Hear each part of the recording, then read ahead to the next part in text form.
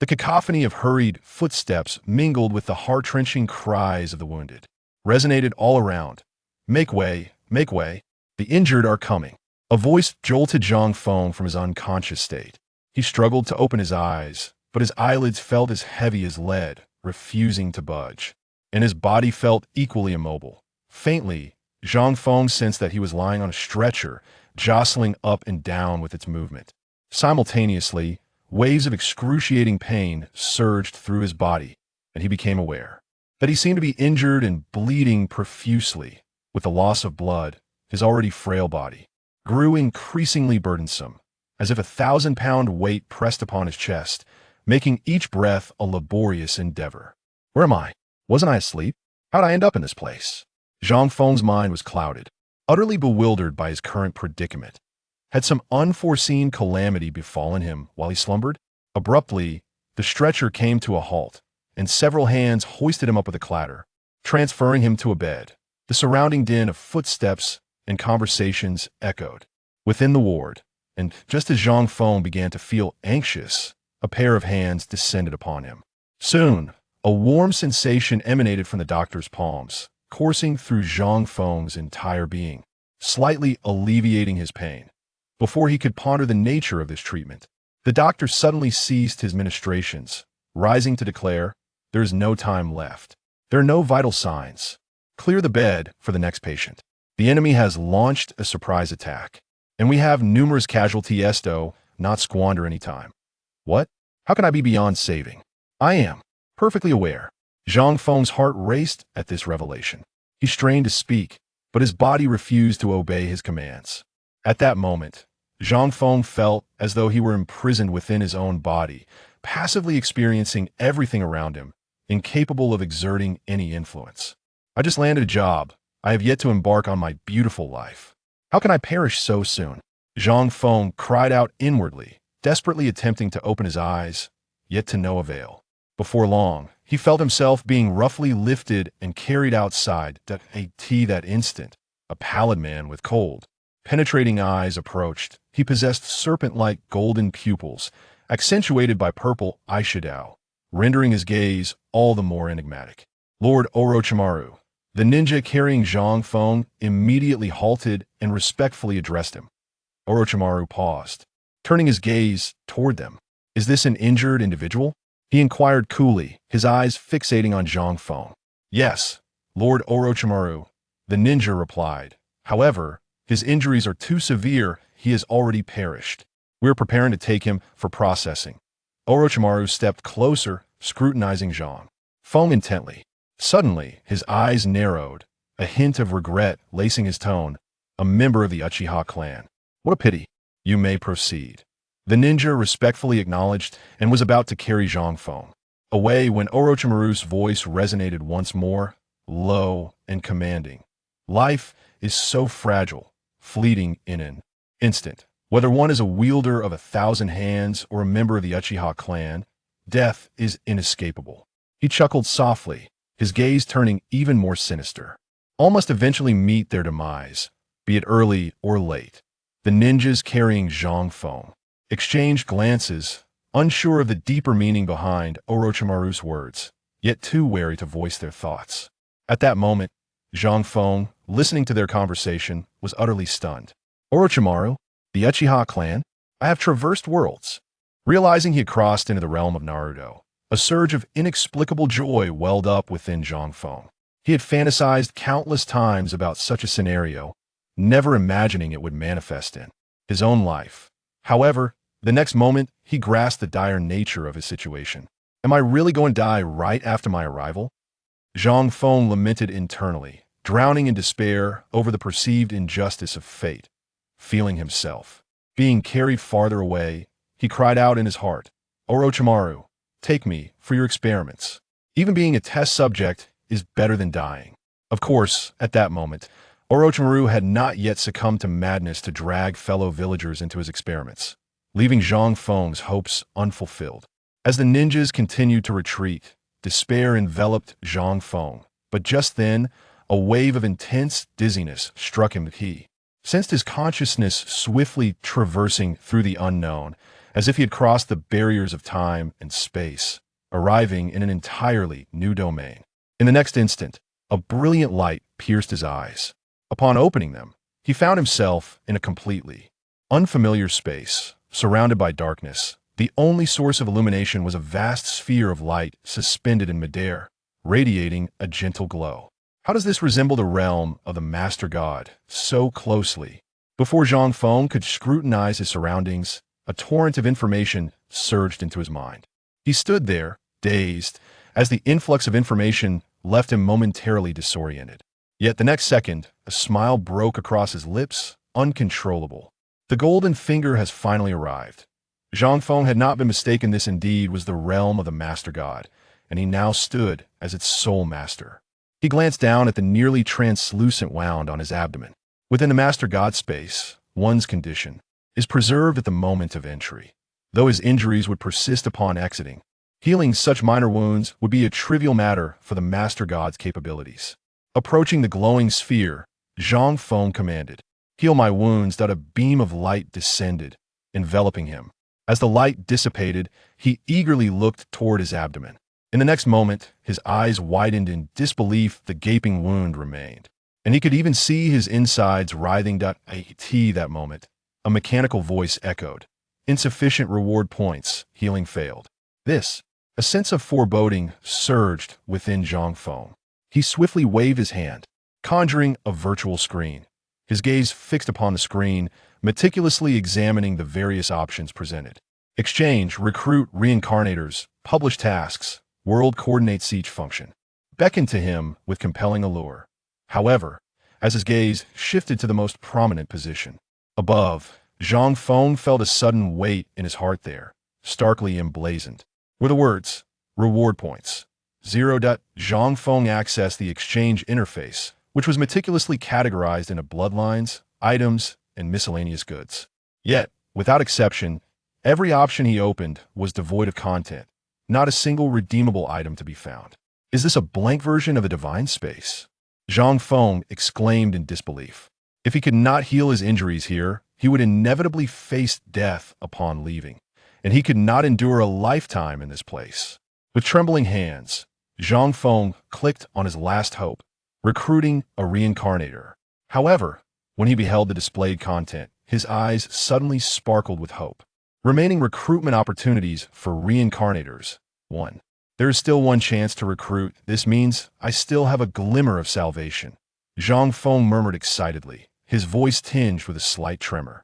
A prerequisite for recruiting a reincarnator was that the individual must be within the line of sight of the divine space. At this moment, there was indeed a suitable candidate, the very person who had just brushed past him, Orochimaru. Without hesitation, Zhang Feng pressed the recruitment button, and a vivid image of the surrounding environment materialized on the virtual screen. His gaze swiftly scanned the image, quickly locking onto Orochimaru's figure. "Orochimaru, it shall be you," Zhang Feng declared. In the next instant, a peculiar wave of energy rippled through the space. A dazzling light established a connection between Orochimaru and the orb of light, as if an invisible bond tightly linked the two. At that moment, Orochimaru was en route to the command room when he suddenly halted, frozen in place. A cold, emotionless mechanical voice abruptly echoed in his mind. "Do you wish to comprehend the meaning of life? Do you truly desire to live?" Tamura Hao remained undeterred and proceeded to explain the second sealing scroll. Inside lay a unique piece of ninja equipment I had crafted, powerful enough to slay a jonin. A weapon capable of killing a jonin? And you are the creator? Yayua AI could not help but voice her skepticism. Just recently promoted to jonin herself, she found it implausible that a mere 10-year-old could forge such a lethal weapon. The third Reikage and Tsuchikage were enveloped in curiosity and intrigue. With the existence of that billion Ryo, they regarded this boy with heightened esteem, concluding that he was no ordinary child and likely spoke with conviction. "I require a spacious and concealed location for the demonstration," Tamura Hao stated, without further elaboration. At this juncture, words were futile. He was confident in the performance of his creation. Although the device's precision was somewhat compromised due to limitations, its power was indisputable. "To my training room." The third Reikage glanced at the box containing the billion Ryo and rose to exit, acquiescing to Tamura Hao's request. Tamura Hao hastened to follow. while Tsuchikage secured the billion Rio and, accompanied by the two scrolls and Yue AI, trailed behind. Shortly thereafter, they arrived at a training chamber situated within the mountain beneath the Reikage building. This was the exclusive training facility of the third Reikage, equipped with various apparatus for physical conditioning, reflecting the essence of Kumogakure, particularly that of the Reikage. Although labeled a training room, it was expansive, measuring 100 meters in length and width, with a height of 50 meters, all supported by steel reinforcements, rendering it remarkably sturdy. The third Reikage and the others remained silent, patiently awaiting the boy's demonstration. Tamura wasted no time. He took the second sealing scroll from Tsuchikage and unsealed it, revealing 3 formidable weapons within. These 3 weapons were inspired by my experiences with blow darts and fireworks, utilizing explosive tags as propulsion to launch the metallic projectiles through these steel tubes. The power is primarily determined by the quality of the explosive tags and the strength of the metal. Due to my status, I could only acquire low-grade explosive tags.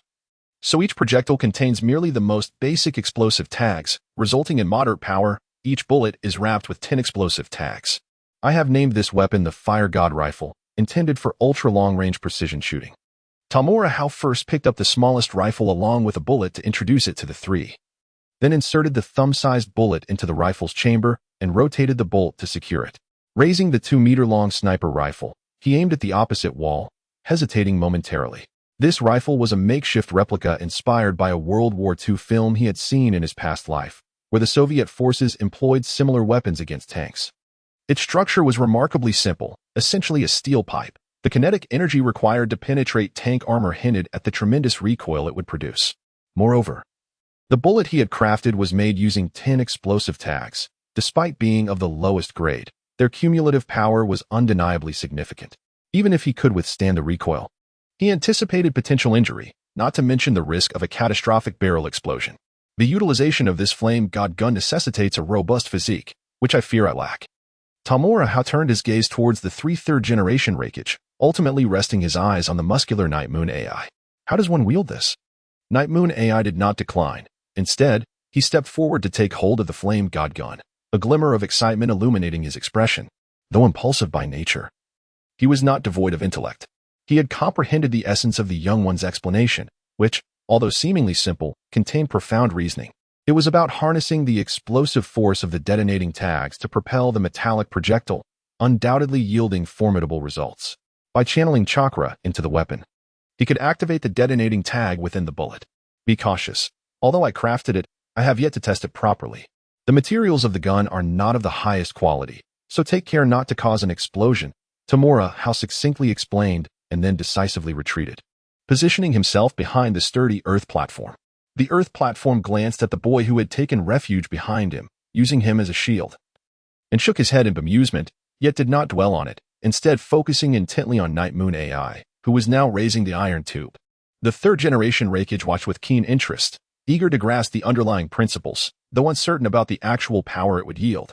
Without making them wait long, Night Moon AI took a moment to aim at a pillar on the opposite wall before activating the detonating tag within the bullet. With a resounding bang, flames erupted from the muzzle, and simultaneously, a walnut-sized dent appeared in the wall. The 3 rushed over to examine the impact site, their expressions instantly turning grave. Although the indentation was merely walnut-sized, the wall itself was constructed of steel, measuring 10 centimeters in thickness. The ability to create such a dent in steel underscored its might. If it were to strike a human body, even a blow to the torso would likely prove fatal. Even defensive ninjutsu would require the incorporation of elemental transformation to withstand such force. The earth platform unearthed the severely deformed bullet from the crater using a kunai, inspecting it closely before voicing his opinion. The strength of your projectile is insufficient. If you were to employ a more resilient alloy, its penetrating power would undoubtedly increase significantly. This is far more potent than the kunai or shuriken thrown by hand. Even my own kunai can only pierce the skin. But these bullets would surely shatter limbs upon impact, and a direct hit to the torso would be fatal. Night Moon AI, dissatisfied with the accuracy displayed, cast his eyes towards the pillar 10 meters away. The flame god gun had also sustained some deformation, with the shell lodged firmly within, unable to be extracted due to the prior explosion. However, these issues could be remedied through material upgrades. The precision, however, remained a critical flaw. Aware of Night Moon AI's discontent, Tamura recognized that it was time for him to showcase his thoughts. I have contemplated this aspect. We could design a spiral pattern within the barrel to stabilize the bullet's trajectory and enhance accuracy through rotation. Though the complexity of such a design poses a challenge I am unable to tackle alone. In addition, there is the endeavor to enhance ninjutsu, such as employing earth release to augment the hardness of the barrel and bullets, thereby increasing their explosive power and penetration. Similarly, lightning and wind release can also enhance penetration and precision, with wind release further alleviating air resistance encountered during flight, thereby reducing frictional losses. Water release can rapidly cool the barrel for sustained rapid firing, while fire release can mimic explosive tags, sealing them onto the projectile for a secondary strike, or compressing the explosive tags within the bullet to detonate upon impact, akin to fireworks. Listening to Tianmu Hao's thoughts, the eyes of Tuchai sparkled. This truly was a promising avenue. Should this be realized, the destructive capability of such a weapon would undoubtedly be significantly amplified. Most importantly, its range should be considerable, far exceeding 100 meters, potentially reaching over 1,000. If enhanced with high-grade explosive tags, the range would surely extend even further. What other ninjutsu can achieve a range beyond 1,000 meters? Yayue AI, unperturbed by the heat, caressed the fire god gun, seemingly eager to kiss it, enamored with the idea of possessing such a formidable weapon. The third Reikage glanced at the other two formidable creations. Their sheer size alone hinted at considerable power, heightening his anticipation. Tuchai and Yue AI also turned their attention towards the remaining two weapons, equally filled with expectation. Observing the trio's gaze shift to the last two grand weapons, Tianmu Hao did not delay, stepping forward to explain one of them. I call this the Fire God Cannon. It utilizes 6 rotating steel tubes to mitigate the issue of barrel overheating caused by bullet discharge, thereby enhancing the firing rate. The bullet size is akin to that of the Fire God gun. However, due to constraints in acquiring explosive tags, I have only produced 100 bullets. By simply turning this handle, one can initiate the rotation of the barrel, which similarly requires chakra to trigger the explosive tags within the bullets. After a brief explanation, Tianmu Hao retreated behind Tuchai. These creations were crafted from ordinary steel, some even shaped by his own file, and thus lacked the strength to withstand repeated explosive fire. Fortunately, to ensure stability, he had not constructed it to the scale of a Gatling gun, but rather as a genuine fire god cannon, akin to the aircraft-mounted cannons of a past life, measuring 2 meters in length and weighing 300 pounds, with the ammunition chamber receiving special reinforcement. Yayue AI eagerly approached to operate it, quickly mastering the technique. As she turned the handle, the barrel began to spin, simultaneously channeling chakra to activate the explosive tags within the bullets. The rapid succession of gunfire intensified. Within mere seconds, over 100 bullets were expended. The fiery discharge elevating the surrounding temperature significantly, with the barrel glowing red, fortunately, without bursting. It's gone already, Yue AI lamented, feeling an unfulfilled desire, having just begun to grasp the sensation when the bullets were all spent, leaving her rather dissatisfied. Using this again will lead to an explosion, Tuchai remarked with a grin. Clearly pleased with the fire god cannon. The pockmarks on the wall do not require inspection to confirm their significance. What truly matters is the rate of fire. Should accuracy be enhanced and bullet potency increased, even a formidable adversary akin to a shadow may find it challenging to withstand prolonged barrages. If the myriad of ideas conceived by that young spirit were to be realized, the resulting power would be unfathomable. It is astonishing to think that the seemingly innocuous combination of blowgun fireworks and detonating talismans could yield such terrifying might. Most notably, this formidable weapon boasts a simple design, with its essence resting solely in the detonating talisman, allowing for mass production, a truly chilling prospect. Is this an amplified version of the Fire God gun? The third Reikage remained composed, his gaze shifting to the final imposing entity. Judging by its shape, it bore resemblance to the Fire God gun, albeit on a much grander scale, with a barrel as thick as his own arm. Indeed, Lord Reikage. Tamura Hiro nodded, seizing the solitary shell, detaching the hefty 30-pound projectile to reveal the empty casing, explaining, "This is a true cannon. The shells are significantly larger than bullets, allowing for the accommodation of numerous detonating talismans. Furthermore, the projectile can be packed with a multitude of talismans for a secondary explosion, with a range that should surpass 10 miles. Additionally, there are purely explosive shells that can be manufactured in grand sizes, which could be deployed from high altitudes by ninjas riding flying beasts to strike enemy positions, potentially filled with steel balls or shards, ensuring devastating impact. Moreover, The Fire God gun could be constructed in a compact form for close-quarters combat, potentially developing complementary ninjutsu, proving effective in both hand-to-hand and mid-range engagements. The number of detonating talismans that can be packed into the shells is staggering. With sufficient compression, inserting 1,000 talismans poses no issue, and the projectile itself could accommodate several hundred. If one could devise ultra-compact sealing talismans or scrolls akin to those found in Naruto, even more could be included, amplifying the destructive capacity. Regrettably, detonating talismans are strategic resources that ninjas cannot purchase in excess and must be registered, limiting the quantity a student can acquire at once. The 100 bullets for the Fire God gun and Fire God cannon were the result of years of accumulation. Furthermore, weapon manufacturing is a meticulous and perilous endeavor, necessitating extensive calculations and experimentation. What I have created is merely a rudimentary model. The Fire God gun and Fire God cannon deformed after a single use. Were this cannon to be filled with detonating talismans, especially high-grade ones, the probability of a catastrophic failure would undoubtedly increase. You mentioned possessing an A-level intelligence? The third Raikage examined the disassembled shell with evident satisfaction before inquiring about the information.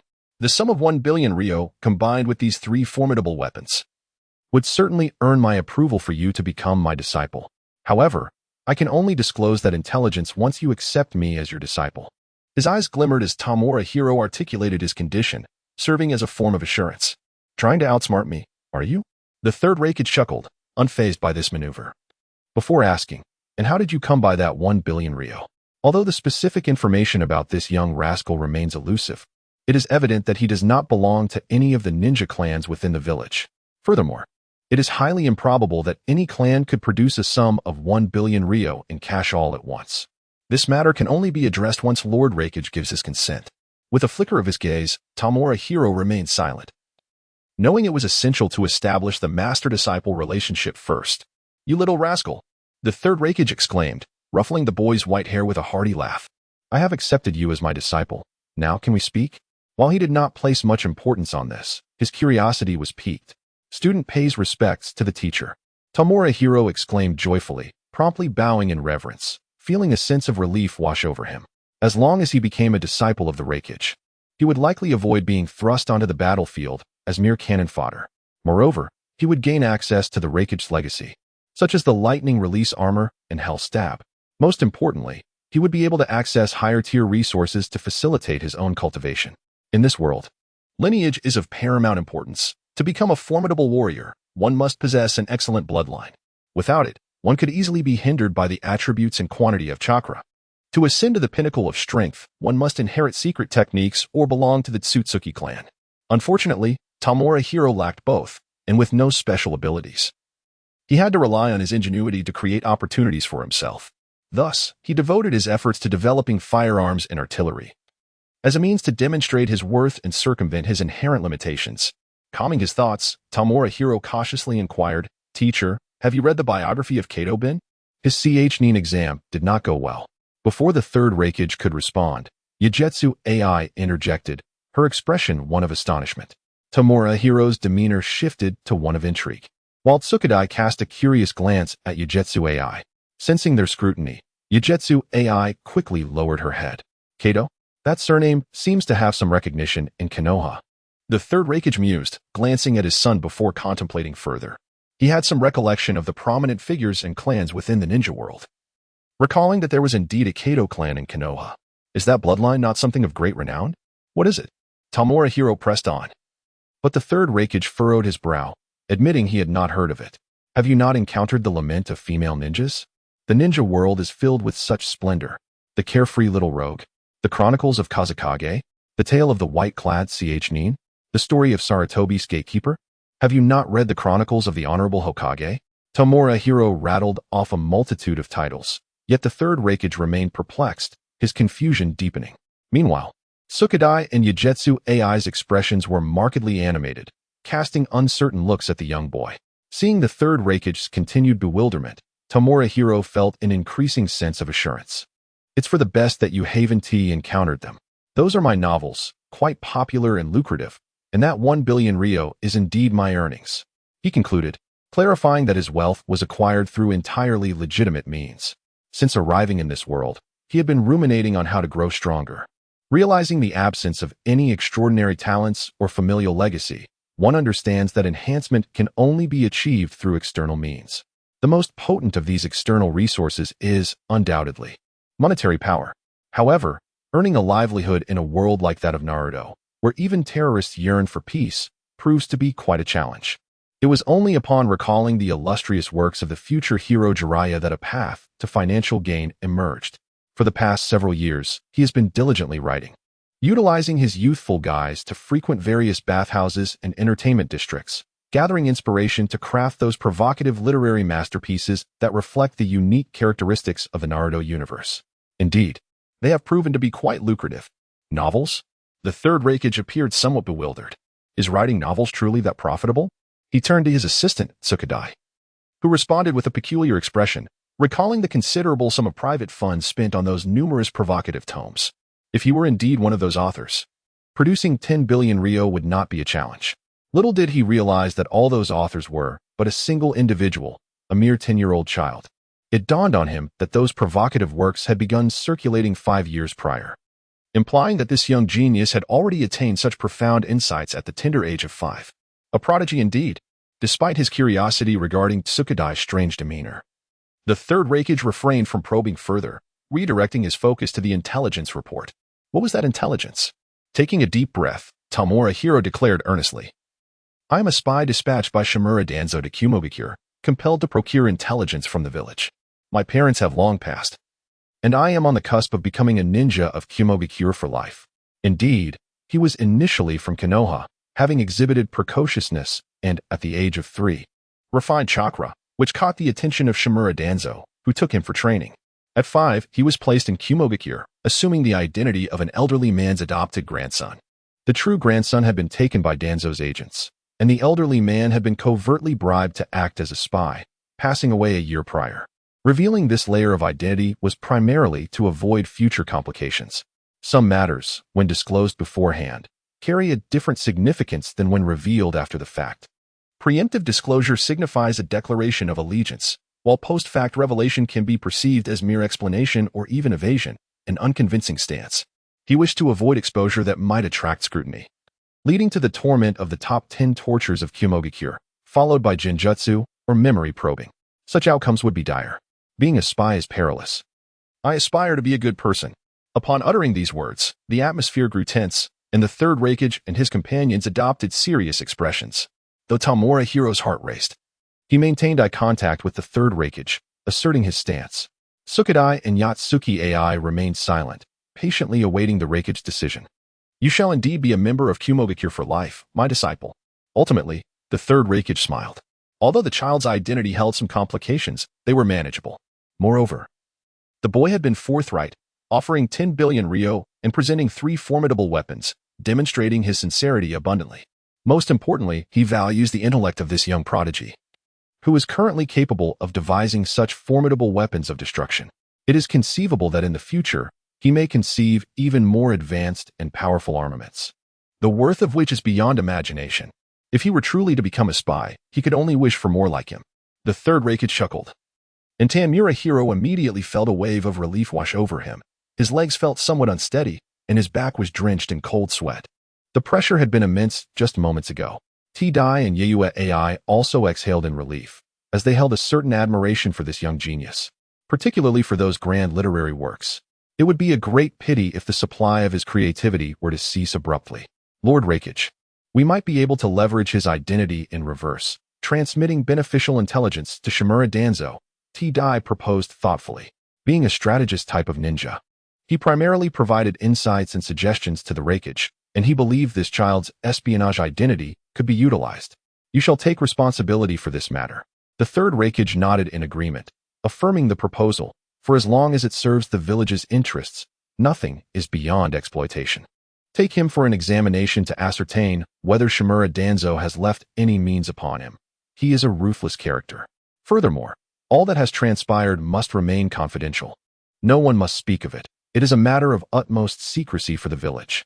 He gestured subtly to his son, finally issuing a reminder. Disciple, you are dismissed. Tamura Hiro felt a deep sense of relief in his heart as he followed UAI out. After their departure, The third Reikage approached the wall and extracted all the deformed bullets using his kunai. Then, channeling his lightning-release chakra into his fingers, he meticulously punctured each bullet hole, obliterating the evidence and creating the appearance of training for his hell-stabbing technique. Although this was his private training chamber, and outsiders were not permitted. Spies in this age are notoriously difficult to identify, and with the presence of bizarre ninjutsu, there was no telling if someone might enter to observe. If any deductions were made from these bullet holes, it would spell trouble. T-Dai, understanding the situation, carefully stored the 3 formidable weapons within a sealing scroll before approaching. He is indeed a remarkably clever young lad. After completing his task, the third Reikage surveyed the numerous holes and smiled. Truly astute. T-Dai wholeheartedly agreed. As the formidable weapons, the grand literary works, and the young boy's schemes all exemplified extraordinary wisdom and audacity. How long will it take to develop these? The third Reikage's expression turned serious, recognizing that these weapons were still in their infancy. Material quality was one aspect, while structural integrity was another. Additionally, the myriad concepts proposed by the young genius necessitated a substantial investment of manpower and resources for development, requiring considerable time as well. T-Dai had anticipated that the third Reikage would inquire about this and had already contemplated it thoroughly. At least 5 years will be needed for development. Mass production will require an abundance of steel materials, explosive talismans, and the training of a large-scale ninja army, totaling a minimum of 10 years. The principles behind these firearms are exceedingly simple. Once deployed, they would inevitably be swiftly deciphered by adversaries and subsequently replicated. We can only seize a fleeting advantage and must act decisively to alter the course of events. A decade has passed, and it seems that this war has become obsolete. The third Reikage feels a tinge of regret, as they in the Cloud Village remain unaware of the toll this ninja world war will exact on their ranks.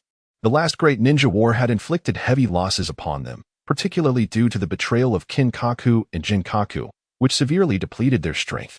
Not only did these traitorous brothers and their troops turn against them, but they also ruthlessly slaughtered numerous ninjas from their village, including the second Hokage. The casualties incurred in defeating Kinkaku and his ilk were substantial, and this impending conflict will undoubtedly be no less arduous. Lord Reikage. The strategy we previously established is no longer suitable, Sesshomaru remarked, his expression growing increasingly solemn. They had already outlined strategic goals for the forthcoming Ninja World War, anticipating considerable sacrifices. However, the emergence of firearms has provided them with a more advantageous alternative. Indeed, it is no longer appropriate, the third Reikage acknowledged, recognizing the necessity for revision. Furthermore, the conditions for utilizing these firearms are minimal. Any individual capable of refining chakra could wield them, and with sufficient resources and manpower. Mass production is feasible. It is likely that the feudal lords will conceive certain ideas regarding this development. At this point, Sesshomaru refrained from continuing. For it was not within his purview to make such determinations, it was a matter that required the judgment of the Reikage. The third Reikage's countenance grew increasingly grave as he deliberated the implications and consequences, finally speaking after a considerable pause. In the past, Senju Hashirama and Uchiha Madara established Konohagakure with their unparalleled power, heralding the era of the ninja villages. Our feudal lord of the Land of Lightning was compelled to support the formation of the Cloud Village, driven more by trepidation than desire. Reflecting on those events, the third Reikage's expression was one of complexity. Having lived through the Warring States period, he witnessed the dawn of the ninja village era and understood the myriad issues that existed between the ninja villages and the feudal lords. Truth be told, he could not fathom why the first Hokage would institute such a peculiar system, resulting in mutual awkwardness between the feudal lords and their ninja villages. Moreover, both the first Hokage and Uchiha Madara possessed divine-like powers. The first Hokage was even revered as the god of shinobi. Together, they were capable of sweeping across the world, unifying the entire ninja realm, thus eliminating the specter of war. The 4 great ninja villages only dared to initiate the Great Ninja War after the passing of the first Hokage. And the eruption of such conflicts has underscored the flaws within the ninja village system. Now, with the second Great Ninja War on the horizon, it is certain that more will follow. The continuous cycle of warfare brings forth suffering that, in many respects, surpasses that of the Warring States era, with the scale of conflict continually expanding. While there are certainly tensions among the ninja villages, the covert machinations of the feudal lords play a significant role in exacerbating these conflicts. Should the opportunity arise, The feudal lord and numerous powerful figures would eagerly wish for the eradication of ninjas and their villages. He is acutely aware of this reality. Historically, the feudal lords have tightly controlled financial allocations to the villages, unwilling to allow them to flourish. This has created a rather uncomfortable dynamic, with mutual suspicion between both parties. Yet, the ninja village system has already taken shape, establishing a delicate balance of power that they are powerless to alter. However, they now perceive an opportunity, one that must not be overlooked. If only one could exist between the renowned mansion and the village. I would undoubtedly wish for the village to be that singular gem. Ultimately, the third Rakige's expression bore a resolute determination. He is the Rakige of Kumogakure. Aligned with the interests of the village, this fundamental stance shall remain unwavering. The steadfastness of the third Rakige's decision did not surprise T-Dai. For this was the essence of his understanding of the third. The development of firearms necessitates utmost secrecy. It cannot remain within the village. And it is likely to be relocated to Turtle Island, requiring personnel who can be trusted implicitly. Better to have fewer than to risk the unworthy. T-Dai suggested the confidential measures for firearm development, advocating for the relocation to Turtle Island. Turtle Island, formed by a colossal sea turtle, can navigate the seas with ease, even submerging itself, rendering it exceptionally discreet, ideal for such top-secret research. You shall oversee this arrangement. The third Rakige endorsed this proposal, acknowledging the imperative for absolute confidentiality. Not a whisper must escape. Furthermore, the realization of his proposed concepts will not be easy, necessitating comprehensive sealing techniques as assistance. When T-Dai addressed the development of firearms, he acknowledged that Kumogakure's existing resources were insufficient, primarily due to a lack of foundational knowledge in this area. Thus, an increase in investment towards the plans concerning the land of whirlpools is warranted, with the elder himself leading the expedition. The third Rakige wholeheartedly agreed. Understanding that T-Dai referred to the Uzumaki clan of the land of whirlpools, they had already been contemplating an assault on the land of whirlpools with the intent of acquiring advanced sealing techniques to fulfill the tailed beast Jinchuriki project. The conclusion of the First Great Ninja War was marked by the formidable display of power from the first Hokage's wife, who, in the form of a tailed beast Jinchuriki, exhibited destructive capabilities rivaling those of the first Hokage himself. Witnessing the might of the tailed beast Jinchuriki, all major ninja villages were stirred to consider their own ambitions. Although they had procured tailed beasts from Konoha during the first 5 Kage summit, taming them proved to be an insurmountable challenge, let alone utilizing them effectively. Conversely, they found themselves compelled to allocate a significant portion of their strength to oversee these beasts, with the potential for catastrophic losses should a tailed beast rampage occur. This dilemma had long plagued them, and the insights offered by the first Hokage's wife sparked a new avenue of thought. It became evident that tailed beasts could be harnessed in such a manner. However, achieving a prolonged and stable sealing of tailed beasts is no simple feat. It demands top-tier sealing techniques, of which only the Uzumaki clan possesses the most potent in the ninja world. The wife of the first Hokage, being a member of the Uzumaki clan and its most formidable practitioner, was capable of controlling even the mightiest of tailed beasts, the Ninetales, thus underscoring the prowess of her sealing techniques. According to the intelligence we have gathered, the third Hokage of Konoha has already sent envoys thrice to invite the Uzumaki clan to join the village. Given the advanced age of the first Hokage's wife, it is likely that subduing the Ninetales has become increasingly arduous for her, and her patience may well be at its limit. T-Dai revealed a piece of intelligence, leading to a novel strategy for the conquest of the land of whirlpools. The third Rakige remained silent, awaiting T-Dai's forthcoming insights. T-Dai, without further preamble, continued. Sealing techniques are difficult to learn and apply, and the high-level sealing techniques of the Uzumaki clan have primarily been developed based on their unique characteristics, particularly with regard to the astonishing chakra consumption involved. In order to better utilize the art of sealing, we must acquire the Uzumaki clan, and to do so, we must find an opportunity to sever the ties with Konoha. This endeavor may be aided by the status of Lord Rakige's disciple, allowing for cooperation from Konoha. Initially, their aim was merely to obtain a sealing technique capable of perfectly sealing the 8 tails and 2 tails, but now, with heightened and more extensive demands, our objectives must naturally expand. You shall make the arrangements.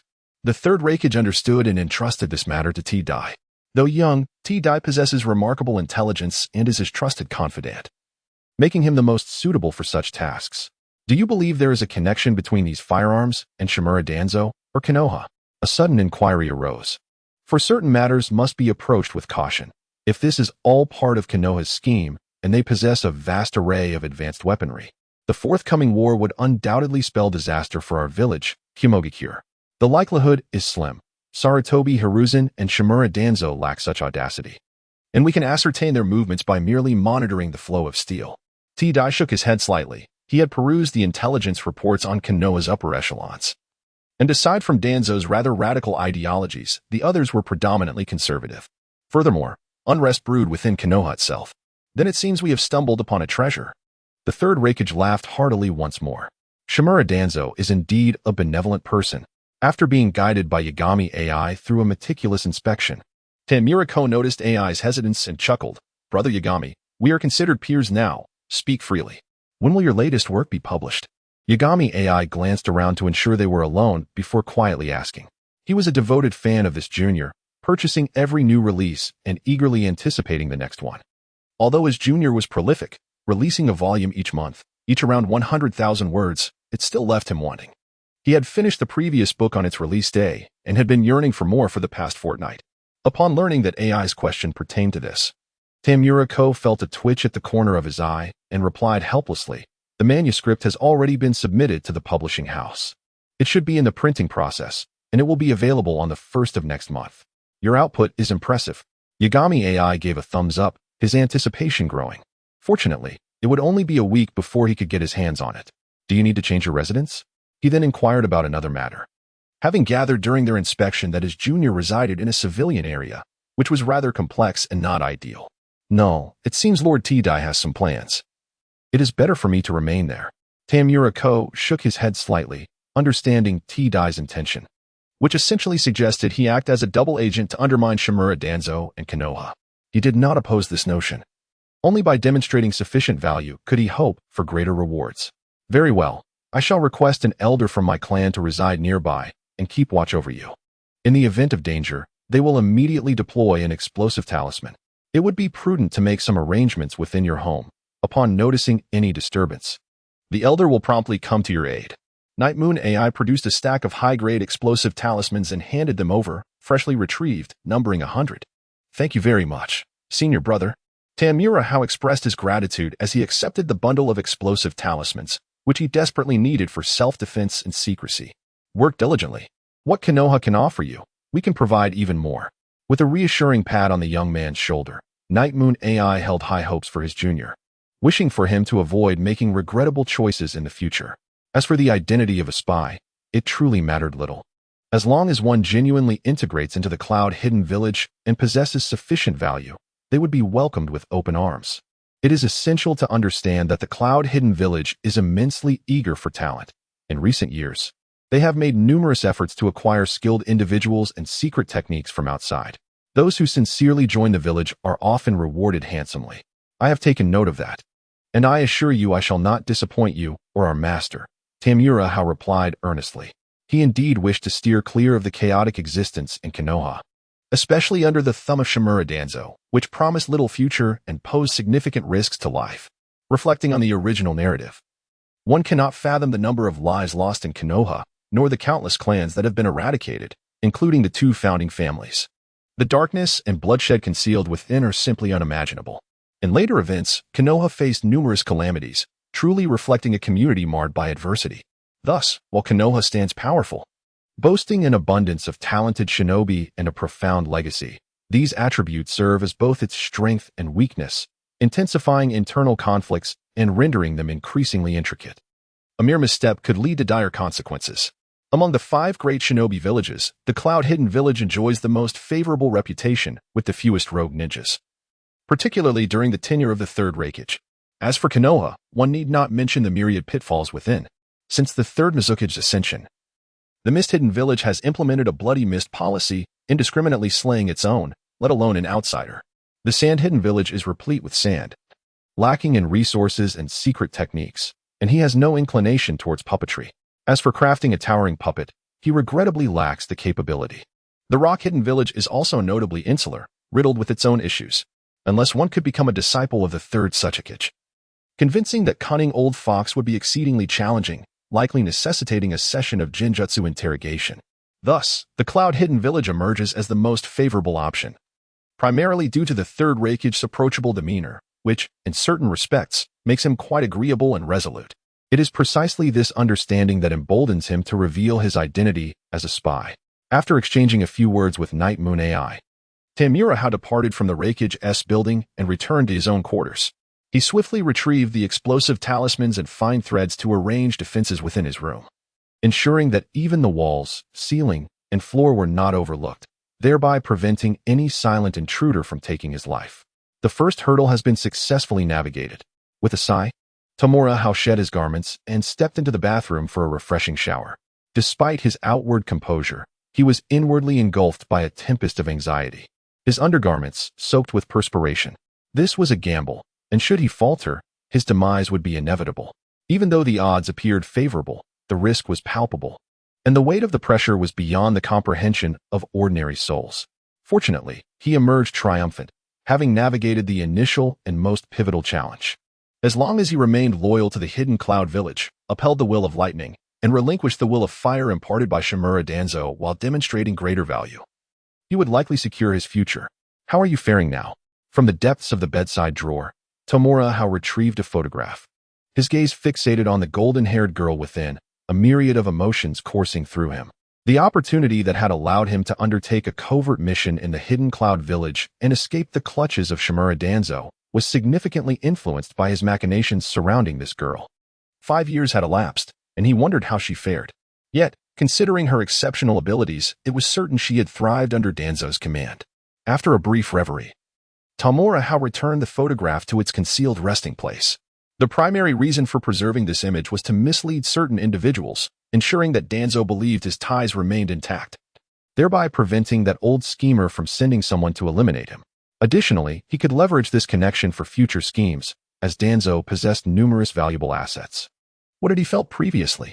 As Tamura contemplated the peculiar sensation experienced upon entering the Raikij's office, it seemed as if an unseen force had penetrated his being, specifically his mind.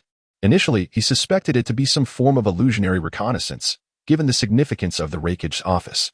However, after subtly inquiring with Yatsuki AI, he discovered otherwise. The same inexplicable feeling resurfaced when he exhibited his weaponry in the training room, as if something had infiltrated his consciousness. Even upon returning home, he encountered that same eerie sensation while bathing. What could it possibly be? After pondering for a while without resolution, Tamura closed his eyes, focusing on refining his chakra while directing his attention to his mind. The process of refining chakra would invigorate both his mental acuity and vital force. If anything unusual were to occur within his mind, he should be able to sense it. However, the moment he began to refine his chakra, it felt as though a trigger had been activated. The chakra in his mind surged deep into his brain, seemingly consumed by some entity. Concurrently, the chakra from other parts of his body sensed something amiss, uncontrollably rushing toward his head, and Tamura's consciousness was transported into a realm of utter darkness. This was an obscure, ethereal space, illuminated only by a fragment of jade emitting a faint glow, beneath which lay a mass of pale blue energy, his own chakra.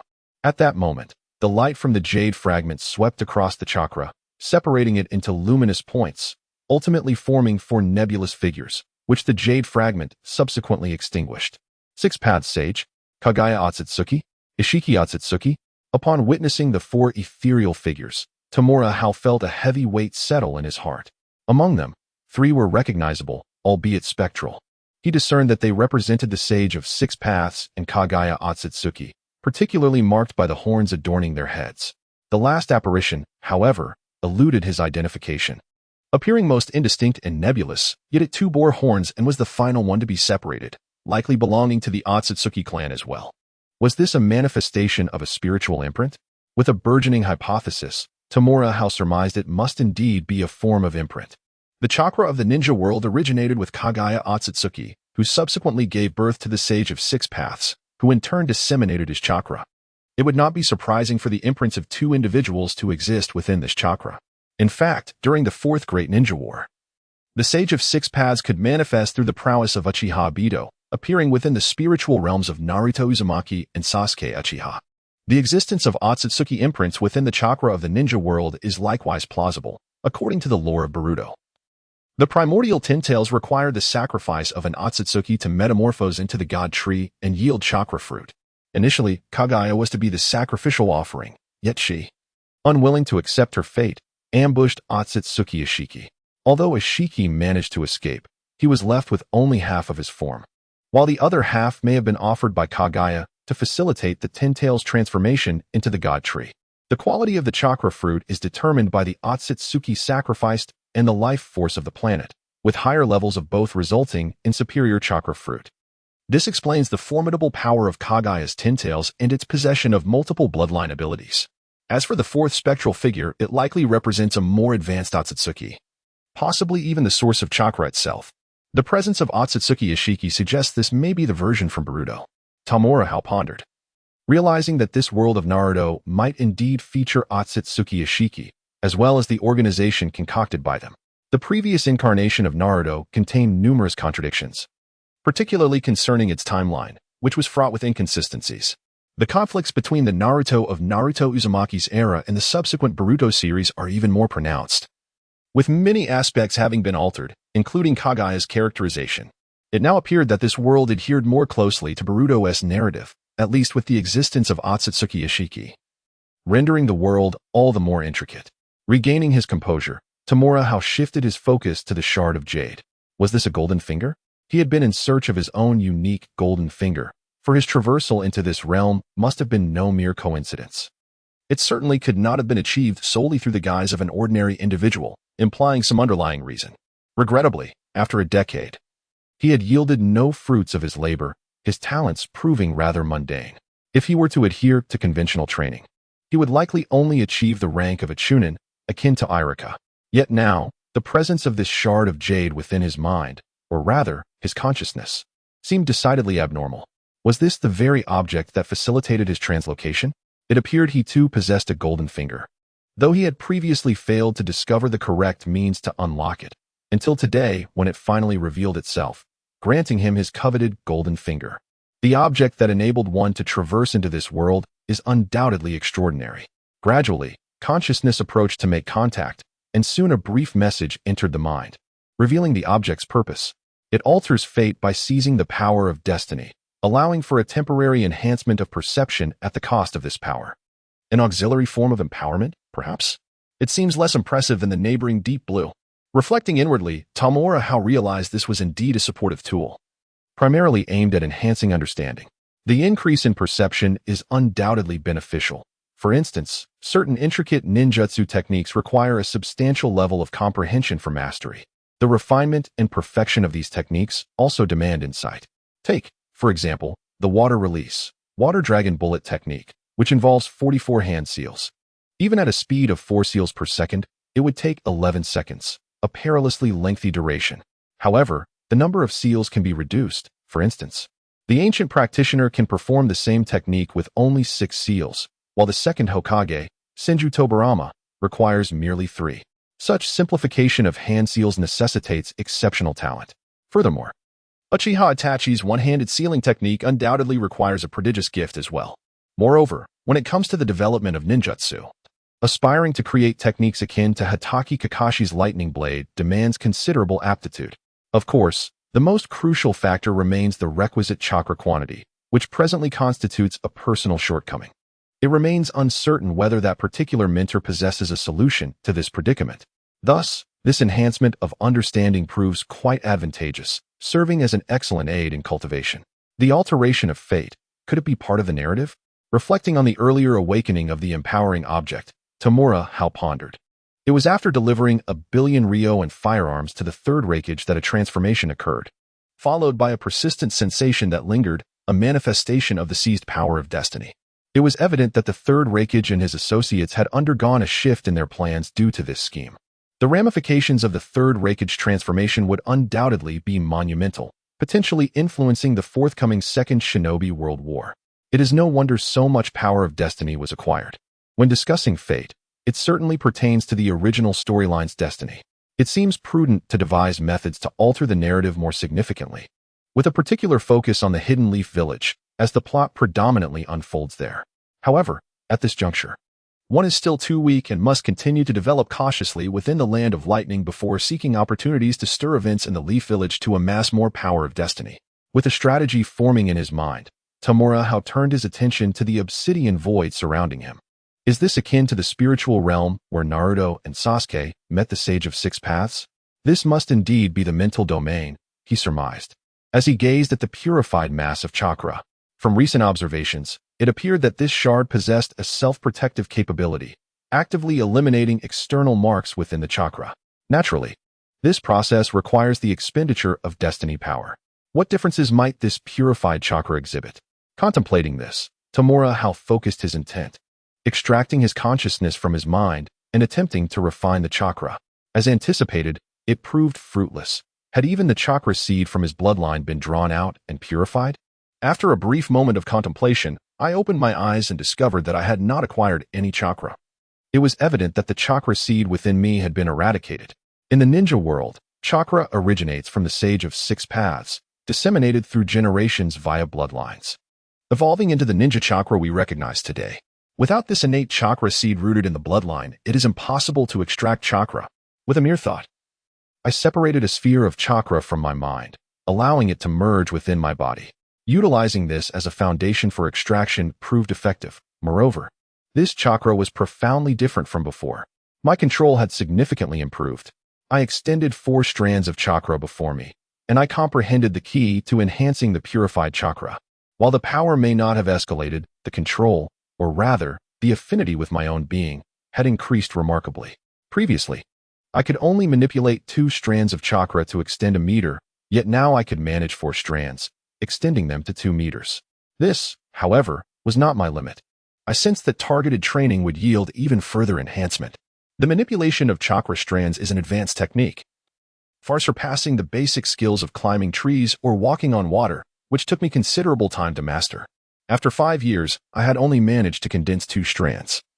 And now I had doubled this amount, illustrating the immense improvement from this chakra purification. Experiencing the essence of pure chakra brought a smile to my face as I raised my hand to cover the upper half of my face. Revealing my left eye through my fingers, my laughter growing louder. Haraha. After enduring for so long, the time has finally come for me, Tamura H. No. For me, Tamura Nitian, to rise. My parents truly chose my name wisely. At this moment, I, Tamura Nitian, shall ascend. From this day forth, I shall employ the most efficient and scientific, no, the most ninja-like methods to surpass all of you, or perhaps be surpassed by you. Little HZ, have you eaten a dead rat? Why are you laughing like a ghost? Just as I, Tamura Nitian, was lost in my exuberant visions of the future, a thunderous roar akin to a lion's bellow echoed from above, startling me into a shiver. My apologies, Aunt Ruisi. I couldn't help but react to the thrilling narrative in the novel I was reading. I will be more mindful henceforth. I promptly responded and firmly closed the window. It was crucial to remain discreet and cultivate my abilities without drawing attention. The name Tamura Nitian was too ostentatious for the time being, so I would adopt Tamura H for now. Regaining my composure, I focused my thoughts and connected with the shards of jade, utilizing my fate energy to enhance my comprehension, thereby refining my chakra extraction technique and seeking ways to perfect it. The chakra of a ninja differs distinctly from the internal energy systems depicted in novels of my past life. It lacks a storage space akin to a dantian and can only be extracted during usage. The method of extraction involves initially merging mental energy with physical vitality to create an entity similar to stamina, which is then transformed into chakra, with the ratio of mental energy to physical vitality necessarily being 1:1. Of course, special types of chakra are exceptions. For instance, the ocular power of the Sharingan requires a significantly greater proportion of mental energy. Currently, I possess no bloodline limit nor yin-yang attributes, only a lightning affinity, compelling me to adhere to the straightforward 1:1 fusion. Fortunately, perhaps due to the experience of living 2 lives, his mental fortitude far surpasses that of his peers. This remarkable strength enables him to refine chakra with heightened speed and efficiency, as well as to exert significant control over it. He mastered the technique of chakra threads early on and learned to walk on water and climb trees much sooner than others. Now, he seeks to perfect the chakra refining technique he has acquired, eager to discover the extent of improvement his extraordinary intuition can bring. Meanwhile, in the Reikage office, The third Reikage scrutinized the dossier of his disciple alongside a box filled with scandalous literature, his expression twisting into a grimace. The Earth Tie beside him maintained a stoic demeanor, focusing on his own breathing to minimize his presence. As for Yayue AI, he had long since disappeared, ensuring he would not confront his father today. Is it too late for me to regret this? After a moment of contorted expressions, the third Reikage covered his face, feeling as though his reputation was at stake. It is no wonder that the brat insisted on receiving his consent before revealing these matters. He truly knows how to strategize. Earth Tie remained silent, recognizing that such matters were for the Reikage to unravel on his own. How profitable could it possibly be? After a considerable pause, the third Reikage's tumultuous emotions began to settle as he gazed at the scandalous volumes, struggling to comprehend how such vile works could generate substantial wealth. Noticing the Reikage's mood had calmed, Earth Tie finally spoke. According to our investigation into the sales of those books, their appeal is remarkably broad, captivating audiences of all ages, genders, and backgrounds. Furthermore, the author is quite prolific, producing approximately 100,000 words per month, with each volume priced at 10,000 Ryo. As he is the highest-ranking writer within the publishing house, he enjoys a profit-sharing ratio of 9-to-1, allowing him to retain 90% of the earnings. Preliminary estimates suggest that at least 70% of the ninjas in our village are fans of his works, with at least 30% of the ordinary villagers also captivated by his stories. Other ninja villages likely reflect similar trends, and the populace of major cities, including some dignitaries, have also made purchases. It is estimated that he has amassed a fortune of approximately 2 billion Ryo, and this income is sustainable. Even the works he produced in the past 2 years continue to sell, ensuring a steady stream of revenue. If he maintains this prolific output, in a few years, his earnings will surpass those of the village. Earth Tie was equally astonished. Previously, he had been aware that certain prominent authors were quite wealthy, as he himself contributed 12,000 Ryo annually to this cause, purchasing the monthly publications. However, following this dedicated investigation, he discovered the reality was even more exaggerated than anticipated. Although the research was limited to the village, it is reasonable to assume that sales in other areas, particularly in Konoha, would also be substantial. Given that many characters from the books are linked to the ninja clans of that region, enhancing relatability and allure, thus driving sales higher. Is it truly this lucrative? The third Reikage was taken aback. While he was well aware of the village's income, he never imagined that an individual's earnings could eclipse that of the entire village. In contemporary society, individuals grapple with immense internal pressures, particularly those of us who are engaged in the shadows of conflict and violence. It is imperative to discover methods to suit our darker inclinations. Tuda has offered a rather peculiar explanation. He claims that after perusing certain questionable literary works, his mind has been considerably clarified. Each reading seems to plunge him into a unique state of desirelessness, conducive for contemplation. Remarkably, he is merely 10 years old this year. 5 years ago, he was just 5. How could he possibly compose such texts? This remains bewildering and decidedly abnormal. Tuda finds this incomprehensible, yet he harbors some conjectures. Perhaps it is linked to his time at the Konoha Academy, as our intelligence suggests that the third Hokage has been rumored to employ secret techniques to spy on bathing facilities. Additionally, Jiraiya, the third Hokage's disciple, frequently indulged in similar voyeuristic pursuits, often resulting in him being relentlessly pursued by countless women, leading to significant discord with the Uchiha clan, who oversee law enforcement. Our investigations reveal that upon arriving in our village, he spent much of his time at the women's bathing house during the ages of 6 and 7, while also working in Kabukicho, potentially to gather material for his writings. He is diligent in his studies at school, often frequenting the library to borrow historical texts, particularly those chronicling the various hidden villages and clans. This analysis, albeit circumstantial, is quite coherent and interconnected. Meanwhile, the third Reikage found himself with a twitching visage, filled with regret. Should he act promptly to rectify the situation, lest his reputation be tarnished in the future? After much hesitation, he resolved to classify this intelligence as the village's highest secret, on par with the confidentiality surrounding the two-tailed beasts. It appears he has been rigorously honing his swordsmanship, and he has assigned Fukai to be his lead Jainin. That young lad possesses remarkable potential and a knack for generating wealth, bringing great benefit to the village.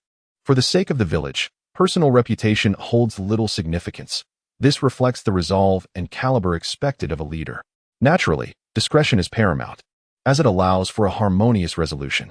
The secrecy of this arrangement must be upheld, and a trustworthy individual should be designated to mentor the young boy.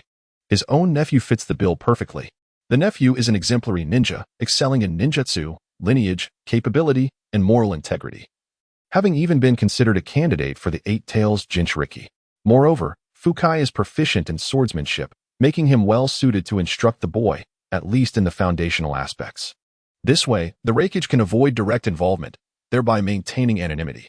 The teacher-student relationship must remain confidential to prevent any future disgrace, which would undoubtedly render him a laughingstock within the ninja world. He does not possess the audacity of Sarutobi Hiruzen. As for today's events, devise a plausible explanation for the outside world. Shimura Danzo is not easily deceived. Shifting his thoughts to Danzo, the third Reikage had a decidedly unfavorable impression of that man, recognizing him as a rather formidable adversary. The matter of 1 billion Ryo is likely difficult to keep under wraps and may have already leaked. However, we can leverage this situation to our advantage and eliminate the previously identified spies. In his heart, that Tsuchikage had devised a plan, which was not a daunting task for him, considering that this was the Hidden Cloud Village, not the Leaf Village governed by Danzo Shimura. This is your reward for uncovering a spy within the village, safeguarding a fortune of 1 billion Ryo, which is vital for procuring supplies. The loss of such funds would have been catastrophic for the village. The following morning, the Tsuchikage sought out Taniguchi Hao. Upon their meeting, he expressed an abundance of gratitude and praise on behalf of the village, presenting a generous bonus of 1 million Ryo along with an S-rank mission record. Furthermore, he mentioned that a powerful jonin would be assigned to mentor him. Initially taken aback, Taniguchi soon realized that this was likely the arrangement of the third Reikage, rationalizing the events of the previous day and future plans for him. I am deeply grateful for the commendations and rewards from Lord Reikage and Lord Tsuchikage. These deeds are merely my duty as a citizen of the Hidden Cloud. Should I encounter similar spies in the future, I will not hesitate to act, Taniguchi declared solemnly. For as a loyal citizen of the Hidden Cloud, he held an unwavering resolve against spies. While his loyalty was commendable, such perilous matters required prudence. Spies were indeed dangerous. He recognized the necessity of reporting any discoveries immediately rather than acting recklessly. The Tsuchikage was pleased with Taniguchi's response and offered further counsel. I understand. I will act with caution henceforth, Taniguchi promised earnestly. After encouraging him a few more times, the Tsuchikage took his leave. Taniguchi discreetly surveyed his surroundings before closing the door to his home. He was acutely aware that the Tsuchikage's display of appreciation might have been somewhat theatrical. And as a spy for Danzo Shimura, he could very well be under surveillance by the latter's operatives. Due to his limited strength and status, he lacked the privilege to engage directly with Danzo, only interacting with his subordinates. The previous contact had been an elderly man, but communication ceased upon the old man's demise. Nonetheless, it was certain that Danzo would dispatch someone to establish contact, especially after Taniguchi had demonstrated his value. Who could this powerful jonin be? As he sat on the sofa, Taniguchi pondered the Tsuchikage's earlier remarks. His plan had yielded commendable results. He had successfully secured a jonin to lead and instruct him. Although the specifics of the individual remained undisclosed, it was unlikely to be Yagami AI, as her skills, while commendable, did not align with swordsmanship. There were many proficient in blade techniques within the village, making it difficult to ascertain the identity of his mentor. After contemplating for a while, Taniguchi remained uncertain, but was certain that the individual would be someone trusted by the third Reikage. Given the unique nature of his situation, it would be challenging for anyone but a close confidant to ensure the Reikage's peace of mind. Furthermore, this mentor must be skilled in swordsmanship, a discipline Taniguchi greatly valued and esteemed. In the face of formidable adversaries such as the Otsutsuki clan, employing ninjutsu would merely empower them, and jinjutsu would prove futile. Only taijutsu and kenjutsu could inflict harm. Thus, honing his skills in taijutsu and kenjutsu was essential, as these would be the ultimate means of combat he could rely upon in the end. Training. Unexpectedly, Tamura Hao ceased his contemplations and approached his writing desk. From his fingertips, he extended 2 strands of chakra, entwining them around 2 pens, swiftly inscribing words onto the paper. This was his method of composing text, simultaneously serving as a means to enhance his chakra control and a technique for cultivating a divided focus. Ever since he had refined his chakra strands, he had employed this method for both training and writing. Each time he felt fatigued from physical training, he would resort to this writing technique, as chakra control did not require physical movement. With graduation looming in merely half a month, followed by the necessity to accompany his team leader, the Jonin, for training. He needed to prepare several months' worth of manuscripts in advance, allowing him to concentrate more intently on his cultivation thereafter. Of course, the paramount objective remained his training. Striving to master the purified chakra as swiftly as possible and maximize its advantages. Enhancing chakra control proved to be immensely beneficial, even if not applied to ninjutsu. One could utilize various minor techniques, such as the strength technique. Strictly speaking, the strength technique was not a true jutsu, but merely a skill in chakra manipulation, akin to the techniques of walking on water or climbing trees. The essence of the strength technique, in fact, bifurcated into two forms. One involved the meticulous application of chakra control to augment physical power, thereby yielding greater explosive force. This was a primary reason why ninjas could leap to great heights, representing the physical aspect of their abilities. The other form involved unleashing chakra explosively, resulting in catastrophic destruction akin to the techniques employed by Tsunade's painful sky kick or Sakura's cherry blossom clash, which also incorporated stimulation of physical explosive power. Without this additional stimulation, a mere outburst of strength would only create a small crater rather than widespread devastation. Tamura Hao primarily focused on enhancing his physical explosive power, cognizant of his limited chakra reserves and unwilling to squander them on extravagant bursts. This realization drove him to specialize in blade techniques, leveraging the sharpness of the blade to amplify both destructive capacity and attack range. Should he elevate this chakra explosive technique into a strength technique, the enhancement to his combat prowess would undoubtedly be significant. In addition to his right hand extending chakra strands to right, Tamura Hao held a long spear-like blade in his left hand, aligning it with his arm in a straight line, the blade's tip resting against a shorter, identical blade. This practice served to strengthen his wrist and arm strength. He had invested a substantial sum to forge this weapon, crafted in the style of a spear. It was forged from chakra metal and several rare metals, costing a staggering 400 million ryo, with 350 million ryo attributed to the chakra metal alone. The remaining metals and forging expenses amounted to a mere 50 million ryo. It must be noted that chakra-conducting metals are indeed exorbitantly expensive, with a price tag that is truly staggering. In the future, even Asuma Saratobi's small knives would surpass his own cost, let alone Tamura Hao's large spear. Had he not earned a considerable sum over these past few years, such extravagance would have been unattainable. Fortunately, the quantity of chakra metal comprised only a small fraction of the overall blade. Otherwise, should the entire weapon be crafted from chakra metal, it would likely require a budget starting at 10 times that amount.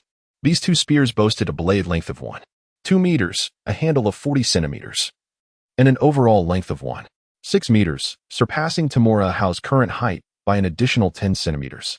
However, he is currently in a period of rapid growth, and coupled with the stimulation of chakra, he stands notably taller than his peers.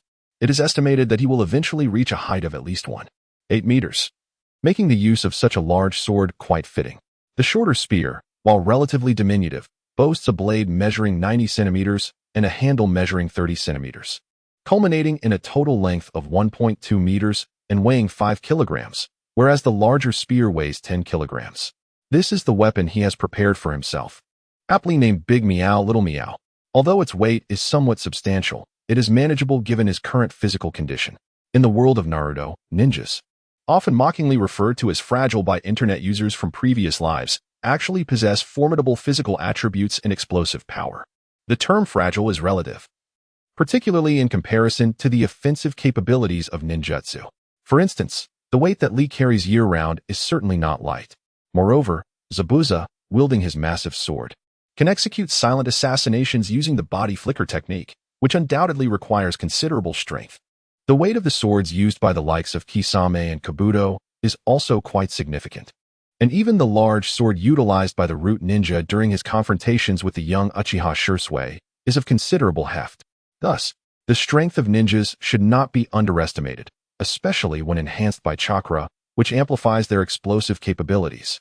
In comparison to such weaponry, the two spears possessed by Tamura Hao appear rather petite. The primary reason for wielding such long blades is to maintain distance from opponents during combat.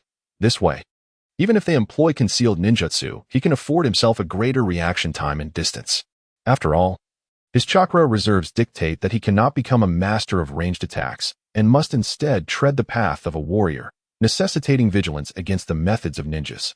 In the following half-month, Tamura Hao refrained from training outside, even requesting a 2-week leave from school, choosing instead to remain at home to hone his control over chakra and develop strength techniques.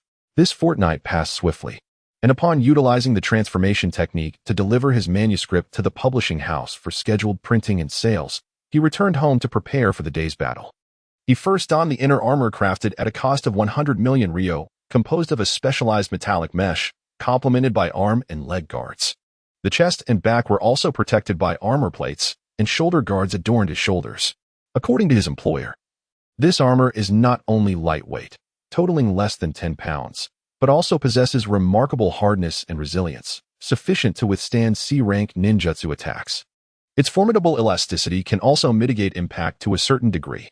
Next, he donned a set of leather attire, purportedly made from the hide of a certain ninja beast, offering commendable defense against elemental ninjutsu, alleviating concerns about being scorched by an enemy's fire techniques. He bore a somewhat youthful resemblance to a certain charismatic figure, albeit lacking in physical allure.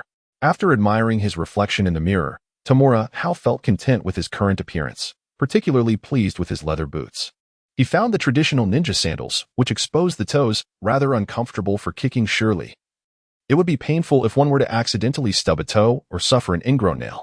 To this end, he not only replaced his traditional shinobi footwear with fully enclosed leather boots, but also reinforced the tips and heels with alloy plates akin to those on his armor, all to enhance the impact when delivering a kick.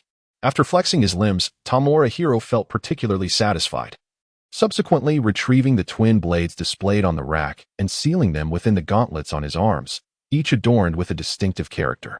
Indeed, these gauntlets served as ninja tools capable of sealing certain objects, reminiscent of the wrist guards utilized by Sasuke and Itachi during their Pacific confrontation. Prepared in full, Tamura Hero departed his home en route to the Ninja Academy. Upon his arrival, his classmates exhibited little reaction, merely casting a fleeting glance at his unconventional attire without uttering a word. Tamura Hero typically maintained a low profile in class, lacking friends and appearing rather ordinary. Shortly thereafter, the teacher arrived to deliver an introductory speech before producing a roster to announce the team formations. Each class in the ninja school adhered to a standard number of students, striving to ensure that everyone could be grouped into teams of 3.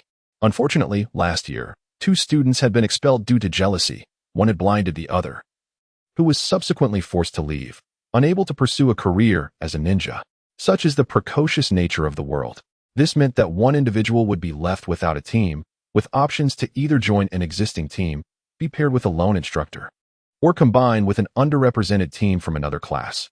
Tamura Hero was that solitary individual, and his option was to be guided by a single instructor, a fortunate arrangement he had anticipated. Once all the instructors had come to collect their respective students, a young man entered the classroom, observing the lone Tamura Hero. "Tamura Hero? Teacher, I am Tamura Hero," he replied, rising to bow and then scrutinizing the newcomer, noting his striking half-white, half-green flowing hair, leading him to surmise the individual's identity. This must be the previous Jinchuriki of the Eight Tails, and indeed, his teacher. Of course, he was not yet the Eight Tails Jinchuriki, as it remained uncertain whether Karabi had even been born yet. Fukai also assessed Tamura Hero, taking note of the composed youth before him with a favorable impression. "Let us sit and converse," Fukai suggested amiably, moving to take a seat at the desk across from Tamura Hero. "I am Fukai, a jonin of the village. Proficient in lightning release ninjutsu, lightning release taijutsu, and the art of lightning release swordsmanship." Fukai began his self-introduction, his curiosity piqued by the young boy before him. A fortnight prior, the Third Reikage had issued orders for him to abandon his scheduled missions to serve as a teacher for one solitary child. Subsequently, his cousin had specifically instructed him to take good care of this child. Though neither had divulged the exact reasons, Fukai understood that this child was indeed extraordinary. After some inquiries, he learned that this boy had unwittingly uncovered a spy who had embezzled funds from the village intended for purchasing supplies from the Land of Iron, totaling a staggering 1 billion ryo. This boy had recovered the hidden money from the spy and presented it to the Reikage, thereby saving the village from immense financial loss. He is indeed a benefactor of the village. Furthermore, the ability to uncover spies and locate hidden funds serves as a testament to one's capabilities. "Teacher Fukai, my name is Tamura Hao, but you may call me Xiaohao. I excel in physical techniques and swordsmanship, with a singular affinity for lightning chakra. However, I face limitations in enhancing my chakra reserves, and I would greatly appreciate your guidance in this area going forward. Tamura introduced himself in detail, even sharing the results of his training with chakra threads. After 2 weeks of rigorous practice, he has managed to maintain 6 chakra threads simultaneously, extending them 3 meters and executing agile maneuvers. While this may seem unremarkable, it signifies a notable improvement in control. You have progressed to such an extent, Fukai exclaimed, astonished. Typically, a child emerging from the ninja academy would find it commendable to master basic skills such as wall climbing and water walking. As the primary focus in school is theoretical knowledge, few dedicate themselves to practical techniques, let alone the advanced training of chakra threads. This particular skill is predominantly practiced in Sunigakure, being the specialty of puppeteers, while it is rare in Kumogakure. Mastery of chakra threads indicates a transformation in chakra control, suggesting that one's abilities have reached at least the level of a nin. It appears this child has even begun training in the nature transformation of lightning chakra. Although his methods lack refinement, he claims to be nearing proficiency. It is truly remarkable for a 10-year-old to achieve such a level. My chakra talent is rather ordinary. Tamura admitted, a hint of resignation in his expression. He despises a world and cultivation system that heavily weighs lineage. The achievements of one's parents often dictate their offspring's potential, leaving little room for deviation or transcendence. Surpassing these inherited limitations through sheer effort seems exceedingly difficult, bordering on impossible. Despite the impressive feats achieved by the trio from Konohagakure, their ability to endure such intense training without detrimental effects is a remarkable talent in itself. Not merely a product of willpower and diligence. Tamura had initially attempted such an exhaustive training regimen, only to find his muscles nearly dissolving. Even after reducing the intensity, he found himself spending daily resources on medical ninjas to heal his body, utilizing precious herbs to prevent lingering injuries or physical exhaustion, which drained his finances significantly.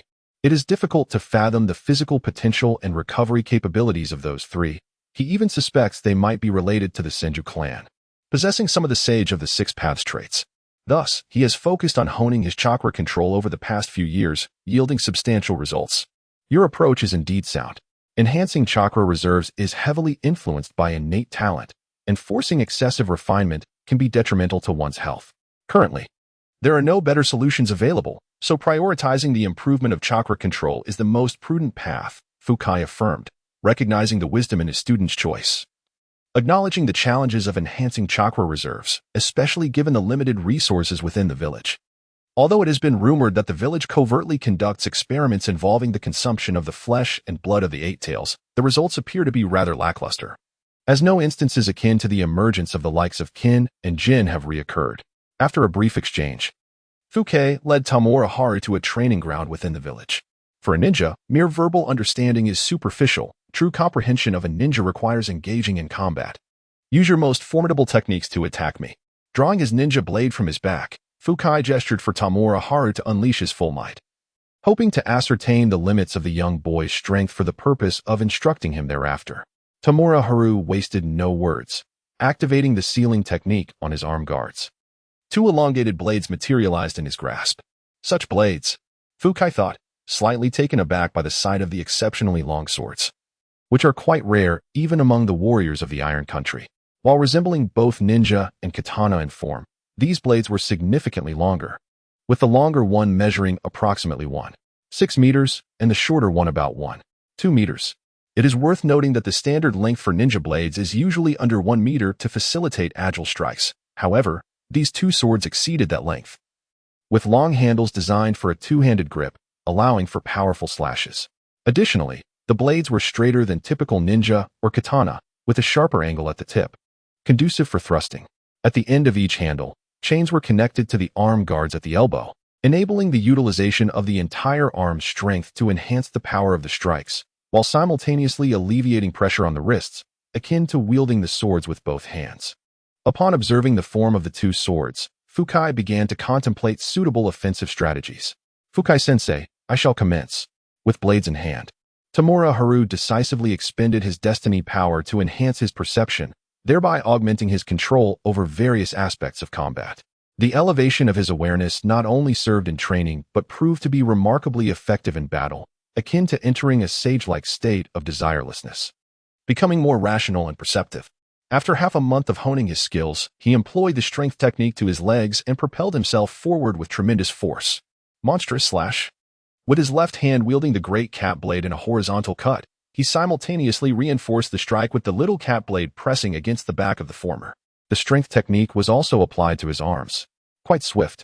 Fukai noted with mild astonishment at Tamura Haru's explosive speed, raising his blade to block. Clang. The blades collided, producing a deep thud, indicative of the formidable impact force. Monstrous barrage. Aware of his limited chakra, Tamura Haru showed no signs of hesitation, directly launching a series of consecutive slashes and thrusts with both blades. This was a technique he had been contemplating since embarking upon the dual blade style. Drawing inspiration from the dual-wielding techniques observed in the adjacent realm of sword art online, he focused on suppressing his opponent with relentless sword strikes, continuing until he shattered their defenses and inflicted damage. This method was most suitable for a novice and particularly advantageous for a ninja specializing in physical techniques like himself. However, each strike was not random. Every blow targeted the opponent's weaknesses and vulnerabilities, exhibiting exceptional cunning. In the past fortnight, he has not only honed his chakra control through innate understanding, but has also made significant advancements in his swordsmanship, enhancing his prowess considerably. Volkai was even more astonished, recognizing that this combination of strikes would prove formidable even against a nin in close quarters, provided they were not specialized in taijutsu. Moreover, the terrifying sharpness of the two blades had even caused damage to his own ninja sword, rendering standard kunai likely to be severed. Fortunately, he was a nin, specifically well-versed in ninjutsu. With precise parries, Volkai attentively observed the youth's offensive maneuvers and combat style, quickly discerning an unusual aspect. The dual sword techniques employed were not typical of a conventional dual-wielding style, which typically balances offense and defense. Instead, he utilized two distinct styles of swordsmanship that complemented one another, compensating for the deficiencies of each, imparting the sensation of being besieged by two adversaries. This was a manifestation of multitasking. Understanding this technique, Volkai recognized it as a form of divided focus, commonly practiced by puppet masters of Sunigakure, who require meticulous control over their puppets and often train in this skill. It was rumored that the elder Chiyo could simultaneously command 10 puppets, each capable of rivaling a nin, truly formidable. This child had evidently devoted considerable effort to mastering the art of divided attention. Furthermore, his application of immense strength was remarkable, comparable to the explosive power exhibited by certain nin skilled in taijutsu. Additionally, he could see that the child's swordsmanship was becoming increasingly fluid, indicating a combat-oriented genius capable of improvement in the heat of battle. With formidable explosive power, the multitasking sword technique, and the keenly honed long blades, coupled with his acute combat awareness, he could easily rival a nin specializing in taijutsu. The only uncertainty was how long he could maintain this state. Volkai mused inwardly. Realizing this was a special explosive condition, and considering the child's chakra reserves, it would not last long. However, Tamura Hao was not preoccupied with such thoughts. He was fully engrossed in his aggressive onslaught. His left hand wielded the larger blade primarily for slashing, with thrusting as a secondary tactic, while his right hand deftly maneuvered the smaller blade, focusing primarily on thrusts, with slashes as a supplement, exhibiting greater agility and versatility. This choice to employ a Miao Dao rather than a katana or ninja sword stemmed from its design. Both the katana and ninja sword prioritize slashes, resulting in a more pronounced curve along the blade, particularly at the center. Although this curvature facilitates slashing, making the blade less prone to deformation and allowing for greater force, it simultaneously diminishes thrusting capability. Some blades lose their ability to thrust due to excessive curvature, and forcing a thrust could bend or even snap the blade. In contrast, the Miao Dao features a somewhat straighter blade, particularly at its midsection, with a slight curve only at the tip, which is minimal. Moreover, the angle of the tip is quite small, making it exceptionally suited for thrusting. Among various weapon techniques, thrusting is the most challenging to defend against, particularly with long weapons. And even Volkai could only deflect them repeatedly. Admittedly, a straighter blade may risk distortion during powerful slashes, a characteristic in which the katana excels. However, this matter can be resolved through monetary means. The two long swords he acquired required a substantial investment. Their blades possess remarkable strength and employ a tapering design. with the thinnest point at the tip and the thickest near the handle, measuring a full centimeter in thickness, significantly enhancing the blade's durability. Even with the explosive force of enhanced strength techniques, the blades exhibited no signs of bending or quivering. Should he master the lightning release ninjutsu in the future, the sharpness would become even more formidable. To speak candidly, these two swords were crafted by Tamura How specifically for the application of lightning release ninjutsu, utilizing chakra-conductive metals that resonate harmoniously with the technique. I am about to retaliate. After acclimating to Tamura Hao's style of attack, Furkai declared, stepping forward decisively and swinging his blade in a striking motion.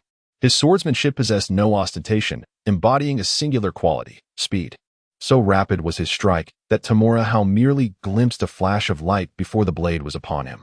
Instinctively, he tilted his body, using his shoulder armor to deflect the blow, while simultaneously, as Furkai's blade swept horizontally towards his head, his right-hand cat swiftly intervened to block the strike, leveraging the momentum. He retreated, while his left-hand cat executed a horizontal sweep, twisting his form, and his left leg delivered a powerful kick against the back of the larger cat's blade, enhancing the force of the slash. Clang. Furkai countered with a parry, channeling greater explosive power to deflect the larger cat's blade, stepping forward once more to cleave downward. At this moment, the prowess of Janin was undeniably apparent, even without employing lightning release ninjutsu. Furkai's mere utilization of chakra to enhance his physical power showcased a strength and speed far beyond Tamura Hao's capabilities. Most critically, Furkai possessed extensive combat experience, whereas Tamura Hao, despite his rigorous training in swordsmanship, primarily practiced against stones and wooden dummies. Furkai's previous passive defense was tolerable, but now, with his proactive assault, he disrupted Tamura Hao's rhythm of attack. With each advance from Furkai, Tamura Hao was compelled to retreat, struggling and appearing increasingly disheveled, particularly as his arms began to feel sore and numb. After a series of backward steps, Tamura Hao's arms became completely numb and unable to muster strength, and Furkai's next strike came crashing down once more. It remained as swift as lightning, nearly impossible for Tamura Hao to perceive, deprived of the assistance from his dual blades. He could not evade this blow. Ultimately, the blade halted merely a centimeter from Tamura Hao's head, almost grazing his scalp. Panting heavily, Tamura Hao felt beads of sweat form upon his brow, his face slightly flushed, and his heartbeat racing nearly double its usual pace, while his arms trembled slightly from the strain. This was the after effect of his earlier exertion. Despite his enhanced understanding allowing him to maximize chakra control up to the limits of his current capabilities, such prolonged high-intensity exertion still exacted a toll on his body, causing fatigue and even injury. Moreover, Furkai's explosive power was overwhelming. Each collision presented a severe trial for his arms, and he sensed multiple strains within his arm muscles. My teacher is formidable. Even at my full strength, I could not force him back a single step. Taking a moment to catch his breath, Tamura Hao sheathed his dual blades within the sealing technique of his arm guards, reflecting on the remarkable strength of his mentor. The opponent possessed strength and speed far superior to his own. Initially, they had not even employed any ninjutsu, merely augmenting their physical prowess with chakra, effortlessly deflecting his barrage of attacks. Despite delivering over 100 strikes, he could not inflict a single injury upon them. Their subsequent counterattack sent him reeling backward as if he were made of paper. Truly, they were a master of the refined ninja body technique, and undoubtedly the future vessel for the Eight Tails. However, the primary issue lay in his own inadequacy. His current combat ability was roughly akin to that of Rock Lee during the Chunin exams, when he refrained from opening the 8 gates. Moreover, his earlier burst of power was not sustainable. From the onset of battle to its conclusion, he could barely last a minute. Not even 3 minutes had elapsed. The main culprit was his depleted chakra. Relying solely on his physical capabilities rendered him incapable of contending with Volkai. Volkai cast a glance at the kunai. Its blade nearly serrated, and sighed inwardly, yet felt a sense of satisfaction towards the student. Your earlier explosion of power was formidable enough to contend with a Chunin adept in body techniques. Possessing such strength at the tender age of 10 is indeed rare. The choice of this long blade is a wise decision, compensating for the lack of long-range ninjutsu, particularly when facing an opponent like a puppeteer whose entire body is mechanized, thus ensuring greater safety in combat. To exhibit such prowess at the age of 10 is nothing short of genius. Were it not for the limitation of chakra quantity that hindered the sustainability of your recent burst, you would have demonstrated genuine Chunin-level combat strength. Of course, Strength is merely one facet of a ninja's rank assessment. The tactical command ability of a chunin is of paramount importance, which remains to be seen. I have invested effort several times greater than that of an average person to achieve my current results. Tamara shook his head, feeling a sense of helplessness regarding this disparity in physical aptitude, which cannot be solely rectified through diligent effort. In this world, innate talent determines one's ceiling, while effort merely establishes a baseline. Without the Tsutsuki bloodline, one cannot even aspire to become the Jinchuriki of the Ten Tails. You are still too young, and your physique has yet to fully develop, making it inappropriate to focus primarily on strength. Furthermore, your blade and swordsmanship emphasize thrusting over slashing. Thus, it would be more suitable for you to concentrate on explosive speed. Later, I will guide you in the practice of lightning nature transformation. Once mastered, you can utilize lightning chakra to stimulate your nerves and muscles, enhancing your burst speed. Moreover, the physical strain from speed-based bursts is considerably less than that from strength bursts, making it more appropriate for your current age and physique. Following that, we must engage in practical combat, as you possess little real-world experience. While your foundation in swordsmanship is solid, it remains somewhat rigid. It requires extensive practical application to bring your techniques to life. Volkai offered these recommendations, formulating a general plan for the students' training in the coming period. I am not mistaken, am I? How is indeed a rare talent. At that moment, a figure materialized beside the two, revealing itself to be Yeyue AI. Yeyue AI had arrived earlier and had witnessed the entirety of their battle. Although it lasted a mere minute, it piqued his interest and left him slightly astonished. He was aware that this junior was a genius, but previously, he had only considered their talent to lie in the development of weaponry and ninja tools, or perhaps in their innovative ideas. Yet, who would have anticipated that he possessed such innate talent in both cultivation and combat? He had observed the recent battle with clarity, distinctly noticing his junior brother's progress in practical experience. Even when faced with the aggressive onslaught of Fukai, his responses had become increasingly fluid. Had it not been for the overwhelming disparity in strength and the depletion of chakra, he might have managed to endure a while longer. Brother Yeyue. Tamura greeted Yeyue AI. Come, I have prepared medicinal baths and medical ninjas for you. Yeyue AI draped an arm around Tamura's shoulder as they made their way out of the training ground. The purpose of their visit was to introduce his junior brother to the medicinal bath.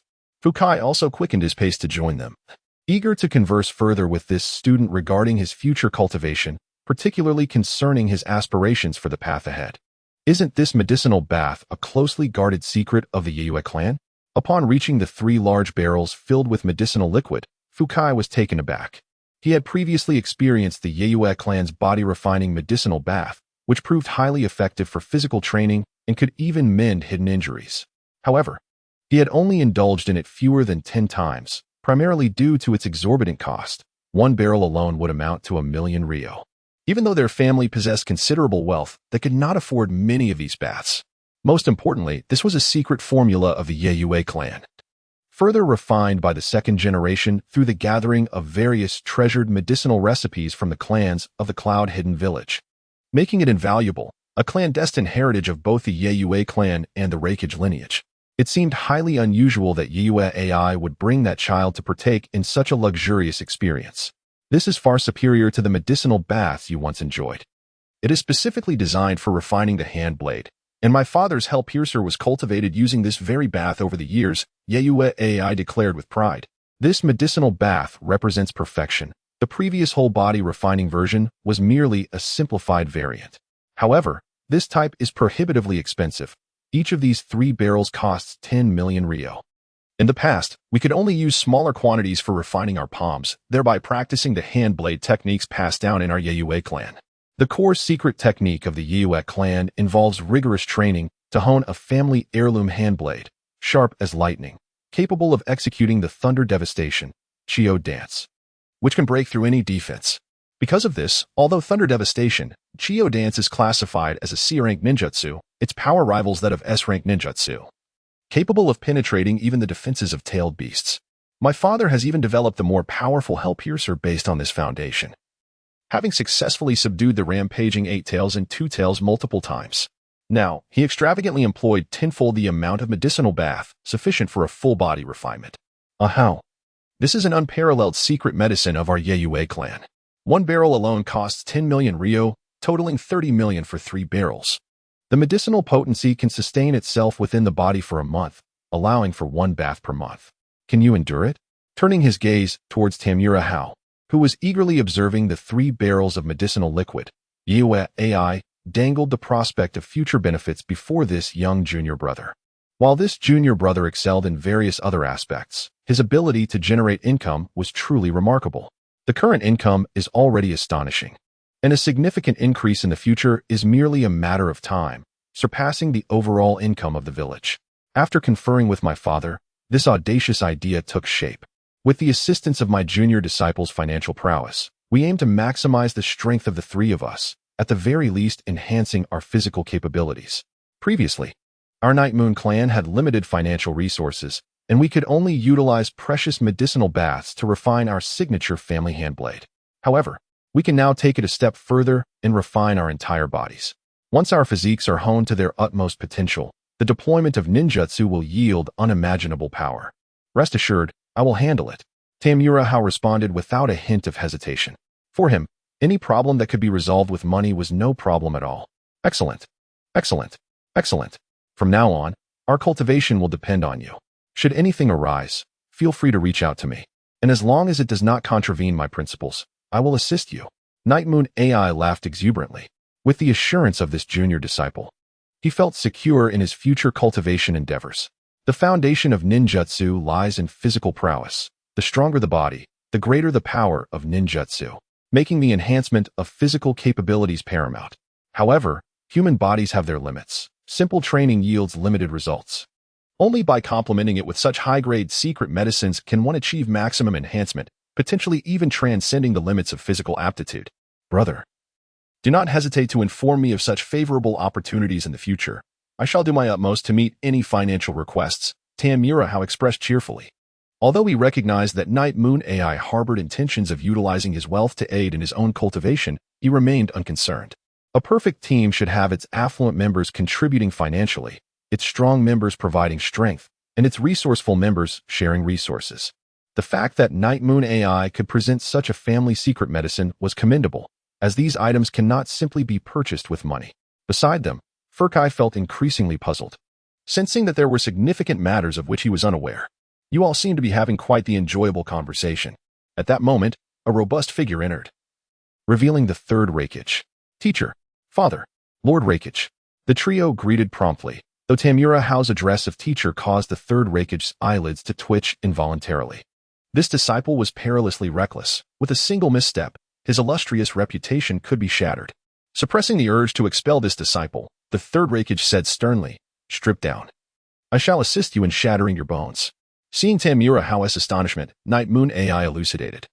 Our Night Moon clan's signature hand blade requires the rigorous exercise of bone shattering. Only by fracturing the bones can the medicinal properties penetrate deeply, and once healed, the bone density will be significantly enhanced. Teacher, let us proceed. Tamura Hao understood, and without a moment's hesitation, he stripped bare, signaling to the 3rd Reikage that he was ready. Such an opportunity was not to be missed. Even a fleeting moment of pain paled in comparison to the arduous struggles endured by the 3 esteemed individuals of Konoha.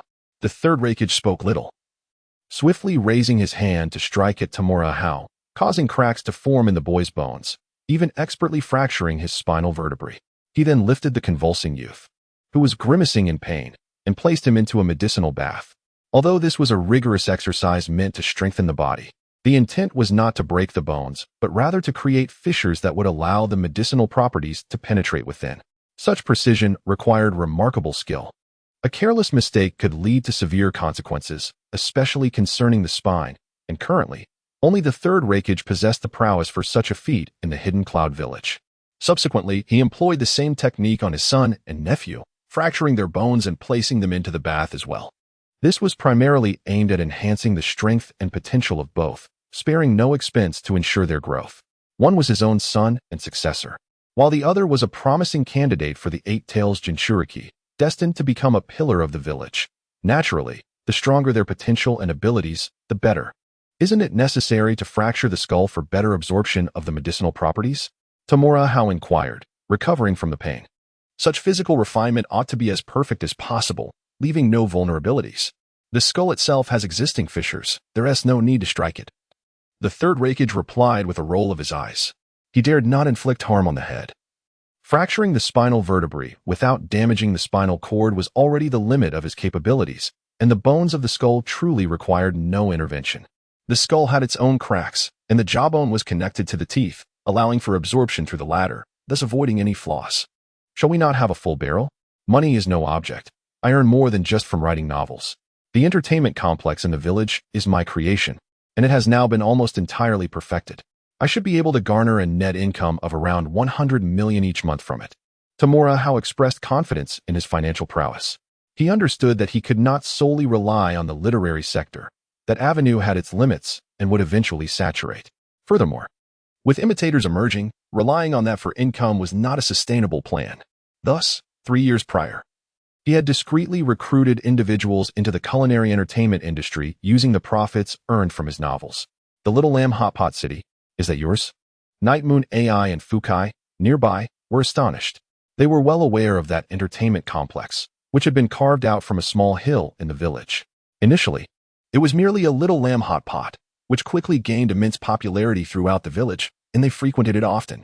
The complex continued to evolve, introducing numerous culinary delights and innovations, yet the enigmatic owner remained unseen, leaving many in the dark about his identity, only to discover it was the boy before them.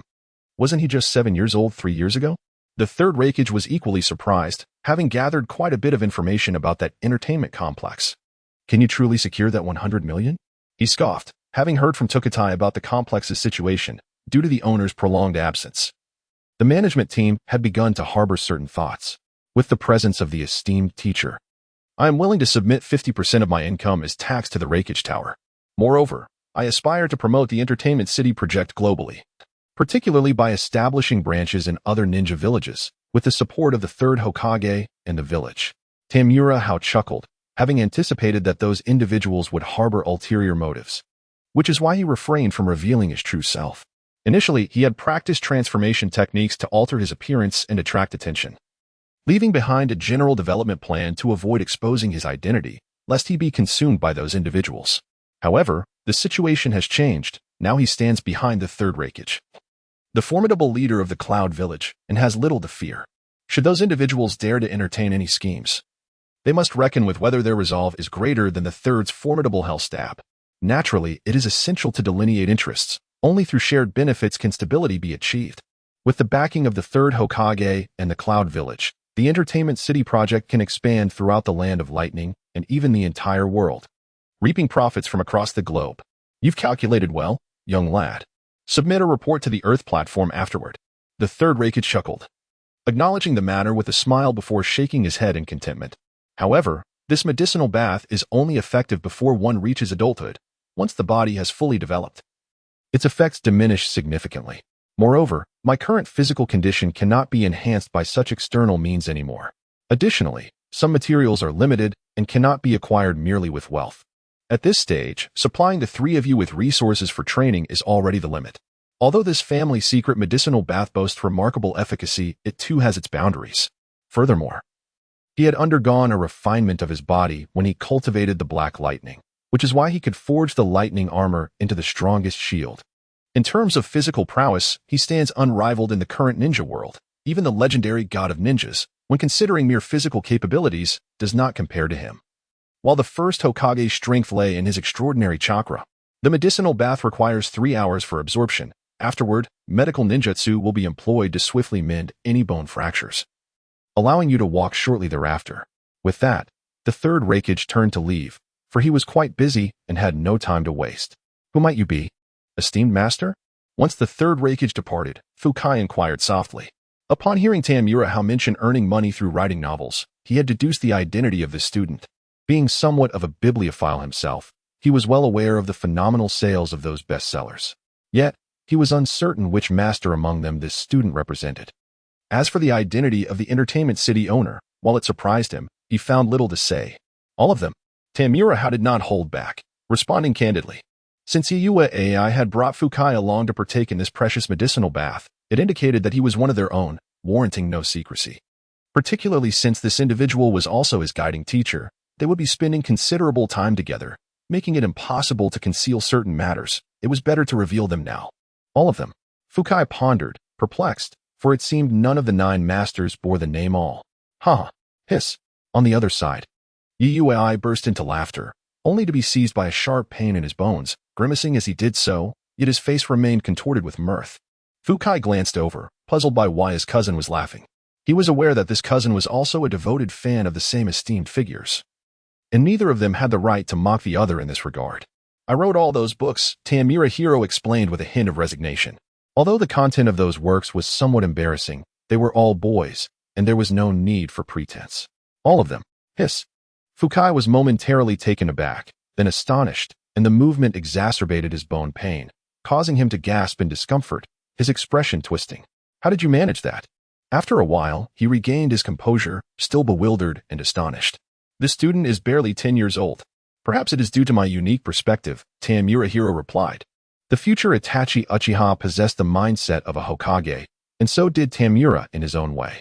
While Tamura Hiro was taking a bath, Shimizu Danzo, far away in Konoha, had already received reports of his unusual performance, transmitted swiftly through a summoning beast. He had uncovered a spy who had stolen funds meant for purchasing supplies from the Cloud Village, earning praise and rewards from the Third Reikage, and becoming a student of the Reikage's nephew, even forming a close bond with the Reikage's son. As he perused the rudimentary report, Shimizu Danzo fell into deep thought, eventually recalling the precocious child from years past. I remember that child had a childhood companion. Reflecting on those 2 youngsters, Shimizu Danzo felt a profound impression. Although both had average training potential, their maturity of mind was remarkable, making them well-suited for espionage. Additionally, the boy possessed only a lightning affinity. So he arranged for him to be sent to the Cloud Village. What was initially a casual move, primarily to replace a dying piece on the board, unexpectedly flourished into something promising. These are their profiles. A masked ninja presented 2 files, and Shimizu Danzo took them, opening them to find a black and white photograph of Tamura Hiro, with the name Tamura Nition beneath it. This was Hiro's name in this world. He originally had no surname, but upon learning that their son had been recruited by Lord Danzo's department, his parents decided to adopt the surname Tamura in honor of him. Of course, such self-created surnames were not officially recognized. In this era, surnames held extraordinary significance and were symbols of status and identity, not something just anyone could possess. Upon seeing that name, Shimizu Danzo couldn't help but think of his old comrade, Sarutobi Hiruzen. Reflecting on the days spent executing missions with his old friend, Shimizu Danzo casually flipped through the files but found little of interest. The 2 children primarily exhibited their talents through their precocious intellect, with rather average training abilities. Particularly the boy. Only the girl displayed considerable talent in medical ninjutsu, and in the future, she might very well reach Tsunade's current level of medical expertise, making her a rare gem indeed. However, he placed greater emphasis on the intelligence-gathering abilities of the pharmacist Yano Yu. For the essence of ninja warfare lies in the realm of espionage, and the establishment of the Root organization was primarily founded upon this principle. A single piece of valuable intelligence far outweighs the worth of a high-ranking ninja. The Hidden Leaf Village is not lacking in talent or elite shinobi. In fact, it may possess an excess of them.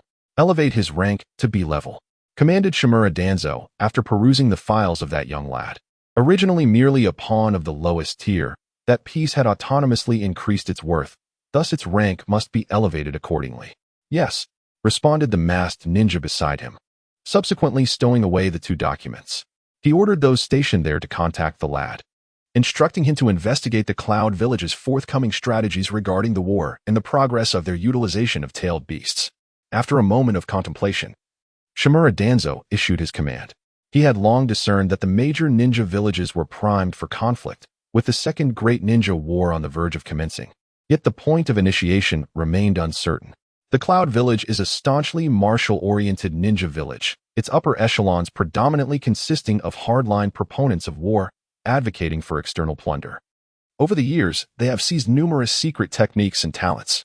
Had it not been for the treachery of rogue elements such as Kin-en-I and Jin-en-I during the First Great Ninja War, which severely depleted the Cloud Village's strength, that conflict would not have concluded so swiftly.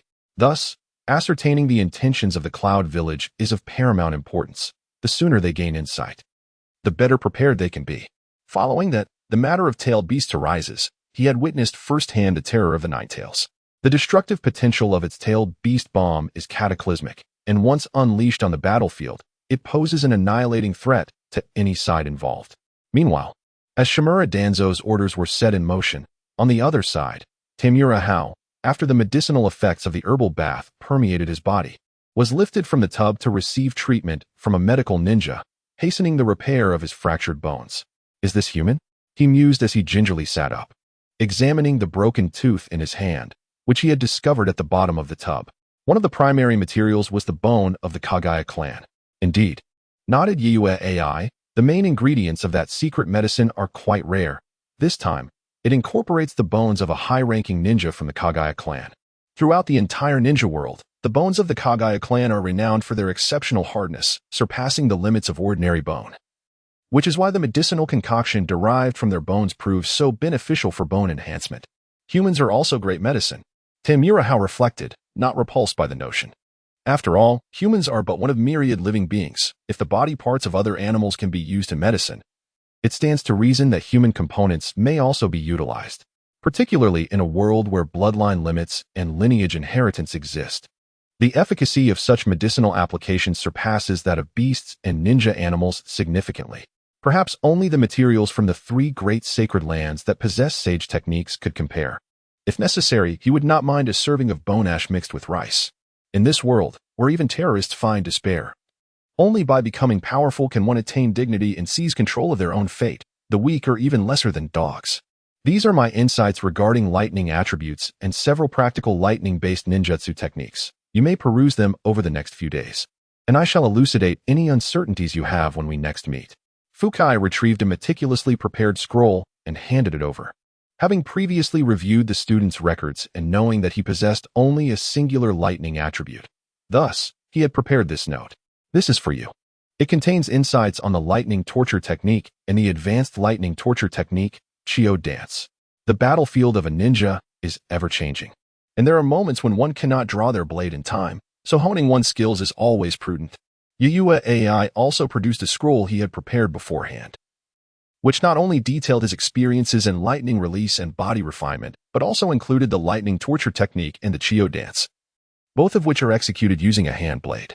The consumption of body techniques is significantly less than that of other external ninjutsu, and the fundamental lightning torture technique requires minimal expenditure, equivalent to a D-rank ninjutsu. With the little junior's chakra, he would only need to enhance it slightly to practice and execute it adequately. Of course, this is predicated on mastering the nature transformation of the lightning attribute, which is the crux of the lightning torture technique, emphasizing the importance of such transformation. Thank you. I will study this diligently. Tamura Hao felt deeply moved and commended his initial adventurous gamble. What a tremendous gain. By the way, do you want these 2 ninja swords?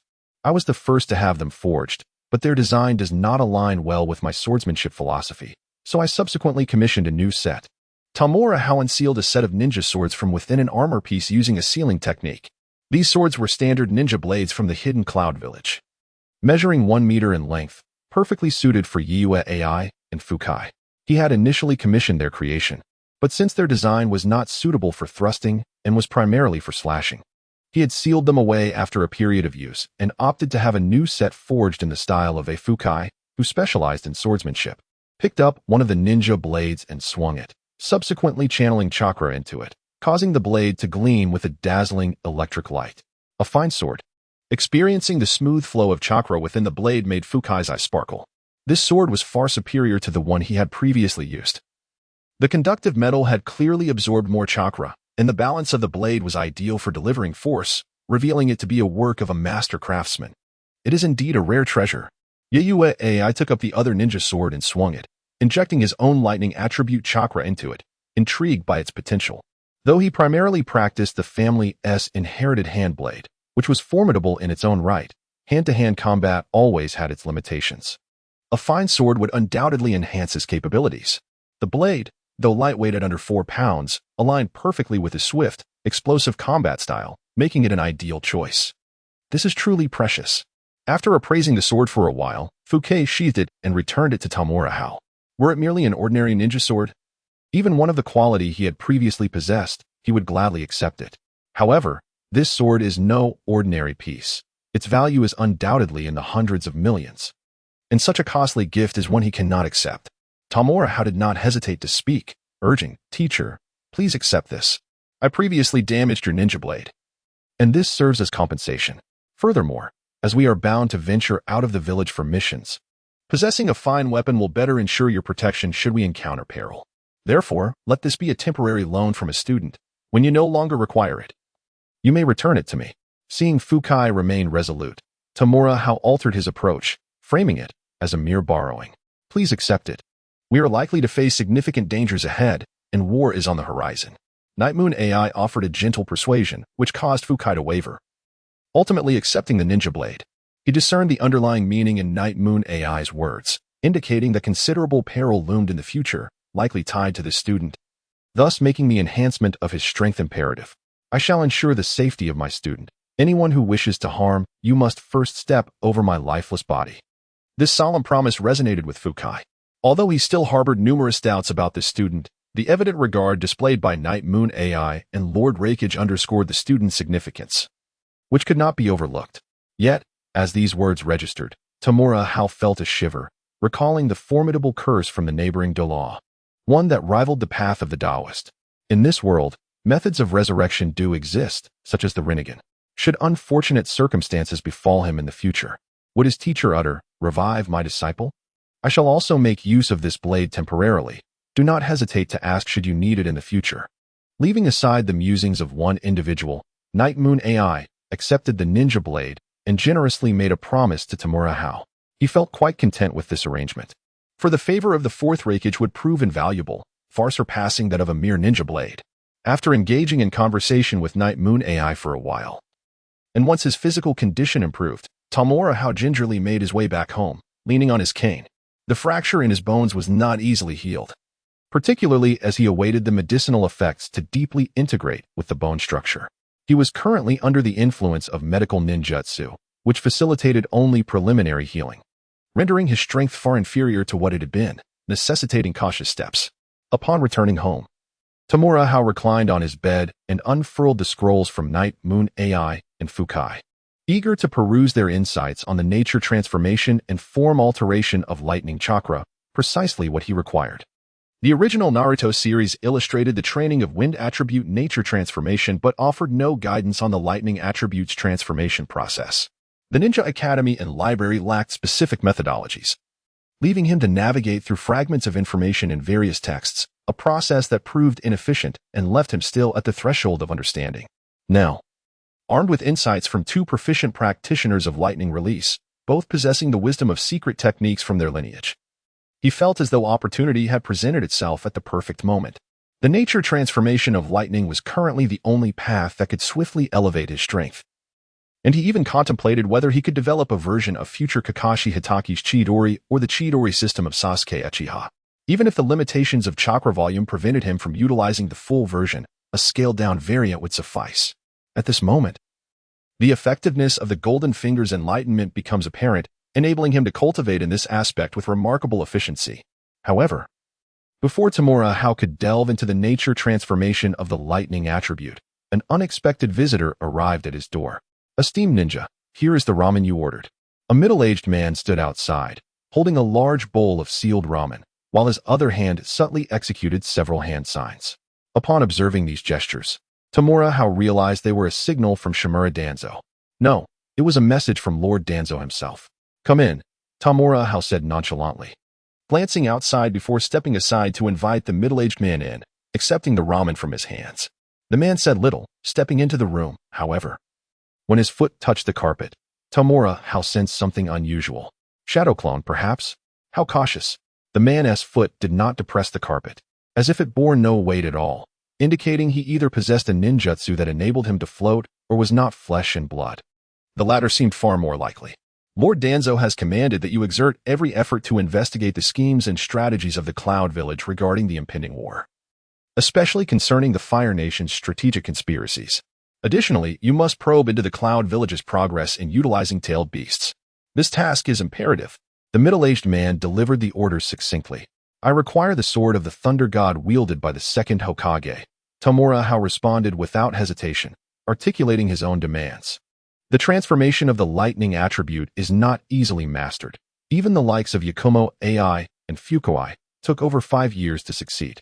The future Naruto Uzumaki would also need to employ countless shadow clones and vast reserves of chakra to achieve remarkable cultivation. Although he possessed the golden finger that enhanced his enlightenment, it would not be overly exaggerated. After all, he was not the neighboring Shindai, who could simply allocate points to resolve such issues. He estimated that it would take at least a year of diligent training. Yet that was still too slow. He yearned for a swifter mastery. Thus, he contemplated some ninja tools, such as the banana fan once possessed by the gold and silver horns, which could convert the user's chakra into the 5 elemental natures: wind, lightning, water, fire, and earth, effectively completing the transformation. Unfortunately, the fan had been sealed by the gold and silver horns before their demise. And unless it were to be revived through the impure world reincarnation, the third Raikage had only managed to seize an amber purification bottle. Then there was the Sword of the Thunder God, which, if obtained, would undoubtedly facilitate a more efficient cultivation of nature transformation. However, this request caused the middle-aged man's expression to turn cold. As a subordinate of Lord Danzo, daring to make demands was a perilous endeavor. I require means of self-preservation and the enhancement of my own strength, as only then can I ascend higher within the Cloud Village, thereby increasing my value to Lord Danzo. Tamura Hao remained remarkably composed, yet his demeanor was resolute, even as he swiftly consumed the ramen. This explanation caused the middle-aged man to frown, finding it difficult to counter. While he was unaware of the specifics regarding the Sword of the Thunder God, being a weapon of the second Hokage, it was undoubtedly significant. Furthermore, considering the existence of the Senju clan, even with Lord Danzo's capabilities, acquiring it would likely prove challenging. I shall report your words to Lord Danzo. It would be prudent for you to acquire valuable intelligence. The middle-aged man cast a lingering glance at the youth before him and decisively took his leave. Currently, he was disguised as a delivery worker and could not linger in this place. Dispose of this alongside the garbage bags at the entrance. Your prolonged presence here necessitates a modicum of disguise. Furthermore, I find your tone and gaze rather unappealing. As a punishment, you shall deliver grilled meat next time. Tamura Hao finished the broth in his bowl, passed the empty bowl and the sealed lid, then gestured towards the garbage bags by the door, reiterating his request for grilled meat on the next delivery. It is fortunate that there is no direct line to report to Lord Danzo at this moment. Otherwise, this individual would have been promptly omitted. To think that a mere bowl of inexpensive ramen was employed as a cover for such a rendezvous. It was evident that he had pocketed the funds allocated by Lord Danzo. Such corrupt and greedy individuals are akin to a root rot, obstructing Lord Danzo's path to becoming Hokage, and must be eradicated. The middle-aged man left with a frown, his forehead lined with frustration. He had never encountered such an audacious and petty little spy. Yet, fate had favored this boy, allowing him to connect with a core member of the Cloud Village, undoubtedly rendering him more valuable in Lord Danzo's eyes. Lord Danzo, do not let me down. After the man departed, Tamura Hao silently expressed his anticipation and confidence in that venerable superior. After all, that was the esteemed shadow of the pot. As night fell, he donned his attire and shoes, heading towards a nearby bathhouse. With Lord Danzo having dispatched someone for contact and issued commands, he could not afford to disappoint him. It was imperative to acquire pertinent intelligence swiftly. For this, he needed to consult Lord Suchikage, for this bathhouse had been prearranged as a meeting point. He believed Lord Suchikage would find this matter intriguing and might seize the opportunity to devise some plans. As a proficient double agent, one must be acutely aware of their true stance, leaving no room for ambiguity. Tamura Hao entered a private bathing room in a bathhouse and paid for a scrubbing service. Before long, a scrubbing master of ordinary appearance entered.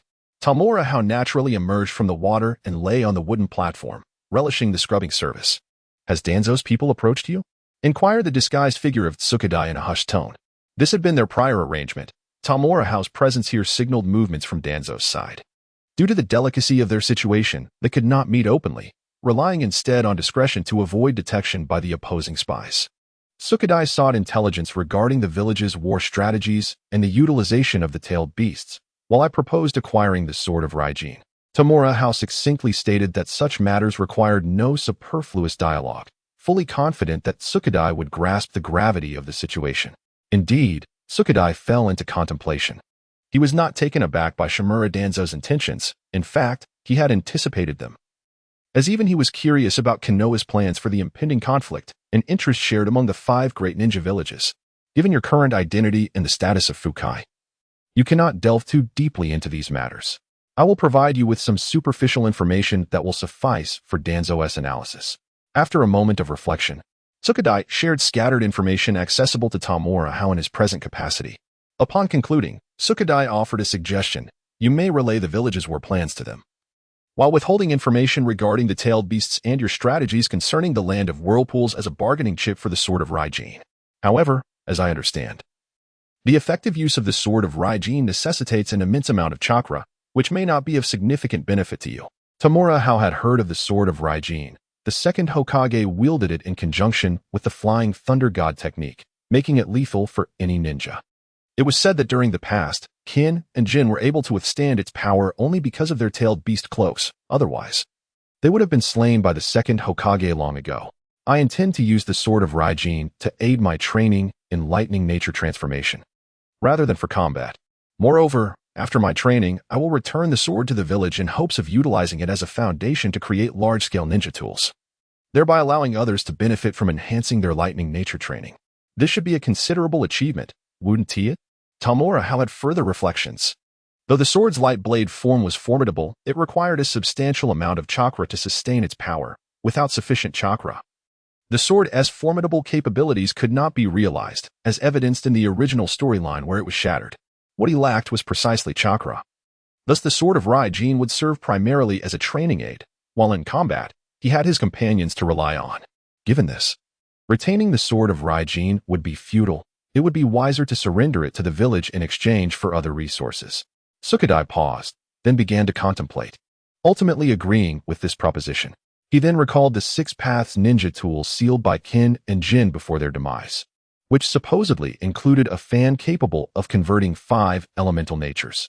If he could procure such an item, it would significantly facilitate the training of all 5 elemental transformations. Previously, he had only considered these tools for combat, neglecting their potential in aiding training. The youthful minds of your generation are indeed more agile. Toad was filled with a sense of nostalgia and excitement. Should this plan succeed, their village would swiftly acquire a cadre of elite shinobi. It is well known that the transformation of chakra nature signifies a promotion to J-Nin, greatly enhancing one's strength. However, mastering the transformation of chakra nature is far more challenging than that of form, with many individuals stalling at this critical juncture. Once you obtain the Sword of the Thunder God, it will count as an S-rank achievement for you, supplemented by the previous 2 intelligence contributions, totaling 3. Do you have any aspirations? Toad appeared generous, increasingly recognizing the potential of this young individual. Truly, he is a blessing for the Hidden Cloud Village. Is there a Sharingan in the village? I have heard that the Sharingan can enhance dynamic visual acuity, which is essential for my future endeavors in speed combat. Improving dynamic vision is crucial to facilitate speed bursts. Moreover, my chakra capacity is rather limited, significantly hindering my strength development. Tamura Hao expressed his desires, intending to follow in the footsteps of the future Uchiha Sasuke's Chidori, which necessitates formidable dynamic visual support. Mere training will not suffice. One must possess extraordinary talent. Just like my previous spar with Fukai, who effortlessly countered my attacks. No matter how intricate my blade techniques were, they proved ineffective. Faced with Fukai's lightning-fast strikes, I found it nearly impossible to even comprehend his movements, let alone defend against them. And that was far from Fukai's true prowess, once enhanced with lightning-release ninjutsu. His explosive speed would surely escalate further. Against such formidable opponents, I would scarcely have a chance to react. Thus, enhancing dynamic vision is of utmost importance. And within the shinobi world, the Sharingan possesses the strongest dynamic visual capabilities. In alignment with the ethos of the Hidden Cloud Village, there should be opportunities to acquire and study the Sharingan. The Uchiha clan lacks the means to destroy the Sharingan before death through the Caged Bird seal, allowing me to potentially procure one for research. The Sharingan is indeed present. I have previously acquired some from battles against Uchiha clan shinobi. This bloodline limit can also be transplanted, but for non-Uchiha individuals, the Sharingan cannot be deactivated, resulting in a continuous drain on chakra, rendering it unsuitable for you. Toad did not agree with the notion of transplanting the Sharingan, as they had attempted such endeavors before, but regrettably, all had ended in failure. Even the Third Raikage's vast chakra reserves could not endure such incessant consumption, and given your rather limited chakra, it is even less appropriate. I do not wish to transplant it. I merely seek to study the principles that enhance dynamic vision, hoping to gain some inspiration from it. Tamura was well aware of the issues surrounding the transplantation of the Sharingan. Even the prodigious Kakashi, who became a Genin at the tender age of 12, had been burdened by its demands, making it even less suitable for his own slight frame. Toad understood and contemplated for a moment before saying, I shall report back to the third Reikage and take you to the research department, where studies on various bloodline limits are conducted, as well as on the physical essence of the Eight Tails. Perhaps your presence will provide valuable insights. One cannot deny that this child possesses a remarkable intellect, often identifying crucial points overlooked by others. Allowing him to participate may yield beneficial ideas. Thank you, Lord Toad. Tamura was elated, eager to delve into the study of the tailed beast's essence. Others may struggle to refine the flesh and blood of tailed beasts, yet endowed with a unique capability. I can even obliterate the imprints of those formidable figures within the chakra. Thus, harnessing the chakra of tailed beasts should pose no challenge. Should I succeed in amalgamating their power, the volume of chakra I command would undoubtedly surge at an astonishing rate. Furthermore, I possess numerous aspirations that necessitate a robust foundation of resources for execution. Joining the research division of the Cloud Village would be most advantageous. Both Lord Third and I hold you in high regard. In the future, when Lord Third steps down, you could assume my position and assist the fourth. Lord Suchikage expressed his admiration. While the Cloud Village is not devoid of strength, it is indeed lacking in wisdom. This young one possesses considerable intellect and could become an indispensable ally to the future fourth. I vow to not disappoint Lord Suchikage and Lord Reikage. Tamura hastened to express his commitment. Hesitation was not an option at this juncture, and he genuinely sought to elevate his standing within the Cloud Village. The higher his status, the less likely he would become expendable, and the greater access he would have to abundant resources. On the fourth day, Tamura was clandestinely escorted by Tsukadai to a research facility nestled within the mountains, his visage obscured by a mask to safeguard his identity. There lay the tentacles of the Eight Tails. Gazing through the glass window at the colossal, preserved appendages, Tamura found himself perplexed by the Eight Tails form. The lower half of these octopus-like tentacles seemed ill-equipped to provide ample support, rendering their structure rather unreasonable. The third Hokage had managed to subdue the Eight Tails, severing its tentacles numerous times during battle. Those very appendages were now sealed away. Once, the village had given rise to two prodigies, the notorious criminals Kin and Jin, who had consumed the flesh and blood of the Ninetales, thereby acquiring its formidable power. We sought to replicate this feat, yet our endeavors had been in vain. Tsukadai sighed, recalling how powerful Kin and Jin had been. Had it not been for the third Hokage's mastery of the Hellstab, it would have been nearly impossible to penetrate the beast's tailed beast cloak. Tsukadai had mentioned that utilizing tailed beasts was inspired by the wife of the first Hokage, who sealed the beast within powerful ninjas using sealing techniques. Alas, our village's sealing techniques were insufficient for such a task. The complete tailed beast was indeed too powerful to seal effectively, but perhaps a mere portion would be manageable. Surely, this approach would be far safer than directly consuming the flesh and blood of the tailed beasts. Observing the immense octopus tentacles, Tamura proposed this notion. In truth, this idea was not entirely his own. During the Fourth Great Ninja War, Kabuto had managed to seal the Eight Tails horns, cultivated by Orochimaru, within Fuka, which had unleashed the power of the tailed beast.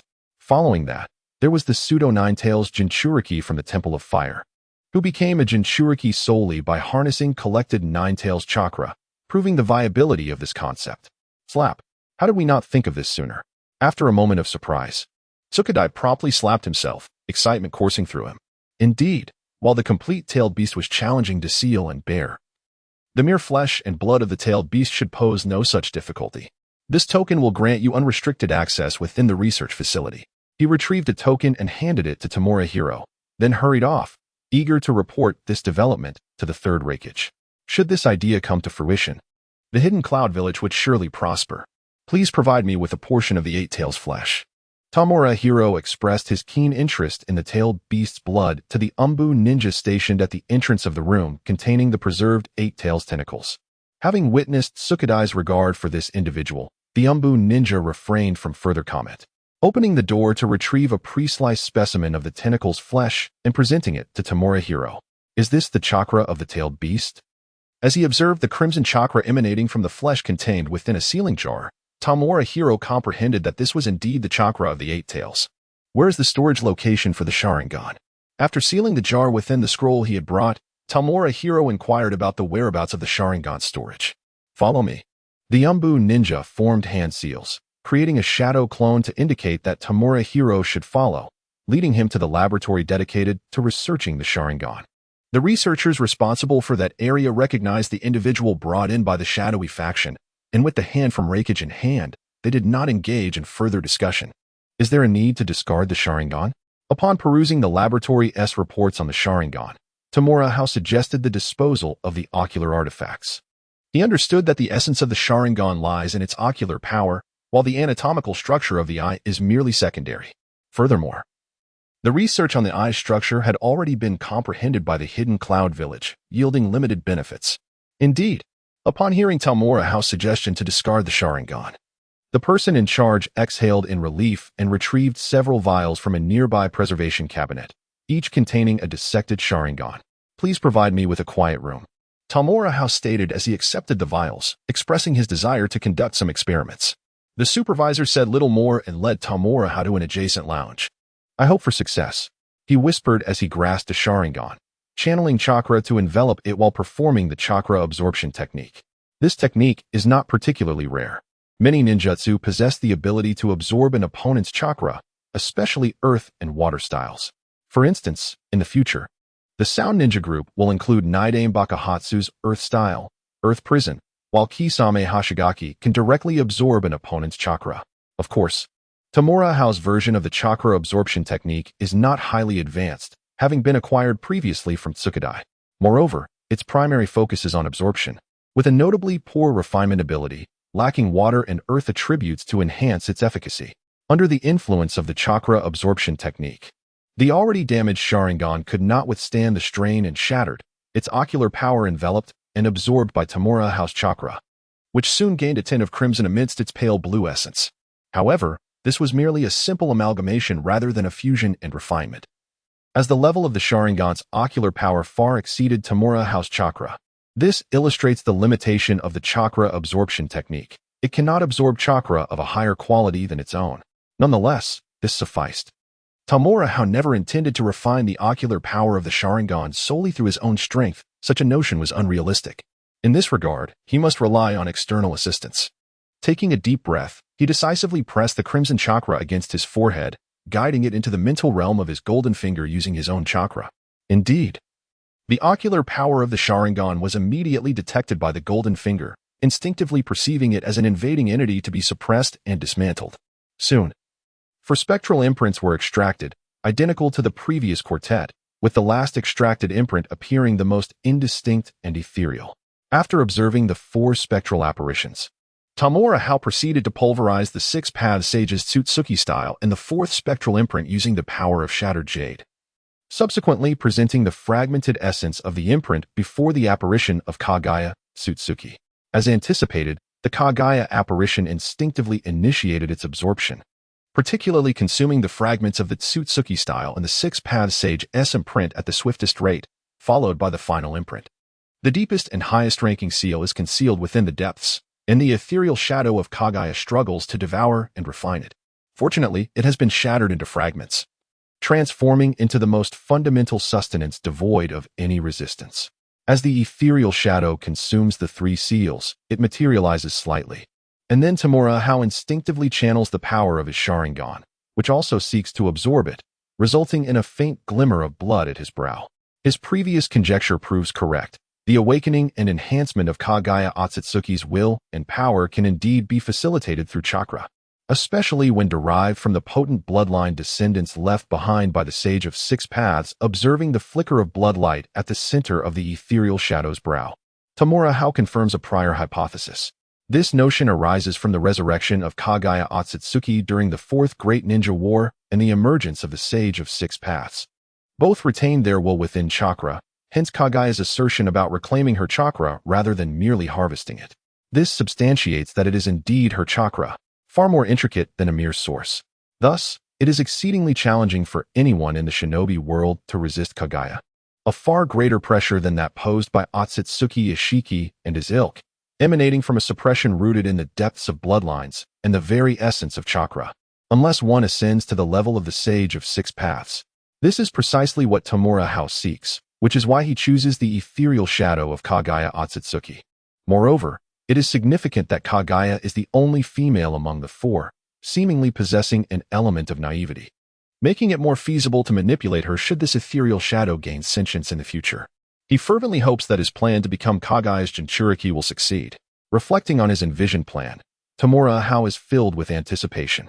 The prior proposal to seal a portion of the Eight Tails flesh to create a low-tier Jinchuriki was merely a secondary thought. What he truly desires is to become the Jinchuriki of the Ten Tails or Kagaya Otsutsuki. However, becoming the Jinchuriki of the Ten Tails is impractical, as it necessitates possessing the bloodline of the Otsutsuki clan, fraught with peril. Therefore, his intention is to manifest a version of Kagaya Otsutsuki, the true source of chakra in the shinobi world, which exerts absolute suppression over the chakra of the realm, save for the Sage of Six Paths. Should he succeed in manifesting a Kagaya Otsutsuki, he might harness her abilities through a sealing technique associated with Jinchuriki, akin to how a Jinchuriki can acquire the power of tailed beasts, including bloodline limits. The bloodlines possessed by Kagaya Otsutsuki are significantly superior to those of tailed beasts, each being a pinnacle of bloodline prowess. Acquiring even one would yield immense fortune. This method is far more reliable and stable than transplantation, such as that of the Sharingan. The origin of the Sharingan lies in Kagaya Otsutsuki's Rinne Sharingan at her brow. He cannot assimilate the ocular power of the Sharingan, nor does he possess the relevant bloodline to transform his eyes into Sharingan. However, Kagaya Otsutsuki can undoubtedly absorb the power of the Sharingan perfectly, thereby allowing him to indirectly gain the strength of the Sharingan through Kagaya. This could be considered an artificial enhancement, and no one would ever complain about having too many enhancements. Just look at the two main protagonists of Naruto. They all possess such enhancements. The Sharingan of Uchiha Sasuke, the Heavenly Curse Mark, the external assistance from his brother, the Indra Chakra enhancement, and the influence of the Sage of Six Paths, one cannot help but be left speechless. Naruto Uzumaki is no less remarkable, with the chakra of the Uzumaki clan. The lifelong companionship of the Nine Tails, the foundational strength of Ashura's chakra, the cultivation of Sage Mode, the enhancement of the chakra from the nine-tailed beasts, and the support of the Sage of Six Paths Yang power. Each is more formidable than the last. In this world, one cannot thrive without an advantage. If one's own enhancements are not as potent as those of Deep Blue, they must forge their own through perseverance. Without delay, he continued his efforts, ready to absorb all remaining Sharingan powers and entrust them to Kagaya's Phantom for refinement, culminating in the flesh of the Eight Tails. The Phantom of Kagaya did not disappoint him, successfully devouring and refining all. Next, he sought to acquire the most perfect sealing technique and become Kagaya's Jinchuriki. Tanaka Hiro was exhilarated. The path to invincibility had taken its first step. Where did Uchiha Madara obtain the Six Paths Ten-Tail sealing technique? Reflecting on the Fourth Great Ninja War, where Uchiha Obito and Uchiha Madara successively employed the Six Paths Ten-Tail seal, Tanaka Hiro yearned to possess such a sealing technique. Although the ninja world boasts numerous sealing techniques capable of sealing tailed beasts, even the top-tier techniques can seal the Nine Tails. Their limits are still apparent. He required a more perfected sealing method. Undoubtedly, the most formidable sealing technique is the Six Paths Ten-Tail seal, capable of sealing even the complete Ten Tails. Although the current Phantom of Kagaya lacks intelligence, there is no guarantee that it will not develop in the future, even with a golden finger. It is insufficiently secure. He needs a flawless tailed beast sealing technique. There are primarily three possibilities. Either Uchiha Madara derived it from the Rinnegan and the Outer Path Golem, or it was provided by Black Zetsu, or it was obtained from the stone tablet of the Uchiha clan. Contemplating seriously, Tanaka Hiro deduced that these three possibilities were the most likely. The stone tablet of the Uchiha clan would be the easiest to acquire. He planned to visit Konoha in the future to secure it, and with the power of his golden finger, even if there were anomalies within, he should be able to suppress them. Furthermore, that stone tablet requires a higher-grade Sharingan power to decipher more content. Perhaps it was crafted by the Sage of Six Paths using Yin-Yang release, potentially infused with aspects of the Rinnegan S powers, a true treasure. Tanaka Hiro focused on the Uchiha stone tablet, undoubtedly a remarkable artifact, having endured for over 1,000 years without damage or degradation. Personally crafted by the Sage of Six Paths. However, obtaining that stone tablet would not be easy. It resided not only within Konoha but also in the Uchiha clan's territory, making it difficult to infiltrate at this stage. Contemplating this, Tanaka Hiro felt a headache, primarily due to his current insufficient strength, rendering him incapable of approaching the stone tablet. As for disguising himself, did he think the Uchiha clan's Sharingan was blind? That was still far off. The immediate focus was on nurturing Kagaya's phantom to the point where it could autonomously refine the imprints of other chakras. With his thoughts returning to the present, Tanaka Hiro sensed the stillness of Kagaya's phantom, his consciousness departing from the dark expanse. Previously, he relied on the power of shattered jade fragments to separate several phantoms from the chakra, which required a considerable expenditure of fate energy. It was unsustainable for him to continually deplete this vital resource. He needed to empower the Kagaya phantoms to a level capable of devouring and refining those illusions, thus achieving complete mastery over their strength. The will of Kagaya embedded within the Sharingan was notably stronger, particularly in the case of the three-tomo Sharingan. A Manjiki Sharingan would undoubtedly yield even greater results. Tamura Hiro understood the necessity of acquiring the Sharingan, with higher grades being preferable to maximally enhance the Kagaya phantoms. Fortunately, this research department possessed several Sharingan. He pondered whether the proposal regarding the tailed beast Jinchuriki could be realized in the Cloud Village. If successful, it would certainly be a monumental achievement, making the acquisition of additional Sharingan quite feasible. Moreover, the Cloud Village had yet to produce any significant findings regarding the Sharingan, leading to a diminished emphasis on it. Deep in thought, Tamura Hiro exited the lounge and encountered Lord Sukadai standing outside. Lord Sukadai, what news do you bring? Sukadai wore a broad smile, having previously informed the third Raikage of the idea, which garnered the Raikage's utmost attention, even leading to a personal discussion with the relevant personnel.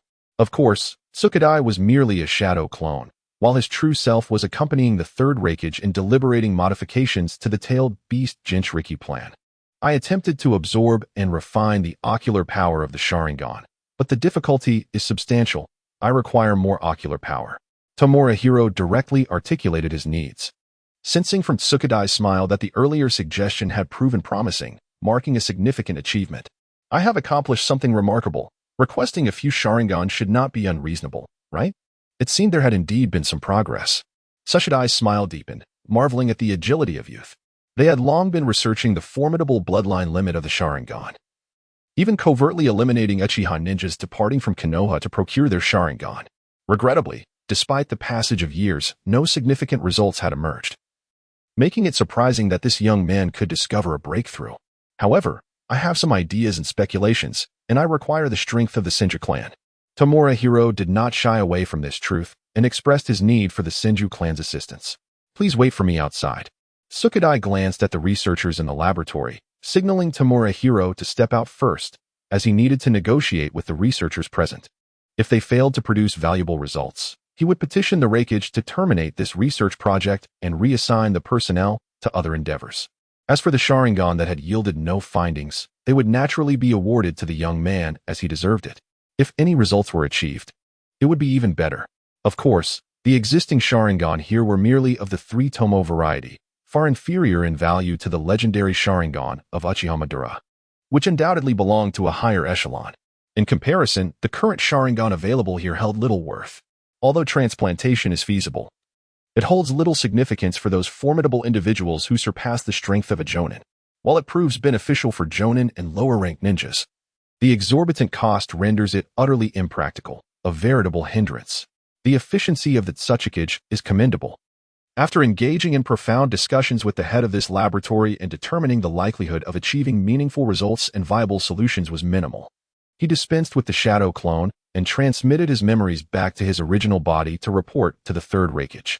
After a moment's contemplation regarding the Jinchuriki program for tailed beasts, the third Raikage acquiesced. The Tsuchikage promptly dispatched a shadow clone to retrieve all the sealed Sharingan and present them to Tamura Hiro, subsequently leading him to the innermost repository of the research department. Upon arriving at a freezer marked with the name of the second Hokage, he dispelled the seal, revealing numerous jars and vials within. The Tsuchikage lamented. What lies sealed here are portions of the internal organs of the second Hokage. Although his body was returned to Konoha to quell past conflicts, we retained some of his tissue for research purposes.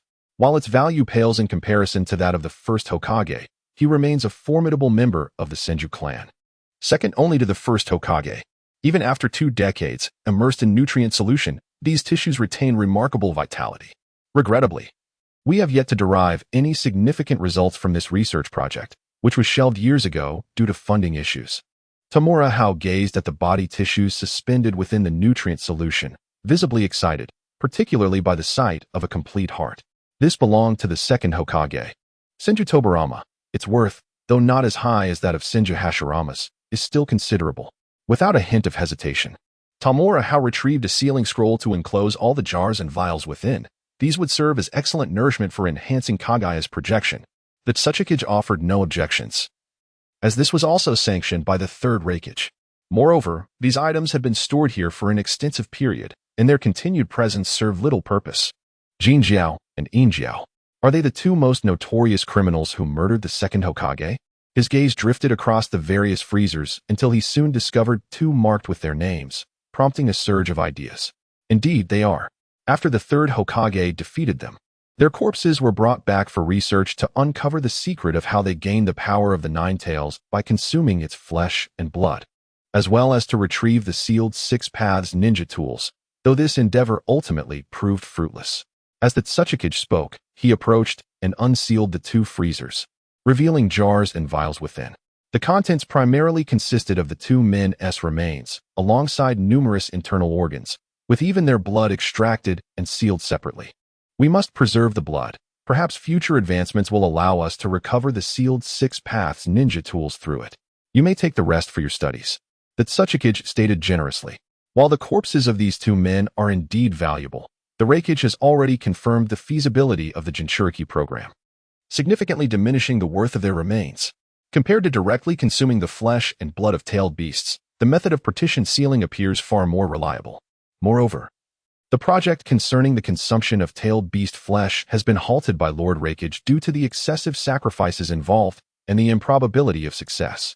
Furthermore, based on their research findings from the corpses of the Gold and Silver brothers, it appears that the 2 relied on their innate bloodlines for their consumption, even claiming to be descendants of the Sage of 6 Paths. Perhaps the issue lies therein. However, such a phenomenon is evidently not replicable or widely applicable, thus diminishing its value further. Of paramount importance is the significant contribution this child has made, deserving of recognition and reward. For a ninja village to achieve stable and long-term development, a clear distinction between rewards and punishments is fundamental. With merit earned, it is imperative to bestow rewards, thereby motivating the ninjas within the village to dedicate themselves more earnestly to their contributions and missions. As for the will of the Land of Lightning, it is indeed necessary, yet it cannot serve as sustenance nor empower individuals. In their village of Yunin, frivolous deceptions hold no currency. They prioritize tangible rewards and benefits, which form the foundation of their unity and the rarity of rogue ninjas. Naturally, Tamura Hiro would not be remiss, promptly retrieving 2 new sealing scrolls to secure the various bottles and jars.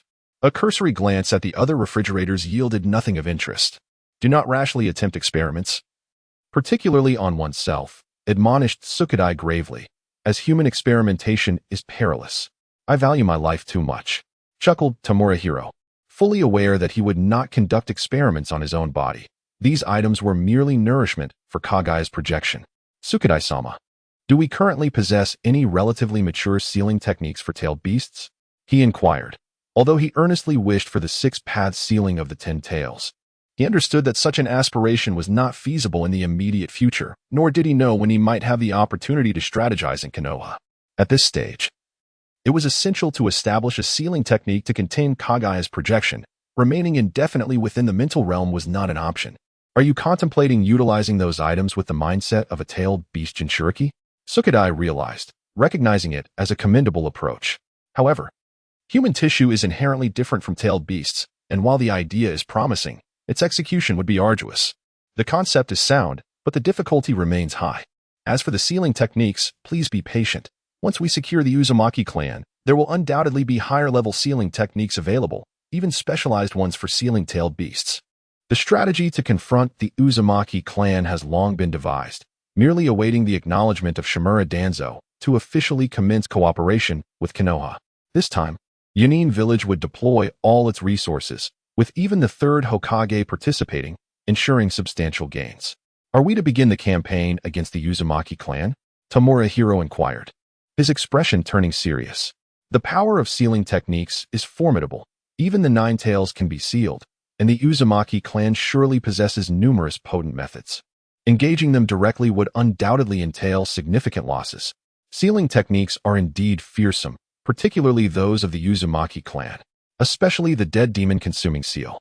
Capable of splitting the Nine Tails in two, is regarded as the epitome of a one-for-one exchange.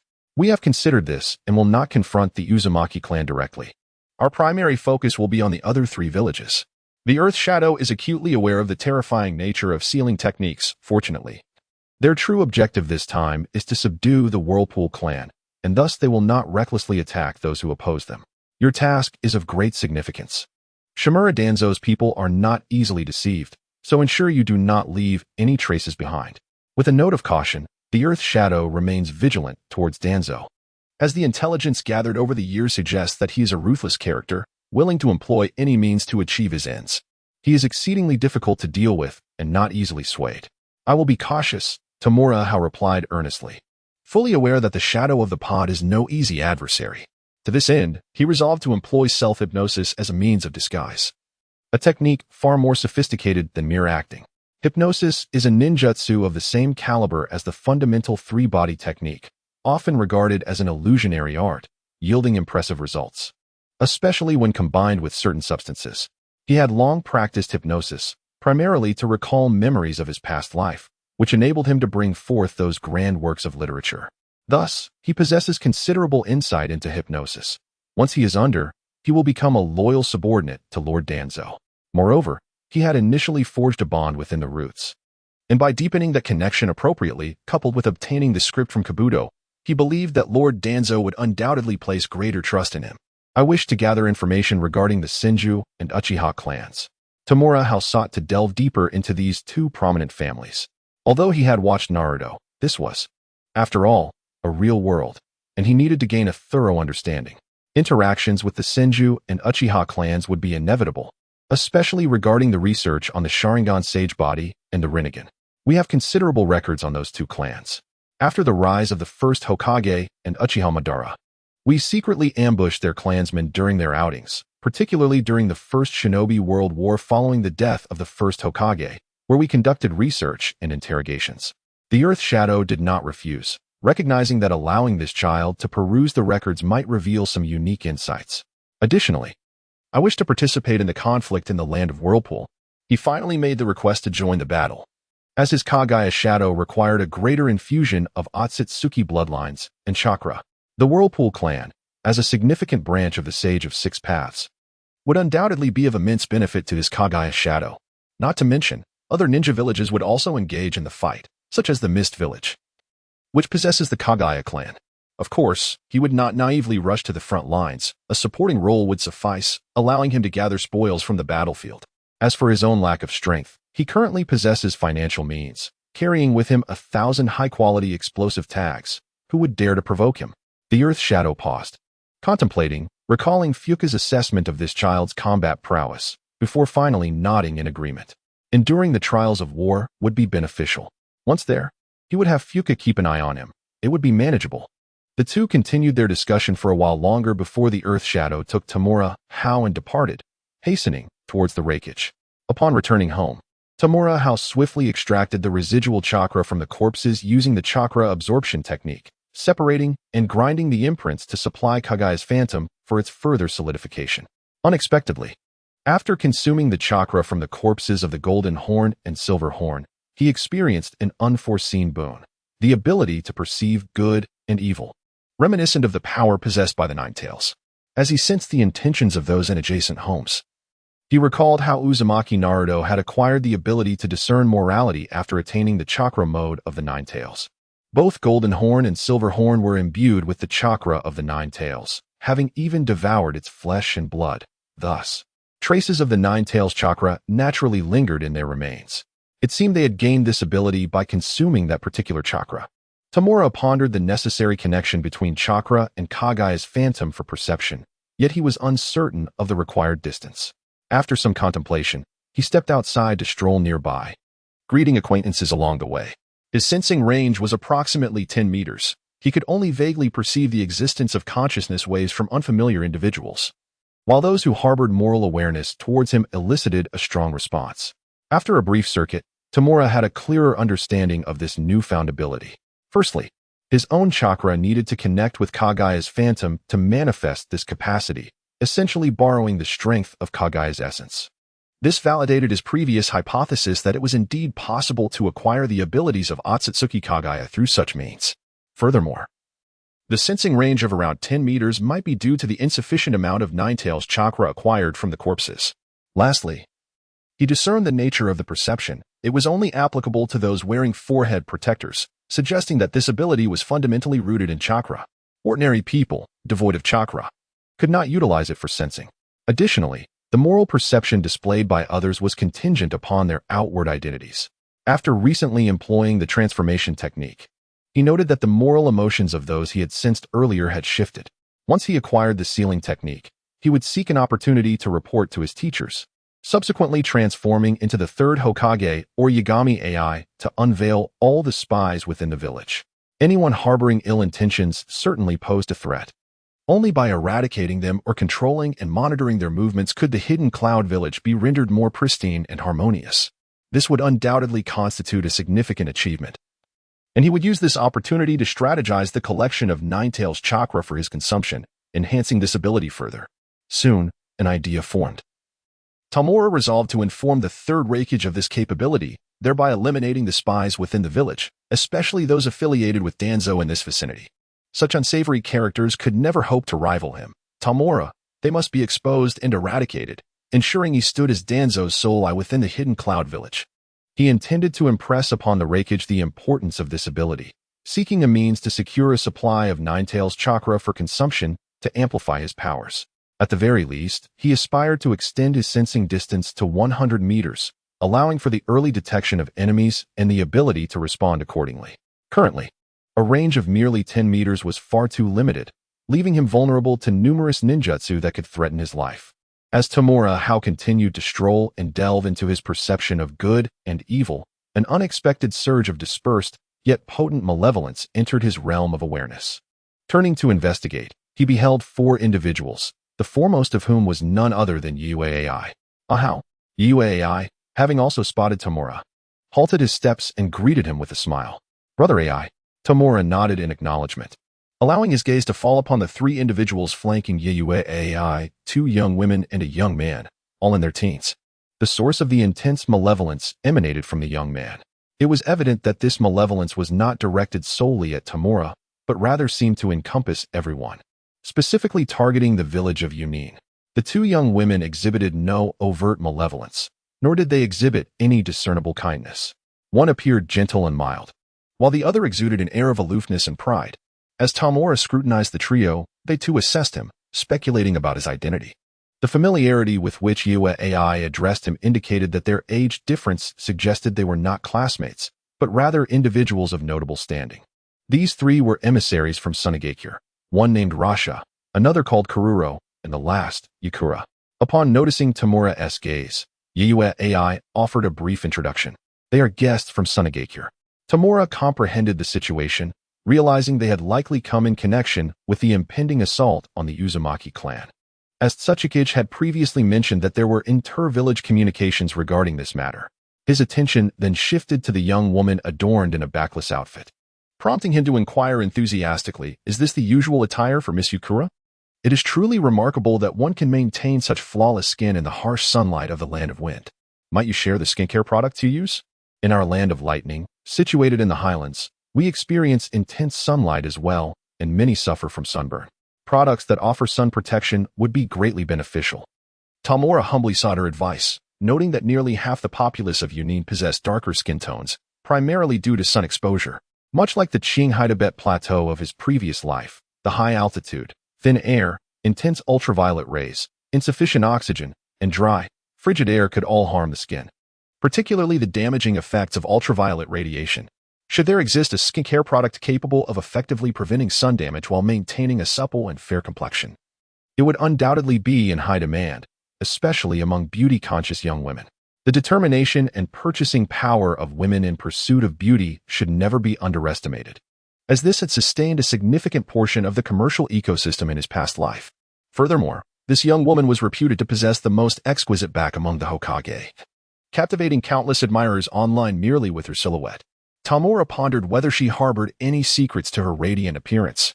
The trio turned their collective gaze toward Yakura, particularly Kururo, who, being a woman herself, envied Yakura's fair and delicate skin while comparing it to her own. Although Kururo's skin was also commendable, she attributed it to meticulous care, which was quite cumbersome.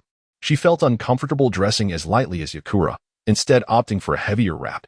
"I do not use any skincare products, it is all natural," Yakura declared with a sense of pride, as if to assert that she, Yakura, would never stoop to using such trivial items. "It is indeed a pity. No. What I truly lament is the absence of exceptional skincare products." Tamura expressed his regret, acknowledging that had such products existed, they would undoubtedly present a lucrative opportunity, readily sold to the affluent elite. Yet, it is reasonable to surmise that if such skincare solutions were available, those businessmen would have already seized the chance, leaving no opportunity for others. To profit within the beauty industry, one must delve into the realm of medical ninjutsu, particularly techniques such as the in sealing, wherein there would be no need to seek a spokesperson, simply enlisting Tsunade would suffice. Contemplating the ever-youthful Tsunade, Tamura found himself envious of her medical prowess in the in sealing techniques. He decided not to disturb the trio any further at the Raikage Tower. Engaging with them bore little fruit. Given his current lack of strength, any thoughts he harbored were futile in action. Nevertheless, he regarded the trio with a strategic mindset, recognizing the necessity to alter the narrative in order to seize the power of fate, thereby stimulating his own cultivation through his golden finger. These three individuals represented promising targets. For instance, he could change the fate of Gaara's demise, perhaps even castrate or eliminate Raza altogether, erasing the lineage of the Sand siblings. The outcome for Yakura could also be modified, undoubtedly yielding significant gains. Was he, then, the new generation's prodigy of the Hidden Cloud Village? Observing the departing youth, Raza, who had remained silent, finally inquired, recognizing that the relationship between the boy and the Raikage son was not trivial. A friendship with the Raikage's offspring was not bestowed upon just anyone. Although Hao's ninja talent was rather ordinary, his intriguing personality promised a delightful companionship. Yagami AI shook his head, offering no further explanation. Information pertaining to ninjas must be handled with utmost discretion, especially concerning someone of Hao's significance. In truth, he had noticed Tamura long before, yet refrained from greeting him, mindful of the three outsiders in his company. Had Hao not caught their attention, Yagami AI would have remained silent. Regarding Hao's abilities, it must be said that they were indeed quite average. At least his chakra aptitude was unremarkable. And Yagami AI was not fabricating this fact. Upon hearing of his average talent, the trio dismissed the matter, understanding that true ninja prowess lies in strength. Without innate talent, one would achieve little, particularly with the impending resurgence of warfare in the ninja world, which promised to be exceedingly brutal, leaving only the strongest to survive the ensuing carnage. Yagami AI felt a sense of pity for his junior disciple, acknowledging his strong comprehension, talent, and perseverance, yet lamenting that his chakra aptitude severely hindered him. Chakra constitutes the very foundation of a ninja, and this limitation would significantly restrain Hao's future potential, even if they employed secret medicines to enhance Hao's physical constitution. Indirectly augmenting his life force, there would still be inherent limits. To remedy Hao's chakra deficiency, alternative methods must be sought, which proved to be a daunting challenge. Meanwhile, Tamura meandered for a while before returning home, continuing his training in the transformation of lightning elemental properties while awaiting the arrival of the individual from before. After absorbing the Sharingan, a three-tomo Sharingan began to manifest in the center of Kagaya's ethereal visage. And once he acquired the appropriate tailed beast sealing technique from the Uzumaki clan, he should be able to indirectly harness the power of the Sharingan. At the very least, enhancing his dynamic vision should pose no insurmountable challenge. The tailed beast sealing technique does not entail the complete entrapment of the tailed beast within the host. Rather, it leaves a conduit through which the chakra of the tailed beast can be drawn and intertwined with that of the Jinchuriki, even merging them. This connection is essential for harnessing the power of the tailed beast, ultimately leading to the emergence of a perfected Jinchuriki. I too require such a sealing technique to extract the ethereal presence of Kagaya from the mental realm, maintaining a continuous bond with the strength of her apparition through the sealing art. Planning the sealing techniques of the Uzumaki clan necessitates reporting intelligence to Lord Danzo, serving as both a crucial step and a foundation. Naturally, I do not confine myself solely to rigorous training within my abode. I occasionally venture out, relishing meals for a breath of fresh air, and at times seek counsel from my mentor, Fukai, regarding my training queries and engaging in practical sparring. I acknowledge my shortcomings and practical experience, which can only be gradually ameliorated through real combat. Fortunately, the enhancement of my innate abilities can also be applied here, significantly accelerating my practical expertise, much to Fukai's astonishment. That evening, as Tan Xuanhao strolled through the bustling snack street, a gentle voice suddenly reached him from the side. It was Miss Karura, accompanied by Rasha and Yakura. Undoubtedly, there were hidden Umbu ninja monitoring the situation, as the village would remain vigilant against foreign ninjas. After all, a ninja village is fundamentally a military organization steeped in secrets. The essence of ninja warfare is rooted in intelligence, and gathering information is an instinct inherent to ninjas. The village would not allow outsiders to glean its secrets. We need a few days to recuperate, Karura spoke, her tone as gentle as her demeanor, evoking a sense of comfort. Indeed, rest was warranted. The land of wind is quite distant from the land of lightning, and they must have relied on military rations throughout their journey. Would you like me to guide you to sample the delicacies of our hidden cloud village? The beef and beverages from our land of lightning are exceptional. You could take some dried beef and liquor back for your friends and family. Tan Xuanhao expressed his understanding and introduced the local specialty beef. He held a notable impression of Karura, not merely because she is Gar's mother, but due to her brother, Sesshomaru. He is one of the two mesmerizing figures in the Naruto world, alongside Mizuki Shiro, whose beauty and demeanor surpass that of many women, capable of captivating countless admirers, including myself in a past life and enthralling numerous fans. I even conducted a search on Baidu to confirm their identities, nearly succumbing to despair upon discovering their true genders.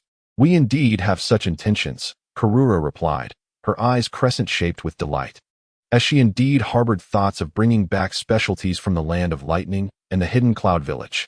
Given the rarity of their visit to this distant land, filled with novelty, many items were unfamiliar to them. Do you have enough funds for your journey? Tan Xuanhao inquired, wishing to avoid any awkward or melodramatic scenarios. He found Karuro quite enchanting. Her gentle demeanor and golden locks inevitably reminded him of the girl he had encountered at the roots. Indeed, girls with golden hair are often gentle in nature, with the exception of a certain incorrigible gambler. Enough, Rosa interjected, her words infused with unwavering confidence. Tamura Ko understood this confidence, for she was a renowned figure in the realm of Naruto fanfiction, a golden miner capable of shouldering the entire economy of the ninja village single-handedly. He harbored a curiosity about her magnetic abilities related to sand gold.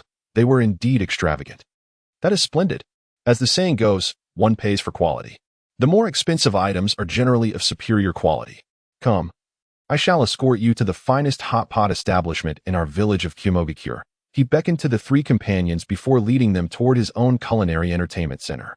Initially, he had leveraged his financial prowess and the diverse culinary delights from his past life in Huaxia to swiftly carve out a niche in this new world. Although he was unaware of the specific culinary techniques, he had grasped some concepts and collaborated with culinary ninjas to outshine the local gastronomic culture. Starting with a humble beef hot pot, every profit he accumulated was reinvested into enhancing the entertainment center, which had now reached a level of near perfection. Wow, how lively it is. Upon entering the little fat beef hot pot city, Karuro was taken aback by the radiant lights and the throngs of people, a sight unseen in Sunagakure. This establishment, known for its little fat beef hot pot, had evolved into an entertainment complex encompassing countless forms of amusement, with gourmet food being just one aspect among artificial hot springs, amusement parks, and more. You can find everything here if you seek relaxation and enjoyment. Tamura Ko remarked with a smile. In any world, financial acumen is a formidable force, and when managed wisely, it can grow exponentially like a snowball. However, one must exercise self-restraint and avoid excessive greed. As a great entrepreneur from his past life once said, true success in business comes from earning limited profits, allowing one to remain ever-flowing like a stream. Tamura Ko held this principle dear, ensuring not only generous employee welfare, but also maintaining high standards for facilities, service quality, and particularly the excellence of the cuisine. This commitment constituted the core of his competitive edge in the culinary entertainment industry, something others could scarcely replicate. At that moment, a girl in uniform approached, presenting a thick booklet with a warm smile. Sir, ma'am, This booklet contains detailed descriptions of all the entertainment offerings at our center, along with illustrations. You can use it to familiarize yourselves with everything we have to offer. Service personnel are available throughout the establishment, and should you need assistance, feel free to contact them or any nearby ninja. We regularly post long-term task orders at the Raikage building, and village ninjas here are open to aiding anyone, with rewards allocated based on the nature of the tasks completed. Rest assured, these services are complimentary for our guests, ensuring you can enjoy your time with absolute peace of mind. Have a wonderful experience. She serves as a dedicated greeter, tasked with observing incoming guests at the entrance. Upon determining that they are first-time visitors, she approaches them to present a brochure and provide guidance. Naturally, she is merely one of several greeters, as the influx of guests into the entertainment complex is immense, with no fewer than 8 entrances. Such a substantial brochure, even the aloof Yi-Tsang could not help but glance over. It is impressive that such a system exists. Luo Sha was secretly astonished, although the greeter's words were few. The information conveyed was significant, allowing one to imagine the formidable revenue-generating capacity of this entertainment complex. So many ninjas. Kalu Luo surveyed the surroundings and noticed numerous individuals donning forehead protectors. And this is merely the first level of the entertainment complex. Having observed its towering structure from the outside, which boasts dozens of levels, one can only ponder the multitude of ninjas within. The profession of a ninja is laden with considerable mental strain, necessitating recreational activities for daily relaxation, which is why this place is particularly beloved by the ninjas of the village. Tamura Hao remarked that the mental stress on ninjas is indeed substantial. Just look at the future Kakashi Hatake, who relies on novels to numb himself. Come, I shall take you to enjoy a small beef hot pot. While it may not be the finest cuisine within the entertainment complex, it is undoubtedly the most distinctive, offering a plethora of ingredients, ensuring that everyone can find something to suit their palate, perfect for first-time visitors. Calling for the trio to follow, Tamura Hao led the way to the small beef hot pot establishment located on the bustling second floor, which was nearly at full capacity, making it the most popular dining option within the complex, primarily due to its exceptional value. The small beef hot pot is essentially a buffet-style hot pot, albeit with superior ingredient quality, particularly in terms of freshness. Nothing is ever kept until the following day. Naturally, any surplus ingredients at the end of the day are not wasted. Internal staff are generally permitted to take some home at half price, while ninjas who raise summoned beasts may purchase them at the same discounted rate, with daily inventory strictly calculated to avoid excess. An hour later, Luo Sha and the others found themselves relaxing in the mixed bathing hot spring, their slightly rounded bellies a testament to their earlier indulgence. Of course, they were wrapped in yukatas. The son of the Raikage was indeed correct. Befriending Haokuen is a delightful experience. Relishing the soothing waters of the hot spring, Kalu Luo felt joyous from both the meal and the soak, with many enjoyable activities awaiting them afterward. One could only wish to establish such an entertainment complex within the village. Luo Sha and Yi-Tsang were equally content, relishing this rare moment of relaxation. Life is but a fleeting few decades. The most crucial aspect is to find joy. Tamura took a refreshing sip of juice. In truth, he did not frequent this entertainment complex often, primarily because he devoted himself to training and the distance from his residence was considerable. Additionally, there was a previous street of eateries near his home where he typically dined. Are you all bloodline or secret technique ninjas? Tamura suddenly inquired, causing the trio's eyes to sharpen. The intelligence of ninjas is, after all, a closely guarded secret. Tamura paid little heed to the reactions of the 3 individuals and continued to serve as a representative of the village to other ninja villages. One must attain the rank of Jonin. However, given your tender ages, it is evident that your talents must be extraordinary to reach such a status at this stage. Mere ninjutsu techniques are insufficient. Only bloodline users or secret technique practitioners possess the requisite prowess. Frankly speaking, it is exceedingly rare for someone to achieve Jonin rank in their teenage years. Such individuals are undoubtedly prodigies. Kakashi, who became a Jonin at merely 12, is a true genius among geniuses. Had it not been for the burdens of his Sharingan and the subsequent collapse of his mindset, his future accomplishments would have been formidable, likely surpassing even those of his father. Rosesa, Yakura, and Kururo are also undeniably gifted, particularly Rosesa, who has the potential to single-handedly subdue a tailed beast. An authentic shadow-level powerhouse. This elucidation left the 3 in a state of realization. It seems their information had not been leaked, but rather deduced by the other party. I am a secret technique practitioner, Kururo candidly admitted, though she refrained from elaborating further. She had honed the sand manipulation technique pioneered by the second Kazekage, enabling her to refine sand using chakra for combat. While her capabilities in scale and range may not compare to the magnetic release bloodline limits of the third Kazekage and Rosesa, her fine control far surpassed them. I am a bloodline user. Rosesa and Yukura also acknowledged their status as bloodline users, since the other party had already surmised this much. There was no necessity for further concealment. Naturally, they would not divulge additional information. I truly envy you bloodline users, Tamura Hao remarked, his admiration genuine. The innate potential of bloodline users is significantly higher than that of non-bloodline users, often leading to the formation of powerful clans. Within the ninja world, bloodline users are regarded as the elite, followed by secret technique practitioners, with ordinary ninjutsu practitioners occupying a lower tier. Pure ninjutsu pales in comparison to bloodline limits and secret techniques. Consider the third Hokage, who possessed chakra of all attributes and mastered numerous techniques. Yet his strength among the 5 great ninja villages was merely average, placing him in the middle tier. Among bloodline users, the Tsutsuki lineage stands at the pinnacle, with both high lower and upper limits, far beyond the reach of ordinary ninjas.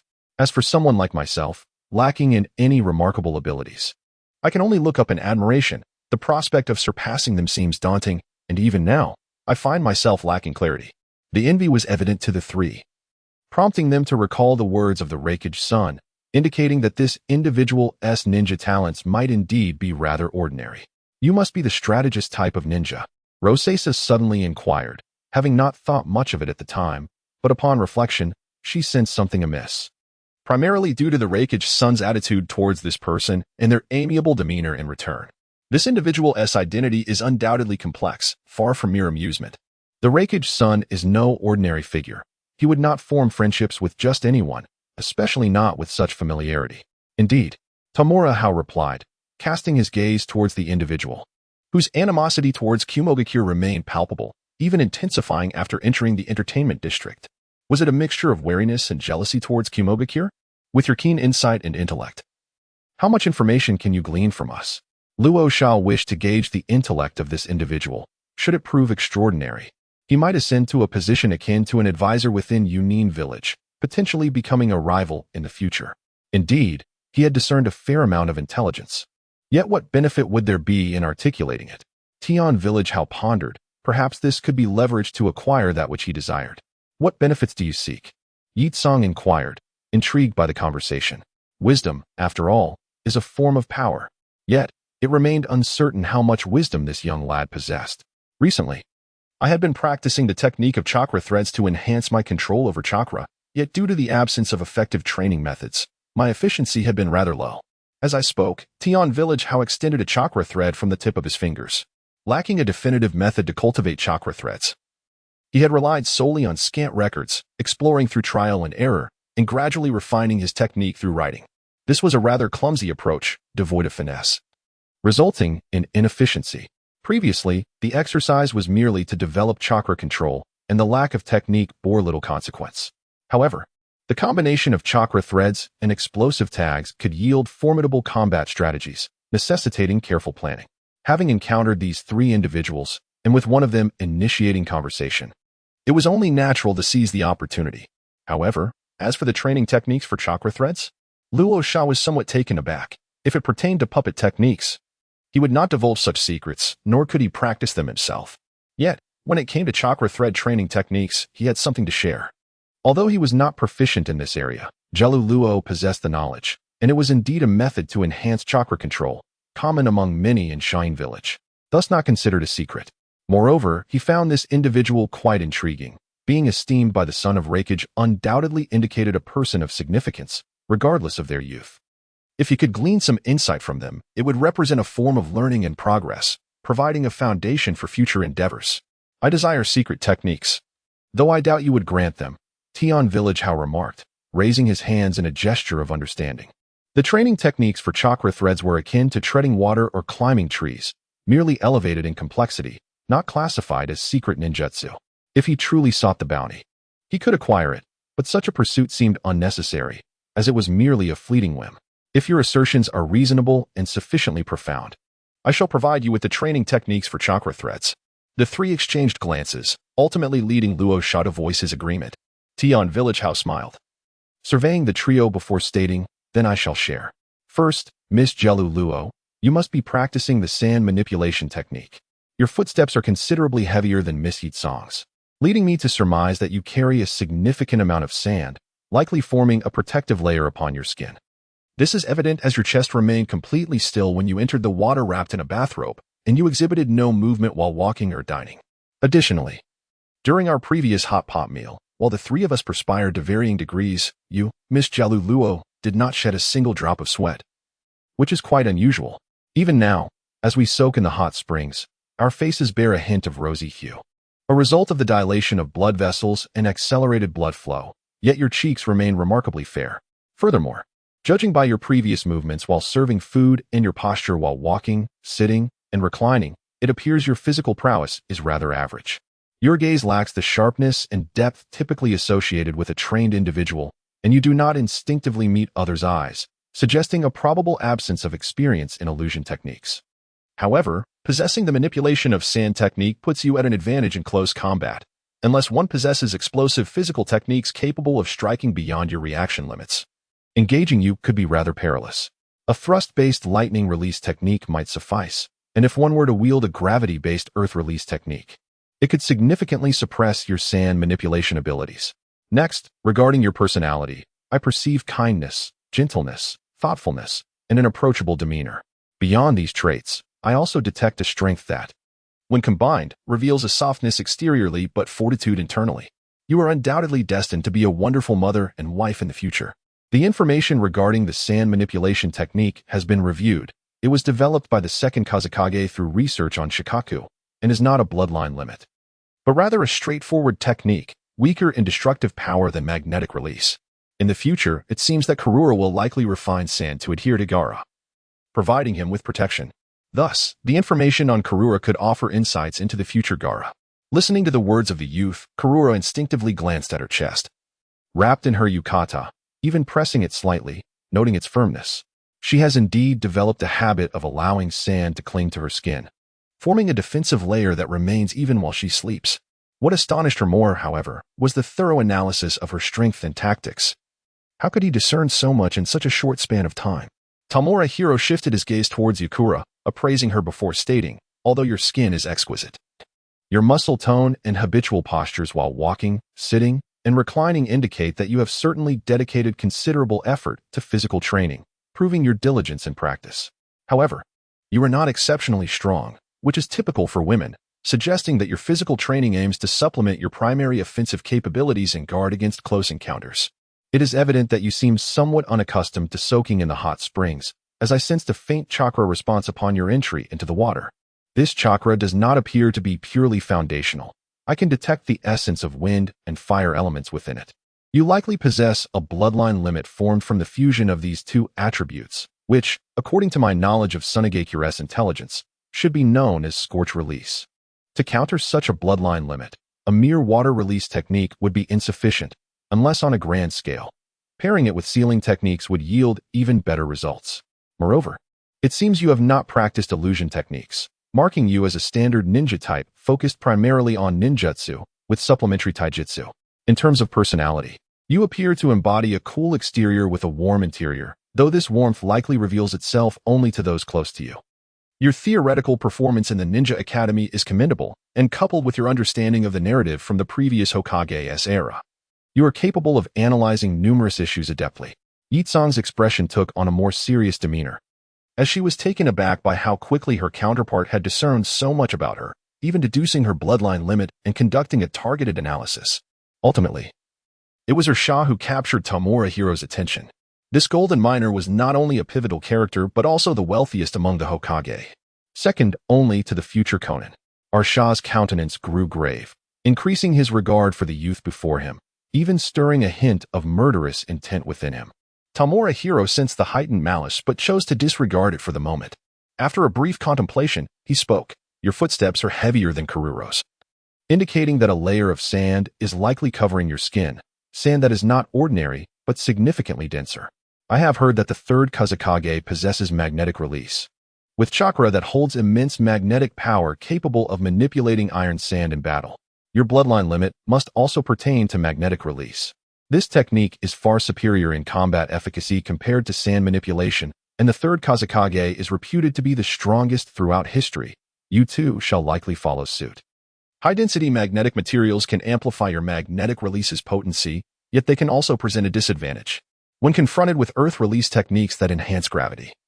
Your magnetic materials would be thoroughly suppressed, making them difficult to maneuver. Moreover, if a wide-ranging sealing technique could be employed, it would effectively counter your magnetic release.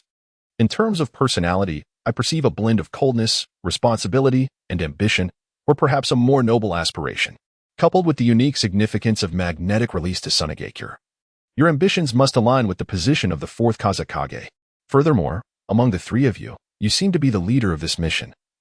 And with your magnetic release, I surmise you are a disciple of the third Kazekage.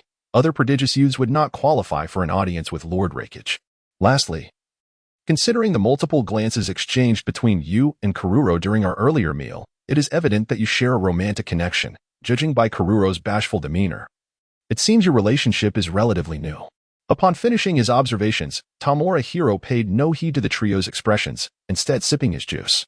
The warmth of the pool combined with the coolness of the beverage was delightful, akin to basking in sunlight on a beach, particularly with two enchanting women beside him. The three remained silent, while Ursha's animosity intensified, now directed specifically at Tomohiro, which he felt keenly. Yet, Tomohiro displayed no outward reaction, committing this to memory, vowing to eliminate Ursha when the opportunity arose. I require time to transcribe the chakra training techniques. We shall return here tomorrow, Kururo responded, acknowledging her previous promise. Naturally, she did not possess the ready-made scroll of techniques and would need to write it out upon returning to the inn. However, this young lad was indeed formidable, managing to uncover so much in such a short span. Was this what it meant to be a strategist-type ninja? Perhaps Lord Eyes also possessed such discerning insight. Thank you, Sister Kururo, Tomohiro said with a broader smile. Acquiring the chakra line training technique would significantly aid him, especially as he was soon heading to the battlefield in the land of whirlpools, where utilizing chakra lines in conjunction with explosive tags would ensure his self-preservation. On the other side, Yitsong found herself doubting her existence, feeling as if the little imp had seen through her entirely. Is it the case that all the ninjas from the Hidden Cloud Village possess such qualities, or is this merely an exception? One can only hope for the latter. In silence, the four completed their bath, and Rasha, along with the other two, lacked the inclination to indulge in the entertainment district, opting instead to return directly to the inn. They convened in a single room, where a heavy silence enveloped them. Kururo was engrossed in transcribing with a newly acquired pen on a blank scroll, yet her thoughts wandered to that boy. Is the educational system in the Hidden Cloud Village truly that formidable? Should she seek further contact with him? Leaning against the wall and toying with the shuriken, Yukura remarked that the little brat had indeed astonished her, leaving her in a state of disbelief. Despite his weak abilities, his mind was disturbingly sharp, evoking a sense of dread within her. His future standing in the Hidden Cloud Village would undoubtedly be significant. It was imperative to gather intelligence on such individuals. Kururo, while writing, shifted her focus slightly, recognizing the importance of that young boy, uncertain whether he would become an ally or an adversary. One could only hope he would not turn into an enemy. After pondering for a considerable time, Rasha finally shook his head. They were not particularly adept in this realm. Continuing their engagement with him would likely reveal more information to him than to them. Moreover, individuals with such keen intellect could easily disguise their true intentions, rendering their inquiries futile. Such deception would be far more detrimental. The three of them were combat-oriented ninjas, lacking in skills for reconnaissance. And given their current location in the Hidden Cloud Village, many of their methods were rendered ineffective. Would he be participating in the upcoming plans for the Land of Water? Yukura inquired further, noting that although the boy was young, his intellect was impressive, surpassing that of many jonin in certain respects. It was uncertain whether he would be involved in the forthcoming war in the Land of Water. Even if he did participate, it would likely be under the guidance of his elders, merely to acclimate to the realities of war. He was far too young to hold a position in the decision-making process. While Rasha was taken aback by the boy's intellect, his youth was an undeniable limitation. Even if the leaders of the Hidden Cloud Village valued his wisdom, they would never allow him to dictate the course of a war. War is no trifling matter.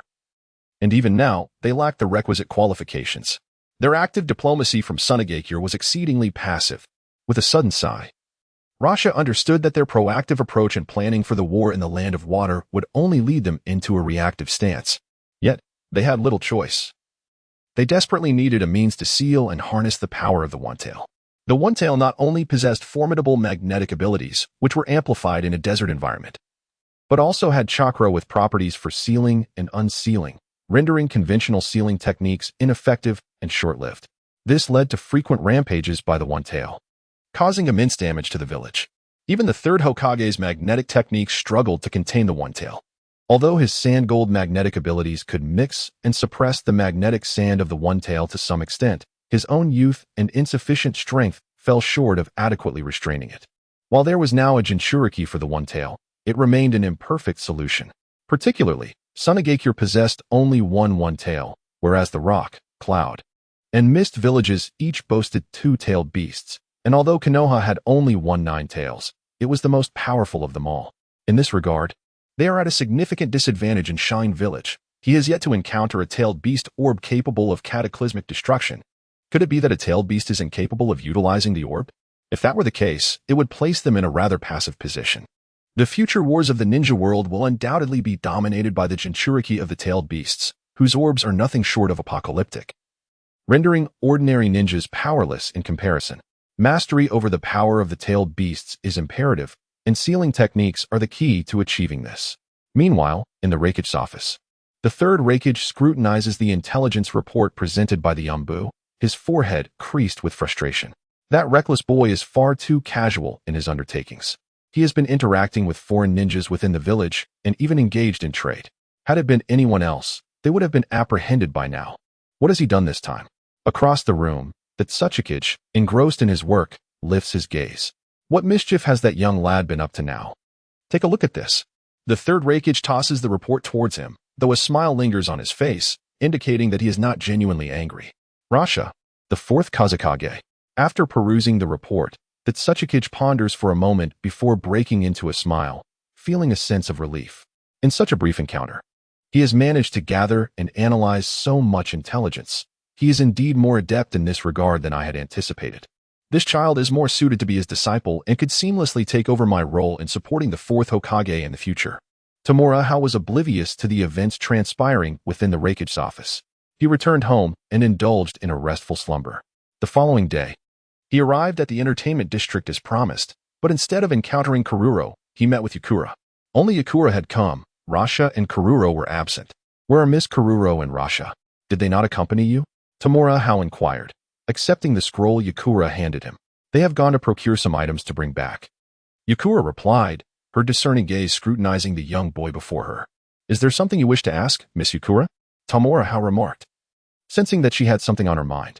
It seems you were somewhat reticent regarding our conversation last night. Yukura noted uncertainly.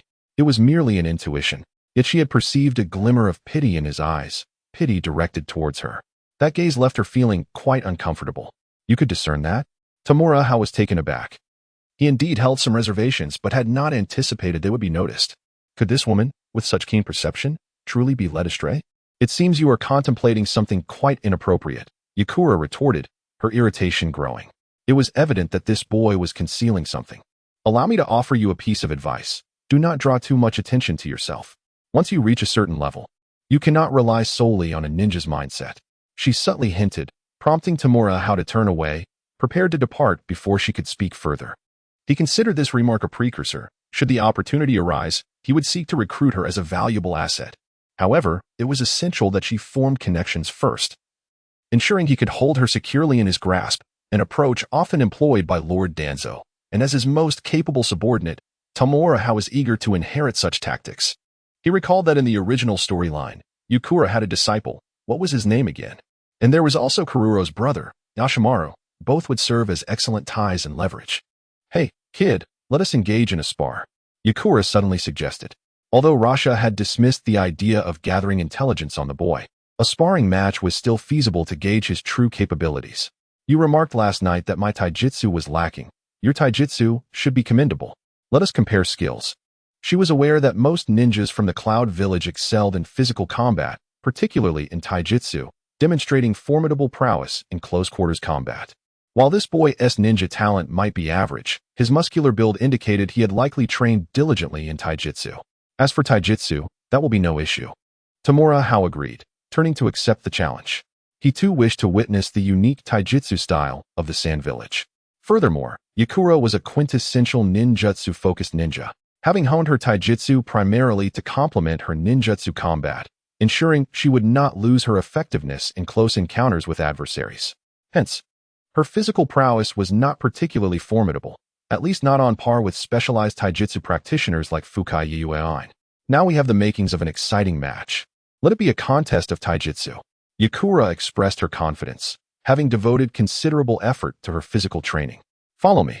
Tamura Haru uttered a remark as he made his way toward the training ground where he had first sparred with Fukai. This particular venue was somewhat secluded and seldom frequented by others for practice, so it should still be unoccupied. Yitsong stepped in stride behind him, and the covert ninja of the Umbu had no choice but to follow suit. Upon arriving at the training ground, they indeed found it deserted. As Tamura Haru began to affix his shoulder armor, he remarked that they had agreed to engage in a contest of taijutsu alone. Basic ninja tools such as kunai and shuriken could be utilized, but explosive tags were off the table. He had been wearing that set of light armor. But the shoulder piece was too conspicuous, so it was sealed within a protective scroll, requiring retrieval and securing before battle. "You're quite the trickster," Yitsong exclaimed, observing the boy whose vital points were shielded by the armor. His dissatisfaction was palpable. The armor sheen indicated it was far from ordinary steel, undoubtedly boasting significant defensive capabilities.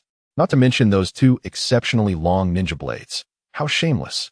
Lacking sufficient strength, one resorts to external aids, and you, after all, are AJ Nin. In this bout of taijutsu, neither side should have an advantage. Tamura Haru did not perceive himself as dishonorable, especially considering his opponent was AJ Nin. "You are correct. I am indeed AJ Nin." Yitsong suddenly chuckled and produced two kunai, infusing both with distinct chakra nature transformations, thus forming an invisible blade of wind and a blade of searing flames. This was not ninjutsu but rather a fundamental technique of chakra manipulation, enhancing the destructive power and range of the kunai. "You've become a swordsman of magic," Tamura Haru quipped, taking the initiative with a series of fierce strikes using his twin blades, unleashing his most formidable techniques with relentless force. He could not afford to underestimate AJ Nin. Even if the latter was not particularly adept in taijutsu, the reality of ninja combat is far more complex than portrayed in manga or anime. The speed of engagement and tactical maneuvering are significantly superior. For instance, Yitsong's agility and swiftness at that moment were remarkably fluid, evading Tamura Haru's successive blade strikes with the grace of wind, while the fire and wind blades extending from the kunai were equally versatile, forcing Tamura Haru to continuously sidestep and disrupt his rhythm of attack. Were it not for the practical training he had undergone with Fukai, enhancing his combat experience, he would have struggled to withstand Yitsong's onslaught. Yitsong was genuinely astonished by the boy's swordsmanship and explosive power. Initially, he had assumed Tamura Haru was merely a promising genin, considering he was just over 10 years of age, likely a fresh graduate from the Ninja Academy. Furthermore, the Reikage-san had mentioned that his ninja aptitude was average, suggesting his combat prowess would naturally align with that of a genin. Yet, this encounter revealed that his strength surpassed Yitsong's expectations, particularly his explosive power and swordplay, making his overall combat capability comparable to that of a standard CH Nin. Although the ranks of ninja primarily reflect one's abilities and status rather than serving as a direct indicator of strength, there remains a baseline of competence. A CH Nin's capabilities are inherently superior to those of a genin. The child, possessing strength comparable to a chunin at the tender age of 10, can indeed be deemed a prodigy. However, significant shortcomings remain. In the three fundamental systems of ninja techniques, ninjutsu, taijutsu, and genjutsu, taijutsu is the most susceptible to counteraction, easily subdued by both ninjutsu and genjutsu. Thus, relying solely on taijutsu and swordsmanship is insufficient for ascending to chunin status. This young boy still has much room for growth. While contemplating these matters, Yekong observed and memorized Tamura Hao's sword techniques during their skirmish. The Hidden Cloud Village excels in taijutsu, particularly in the realms of ninjutsu and swordsmanship, and thus gaining insight from this encounter would be beneficial. Should conflict arise with the Hidden Cloud Village in the future, possessing some knowledge would provide an advantage. Likewise, Tamura Hao was attentively studying Yekong's taijutsu techniques and style. The taijutsu of the sand-hidden village is characterized by swiftness and ferocity, akin to the wind. As a woman, Yekon displayed greater agility, a stark contrast to Fukai's combat style, which offered Tamura Hao considerable inspiration.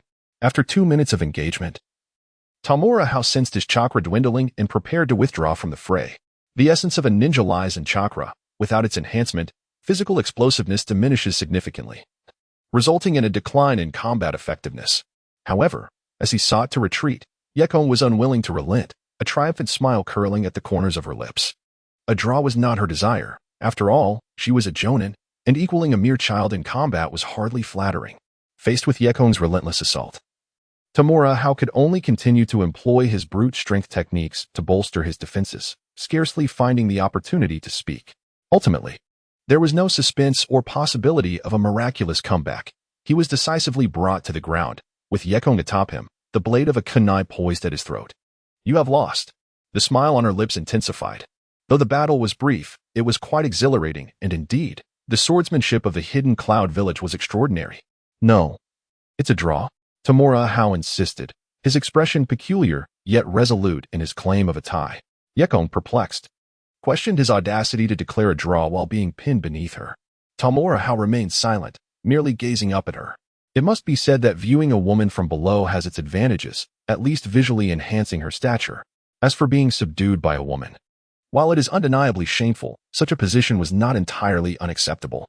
Yekon soon sensed something amiss beneath her, detecting an irregularity in her sitting position. Was there concealed ninja equipment? Initially puzzled, a sudden realization flushed her fair cheeks with color as she leapt away, exclaiming, "Pervert!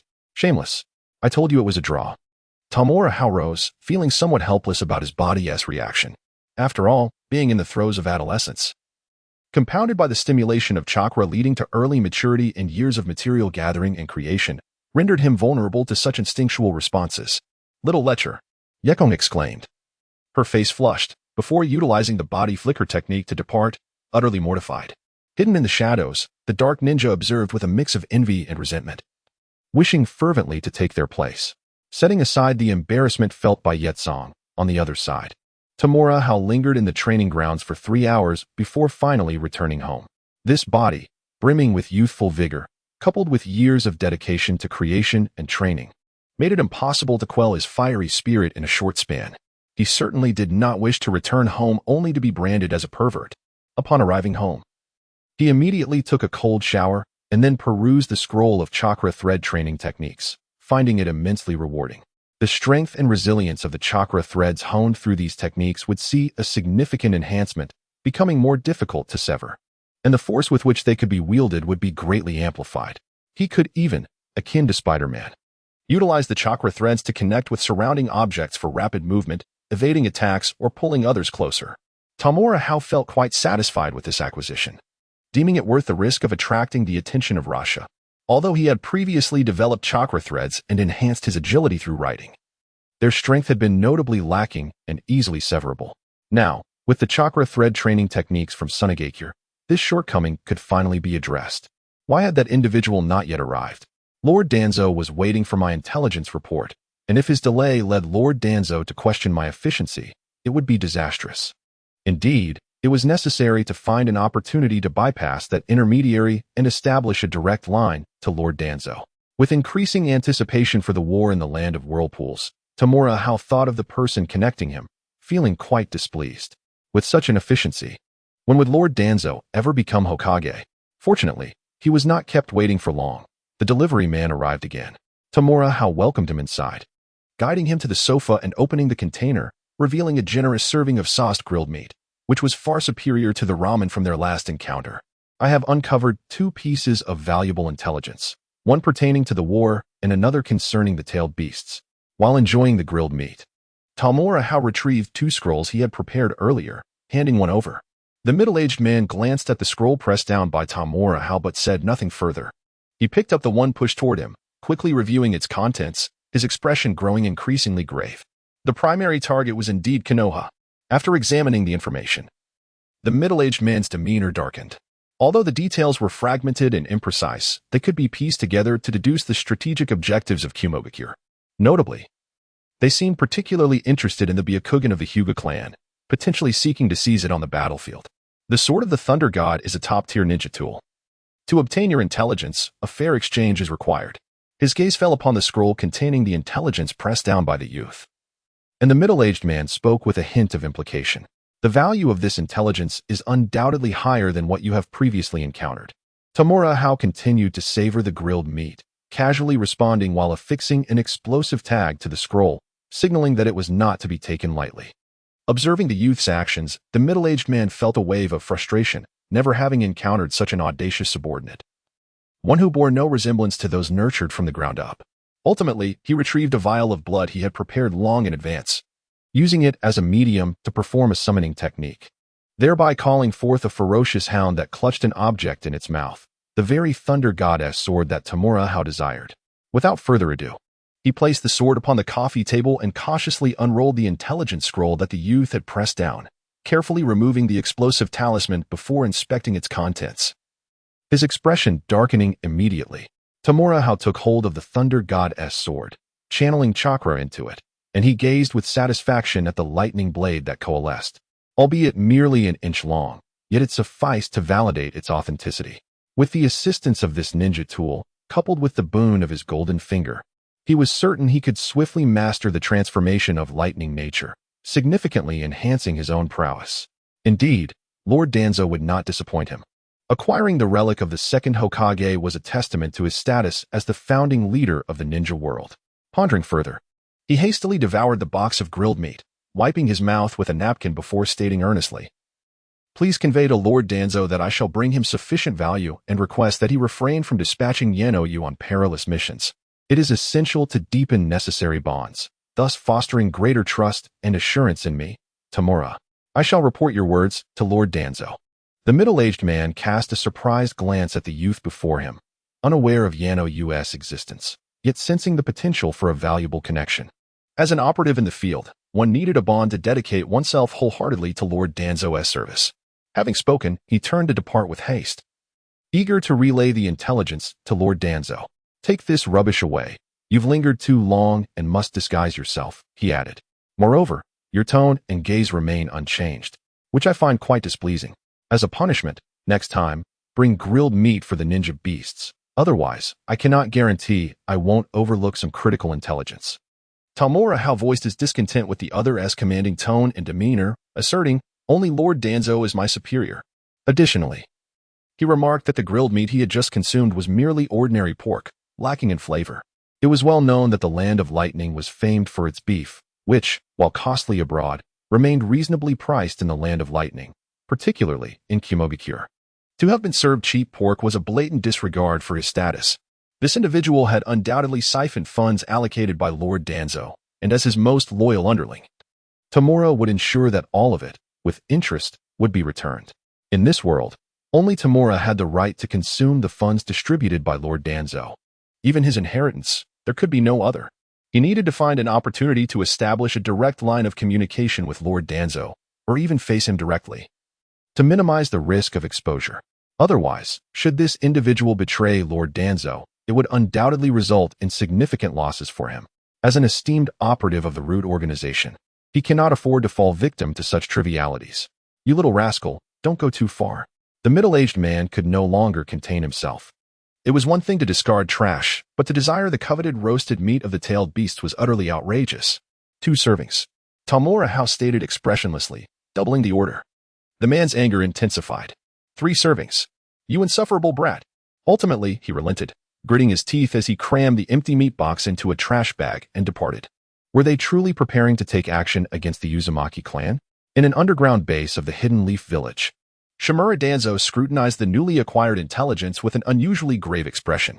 "Summon the Hokage. Inform him there is a matter of great importance to discuss." After a moment's contemplation, Danzo issued the command. Soon, a Root ninja departed, and not long after, Sarutobi Hiruzen arrived. What has transpired? Sarutobi Hiruzen's face mirrored the seriousness of the situation. He knew his friend well. If it were a mundane matter, Danzo would have approached him directly at the Hokage building, but this summons was undoubtedly of a peculiar nature. This intelligence was obtained from the Hidden Cloud Village. Danzo handed over the 2 documents. The Byakugan of the Hyuga clan, the sealing techniques of the Uzumaki. and an alliance between the Hidden Cloud Village and the Hidden Sand Village. After reviewing the intelligence, Sarutobi Hiruzen's expression grew even graver. He discerned 3 critical points from the information, particularly noting that the first 2 aligned perfectly with the style of the Hidden Cloud Village. It was evident that the desire for the Uzumaki sealing techniques extended beyond just the Hidden Cloud and Sand Villages. The Hidden Stone and Mist Villages, which also possess tailed beasts, must harbor similar ambitions. Although current intelligence suggested they already had a Jinchuriki, they frequently went berserk, indicating that their sealing techniques were inadequate. They were undoubtedly seeking a method to perfectly seal the tailed beasts. This presented an opportunity for us, and it was the last chance for the Uzumaki clan. Danzo's gaze was sharp and cold. He needed Hiruzen's authorization to lead more Umbu ninjas to the Land of Whirlpools to eliminate this potential threat posed by the Uzumaki clan. The ability to perfectly seal tailed beasts should rest solely with the Hidden Leaf. There was no need for a rival to exist. Sarutobi Hiruzen did not respond immediately. He took out his pipe, lit it, and began to smoke quietly, deep in thought. He understood his old friend's intentions. Over the years, he had, in the name of Hokage, invited the Uzumaki clan to relocate to the Hidden Leaf 3 times, hoping to acquire their complete sealing techniques and bolster his own arsenal. However, his goodwill had been consistently rebuffed by the Uzumaki clan. Now, it seemed the 4 great ninja villages had indeed set their sights on the Uzumaki clan. If they allowed the 4 great villages to obtain the Uzumaki sealing techniques and create a perfect Jinchuriki akin to Lord Mito, it would spell disaster. Lord Mito was aging, and the village required a young Jinchuriki for the Nine Tails. After a considerable pause, Sarutobi Hiruzen articulated a singular objective, a target that must be achieved. Becoming a Jinchuriki was no simple feat. It required not only perfect sealing techniques but also an immense reservoir of chakra, especially what they possess is the mightiest Nine Tails, which imposes even stricter requirements on the Jinchuriki. Currently, only the members of the Uzumaki clan can fulfill this role, and they must be direct descendants. I will bring back the most exceptional Jinchuriki. Shimura Danzo's face bore a smile, for this was precisely what he awaited, fully aware that Hiruzen would likely agree. He understood Hiruzen Sarutobi's thoughts quite well. Although he had previously made 3 invitations for the Uzumaki clan to migrate to Konoha, he knew that deep down, Hiruzen did not truly wish for the entire clan to relocate. The crux of the matter lay with the Nine Tails Jinchuriki at this stage. Only the direct descendants of the Uzumaki clan were capable of shouldering that burden. If the entire Uzumaki clan were to migrate, who would the Nine Tails belong to, the village or the Uzumaki clan? Presently, with Mito as the Nine Tails Jinchuriki, the Senju clan had already become quite arrogant, nearly destabilizing Hiruzen's position as Hokage. Their circumstances had not been favorable in recent years. If the Uzumaki clan were to arrive, the Senju clan, which had long-standing ties of marriage with them, would surely soar to new heights. The Nine Tails in the hands of the Uzumaki clan would effectively be under the control of the Senju clan, which posed a grave danger. Thus, it would be best if the Uzumaki clan vanished entirely, leaving just one individual as the Nine Tails Jinchuriki. However, such matters could not be handled by Hiruzen. They had to be executed by himself. In Konoha, Hiruzen is the sunlit leaf, while he himself is the root in the shadows. Should they remain obstinate and inflexible, he must act discreetly, ensuring that no traces are left behind. He gravely reminded himself that Hiruzen Sarutobi had little patience left for the Uzumaki clan. Yet Mito was still alive. Some actions could not be overtly visible, lest they lead to significant complications. Do you need me to remind you? Casting a sidelong glance, Shimura Danzo understood this principle well. This operation must remain in the shadows.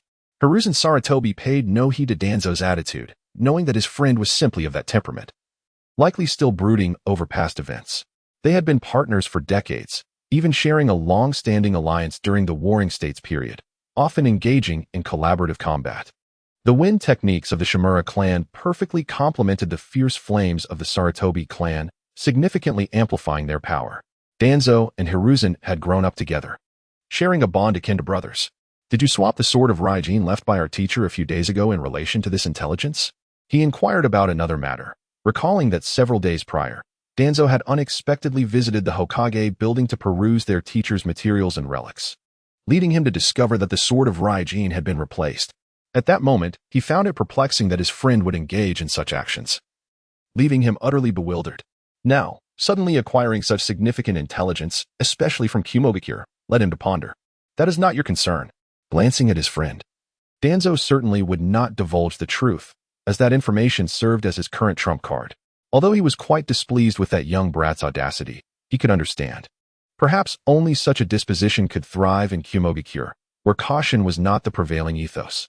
With the intellect of that young lad, his status in the Hidden Cloud Village is undoubtedly destined to rise continuously.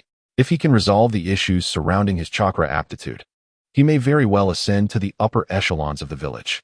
Perhaps I could even assign him a few merits, such as the intelligence regarding the Uchiha clan's main operations in the Land of Lightning, to facilitate his swift and elevated advancement within the Hidden Cloud Village, thereby allowing us to acquire more intelligence in return. I hold a certain level of tolerance for individuals possessing talent and intellect. Observing that Danzo was reluctant to elaborate further, Sarutobi Hiruzen refrained from pressing for more information, yet he understood that his friend had certainly placed a capable operative within the Hidden Cloud Village, one whose status was likely significant. This is indeed a positive development. Among the 5 great ninja villages, only the Hidden Cloud Village is purely martial in nature, advocating external aggression and plunder, posing the greatest threat to our Konoha. Even our teacher fell victim to their hands in years past. So embedding a high-ranking spy within their ranks is advantageous. Manage your people well. Do not create any disturbances. We have painstakingly reclaimed some of our teacher's legacies, and it would be ill-timed to have news of theft surface now. He solemnly reminded that the matter regarding the Sword of the Thunder God could be trivial or monumental. Should the Senju clan stir unrest over it, the situation could become quite troublesome. With the Ninja World War on the horizon, he wished to avert any internal discord within Konoha. Are you instructing me on how to carry out my duties? With a sidelong glance, Shimura Danzo felt a considerable degree of confidence in the young lad, as he held some leverage over him. A blade need not fear its sharpness as long as one can grasp the hilt. Observing his old comrade's unwavering conviction allowed Sarutobi Hiruzen to relax somewhat, and then, shifting his demeanor, he said with a hint of flattery, "Azong, may I borrow a few thousand ryo? Are you off to purchase those absurd books again?" Danzo's eyes betrayed a candid disdain, fully aware of his old friend's peculiar hobby, especially since he had borrowed money from him numerous times over the years. "You previously called me Danzo, and now you address me as Azong. What regard do you hold for me?" "No, I simply wish to buy some good tobacco leaves. You know, Biwa Lake disapproves of my smoking and does not provide me with funds for it." Sarutobi Hiruzen promptly refuted, for he would never be caught with such sordid literature. The story of the esteemed Sarutobi in his office drawer was certainly not his. As Sarutobi Hiruzen departed the root base to commence his arrangements, he discreetly mobilized the upper ninjas within his clan and a select few trusted Umbu shinobi to proceed to Danzo's roots. Danzo also brought forth all ninja of the upper tier from his clan, supplemented by the elite he had cultivated and recruited through the roots, resulting in a collective force of over 100. The emphasis of this operation lay in its secrecy. A larger number would compromise concealment, and 100 was already the upper limit. Simultaneously, Hiruzen fabricated some intelligence to summon the leaders of the various ninja clans for a meeting. Let us first examine this intelligence. Once all were assembled, Hiruzen instructed the Umbu shinobi to distribute the fabricated information. As the gathered leaders perused the documents in their hands, their expressions turned grave. Numerous traces of ninjas had been discovered along several borders. Had they formed an alliance?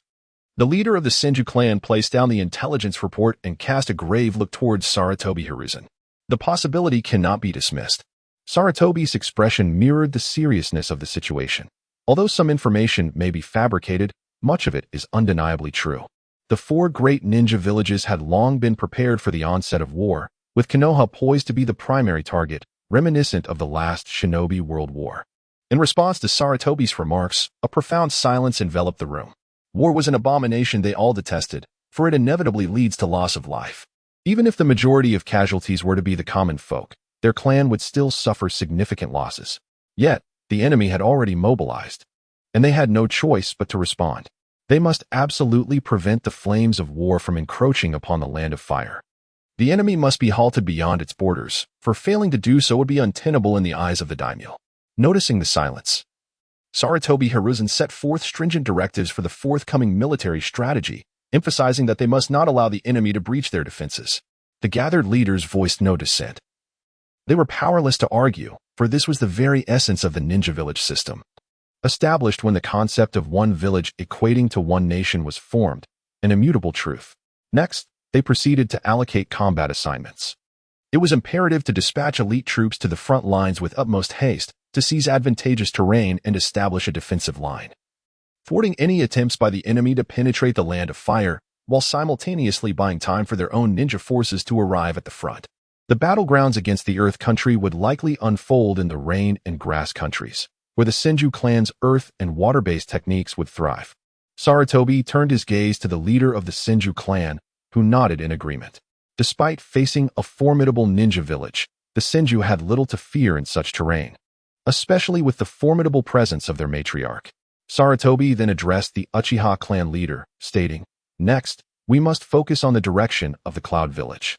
The ninjas there excel in body techniques, particularly lightning-based jutsu, and the Sharingan of the Uchiha can effectively counter them."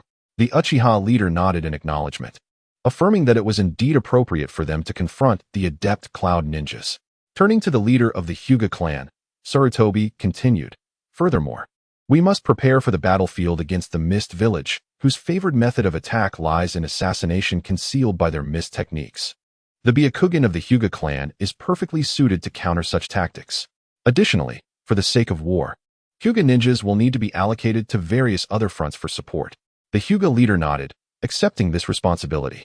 As for the front against the Sand Village, the Sarutobi and Shimura clans would take the lead, adapting the deployment of their ninja forces as the situation demanded.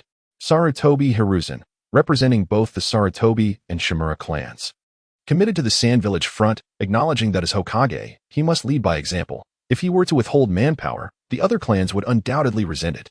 Indeed.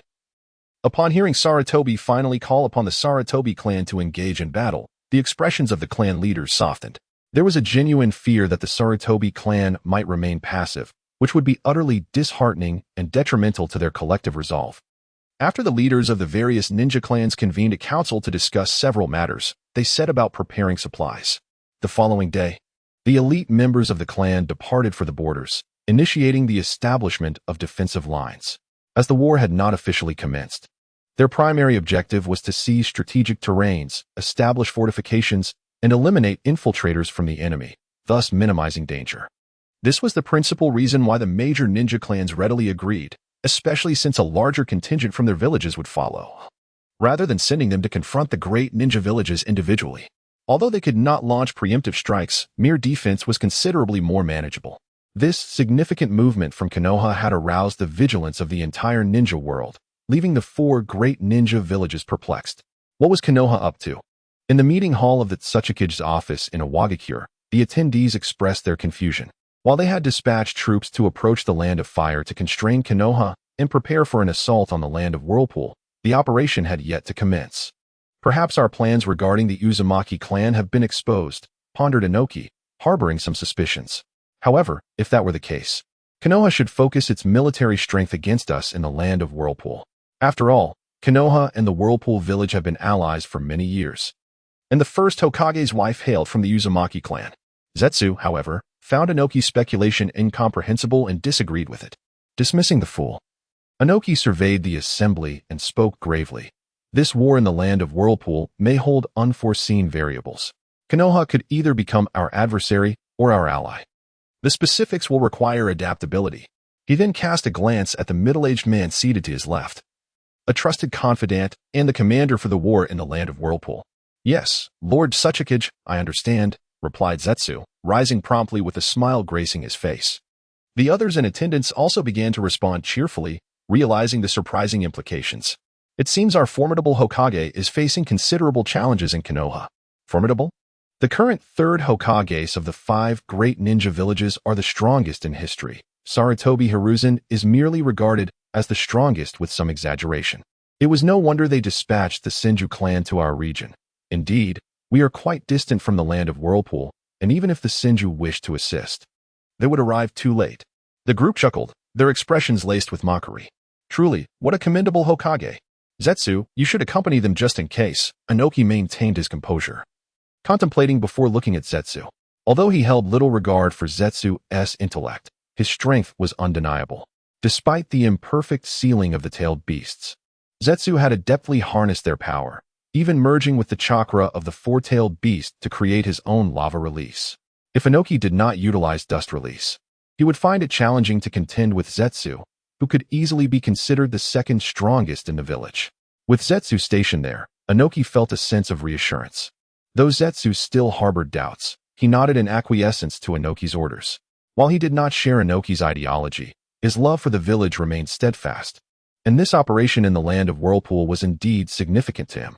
If one could acquire a more potent and suitable sealing technique, it would enable a more effective suppression of the foretales. That formidable entity is indeed challenging to coexist with. A moment's carelessness could lead to the erosion of its chakra, resulting in a rampage that inflicts significant damage upon the village. Sunagakure and Kirigakure have undertaken similar preparations, intensifying their commitment to the war against the land of whirlpools. While it remains merely a conjecture, such matters are better believed than dismissed. The sealing techniques of the Uzumaki clan must be secured, for only then can one create a perfect Jinchuriki akin to the first Hokage's wife, thereby masterfully wielding the power of the tailed beasts. Konoha already possesses a flawless Jinchuriki, the mightiest of them all, the Nine Tails. Thus, they too must have their own perfect Jinchuriki. The transformations occurring within Konoha have accelerated the allied response of the four great shinobi villages towards the land of whirlpools, hastening their deployment against it.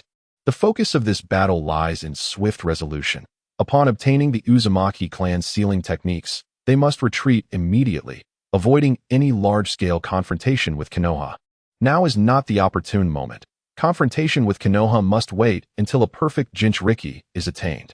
Kumogakure was the first to dispatch personnel, led by the Raikage Sade. T-Dai. Lord T-Dai, you previously mentioned that Kinkaku and Jinkaku have sealed the Six Paths tools with summoning seals, rendering them impossible for outsiders to unseal. However, the sealing techniques of the Uzumaki clan are currently the most formidable in the ninja world. Might they be capable of unlocking it? Standing upon the deck, Tamirahiro articulated a thought. Ever since he experienced the supportive effects of the Sword of Raijin on his training, he had coveted the Bani Fan. The Sword of Raijin can only be transformed into lightning chakra, whereas the Bani Fan possesses the remarkable ability to convert into wind, fire, lightning, water, and earth chakra, making it far superior. Although he currently holds only a lightning affinity, that is merely an innate trait. Through diligent training, he could cultivate other affinities, albeit with more difficulty and lesser potency in ninjutsu, alongside greater consumption of chakra. If possible, he aspired to master all chakra affinities, thus the possession of the Bani Fan, which facilitates the transformation into 5 elemental chakra natures, is of paramount importance. At this stage, they lack the ability to utilize Edo Tensei to resurrect Kinkaku and Jinkaku and summon the Six Paths tools, but they could devise a strategy concerning the summoning seals. T-Dai remained silent, contemplating the feasibility of this proposal. Do you possess any biological material from Kinkaku and Jinkaku? After considerable reflection, he inquired, visibly intrigued by the suggestion. The physical tissue of Kinkaku and Jinkaku is currently their sole medium. If the Uzumaki clan possesses the capability to unseal, they would likely require this biological material, particularly for summoning-type seals. I still have a heart as well. Tamirahiro retrieved the heart stored within 2 nutrient vials and produced a blank sealing scroll, using chakra to inscribe the established sealing technique onto it for preservation. His residence lacked any significant security measures, making it difficult to rest easy with valuable items left behind. Thus, he opted to carry them on his person.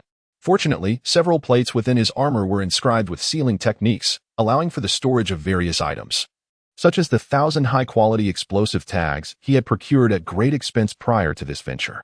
Originally, he intended to purchase 10,000 items, but alas, the vendor had imposed a limit on purchases. Regarding the remaining heart, he planned to take the opportunity to charm the corners, as individuals endowed with extraordinary abilities often gravitate towards those who cherish small fortunes. It was worth a try. He took the sealed scroll into his possession, deciding to bring it along. After all, if it did not succeed, there would be no significant loss. However, if it were successful, he could reclaim those 4 pieces of Six Paths ninja tools. Utilizing them in this war would undoubtedly inflict severe damage on other ninja villages. Especially with the Uzumaki clan's inherently vast chakra, their use would be exceedingly gratifying. Moreover, enlisting the assistance of the Uzumaki clan would draw their ire, alleviating the animosity other ninja villages harbored towards our hidden cloud village. Our 4-way ninja army commander would have a meeting in the land of whirlpools, and it would be beneficial for you to accompany us to broaden your horizons and observe the prominent figures from other ninja villages. They will likely be your future adversaries. Suddenly reminded of the meeting's agreement, he signaled for Tamurahiro to accompany them. Although this boy was apprenticed to the third Hokage, his chakra talent was rather unimpressive, and his future achievements would likely be limited. Both he and the third Hokage valued the boy's intellect, intending to cultivate him as a successor. As our hidden cloud village greatly needed individuals with such mental acuity, keeping him close would enable him to learn much more. A meeting? Tamurahiro exclaimed, surprised that another meeting was forthcoming. Previously, there had only been a brief agreement, but this time, Konoha's actions had been excessively fervent, potentially creating unforeseen variables. He smiled broadly, recognizing that Konoha's changes stemmed from the information they had provided to Shimura Danzo. The essence of ninja warfare lies in the realm of intelligence. The impact of a single piece of information far exceeds the martial prowess of any formidable warrior, yielding far greater rewards. Of course, this does not diminish the importance of strength. Necessary combat power must be maintained to safeguard one's gains. One must grasp both ends firmly. Konoha has now become the pariah of the entire ninja world. Tamurahiro also smiled, pleased by this development. If they could eradicate Konoha in the Second Great Ninja War, the subsequent plotline would be eliminated, allowing him to reap an immense amount of fate power. He required more fate power to activate the strength of his golden fingers, not only to enhance his comprehension and aid in training, but also to assist Kagaya's shadow in absorbing chakra, hastening the attainment of the ability to autonomously devour and refine those imprinted shadows. The power of fate originates from one's alterations to the original narrative, or even its destruction. The greater the change, the better. However, Konoha was indeed formidable. In the future, even if the F4 continuously created chaos, during the Fourth Great Ninja War, it would still be Konoha's solo performance, with the other four ninja villages merely playing supporting roles, to the extent that, in the final stages, others would lack even the qualification to be in the spotlight. Even the reanimated deceased summoned by the impure world reincarnation would be among Konoha's most powerful. Their foundation is exceedingly strong. He gazed at the sea before him, lamenting. The first Hokage sought to forge an overwhelmingly powerful situation to balance the ninja world, akin to how a village must be led by its shadow. Yet, the conflicts between ninja villages far exceed those among various ninja clans within a single village, rendering success unattainable. Even the incorporation of the tailed beast power as a deterrent balance would prove ineffective, perhaps even counterproductive. It is evident that both the first and second Hokages lacked the political acumen. Their assumptions were overly simplistic. They were intellectuals, not merely strategists focused on external affairs, but rather individuals who emphasized internal development, governance, and logistical management, capable of discerning many underlying issues. The second Hokage indeed accomplished much. Tamura Hao believes that the second Hokage possessed a certain depth of knowledge, not solely dedicating his talents to the development of forbidden techniques. You have not visited the daimyo's residence. Both the Ninja Academy and the Umbu system were essentially modeled after the structure of the daimyo's court. Within the daimyo's estate, there are dedicated schools for cultivating talent, and under the daimyo's command, there are individuals tasked with carrying out clandestine operations. The so-called guardian ninjas are merely a fade of strength. From the beginning, the daimyo has never fully trusted us ninjas. How could they possibly entrust power and authority to our ninja villages? Sachikage scoffed, finding no remarkable achievements in the second Hokage's endeavors in this regard. Ultimately, he was merely a ninja, not a politician, with talents and abilities not aligned with this domain. It is imitation. Tamura Hao was taken aback, then enlightened. Suddenly, many things began to make sense. Furthermore, the daimyo system has a long lineage, predating even the arrival of Kagaya Otsutsuki. It is a system that has been refined over thousands of years. The ninja village system has only existed for a few decades. How could it surpass a system perfected over millennia? It is only reasonable to draw inspiration from such a model. Moreover, it is justifiable that the daimyo possesses a power capable of intimidating the ninja villages. Otherwise, they would have long been rendered ineffective, perhaps even usurped. A great leader in a past life once said that authority arises from the barrel of a gun. Thus, power must rest upon martial strength to ensure stability. Indeed, the essence of a real-world scenario cannot be wholly encapsulated by a mere comic. Something feels profoundly amiss.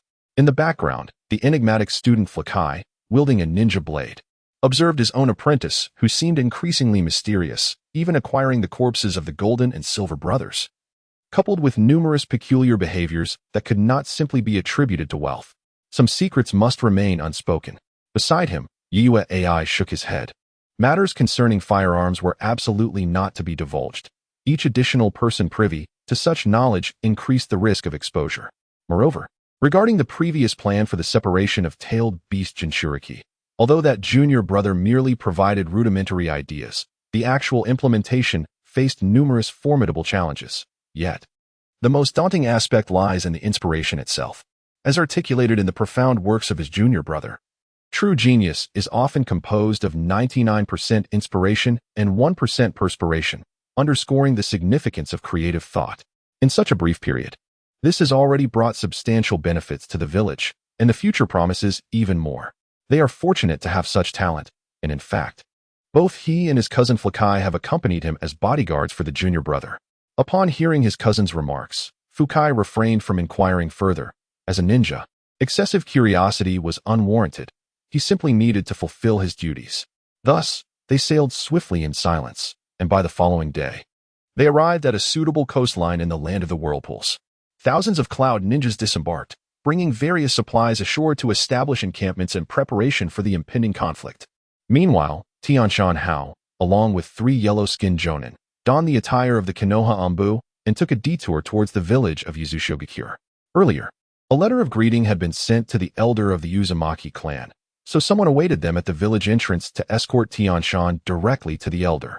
The elder, Uzumaki Alo, was the most vocal opponent of Konoha among the Uzumaki clan, and following the death of Uzumaki Mido, he remained the most senior figure within the clan, wielding influence that surpassed even the current clan leader. Tianshan Hao and the 3 Anbu were left at the village entrance.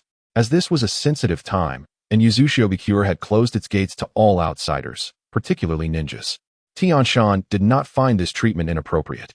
He stood quietly with the 3 jonin, surveying their surroundings. Before long, an awkward situation arose. 3 figures were escorted out of the village by an Uzumaki ninja, dressed identically to them in Konoha Anbu attire. However, these were undoubtedly the genuine article, far superior to their makeshift disguises. The atmosphere became tense and stifled as both parties faced each other at the entrance, with several Uzumaki ninjas scrutinizing the encounter and noticing discrepancies. Tianshan's gaze fell more upon a youth completely swathed in bandages, save for his mouth. This attire seemed somewhat familiar. Moreover, judging by their physiques, the trio appeared to be quite young, 2 males and 1 female, a typical configuration from Konoha. 2 concealed their faces with masks, while the third was entirely wrapped, revealing only his mouth. The arrival of these 3 was likely to retrieve Uzumaki Kushina, but why would such an important task be entrusted to 3 youths? Or perhaps their identities held some significance. Tianshan speculated about their origins, and he surmised the identity of the fully wrapped youth. Hence, he boldly deduced that they belonged to Sarutobi Hiruzen and Shimura Danzo's faction. However, the other 2 remained elusive in terms of identification. Observing their positions, it seemed the member of the Yamanaka clan stood behind, while the young boy took the forefront, indicating a higher status. Having pondered the intelligence regarding various ninja clans from Konoha, Tianshan formed a rough hypothesis. He intended to inform Sarutobi Hiruzen and Shimura Danzo to refrain from harboring any unwarranted thoughts with the impending ninja world war. They sought to avoid any discord within the village. He warned them not to engage in actions that might provoke displeasure, lest the repercussions be beyond their capacity to bear. As tensions escalated and it appeared the opposing trio was poised to act, Tianshan stepped forward, coldly proclaiming, with an air of superiority, as if looking down upon the 3. "You may now refer to me as Senjihao." Upon hearing Tianshan's declaration, the trio across from him exchanged glances, their eyes flickering before they finally dispersed the gathered chakra. From the words of the other party, they could roughly deduce that he was likely sent by the Senju clan. The Anbu was proposed by the second Hokage, and its initial core members were indeed from the Senju clan. Even now, there are many from the Senju of the forest within the Anbu, so the appearance of these 4 individuals is not surprising. They are certainly concerned about their father, but alas, the outcome has already been predetermined.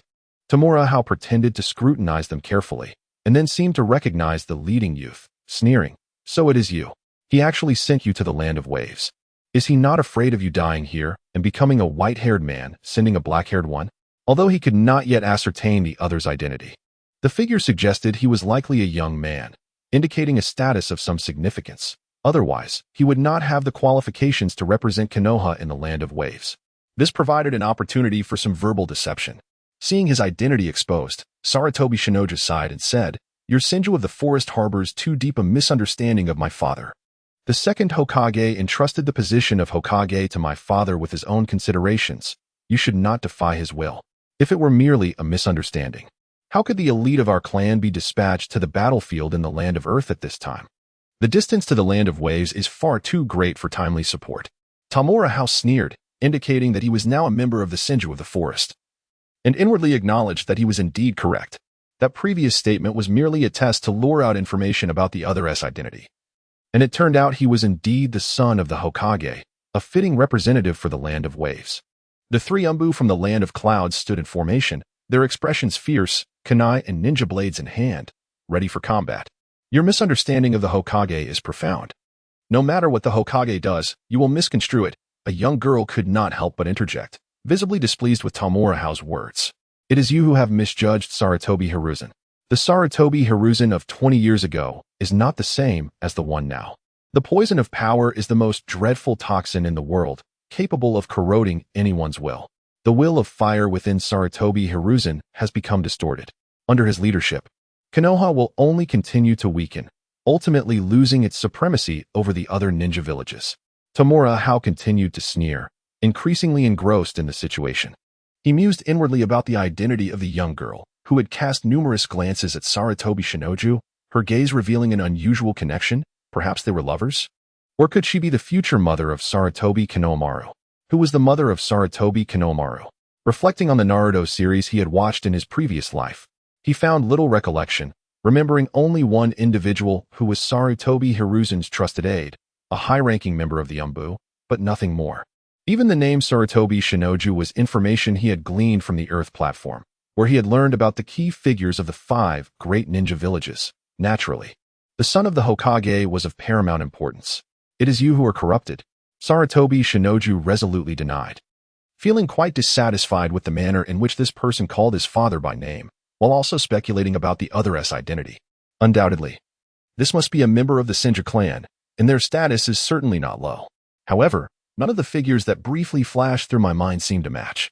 Could it be a hidden individual from the Senju clan? The young girl, equally dissatisfied yet unable to express her anger, could only explain earnestly, the Senju clan has already produced 2 Hokage. If a third were to emerge in quick succession, it would surely incite discontent among the various ninja clans within the village, potentially leading to the disintegration of Konoha. It was precisely for this reason that the second Hokage bequeathed the position to the third. Moreover, the third Hokage has already taken Tsunade as his disciple. Given the Senju clan's esteemed reputation within the village, it is certain that the 4th Hokage will be Tsunade. Why then, must you be so impatient? I had only heard of the phrase large-chested but brainless, yet I never expected that those lacking in bosom would also lack intellect. Tamura regarded the girl with an expression of condescension, particularly noting her not-so-prominent curves. Such words deeply provoked the girl. No woman can endure such ridicule. Clang. You little brat, I've tolerated you for far too long. She brandished her hidden blade, pointing it menacingly at the masked boy opposite her, her teeth clenched in fury. Even the best of tempers can only bear so much provocation. Zako. Sarutobi Shino promptly restrained the girl's wrist. Fighting here was out of the question. Their mission was to escort the new generation of the Nine-Tails Jinchuriki, having already negotiated with the Uzumaki clan leader. Subsequently, the clan leader would personally send his granddaughter to Konoha. They could not afford to jeopardize this, especially considering the significance of the individual from the Senju clan, who were kin to the Uzumaki clan, thus inseparable. Striking a direct descendant of the Senju clan in Uzumaki Hidden Village would be tantamount to slapping the Uzumaki clan's face, a substantial issue indeed. Their primary task was to secure the new generation of the Nine-Tails Jinchuriki without any complications. Tamura crossed his arms, indifferent to the girl's wrath. I am now a direct descendant of the Senju of the forest. This is the ancestral land of the Uzumaki family, with whom we have been united by marriage for generations. Do you dare to act against me? You just mentioned that the prominent ninja clans within the village do not wish for another Hokage to emerge from the Senju. Would the Sarutobi clan be any different? The major clans you represent have established the current hierarchy of the village, controlling numerous vital departments and positions. Would you willingly relinquish this hard-earned power? Even if you were inclined, do you think clans like Inuzuka, Nara, and Akimichi, with whom you've mingled for so long, would approve? Based on our understanding of Sarutobi Izashi, He is likely to select an unencumbered genius from among the commoners to cultivate as the fourth Hokage, a mere puppet to sustain your collective interests. The likelihood of Jiraiya or Orochimaru becoming the fourth Hokage surpasses that of Sister Tsunade. No, Orochimaru's abilities and temperament are far too formidable. He could never serve as a proper puppet. It would likely be someone foolish like Jiraiya or one of his disciples. There is no way it could be Sister Tsunade. If she wishes to ascend, she must at least wait until Sarutobi Hizashi has passed. When you suggested that Sister Tsunade should rise to power, was your mind as flat as your chest? Or were you simply attempting to insult my intelligence? Tamura Hiro did not conceal his animosity towards Sarutobi Hizashi and the three individuals across from him. This sentiment epitomized the stance of the Senju clan. The few Uzumaki ninjas at the village's entrance appeared bewildered, astonished to witness such a spectacle, especially as the circumstances in Konoha seemed rather intricate. The young girl's chest heaved with indignation, rendering her modest figure somewhat more appealing. Seiko, their entrenched beliefs cannot be swayed. We can only prove their biases erroneous with time, sighed Sarutobi Shino, his tone infused with resignation, yet a fierce determination simmered beneath, directed at the young adversary. Let us depart. Without further discourse, and casting a disdainful glance at the irritating boy, Sarutobi Shino led his companions away. Before their exit, the girl continued to glare daggers at someone, her expression suggesting a desire for vengeance. Tamura Hiro, emboldened, puffed out his chest, inciting further ire from the girl. Were it not for Sarutobi Shino's restraint, she might have drawn her blade in retaliation. Such an insufferable brat. As he observed the departing trio, Tamura Hiro turned to the Uzumaki ninjas monitoring them, voicing his discontent. Why is Sarutobi Hizashi's son permitted to enter the Uzumaki hidden village, while we, as representatives of the Senju clan, are barred from entry? Does the Uzumaki clan see our Senju clan as diminished without a Hokage and wish to forge new alliances with the Sarutobi family? Initially intent on masquerading as members of Konoha's Umbu to conceal their identities, they now found themselves compelled to impersonate the Forest Senju clan instead. Do not speak recklessly. Our Uzumaki clan possesses extraordinary sensory abilities, capable of detecting others' chakra. Your chakra is not the chakra of the Forest Senju, a middle-aged ninja coldly asserted, elucidating the rationale behind their obstruction of the four. Although the previous performance had been entertaining, chakra cannot be deceived, particularly that of the Senju clan, which he would not misinterpret. It appears you have truly fallen behind, lacking even the techniques for chakra disguise, Tamura Hiro remarked, disappointment lacing his voice. He then connected with the ethereal projection of Kaguya, utilizing it to simulate chakra reminiscent of Senju Tobarama. This newfound ability, researched during his time with Kaguya's shadow, resembled the impersonation skills of White Zetsu, adept at consuming others' chakra for flawless simulation, nearly indistinguishable, though the connection was somewhat cumbersome due to the spiritual realm. Rendering the effect slightly diminished, it sufficed to deceive others' perceptions. Indeed, upon manifesting chakra akin to Senju Tobarama, the middle-aged Uzumaki ninja's expression shifted dramatically. He was well acquainted with the unique chakra of the Senju clan, imbued with remarkable vitality. Such a sensation was unmistakable. Apologies for my earlier oversight. Please, follow me. After confirming his suspicions, the middle-aged ninja expressed regret, extending an invitation to Tamura Hiro and his companions to enter the village. Since you are of the Senju clan, there is no issue. This is my first visit to the Uzumaki hidden village, and I am eager to explore. I have often heard tales from Granny Mido about this place.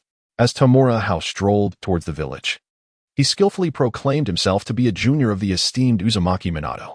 Indeed, upon hearing his mention of Uzumaki Minato, several Uzumaki ninjas displayed a notable warmth towards him. Meanwhile, the three Umbu Cloud ninjas exchanged bewildered glances, ultimately choosing to silently follow, affording the young boy brought by Lord Tsuchikage a heightened degree of scrutiny. Although the boy's abilities were rather modest, he nonetheless exhibited certain noteworthy qualities, which explained his significance in the eyes of Lord Tsuchikage. Thus, Tamura Hiro successfully infiltrated the hidden Whirlpool village, being guided through its various locales, even gaining entry to the shrine dedicated to the Shinigami, where the walls were adorned with numerous fearsome Shinigami masks. Naturally, the three Umbu ninjas were not permitted to enter such a sacred place and remained outside. Which branch of the Senju clan do you hail from? At that moment, an elder entered, scrutinizing the youth, admiring the Shinigami masks. Chief. The middle-aged man who had escorted Tamura Hiro hurriedly bowed, for the visitor was none other than their clan leader and village chief, Uzumaki Masahiko. Uzumaki Masahiko waved his hand. signaling for the others to leave, his gaze never departing from the boy. Having just received a report that included the verbal exchanges at the village entrance, he was overwhelmed by the plethora of information, yet he harbored doubts regarding the child's identity. Furthermore, his sister's letter had not mentioned the dispatch of anyone from the Senju clan. In a sense, I would belong to the Tobirama branch, Tamura remarked, simultaneously removing his mask and running his hand through his hair. His formerly black hair transformed into a striking white as he deftly mimicked the chakra signature of Senju Tobirama. Given his striking new appearance, he felt it prudent to capitalize on it. Previously, he had merely used transformation techniques for subtle alterations to conceal his identity. This represented a profound application of transformation techniques, where the initial method demanded a complete physical change. However, with sufficient chakra control, one could achieve localized transformations, which not only consumed less chakra, but were also more challenging to detect. For instance, altering only the visible features while retaining genuine clothing. How do you possess Tobirama's chakra? Sensing the familiar chakra, Uzumaki Masahiko grew even more perplexed. Each individual's chakra was unique, shaped by deeper reasons beyond mere elemental affinities. Even between fathers and sons or brothers, subtle differences existed. He was well acquainted with Senju Tobirama's chakra and could not have misidentified it. Who, then, was this individual? Tamura Hiroshi calmly insinuated. You may regard me as a fragment or an extension of Tobirama.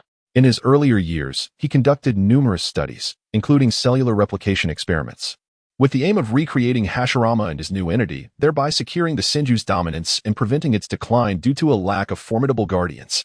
Unfortunately, he perished in the land of lightning before completing his research, and I am but an immature product of his endeavors. This was a premeditated explanation he had devised, aware that Konoha had already sent envoys to converse with the Uzumaki clan, thus anticipating that Kushina Uzumaki would soon be dispatched to Konoha. He realized he must seize this opportunity to mislead the mother of the protagonist, thereby severing the chance of the Hokage's birth, or, perhaps, altering the identity of the protagonist's mother. If Naruto's existence was predestined and immutable, then altering secondary factors would certainly yield a substantial influx of fate's power. Uzumaki Masahiko was taken aback, taking a moment to regain his composure. Had Tobirama's research delved into such forbidden depths? He was aware of Tobirama's penchant for exploring taboo ninjutsu, yet he had not anticipated it would escalate to this extent. He pondered about his sister's well-being over the years, his heart laden with complexity. Materially, she must be thriving. However, spiritually, her situation was dire, particularly as Tsunade had succumbed to Hashirama's gambling addiction, losing every wager. If this continued, the family fortune would be squandered, and her notorious reputation would hinder her from finding a suitable husband, infuriating Granny Mito. Tamura Hiroshi couldn't help but smirk, realizing the necessity of maintaining his composure. For this old man was not easily deceived. So, Tsunade still hasn't quit gambling? Uzumaki Masahiko chuckled, fully aware of the girl's penchant for gambling and her abysmal luck. He dismissed the youth's chaotic familial titles, recognizing that his own identity was difficult to define. I have prepared a cherry blossom cake, a favorite of my sister's. Please take it with you when you depart. He suddenly interjected, though he still harbored doubts regarding the boy's identity. Reports indicated that the leader of this group sought out the Grand Elder, who was notoriously averse to Konoha and even the Senju clan. Additionally, the chakra of the three outsiders lacked the vibrant vitality characteristic of the Senju, raising suspicions.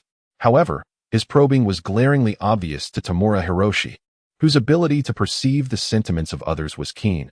He sensed that the leader of the Uzumaki clan had yet to genuinely trust him. Granny Mito enjoys cherry blossom cakes? I have never seen her partake, he expressed, revealing a hint of skepticism. She relished them in her youth. Perhaps her tastes have changed since marrying, Uzumaki Masahiko casually retorted, feeling a sense of relief at the apparent connection to the Senju clan and his sister. Meanwhile, Tamura Hiroshi, detecting the growing goodwill emanating from Masahiko, internally scoffed at the old man's cliché tactics. Such probing techniques had long been exhausted in the dramas of his past life, lacking any semblance of novelty. Are you not sent by my sister? Uzumaki Yoshihiko inquired. Recognizing that the arrival of these individuals at the Whirlpool Hidden Village and their immediate approach to the elder must pertain to some pressing matter. Tamura, aware that the main event was unfolding, displayed a resigned expression and said, "There are many voices within the family. The Mito faction leans towards stability and is willing to compromise repeatedly until they reveal their limits. My faction has already discerned the lurking ambitions of Sarutobi Hiruzen and his ilk. The impending ninja world war poses a significant threat to both the Uzumaki clan and our Senju family. I wish to extend an invitation on behalf of the Senju to the Uzumaki clan to join Konoha, to reside alongside us, and to unite our efforts for the future. Most importantly, we must secure control over the Nine Tails. In both the ninja world and Konoha, formidable power is the foundation of all. The Senju clan has suffered greatly with the loss of Hashirama and Tobirama, and we have weakened considerably. Now, we are further isolated and rejected by many ninja clans within the village, subtly guided by Sarutobi Hiruzen. Mito, being of advanced age, finds it increasingly challenging to suppress the Nine Tails, which poses a grave danger if this continues. He wove this narrative based on intelligence gathered from the Tsuchikage and his understanding of the world of Naruto, confident it would persuade the elder. Uzumaki Yoshihiko listened intently, his expression growing more serious as he realized that the issues within Konoha were far more intricate and severe than he had anticipated. I can assure you that our elite forces being dispatched to the land of Earth is not mere coincidence. The alliance of the 4 great ninja villages attacking the land of Whirlpool is also no accident. The Uzumaki clan can only endure through an amalgamation with the Senju, otherwise, we face annihilation. In conclusion, Tamura Hiro exhibited an air of dominance and an unyielding determination regarding the Uzumaki clan, essentially leveraging the situation to apply pressure. This incited dissatisfaction within Uzumaki Yoshihiko, who perceived it as an attempt to take advantage of their plight. Although the forces of the 4 great ninja villages were formidable, the Whirlpool Hidden Village was not to be underestimated. This was their homeland, and they had no intention of leaving. Uzumaki Yoshihiko maintained a resolute stance, unwilling to show weakness at this juncture. Confidence is commendable. I shall await the outcome, but I must take my people with me, ensuring that Sarutobi Hiruzen does not lay claim to them. Tamura Hiro smiled nonchalantly as he declared his intention to take the designated Nine Tails Jinchuriki. Very well. Uzumaki Yoshihiko conceded after a moment of silence, acknowledging that this had been prearranged, as mentioned in his sister's letter. Having concluded the serious matters, Uzumaki Yoshihiko curiously scrutinized the young man before him. What talents have you inherited from Tobirama? He sensed that the boy's chakra was rather feeble, suggesting a lack of aptitude in that regard. Nevertheless, as the product and replica of Senju Tobirama, there must be some remarkable talents within him. Does intelligence count? Tamura Hiro replied with a hint of exasperation, then retrieved the sword of Raijin from the interior of a protective shell, infusing chakra into it to form a petite blade of lightning. I have many issues, primarily my deficient chakra capacity. Mito mentioned that you might be able to assist me in this matter. He was unaware of the profound legacy of the Uzumaki clan, yet it was undoubtedly substantial, especially given the numerous sealing techniques they had inherited. Surely, there must be something among them that could aid in enhancing chakra. Furthermore, the Sword of the Thunder God served as a token, potentially fostering trust with the elder before him. Indeed, upon seeing the Sword of the Thunder God, Uzumaki Masahiko was thoroughly convinced, for this sword belonged to Tobirama Senju. There could be no mistake. Your chakra levels are woefully inadequate. Gazing at the delicate blade of the lightning sword, Uzumaki Masahiko found it hard to believe that this was a replica of the legendary weapon wielded by Senju Tobirama. It was clearly an immature creation. His sister must have sent him here to investigate the yang sealing technique, a matter entrusted to their father by her late husband. But it could not be given away freely. Years ago, her husband had implored their father to simplify the yang sealing technique, enabling ordinary ninjas to master it, thus allowing them to store chakra and enhance their combat endurance and explosive power. Unfortunately, her husband passed away too soon, followed closely by Senju Tobirama. The Hokage of Konoha was replaced by Sarutobi Hiruzen, a man they were unfamiliar with, and the transaction never continued. However, before their father's passing, he successfully simplified the yang sealing technique, naming it the yang sealing technique. Although its efficacy paled in comparison to the complete yang sealing technique, its training requirements were significantly lower, requiring no assistance from yin and yang attributes. Anyone with sufficient chakra control could master it. Upon hearing Uzumaki Masahiko's words, Tamura Haru was intrigued, deeply intrigued. From the elder's discourse, it was evident that the yang sealing technique functioned similarly to the yin sealing technique, capable of storing chakra, which was precisely what he currently lacked. Despite his impressive talent for chakra quantity, his refinement speed was commendable. He could continuously refine small amounts of chakra in non-combat situations, storing it for explosive use during battles. thus addressing his greatest shortcoming to some extent.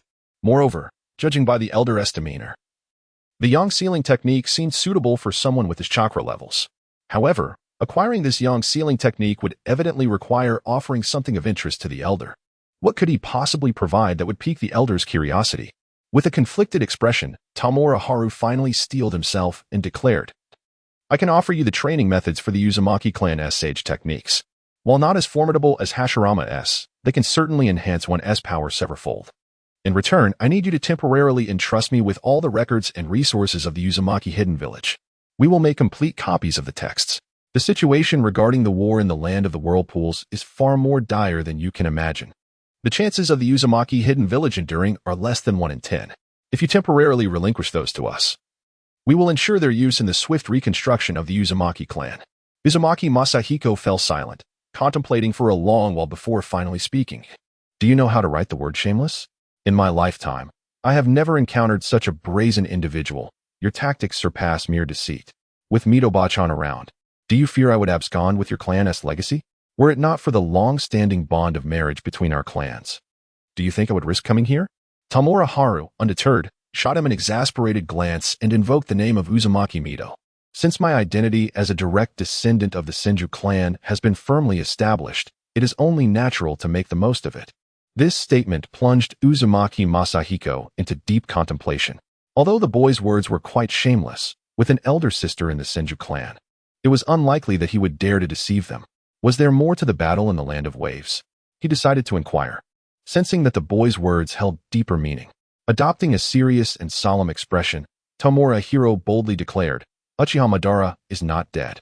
The perfect Jinchuriki of the Nine Tails is currently the only existence that can instill fear in him." He said no more, merely highlighting the name of Uchiha Madara, leaving the rest for others to ponder. For someone who had survived since the Warring States era, the mere mention of Uchiha Madara's name carried substantial intimidation. Indeed. Upon hearing the name, Uzumaki Masahiko's countenance changed dramatically. This was truly alarming news. In the wake of his brother-in-law's demise, Uchiha Madara had become synonymous with invincibility. And it seemed that the hidden village of the waves was truly doomed. Wait here. After a lengthy period of contemplation marked by fluctuating emotions, Uzumaki Masahiko uttered this phrase before hastily departing. Tamura Hiro let out a sigh of relief, then turned his attention to the assortment of death masks present.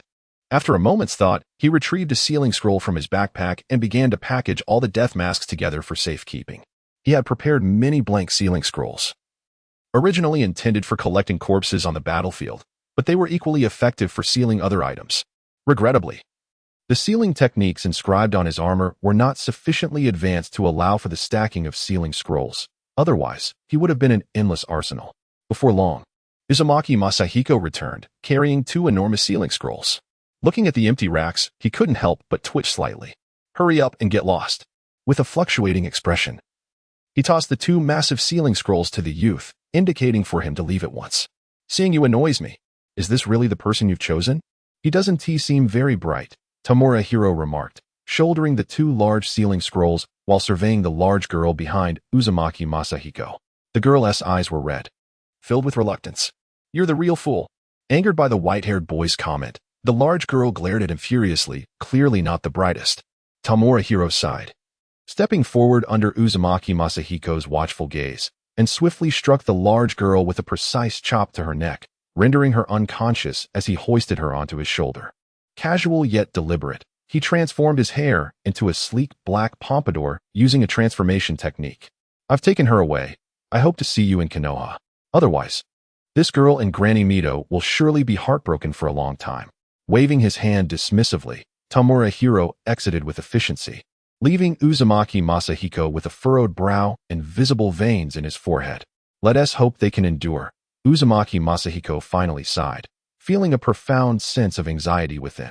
The formidable forces of the 4 great ninja villages alone pose a significant challenge. Should Uchiha Madara, lurking in the shadows, be added to the equation, hope seems utterly elusive. It is no wonder he consented to such outrageous demands, allowing the ancestral heritage to be taken away, if only to secure a potential escape route for his clan.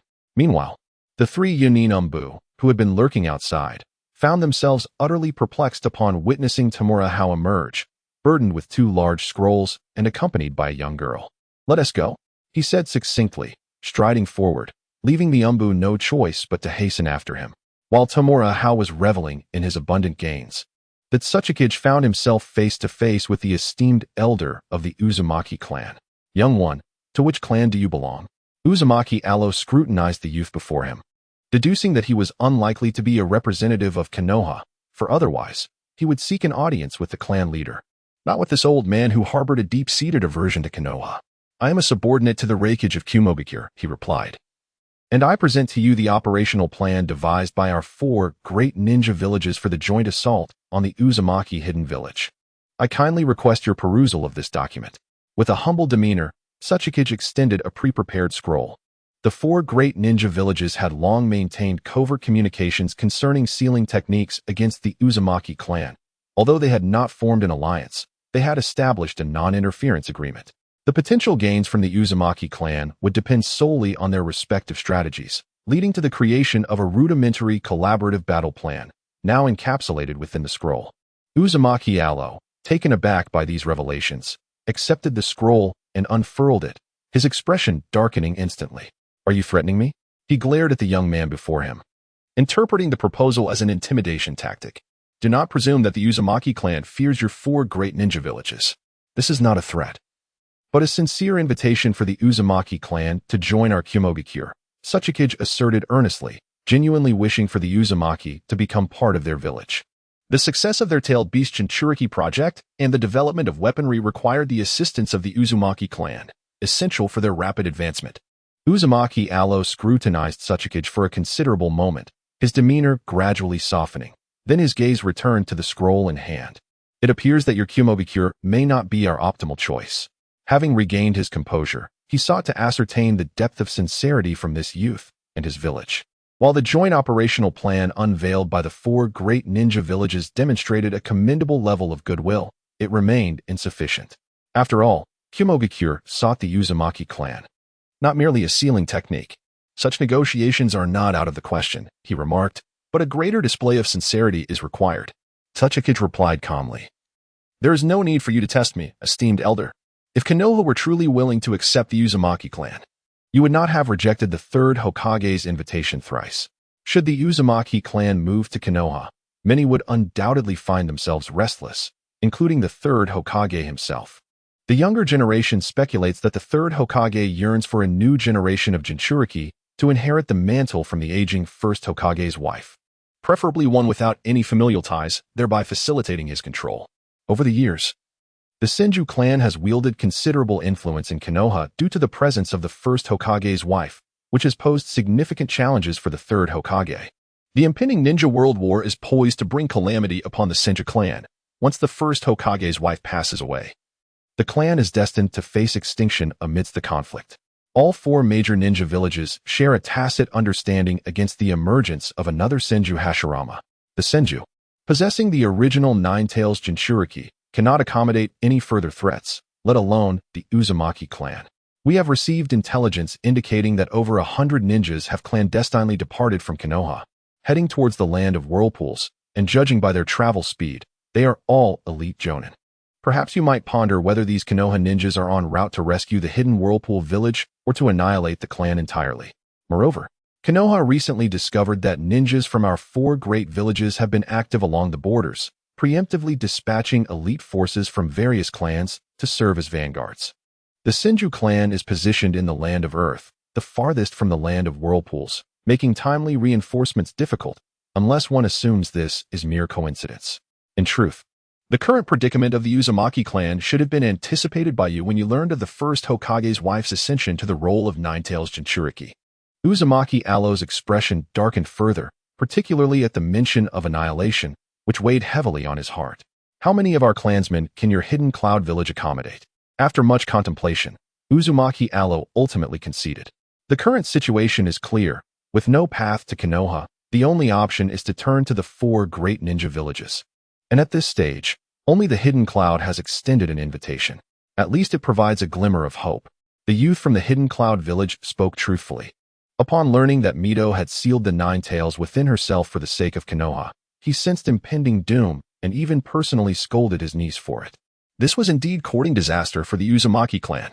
Seeing that Uzumaki Alo had relented, the Tsuchikage breathed a sigh of relief and earnestly stated, "We can welcome young and single Uzumaki clan members, particularly those with moderate views. Single individuals can marry our village's unmarried ninjas and form families.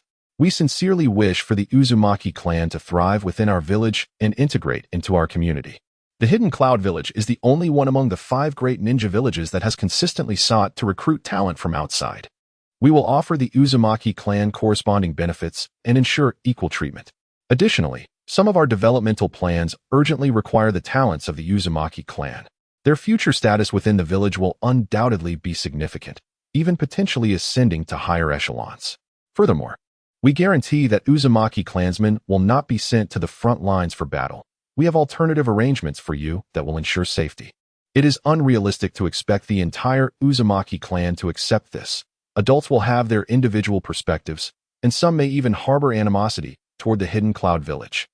Such individuals would only become sources of trouble. To the Vortex clansmen, there was no surprise in this matter. Rather, it inspired a deeper sense of trust. It appeared that the Hidden Cloud Village indeed harbored a strong desire to acquire the Vortex clan, demonstrating considerable sincerity. Does your proposed development plan include the tailed beast Jinchuriki? Further inquiry revealed that the current calamity facing the Vortex clan stemmed from the foolish actions of a brainless niece. The 4 great ninja villages had secretly allied to launch an assault, intending to create the perfect tailed beast Jinchuriki, with the Vortex clan being the most suitable candidates for this role. As for the utilization of the tailed beasts, we have alternative plans.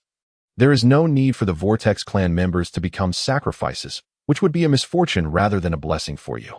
The Earth platform rejected this notion, asserting that they could not permit the Vortex clan to become tailed beast Jinchuriki, at least not before they had truly integrated into the village. Moreover, they no longer required a complete tailed beast Jinchuriki. A division plan would suffice, as even if it went berserk, it would be easier to suppress without incurring significant losses. Ultimately, the effectiveness of a divided tailed beast Jinchuriki lay in its ability to condense the tailed beast chakra for bombardment, rendering its inherent strength inconsequential. How much power can you provide to assist us in overcoming this calamity? Vortex Alo pressed further, emphasizing that whether or not they became tailed beast Jinchuriki was unimportant. What mattered was the attitude of the Hidden Cloud Village. We have gathered 100 elite shinobi and 1,000 mid-level shinobi ready for battle, and the 3rd Hokage will also descend at a critical moment to join the conflict. The Earth platform disclosed the strength they could mobilize, which greatly pleased Vortex Alo. For us to abandon our ancestral home, which we have inhabited for a millennium, is no trivial matter. We must at least strive here. You, Hidden Cloud Village, may join us in this fight. Some of our clansmen still harbor illusions about Konoha, and they need to be awakened to the truth. If all else fails, we shall take the children to your Hidden Cloud Village, and I will prepare a complete set of vortex sealing techniques for you, including the sealing techniques developed by Mito for the Nine Tails. We in the Hidden Cloud Village respect the choices of our elders in the Vortex Hidden Village. The Earth platform solemnly agreed, as he himself held similar sentiments. A battle must be fought in the Land of Tides. Only through such means can we compel Konoha to reveal its intentions, severing the ties between the Vortex clan and Konoha, while also necessitating a war to deplete the adult shinobi of the Vortex clan, ensuring that they can ultimately leave with their underage children. Though harsh, this is the reality of the shinobi world. At the same time, he understood that this elder of the Vortex clan still harbored hope for Konoha, or rather, for the Senju clan and the 1st Hokage's wife. Unfortunately, the current leadership of Konoha was not held by the Senju clan or the 1st Hokage's wife, but rather by the 3rd Hokage's faction. Should Sarutobi Hiruzen and Shimura Danzo truly wish to eradicate the Vortex clan, they would undoubtedly make all necessary arrangements, ensuring that the Senju clan could not provide timely support. Otherwise, if the Senju were allowed to seize this opportunity to welcome the Vortex clan into Konoha, their strength would undoubtedly be significantly enhanced, a scenario that Sarutobi and his associates would not desire. Additionally, have you heard of the 6 Paths Ninja Tools? With the main topic concluded, the Earth platform brought up the matter of the 6 Paths Ninja Tools. The members of the Uzumaki clan possess greater knowledge of those few pieces of ninja tools than you do. With a raised eyebrow, Uzumaki Alo was naturally well acquainted with the 6 Paths Ninja Tools, as they are descendants of the Sage of 6 Paths. The clan's ancient texts even document the existence of the ninja sect, providing detailed accounts of the 6 Paths tools. Four of these tools were sealed away by their last two wielders before their demise, should the elder manage to break the seal. These four tools could be linked to your clan to confront the impending war. As he spoke, Sukadai produced a sealing scroll, unveiling the hearts preserved within two nutrient jars. Do you have the banana fan? Upon hearing Sukadai's words, Uzumaki Aloe's eyes sparkled with excitement as he inquired about the most destructive of the tools, the banana fan. Among the 5-6 paths tools, only the banana fan served as a primary offensive weapon, coupled with the immense chakra of the Uzumaki clan. A single fan strike would render them unafraid of any number of opponents. Yes, Sukadai responded decisively, aware that acquiring the 6 paths tools would significantly enhance the strength of the Uzumaki clan. However, such power was necessary to compel Konoha to make a choice.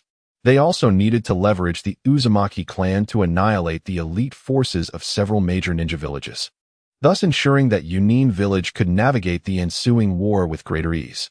With Sukadai's affirmative reply, Uzumaki Aloe's smile widened. He stepped forward to retrieve the 2 sealed hearts, lifting his hand to form an intricate seal that manifested an enigmatic array of symbols. Contract seal, release. He then struck the 2 hearts, enveloping them in dark, arcane characters. Following this, Uzumaki Aloe applied some tissue cells to the hearts, using them as a medium to perform the summoning technique. A burst of mist erupted, revealing 4 items, those very 6 paths tools sealed by the golden and silver horns. Without hesitation, Uzumaki Aloe grasped the banana fan. As he infused it with chakra, 5 orbs of chakra coalesced, each embodying the elemental attributes of wind, fire, lightning, water, and earth, all possessing considerable strength. Indeed, as documented, it could manifest changes in the 5 elemental properties, transforming into 5 elemental assaults. Uzumaki Aloe felt immense satisfaction. With this formidable weapon, the forthcoming war was assuredly in their favor. You may take the remaining 3 back with you. I have witnessed your village's sincerity, and soon you will also witness mine. Casting a glance at the other 3 tools that formed a complete set of 6 paths ninja tools, Uzumaki Aloe showed little concern. They seemed too cumbersome to wield. Their sealing techniques were far more efficient. We look forward to it. Sukadai sealed the 3 6 paths tools and the hearts of the golden and silver horns within the scroll. After discussing further battle plans, he took his leave. With this mission accomplished, the next steps rested upon the decisions of the Uzumaki clan and the unfolding of the war. Where is he? Sukadai was taken aback as he was escorted to the village entrance by a Uzumaki ninja. What of that little brat and the other 3? They have taken the young lady and departed. I was instructed to inform you that they have gone ahead and that you should follow swiftly, remaining vigilant for ambushes along the way, replied the Uzumaki ninja, conveying the message. The young lady? The Tsuchikage was somewhat bewildered, wondering what mischief the young rogue had been up to during his absence. Despite his confusion, he hastened to depart, employing the body flicker technique to accelerate his journey towards the previously agreed-upon location. They had meticulously charted a different route for their return, having arranged for several adept Earth-release Jonin to excavate an extensive underground tunnel, thereby concealing their movements to avoid ambushes. After all, there were far too many eyes fixated on the hidden whirlpool village at this stage. Meanwhile, on the other side, Uzumaki Aloe had acclimated to the banana fan and made his way to the residence of the clan leader, who was also his elder nephew. Today's visitors to the hidden whirlpool village were not solely from the Cloud Village. Shinobi from Konohagakure had also arrived, likely in pursuit of the new generation of the Nine-Tails Jinchuriki. Upon entering his nephew's home, he discovered that the other 4 clan elders had already gathered, all wearing grim expressions. Had Konohagakure indeed failed to dispatch any reinforcements? As Uzumaki Aloe knelt and cast a sidelong glance at his nephew, he surmised the situation. The 4 great ninja villages had commenced their advance towards the Land of Fire, with Konoha dispatching elite ninjas from various clans as vanguards to seize advantageous terrain and construct defensive lines, while the Senju clan had been stationed in the Land of Earth. The Hokage had promised to send reinforcements, expected to arrive in the Land of Whirlpool by tomorrow evening. Uzumaki Masahiko lamented that the situation was far worse than he had anticipated. He refrained from mentioning the news of Uchiha Madara's survival, knowing that revealing such information would only dampen their morale. If Madara were to appear, they would be utterly powerless to resist, even if they resorted to forbidden techniques. Should that individual manifest, they would have no choice but to close their eyes and await death. The 4 great ninja villages had calculated their strategy to this very point. The four clan elders wore troubled faces, pondering how the hidden whirlpool village could withstand this perilous ordeal without support from Konoha. Whether it was the machinations of the four great ninja villages or the schemes of the third Hokage, it was difficult to ascertain. The arrival of reinforcements tomorrow evening might more accurately be termed a retrieval of corpses rather than assistance. Uzumaki Allo quipped, causing the expressions of those present to shift slightly. Uzumaki Masahiko remained silent, having gleaned much about Konoha's circumstances from the young rogue, and the outlook was grim. The four clan elders shared his apprehension. Whether they could endure the night was uncertain, let alone the following evening. Casting a surprised glance at his silent nephew, Uzumaki Allo refrained from further dialogue and solemnly declared, "I have long asserted that Konoha is unreliable. Thus, I discreetly reached out to the Cloud Village, the only one among the 5 great ninja villages still seeking recruits, which could accommodate our Uzumaki clan, at least partially. This provides us with a potential escape route. We, the elder generation, may be willing to sacrifice ourselves for the hidden whirlpool village, but the children must not follow us into oblivion. The Uzumaki clan cannot be extinguished, for we would have no honor in facing our ancestors after death." The Cloud Village had shown genuine intent, recently delivering the 6 Paths ninja tools, the banana fan, to aid us in this impending conflict. As he spoke, Uzumaki Allo produced the newly acquired fan, channeling chakra to manifest 5 small orbs as proof of its authenticity. Indeed, it was the banana fan. Upon gazing at the banana fan, the eyes of the 4 clan elders sparkled with excitement. It was indeed a formidable weapon, particularly when coupled with the vast chakra of their Vortex clan.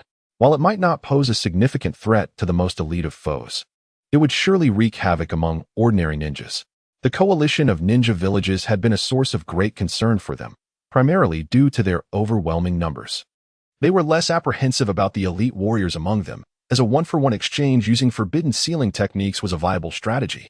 However, the ninja army proved to be a considerable nuisance, as their collective strength posed a substantial threat to the village. With the acquisition of this powerful weapon, the forthcoming conflict would undoubtedly become more manageable. In this light, it was clear that the hidden Cloud Village demonstrated sincere intent. The current situation was unmistakable, regardless of whether Konoha could dispatch reinforcements. The assault by the elite forces of the 4 great shinobi villages against the Vortex village had become an established reality, effectively restraining Konoha. Even if aid were to arrive from Konoha, it would likely be minimal. Thus, having an additional path forward was not unwelcome. Yet, in stark contrast to the delight of the 4 elders, Uzumaki Masahiko appeared as if struck by lightning, utterly bewildered. Just now, the visitor had been from the hidden Cloud Village. He had assumed that those who met with the elder were from the Senju clan, only to discover they were from the hidden cloud. Who, then, was that young boy? An aide to the rakeage of the hidden cloud, no less. As confusion enveloped Uzumaki Allo, he could not fathom what had transpired with his elder nephew. Suddenly, a massive surge of chakra erupted, leaving the hall in disarray. And Uzumaki Masahiko's visage twisted in rage. He had been deceived by a mere child, not only relinquishing his beloved granddaughter, but also exposing the clan's very foundation. What a disgrace! How could the hidden Cloud Village harbor such despicable and nefarious youths? Uzumaki Allo and the others were taken aback by the unexpected outburst of their clan leader, struggling to comprehend the situation. What of their battle strategy? After a prolonged moment, Uzumaki Masahiko managed to regain his composure and gravely inquired, though his fury remained unabated. Yet, the die was cast. No amount of anger could alter the course of events. They must first collaborate with the hidden Cloud Village to navigate through this crisis, and thereafter seek an opportunity to deal with that insufferable child. Casting a questioning glance at his nephew, who had barely calmed down, Uzumaki Allo chose not to inquire further and instead spoke. The hidden cloud would employ ships to transport some of their clan members by sea, but the Mist Village's ninjas would dominate the waters. They needed to join forces with the hidden Cloud Village to annihilate the Mist Village's ninja army, ensuring the safe passage of their children to the hidden Cloud Village in the Land of Lightning. Outlining the battle plan agreed upon with the Tsuchikage, it lacked elaborate tactics. The primary objective was to secure a clear retreat. Once they subdued the ninjas dispatched from the Mist Village, the remaining forces from the Sand and Stone villages would pose little threat, mere inexperienced fowl, as it were. He had negotiated that should they succeed in holding their ground, they would continue to reside in the Land of Vortex if they were unable to withstand the onslaught. The underage, children, and unmarried clan members would be relocated to the hidden Cloud Village. while also offering a portion of the sealing techniques applicable to non-clan members as compensation for the Hidden Cloud's involvement in the battle. The transaction with the Uzumaki village revealed that it was unrealistic to expect labor without adequate compensation. The only viable currency was the sealing techniques passed down through their lineage. After a moment of silence, Vortex Masahiko clenched his teeth and nodded in agreement, recognizing this as the only option left. By heaven, if I survive this war, the first thing I shall do upon reaching Uzumaki village is to eliminate that insufferable brat. With the clan leader's consent, the 4 clan elders had nothing further to add. Given their current predicament, having an additional option and a means of retreat was indeed a significant improvement. Meanwhile, at the designated meeting point, Sukadai caught up with the quartet of Tamura Hao and his companions, or rather, 5 individuals. What have you done? He asked, surveying the surrounding ENBU ninjas, the 2 oversized scrolls, and the red-haired girl, clearly perplexed. You were gone for barely an hour, and you've already stirred up trouble? Tamura Hao, appearing quite innocent, explained, it's not my fault. Shortly after you entered, the Hokage's son emerged from the Uzumaki village, and a confrontation almost ensued.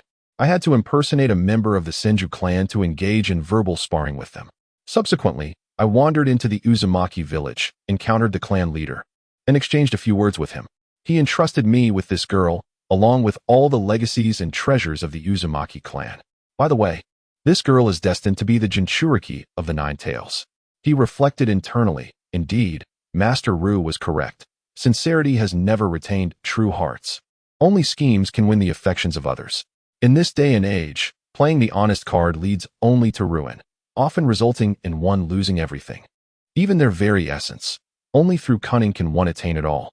This rudimentary explanation caused Sukadai's eyelids to twitch. The information was overwhelmingly vast, and even his astute mind struggled to process it all. Your reckless behavior is perilous, he said darkly, regretting bringing this troublemaker along. You stir up chaos far too easily. I believe it poses little danger to us. At worst, if the Uzumaki clan leader discovers this, he may detain Lord Sukadai for not leaving promptly. Given the current circumstances in the land of whirlpools, Uzumaki village would not dare harm Lord Sukadai, lest they provoke our Hidden Cloud village, Tamura Hao asserted confidently. Having already contemplated this outcome, which motivated his audacious gambit. Think again, Sukadai exclaimed, his patience wearing thin as he delivered a swift punch to the boy's head. Realizing he had nearly become a captive himself, you must return swiftly with the scrolls and the girl, ensuring all 3 are brought back intact.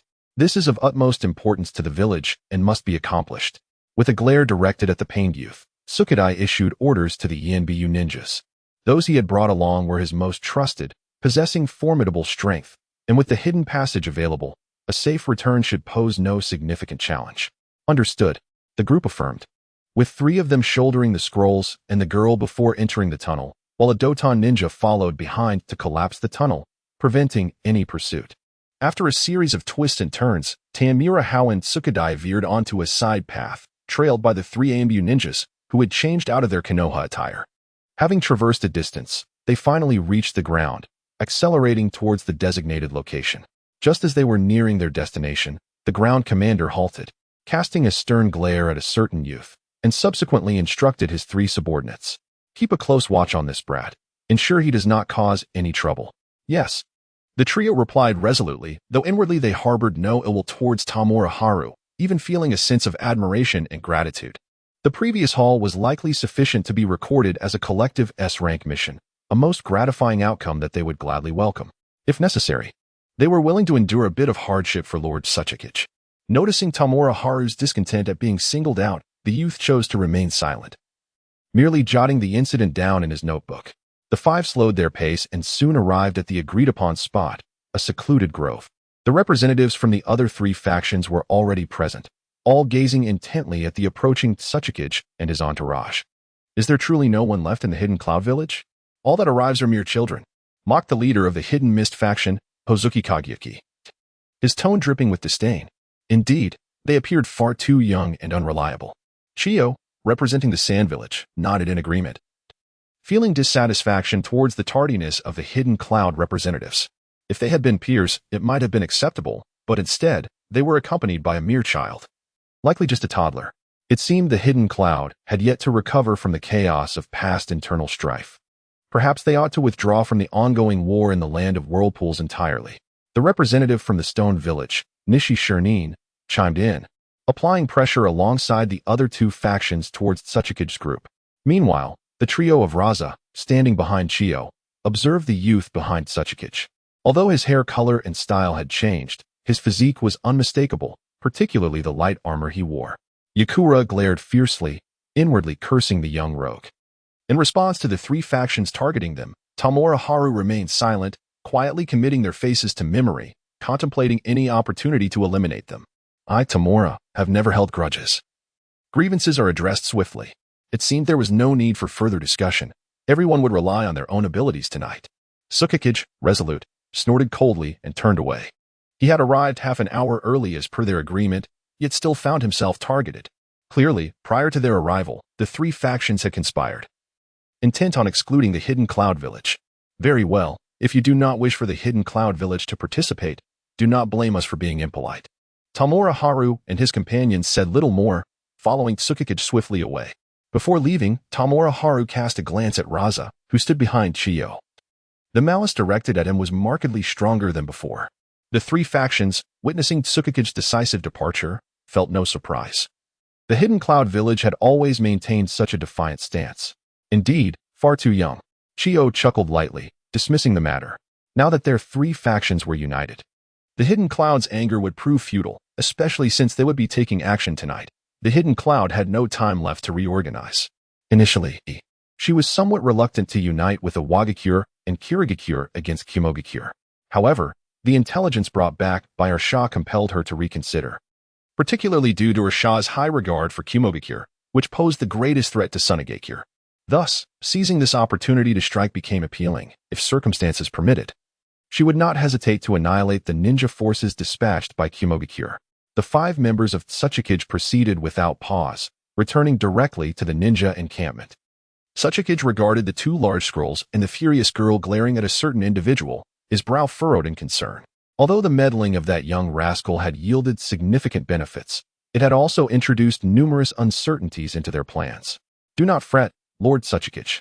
With these resources and this girl, the leader of the Uzumaki clan will undoubtedly lean more favorably towards us in Kumogakure, Tamura reassured, clarifying that his actions had been thoroughly considered. You despicable fiend. Uzumaki Kushina, standing across from him, became even more enraged, vehemently denouncing the individual in question. Her grandfather had instructed her to visit her great-aunt in Konohagakure, yet it seemed that both she and her grandfather had been deceived by that vile scoundrel. Arriving instead at the Kumogakure encampment. Upon hearing the girl's outburst, Tamura's expression darkened, and he suddenly turned in fright to the space behind her, exclaiming, Uzumaki clan leader. What brings you here? Grandfather. Instinctively, Kushina turned around, her face lighting up with joy, for her grandfather had indeed come to fetch her. However, upon turning, she found nothing behind her. Before she could comprehend the situation, a sharp pain gripped her neck, and her consciousness faded into darkness. I detest being insulted, Tamura scoffed, having incapacitated the girl. Internally, he marveled at the unreasonable amount of chakra possessed by the Uzumaki clan. Although she was merely 10 years old, the chakra she could unleash surpassed that of Tsuchikige, indicating her formidable potential. He realized that he could only resort to cunning to subdue her. Tsuchikige and Yuki AI exchanged glances at the necessity of employing strategy to subdue a mere child, their expressions betraying a flicker of discomfort. Fukai covered his face, reluctant to acknowledge that she was indeed his student. Now, they needed to devise a plan. Tsuchikige rubbed his temples, feeling overwhelmed by the unpredictability of the situation. Unable to make immediate adjustments, Fukai and Yuki AI were at a loss for words. As pure combat ninjas, such cerebral matters were beyond their purview. Tsuchikige held no expectations for the two and turned his gaze to Tamura, recognizing the boy's knack for devising clever schemes that might inspire a solution. Noticing Tsuchikige's attention, Tamura calmly proposed, let us proceed as per the original plan. The 3 great ninja villages have already exhibited hostility towards us. We should prioritize eliminating one, with Kirigakure being the most suitable target. However, as you previously informed me about the internal situation in Kirigakure, the divide between the 3rd Mizukige's faction and the ninja clan is increasingly pronounced. We can exploit this opportunity to exacerbate their discord. Furthermore, We could identify the personnel from the third Mizukage side embedded within the current ninja forces, return them, and provide them with a sealing technique capable of perfectly sealing the three tails and six tails, thereby bolstering the third Mizukage's influence and enabling them to eradicate the ninja clan faction within Kirigakure. Seizing the opportunity, we welcomed younger members from the Hidden Mist clan, integrating their bloodline and secret techniques into our Hidden Cloud village. Furthermore, we could consider leaving some of the female ninjas from the Hidden Mist village during this war, bringing them back to our village to arrange marriages with the single ninjas. As long as they bear children, coupled with the deep-seated hatred for the annihilation of their clan, they should be able to assimilate into our community. Additionally, several clans from the Hidden Mist village are quite compatible with us, such as the Kagaya clan. If AI could bring back a female ninja from the Kagaya family, thus facilitating the birth of a child, the unique bone-based bloodline limit of the Kagaya clan would allow for the cultivation of the Night Moon clan's ancestral blade without the need for medicinal aids, relying solely on innate training. In the end, Tian Village how gestured towards Night Moon AI. After deciding to establish the Hidden Cloud Village as our foundation, numerous ideas began to form, particularly inspired by the fanfiction I had encountered in my past life, many of which could serve as valuable references. For instance, training Kagaya Kimimaro in the 8 Gates of Duinjia would certainly enable him to withstand the explosive power of Night Kai, preventing his bones from shattering. If he could also master Lightning Release Armor and Hell Stab, his prowess would undoubtedly be amplified. Although Kagaya Kimimaro has yet to be born, integrating the Kagaya clan into the Naimun clan would not require the complete bone-based bloodline. It suffices to enhance bone and physical strength. Moreover, the Kagaya clan possesses significant self-healing abilities, which, when combined with the secret techniques of the Naimun clan, would be akin to adding wings to a tiger. With the addition of the 8 Gates of Duinjia, they would stand a fighting chance against Uchiha Madara and Senju Hashirama. Night Moon AI was astonished, never expecting the conversation to turn towards her. For the future of the Night Moon family and the village, AI, you must make a choice. This is a realization you must come to. Of course, if you could persuade the third Hokage to marry a female ninja from the Kagaya clan, resulting in the birth of a younger disciple, that would also be acceptable. Tian Village how earnestly advised, deeming it a good course of action. Let me handle it. Night Moon AI hesitated, ultimately refraining from suggesting that she persuade her father to take a concubine, for she knew that if her father did not act, her mother would undoubtedly be the first to exact vengeance upon her upon returning home. She could only take matters into her own hands, hoping to find someone not unattractive. That essay thought.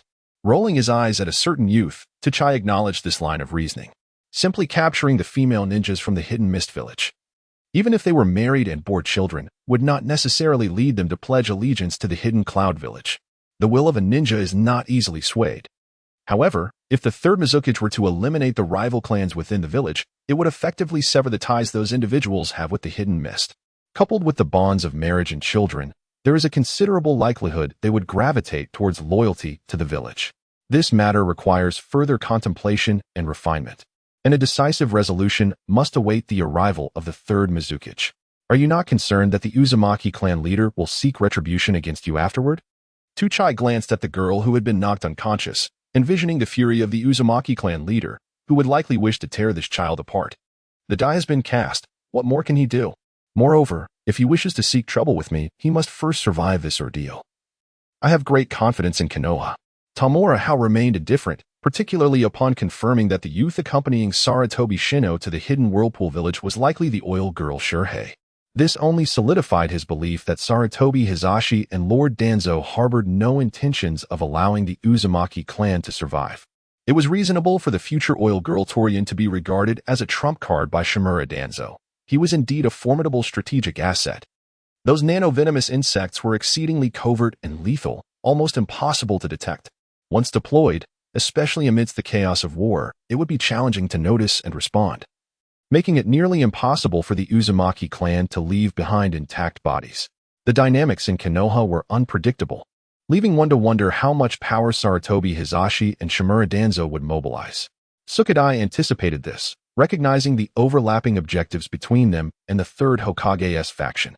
The strategy to undermine the Uzumaki clan was fundamentally rooted in the actions of the third Hokage and his associates. The more intense their murderous intent towards the Uzumaki clan, the better it would serve to sever any lingering ties they had with Konoha.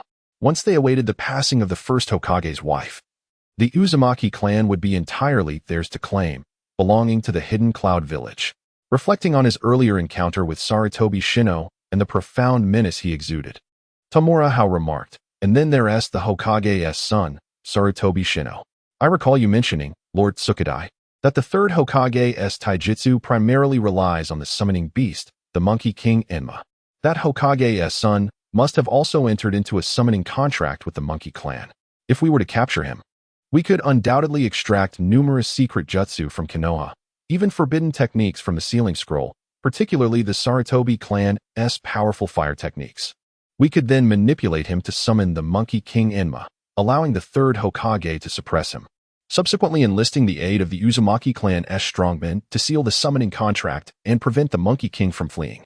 Furthermore, leveraging the Monkey King to obtain the summoning contract of the Monkey Clan, we could reverse summon the third Hokage to the clan's territory and eradicate them, significantly diminishing the strength of both the third Hokage and the Sarutobi clan.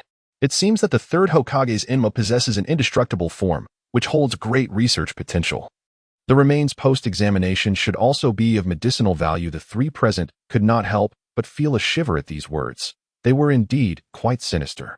However, Tsukadai found it exhilarating, declaring, "Let us proceed with this plan." He marveled at the talent cultivated by Shimura Danzo, noting its insidiousness.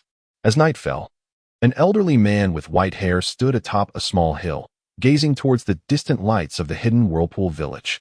"Hashirama, this is the world you have created, indeed. It is flawed," the old man lamented, having long recognized the fallacy of the shinobi village system, a truth that had been repeatedly validated through numerous tragedies. Now, even the Uzumaki clan, once held in esteem alongside the Uchiha and Senju clans, was facing annihilation, with Konoha's involvement in the matter. And this was not the conclusion. A cascade of tragedies awaited in the future, unending. Indeed, the old man was Uchiha Madara, who, despite remaining hidden in the shadows for years, had been vigilantly observing the shinobi world. With such significant events transpiring in the Land of Water, he felt compelled to witness them firsthand. In those days, he appeared to have been defeated by Hashirama, but in truth, he succumbed to the combined efforts of Hashirama and Mito. The sealing scrolls employed by Hashirama and the techniques used to seal the Nine Tails originated from Mito's expertise. The sealing arts of the Uzumaki clan are indeed formidable. How then can one attain the power of the universe? Lowering his gaze to his frail palm, Uchiha Madara found himself in a state of perplexity. According to the inscriptions on the stone tablet, the two opposing forces must unify to give birth to the power of the universe. Yet, despite having transplanted Hashirama's cells and mastered wood release, he had failed to achieve true integration, nor had he acquired that universal power. On the contrary, the struggle against Hashirama's cells within his body was rapidly draining his vitality, hastening his aging. He sensed that his time was limited, at most. He had another year to live. If he could not cultivate that power within a year, he would be destined to confront Hashirama. What must he do?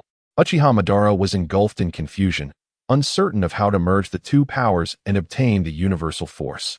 Not only was Madara bewildered, but Kagaya's shadowy manifestation, Black Zetsu, was equally perplexed. Why had the Rinnegan not yet awakened? Did Uchiha Madara lack the requisite potential? Black Zetsu observed Madara from afar, equally anxious regarding the Rinnegan's emergence. In this world, Kagaya was the first to attain the Rinnegan, acquiring it through the fruit of the divine tree. The second to awaken the Rinnegan was Hagoromo, but he inherited it from his mother. Creating a third pair of Rinnegan proved exceedingly challenging, primarily due to the absence of a reliable reference. Kagaya's experience was not applicable, and Hagoromo's Rinnegan offered only limited guidance. He could only place his hopes on the Uchiha, having enticed and experimented over the millennia, with Uchiha Madara being the closest subject. Yet, even so, he remained far from Hagoromo's original prowess. Was it perhaps due to the lack of Uzumaki chakra?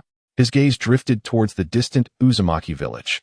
Contemplating this possibility, although Hagoromo had only two sons, they each inherited the sage eyes and sage body, while the chakra itself was passed down separately, forming the present-day Uzumaki clan. To a certain extent, the Uzumaki clan was more in harmony with the divine tree. The formidable adamantine chains capable of binding tailed beasts originated from the Ten Tails. Moreover, Hagoromo's strongest asset was his sealing techniques. Technically speaking, the Uzumaki clan represents the purest lineage of ninjutsu. Their chakra is unique, arguably akin to sage chakra. And perhaps the awakening of the Rinnegan requires the infusion of Uzumaki chakra. This war presented an opportune moment to gather their chakra. With a plan forming in his mind, Black Zetsu resolved to collect the chakra of the deceased Uzumaki during the conflict, and subsequently devise a means for Uchiha Madara to obtain it. This might stimulate his eyes further, leading to the evolution of the Rinnegan, thereby initiating the infinite Tsukuyomi plan. Had he taken the initiative? Suddenly, Black Zetsu felt an instinctive urge to glance once more at Uzumaki village, sensing the departure of several powerful chakra signatures heading towards the stationed forces of the Mist Village. Though surprised, Kuroji did not dwell on it for long, merging with the earth and swiftly advancing towards that direction, preparing to stealthily collect the fallen. Meanwhile, as agreed, the Hidden Cloud Village launched an assault on the encampment of the Mist Ninja Army after nightfall. Thousands of elite Cloud ninjas marched with relentless haste, disregarding their chakra consumption, and within a short span, they traversed several dozen miles to reach the Mist Ninja Army stronghold. The sensory ninjas of the Mist Army quickly detected the arrival of both parties, filled with confusion, particularly regarding the intentions of the Hidden Cloud Village. The commander of the ninja army, Kagaya Saigetsu, surveyed the positions of the Mist Ninjas, uncertain whether the Hidden Cloud Village was targeting the formidable forces of the Whirlpool Village or their own Mist Ninja Army. Were they approaching with malice or goodwill? He hastily dispatched a message to the Sand and Rock Ninja armies, informing them that the Hidden Cloud Village had allied with the Whirlpool Village and urging them to come to their aid, as they intended to jointly annihilate the Cloud Ninjas. A swift decision was made. Kagaya Saigetsu commanded that help be sought from the Sand and Rock Ninja armies. Regardless of the Hidden Cloud Village's intentions, the Mist Village would not confront this battle alone. After all, they might soon face a joint onslaught from the Cloud Ninjas and the Whirlpool Village, which would be exceedingly disadvantageous for them. That was the worst-case scenario. However, he was not afraid. Though the alliance was formidable, annihilating them was not a possibility. At worst, they could retreat to the sea, their true domain. Yet, this very confidence led them to forfeit their last chance for retreat and survival. For the Whirlpool clan had no intentions of letting them escape. The first 4 elders of the Whirlpool clan arrived, positioning themselves at the 4 corners, unleashing their chakra to construct a fiery red barrier that enveloped the entire Mist Ninja army. This was the 4 Crimson Sun formation, a potent barrier requiring the collaboration of 4 shadow-level powerhouses, equipped for both offense and defense. While those 4 elders may have lacked in other areas, their chakra was undeniably abundant. Not idle, Uzumaki Aloe, upon the formation of the barrier, channeled immense chakra into the banana fan, waving it to unleash a sea of flames, initially engulfing the area occupied by the Mizunoke's clan ninjas. What type of fire release technique is this? How could it cover such an extensive area? This is impossible. The Mist Ninja army was left in awe by this eruption of flames, especially the Mizunoke's ninjas within the coverage, who were gripped by fear. The expanse of the inferno was too vast, and its temperature too high, rendering the execution of ice release impossible and making water release exceedingly strenuous.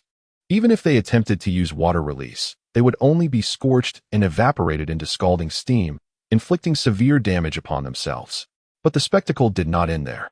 After exhausting all his chakra, Uzumaki Aloe handed the banana fan to an elder of his clan, who had also refined a vast amount of chakra to infuse into it. With a mighty flap, the flames surged in magnitude and intensity. Subsequently, several others took turns wielding the banana fan, unleashing powerful fire release and wind release techniques, mutually enhancing each other, causing the scale and temperature of the inferno to escalate exponentially. This was certainly no less formidable than the great fire annihilation unleashed by Impure World Reincarnation Madara. As the team arrived at the outskirts of the 4 Red Sun formation, Tion Village's Hao gazed into the inferno within, feeling a profound sense of awe. The immense chakra of the Uzumaki clan, combined with the power of the fan, was formidable beyond measure. Each sweep of the fan rivaled the great fire annihilation unleashed by Uchiha Madara. After just 10 strikes, even shadow-level warriors would find it unbearable. Moreover, with the enhancement of wind release, the potency of fire release was further amplified. It was overwhelmingly powerful, and lethally so. Yet, this was not the end. The Uzumaki ninja again waved the fan, but this time, instead of flames, countless bolts of lightning erupted forth. The ninjas of the Mist Village excelled in water release techniques, making them particularly vulnerable to lightning and fire release, especially the Mizunoto clan, who were thoroughly restrained by the former. The Kagaya clan was similarly afflicted. suffering heavy casualties amidst this onslaught. At that moment, a bolt of lightning suddenly descended from the heavens, landing at the forefront of the cloud-hidden ninja army, revealing a towering figure as the brilliance faded. "You actually came," Uzumaki Allo exclaimed, somewhat breathless as he approached, astonished by the arrival of the third Raikage. "You old coot are still alive?" The third Raikage, having just completed a conversation with Tsuchikage, grinned, recognizing Uzumaki Allo, a figure of his grandfather's generation. He was surprised to see him still living.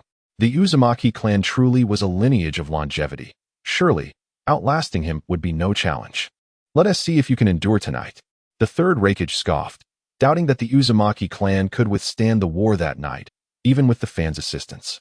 With a solemn expression, Uzumaki Allo formed hand seals, creating a portal from the four red sun formation. The formation consumes a considerable amount of chakra. We can only sustain it for 10 minutes. This was their first joint operation, and it was essential that both the Uzumaki clan and the Cloud-Hidden Village contributed equally.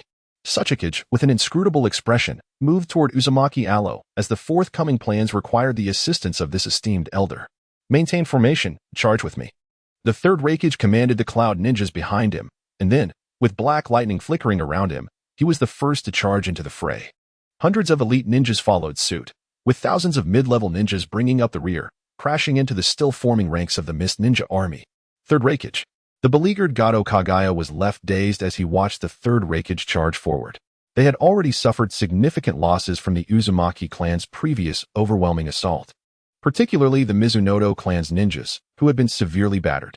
Now, with the Cloud-Hidden army charging in, led by none other than the third Raikage. What chance did they have?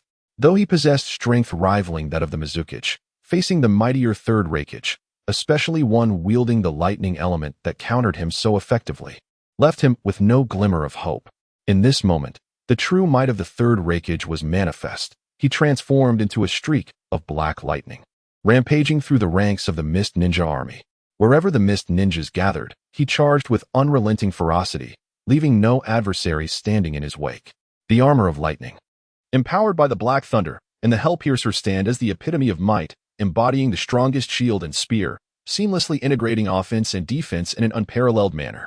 Behind them, the Cloud-Hidden Ninja army maintains its formation, sweeping through like a comb, systematically dismantling the Mist-Hidden Ninja army, effectively preventing them from regrouping for coordinated assaults. Initially suffering devastating blows that resulted in heavy casualties and significant chakra depletion, the Mist-Hidden Ninja army soon found themselves overwhelmed by such relentless onslaughts, their numbers hopelessly disadvantaged. Rendered powerless in the face of the Cloud-Hidden elite, the Jonin from Cloud-Hidden did not afford the Mist Ninja any opportunity for mutual destruction, pairing off. They targeted individual Mist Jonin, while the Chunin behind them coordinated their attacks, leading the battle to a one-sided massacre. This was no mere combat, it was a slaughter. Even the so-called Mist Ninjas, known for their blood mist, were on the verge of collapse, with some frantically charging towards the barrier of the four Red Yang formation in a desperate bid for escape. Alas, their fate was one of annihilation. For even though the chakra quality of the four clan elders from the Whirlpool was not on par with the four Hokages of the Fourth Great Ninja War, it was still formidable. This four Red Yang formation was impervious to the tailed beast bombs, let alone these Mist Ninjas. Tian Village Hao, blending in with the Chunin, wielded his blade in support of the attacks, simultaneously utilizing 6 chakra threads to manipulate explosive tags for assistance, while his chakra resonated with the ethereal presence of Kagaya, granting him an acute sense of good and evil, guarding against any Mist Ninja attempting to infiltrate through transformation techniques or feigning death. However, it was this very connection to Kagaya's phantom that alerted an entity concealed on the battlefield. The essence of Mother. Hidden beneath the earth, Black Zetsu was taken aback, sensing the faint yet unmistakable presence of his mother, with even his own chakra resonating slightly in response. Without delay, he hurriedly followed the sensation, ultimately discovering its source in a white-haired youth. As he drew closer, the intensity of the feeling heightened, peaking as he entered within 10 meters of the boy. Just as Tian Village Hao, who had just cooperated in dispatching a Mist Chunin from behind, sensed something and turned, he detected a strange intent emerging from the side, remarkably strong. Yet, as he turned to investigate, that sensation vanished. Puzzled, he glanced at the area but found nothing amiss. Redirecting his focus to continue assisting in the encirclement of the Mist Ninjas, particularly targeting those of the Kagaya clan. After eliminating them, he would employ chakra absorption techniques to siphon the residual chakra within their bodies to nourish Kagaya's phantom, subsequently sealing their corpses with scrolls to prevent them from being harmed in the chaos of battle. This was the primary objective of his participation. The phantom of Kagaya was akin to his second golden finger he had artificially crafted, possessing immense potential, with his path in the six realms perhaps hinging upon this very entity. Moreover, the Kagaya clan's bone manipulation techniques intrigued him not for combat, but rather to enhance his own skeletal density, believing that combined with the elixirs of the Yue clan, the results would be even more remarkable. Having absorbed the chakra of a Kagaya ninja, Tian Village Hao pressed on to confront another Kagaya ninja under siege. The brutal ordeal of life and death he was enduring now was far superior to his previous sparring sessions with Fukai and Yue AI. It was a profound trial of his will. Meanwhile, the enigmatic figure of Heiju, concealed in the shadows, gazed upon this scene with increasing suspicion. Who was that young boy? Why did he possess his mother's chakra? Such espionage was imperceptible to Tian Village Hao, whose thoughts were solely focused on collecting the remains of the Kagaya ninjas. The bloodline power originating from the Otsutsuki clan was equally beneficial for the Kagaya phantoms, rivaling the potency of the Sharingan. At the same time, Yue AI and Fukai targeted the Kagaya ninjas, gathering their remains while searching for female Kagaya ninjas. The bones of the Kagaya ninjas were one of the primary ingredients for secret medicines, and this opportunity to collect them was invaluable, potentially saving a considerable sum of money. As for the female Kagaya ninjas, their significance was self-evident, representing the future. Suddenly, Fukai turned his gaze toward his student, noticing that a young Kagaya ninja had fixated on him. Upon assessing the Kagaya youth's strength, which was merely that of a chunin, he decided against providing immediate assistance, believing that allowing the boy to face the trials of combat alone would be beneficial for his growth. On the other side, Yue AI also observed the fierce battle involving Tian Village Hao, yet he refrained from intervening, remaining prepared for swift assistance if necessary. The young disciple had no desire to be merely a protected researcher. He aspired to be a formidable warrior, a sentiment shared and encouraged by his father. Indeed, the trials of life and death served as the finest means of tempering one's skills. Tian Village Hao was exhilarated in combat, finding his opponent perfectly suited for him. Although the adversary's strength was far inferior to that of Fukai and Yakura, he was not weak and specialized in physical techniques, making him an ideal opponent for Hao at this stage. The powerful dual-blade assault unfolded, with relentless strikes propelled by formidable strength, rendering the dual blades nearly invincible. At least, the skeletal structure of his opponent found it exceedingly difficult to withstand such onslaughts. Moreover, under the practical guidance of Fukai and Yue AI, his swordsmanship had been significantly refined and enhanced. The Kagaya youth, with a countenance twisted in madness, recognized his impending doom. Escape was impossible, and he could only seek to take one along to the grave with him. The extending bone blades were severed but regenerated swiftly, embodying a reckless approach, intent on mutual destruction. In response, Tian Village Hao did not cease his relentless barrage. He utilized his arm guards and the armor upon his body to withstand the opponent's attacks, thereby testing the defensive capabilities of these protective layers. Such armor was most effective against physical assaults, which emboldened Hao to engage in a one-on-one confrontation with the Kagaya youth. The battle was nearing its conclusion, with few enemies remaining in the vicinity. Furthermore, with Fukai and Yue AI observing from a short distance, there was no need to conserve chakra. Engaging in a true life and death struggle would be far more advantageous. The Kagaya youth grew increasingly frenzied, the veins in his eyes becoming more pronounced. He sensed that the chakra of the diminutive figure before him was rapidly depleting, and he knew it would not be long before his endurance waned. Moreover, the possession of such a high-quality ninja blade by the opponent indicates that their standing in the hidden cloud village must be considerable. It would serve as an impeccable companion for my burial. Indeed, the reality is that Tamura Hao's current chakra reserves are still insufficient. Even after a refinement with the Night Moon elixir, which significantly enhanced his vitality and thus increased his chakra, his innate chakra aptitude remains woefully inadequate, yielding only a modest improvement. Die. With a sweep of his bone blade, he sent the longsword flying, and the Kagaya youth cackled maniacally as he lunged forward, intent on delivering a fatal strike. Yet, facing this assault, Tamura Hao deftly leaped backward, simultaneously utilizing his chakra threads to stealthily stow a high-quality explosive tag into his attire from the opponent's blind spot. No, realizing something had entered his clothing, The Kagaya youth roared in frustration, attempting to tear his garment to retrieve the explosive tag, but it was already too late. With a resounding explosion, he was engulfed in flames, and when the fire subsided, only a charred, bisected corpse remained. Who told you my greatest strength lies in swordsmanship? Steadying himself, Tamura Hao cast a cold smirk at the dismembered remains, then approached to examine the body. His true strength at this moment resided in his monetary prowess, as he had brought with him over 1,000 explosive tags on this outing. Witnessing Tamura Hao's final resolution of the adversary with the explosive tags, Night Moon AI and Furkai exchanged amused glances, shaking their heads in silence. One could not expect too much from someone with limited chakra reserves. They had both observed the earlier battle and could ascertain that had it not been for the constraints of chakra, Tamura Hao would undoubtedly have triumphed over the Kagaya youth. Shark skin. Absorbing the residual chakra from the Kagaya youth's body, Tamura Hao rose to survey the battlefield, where few missed ninja remained. His attention was soon drawn to a rotund figure, specifically the peculiar large sword in their grasp. It was none other than the shark skin, the foremost of the 7 ninja swords of the mist, and the very blade Tamura Hao desired most at this stage. Is that the watermelon mountain puffer ghost? Shifting his gaze to the stout figure wielding the enormous sword with fervor, Tamura Hao deduced that this individual was likely the future member of the 7 ninja swords of the mist. At this moment, the Hidden Mist Village had yet to assemble the complete set of the 7 ninja swords that would only occur during the Third War. Teacher, I want that sword. I will trade the one in your possession for it. Tamura Hao decisively approached Furkai, who was also collecting the fallen. Is that sword truly formidable? Furkai followed Tamura Hao's gaze, intrigued by the strange blade. It appears to devour ninjutsu. Is it a chakra-absorbing sword? Night Moon AI swiftly joined, observing the hefty youth in combat, noting that some ninjutsu were being consumed by the blade. It seemed that despite the ongoing battle, his chakra remained abundant.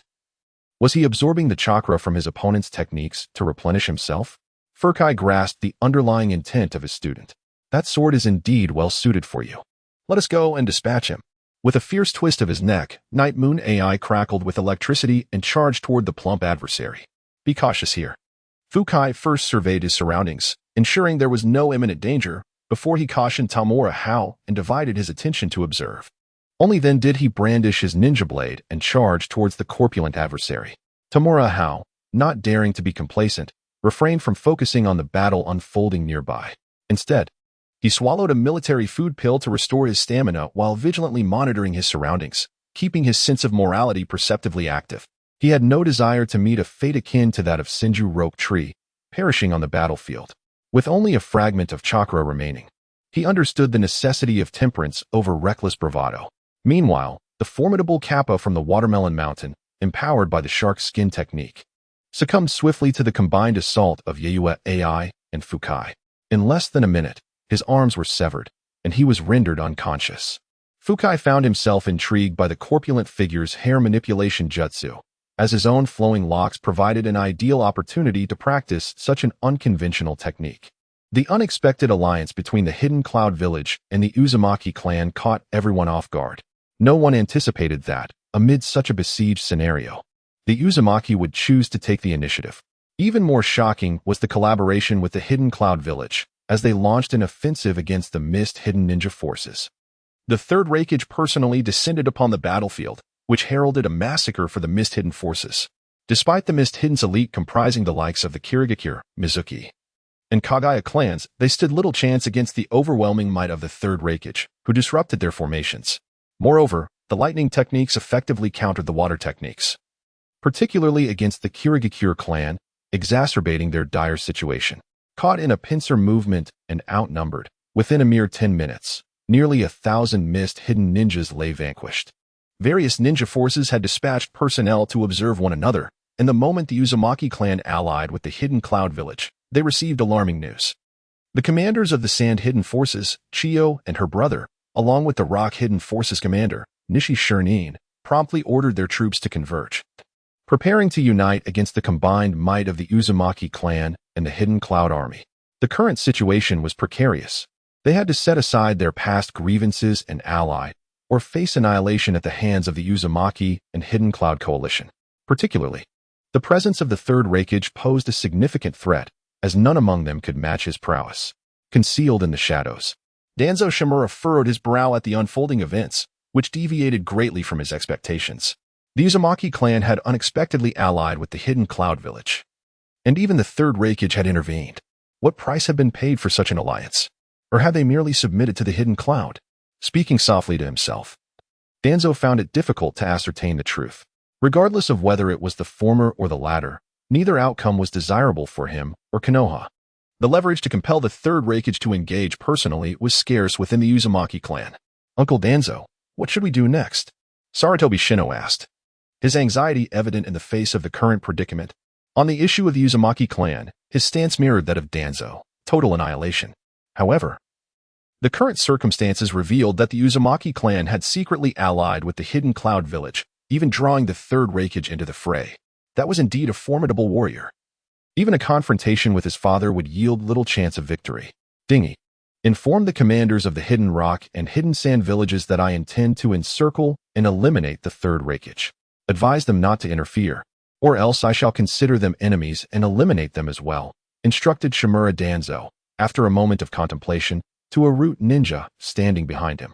The root ninja said nothing further, utilizing the body flicker technique to swiftly depart for the military encampments of the sand and rock villages. Jia-san, proceed with your task. Danzo then turned to his trusted subordinate on the left. He had long prepared a contingency plan. Earlier that morning, Jia-san had accompanied Sarutobi Shino to the Whirlpool Village, where he had left behind an object potent enough to bring about the village's downfall.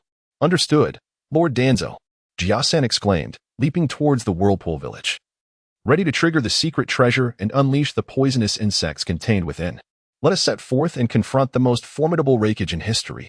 With that, Shimura Danzo drew his concealed ninja blade and activated the body flicker technique, dashing out of the forest where he had been hiding. Should the Third Reikage have been at his peak, Danzo would undoubtedly find the encounter challenging. However, having just emerged from a fierce battle, the Third Reikage must surely be fatigued. Coupled with the fact that wind release techniques counter lightning release, Danzo felt confident in his ability to confront him. Under the right circumstances, it was not beyond the realm of possibility to defeat him. As Danzo and his subordinate ninjas advanced rapidly towards the Cloud Ninja forces stationed at the Hidden Mist Village, the Chiyo siblings understood Danzo's intentions immediately upon hearing Ding Es words. How disgusting! Chiyo exclaimed with distaste. I wish such opponents would come more often. In contrast, Hyezo chuckled, relishing the prospect of facing such adversaries. You're becoming increasingly repugnant yourself, Chiyo retorted, casting a disdainful glance at her brother. With a serious demeanor, she commanded, all forces mobilize. Once Konoha engages with the Cloud Ninjas, we shall launch an immediate assault on the Whirlpool Village. We must secure a swift victory, with our primary objective being the acquisition of the sealing techniques. Based on the intelligence available, it was evident that the Hidden Cloud Village was earnest in their efforts, deploying only elite forces, including the formidable Third Reikage. Konoha's manpower was limited. Even their elite shinobi would not be able to hold them off for long. Thus, a rapid resolution was imperative. They needed to obtain the necessary sealing techniques and withdraw. If the opportunity presented itself, they would eradicate the Uzumaki clan to eliminate any future threats. Rosa was exhilarated. The moment of reckoning had finally arrived. Regrettably, he would not face the Cloud Ninjas, as he wished to find an opportunity to eliminate that Tamura Ko. His intellect was exceedingly formidable, and he would undoubtedly become a significant adversary for the Sand Village in the future. The sooner he was eliminated, the better. Meanwhile, Karura and Yakura harbored mixed emotions. Honestly, they had developed a fondness for that young boy and hoped he would survive this war. On the other side, the Rock Ninja forces also received Ding Es' message. Commander Nishikiri made the same assessment and decision as the Chiyo siblings, ordering the ninja army to swiftly assault the Whirlpool Village. The formidable warriors of the Whirlpool Hidden Village had recently allied with the Cloud Hidden Village to launch an assault on the Mist Hidden Village's ninja forces, undoubtedly exhausting their resources. This was indeed a prime opportunity for a counterattack. At the moment when the ninjas from various factions began to channel their chakra for an offensive, several elders of the Whirlpool Village, who had just returned, sensed the disturbance. It was the chakra of Shimura Danzo, along with the chakra of over 100 individuals, all at the level of elite Jonin, and their trajectory indicated they were heading towards the Cloud Ninjas. The brash youths from the rock and sand hidden villages were likely on their way to engage as well, while consuming military rations to forcibly recover chakra. Uzumaki Allo sensed the situation and turned to the clan leader, who was also his elder nephew. The other 4 elders glared at the clan leader in fury, for it was evident that the Leaf Village had long been present, lurking in the shadows until now, only to strike at their allies in the cloud. This was an overt display of aggression. Order the children to retreat through the tunnels, and all women under 35, whether single or married, must evacuate, Uzumaki Masahiro stated despondently. For the outcome he most dreaded had materialized, although this did not reflect the will of the Leaf Village as a whole, nor that of the Senju clan or his sister. It posed a lethal threat to their own Uzumaki clan at this moment. After a prolonged moment of introspection, taking a deep breath, Uzumaki Masahiro stood resolutely, surveying those present with a determined expression. The survival of their village and clan hinged upon this battle. Dear comrades, may fortune favor us in this struggle.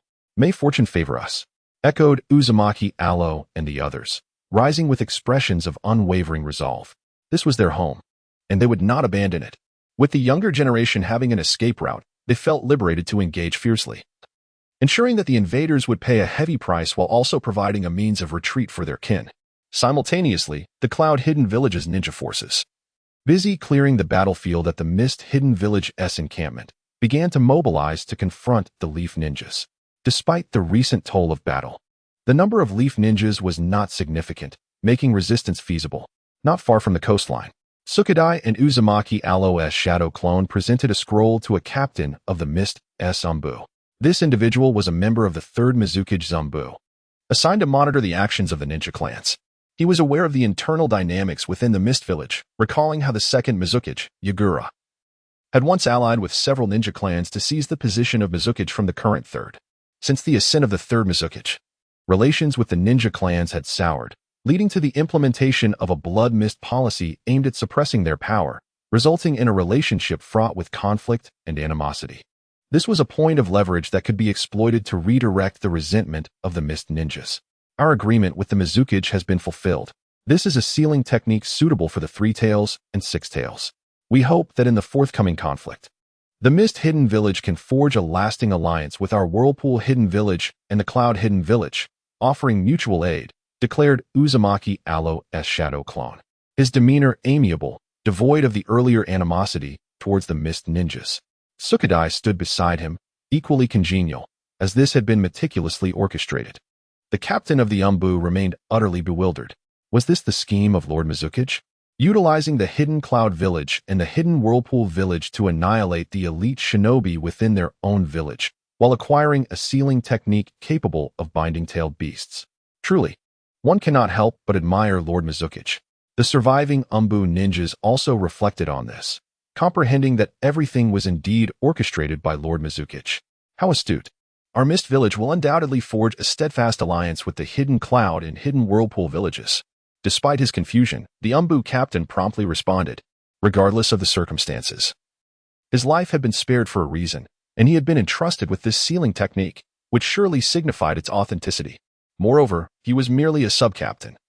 The main captain had also accompanied the shinobi forces, but tragically perished in battle. It was likely that the main captain was cognizant of these developments. Although the main captain met an unfortunate fate, the mission from Lord Mizukage must continue, and he must bring back this sealing technique. We shall not extend our farewells further.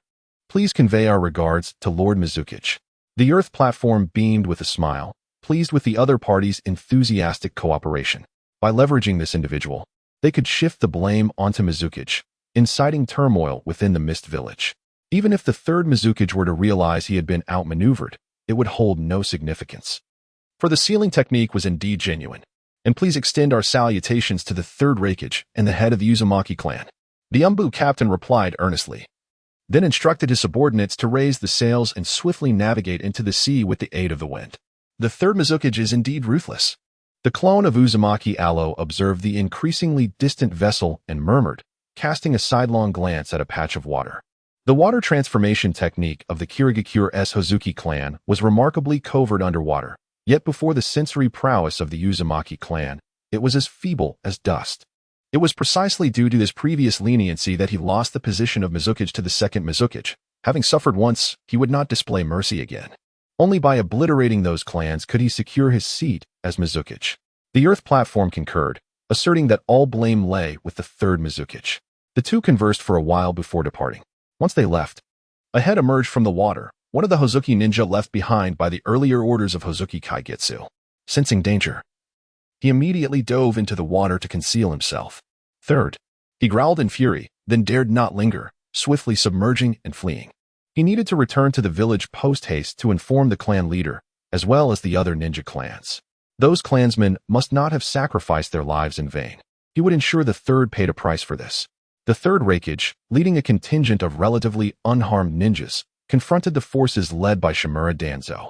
However, it appeared that the previous fierce battle had taken a toll, as the third Reikage found himself suppressed by Danzo, bearing visible wounds inflicted by Danzo's wind-enhanced kunai. Observing the third Reikage's evident exhaustion and diminished capabilities, Danzo grew increasingly exhilarated, his attacks with the kunai and wind jutsu becoming ever more ferocious. He even unveiled his right eye, which had long been concealed beneath bandages, revealing a three-tomo Sharingan. Indeed, he had long since implanted a three-tomo Sharingan. Though the consumption is substantial, his chakra barely sustains the effort.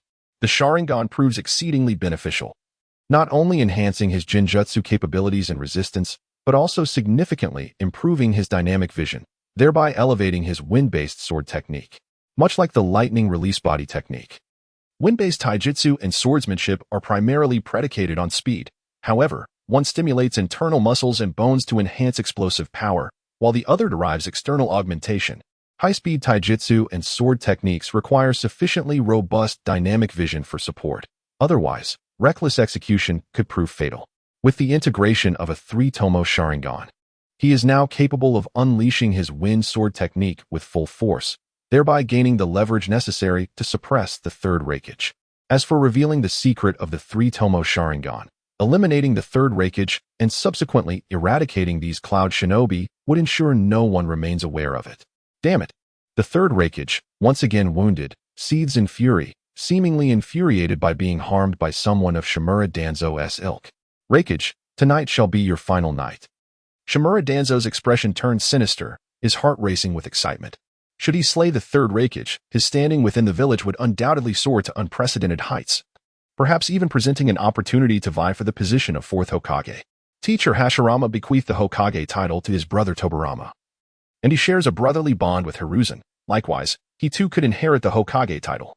His elite shinobi, primarily from the Shimura and Sarutobi clans, engage in fierce combat with the cloud shinobi brought forth by the third Reikage. Ostensibly, they accompanied the main force to the land of rivers to prepare against the Sand Village, yet secretly, they have come here to execute a clandestine mission. At present, their mission objective has merely shifted to the cloud shinobi, particularly the third Reikage. The close-knit collaboration of the two clans' elites manifests as Sarutobi shinobi unleash their clan's secret technique, the Great Flame technique, while Shimura shinobi augment it with wind release to amplify its heat and scale, effectively suppressing the cloud shinobi.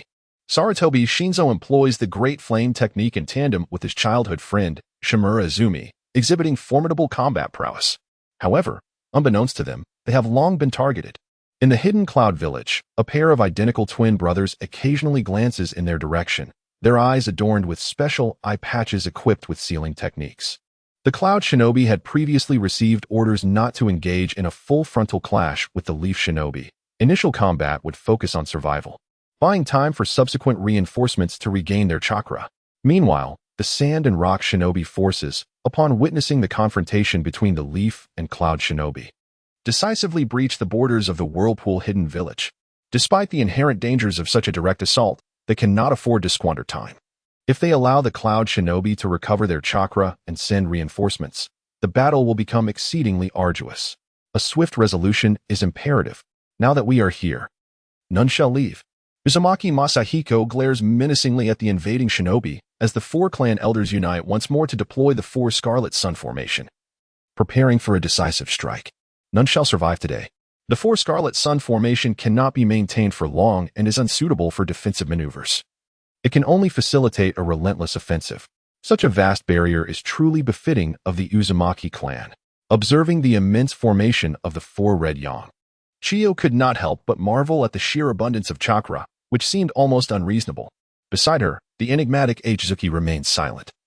Having already commanded the puppet masters to unleash a noxious fog, swiftly propelled by wind techniques to envelop the entire hidden whirlpool village. Poison was indeed the most efficient means of eliminating foes. This particular toxin had been meticulously concocted, even if subjected to fire techniques. It would not be extinguished but rather transformed into a toxic vapor, equally lethal. The IWA Shinobi Army relied on large-scale earth techniques to disrupt the terrain, thereby dismantling the various ceiling barriers set by the Whirlpool Ninja and countering the onslaught produced by the fan. They had already received intelligence from the battlefield of the mist, aware that their adversaries possessed the capability to perform vast-scale ninjutsu, prompting them to devise targeted strategies prior to their incursion. As the onslaught from the fan was countered, the hearts of the Whirlpool's Aloe and others sank. The battle had become decidedly more challenging. Meanwhile, Kaisen had arrived at the outskirts of the Whirlpool village, raising his hand to weave hand signs and invoke a forbidden technique. Forbidden technique, poison jar technique. With the activation of this jutsu, a ceramic jar within the latrine of the village chief's home erupted violently, releasing countless nearly invisible venomous insects that swiftly spread throughout the village, attaching to any living being they encountered and infiltrating their bodies to reproduce rapidly. Indeed, he was a member of the Oil Woman clan, possessing uniquely specialized poisonous insects, microscopic nano-insects that were exceedingly discreet, making them nearly impossible for even the perceptive Uzumaki clan to detect. Furthermore, given the current dire need for the Uzumaki to focus their efforts against the sand and rock ninjas, they had little capacity to attend to their own conditions. Of course, his venomous insects were not solely aimed at the Uzumaki, they targeted everyone, including the sand and rock ninjas, who were all considered enemies. In the midst of their fierce combat, neither side was aware of the insidious spread of these lethal insects, infiltrating their bodies through skin and respiration, breeding silently and swiftly. But that was not the end of it. Kaisen produced 100,000 high-quality explosive tags, each inscribed with a summoning technique in his own blood, an exceptional jutsu developed by the second Hokage, known as the Mutual Explosive Tag. These nano-insects, nourished by his own flesh and chakra, were akin to a part of him, allowing him to execute this forbidden technique, with enough explosive tags to raise the entire Whirlpool village to the ground. However, unbeknownst to him, as he revealed himself to cast the technique from a distance, he had already been targeted. That young man, hundreds of meters away, a cloud ninja from the Umbu, lowered his telescope, a sinister grin spreading across his face, accompanied by 3 fellow Umbu ninjas. They had not engaged in the main battlefield, but rather concealed themselves outside the Whirlpool village, awaiting a potential counteraction from Konoha. Keeping a keen eye on the 3 individuals who had entered the village earlier that morning, the Hokage's progeny. After lying in wait for so long, they had finally located their targets. Regardless of the methods employed by the adversaries to obliterate the Whirlpool village, they posed an immense threat to the Cloud village as well. Such dangerous individuals must be swiftly eliminated. They could not be allowed to remain, lest they unleash their wrath upon the Cloud Ninja in the future. He is most likely a ninja from the Oil Woman clan of Konoha, skilled in manipulating insects, and his ability to devise schemes against the Uzumaki hidden village is undoubtedly formidable. Engaging him in close combat is ill-advised. One must eliminate the target with utmost swiftness, leaving no room for a counterattack. With a grave admonition, he expressed his aversion to the thought of insects burrowing into his body. Understood. The 3 Umbu ninjas responded in hushed tones, equally valuing their lives. The optimal strategy is to annihilate the target while preserving their own safety. Meanwhile, in the original Mist Village encampment, the Cloud ninjas were consuming soldier pills to replenish their energy, while simultaneously clearing the battlefield. Tamura Hao and Yayue Ifukai were engrossed in examining the unique sword known as the shark skin, both intrigued by this type of biological ninja blade. The shark skin was persistently writhing, attempting to return to its original master, exhibiting a recognition of its owner. Yayue Ifukai marveled at the remarkable craftsmanship of such an extraordinary weapon produced by the Mist Village, finding it truly astonishing. Ifukai was equally astounded. Having never encountered a creature capable of devouring chakra, even capable of consuming chakra techniques that undergo nature transformation. As Tamura observed, his expression suddenly shifted. He swiftly kicked Yayue Ifukai and Yayue Ifukai aside while tossing out a series of explosive tags, 10 in each roll, totaling 100 high-quality explosive tags. Simultaneously, a barrage of water bullets surged toward their previous position, primarily targeting Yayue Ifukai. Boom. The rolls of explosive tags detonated rapidly, creating a vast expanse of flames. Noticing the commotion, nearby Cloud ninjas quickly converged, realizing that an enemy might be present.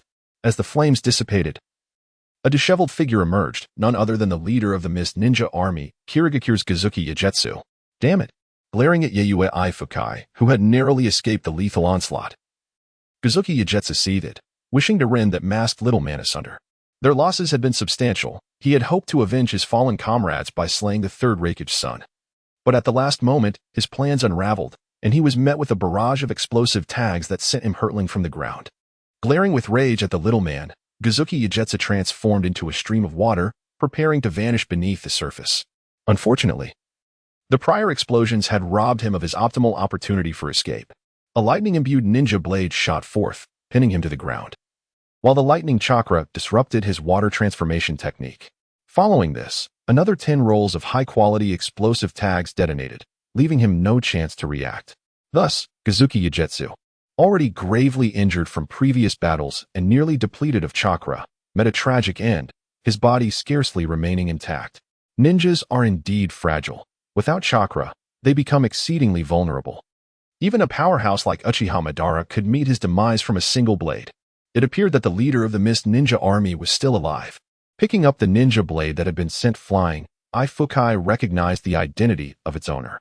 The moment he was kicked away by a student, he realized something was amiss. Instantly, he unleashed his chakra. Once he discerned his adversary, he infused his lightning chakra into the ninja blade and hurled it forth.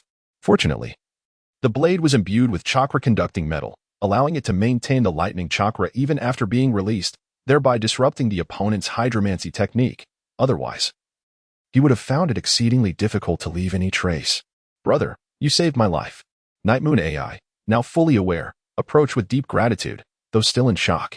The sudden ambush had been too abrupt for him to react. Without the protection of the lightning armor, he would have been unable to withstand such water projectiles, which would surely have pierced his body and resulted in death.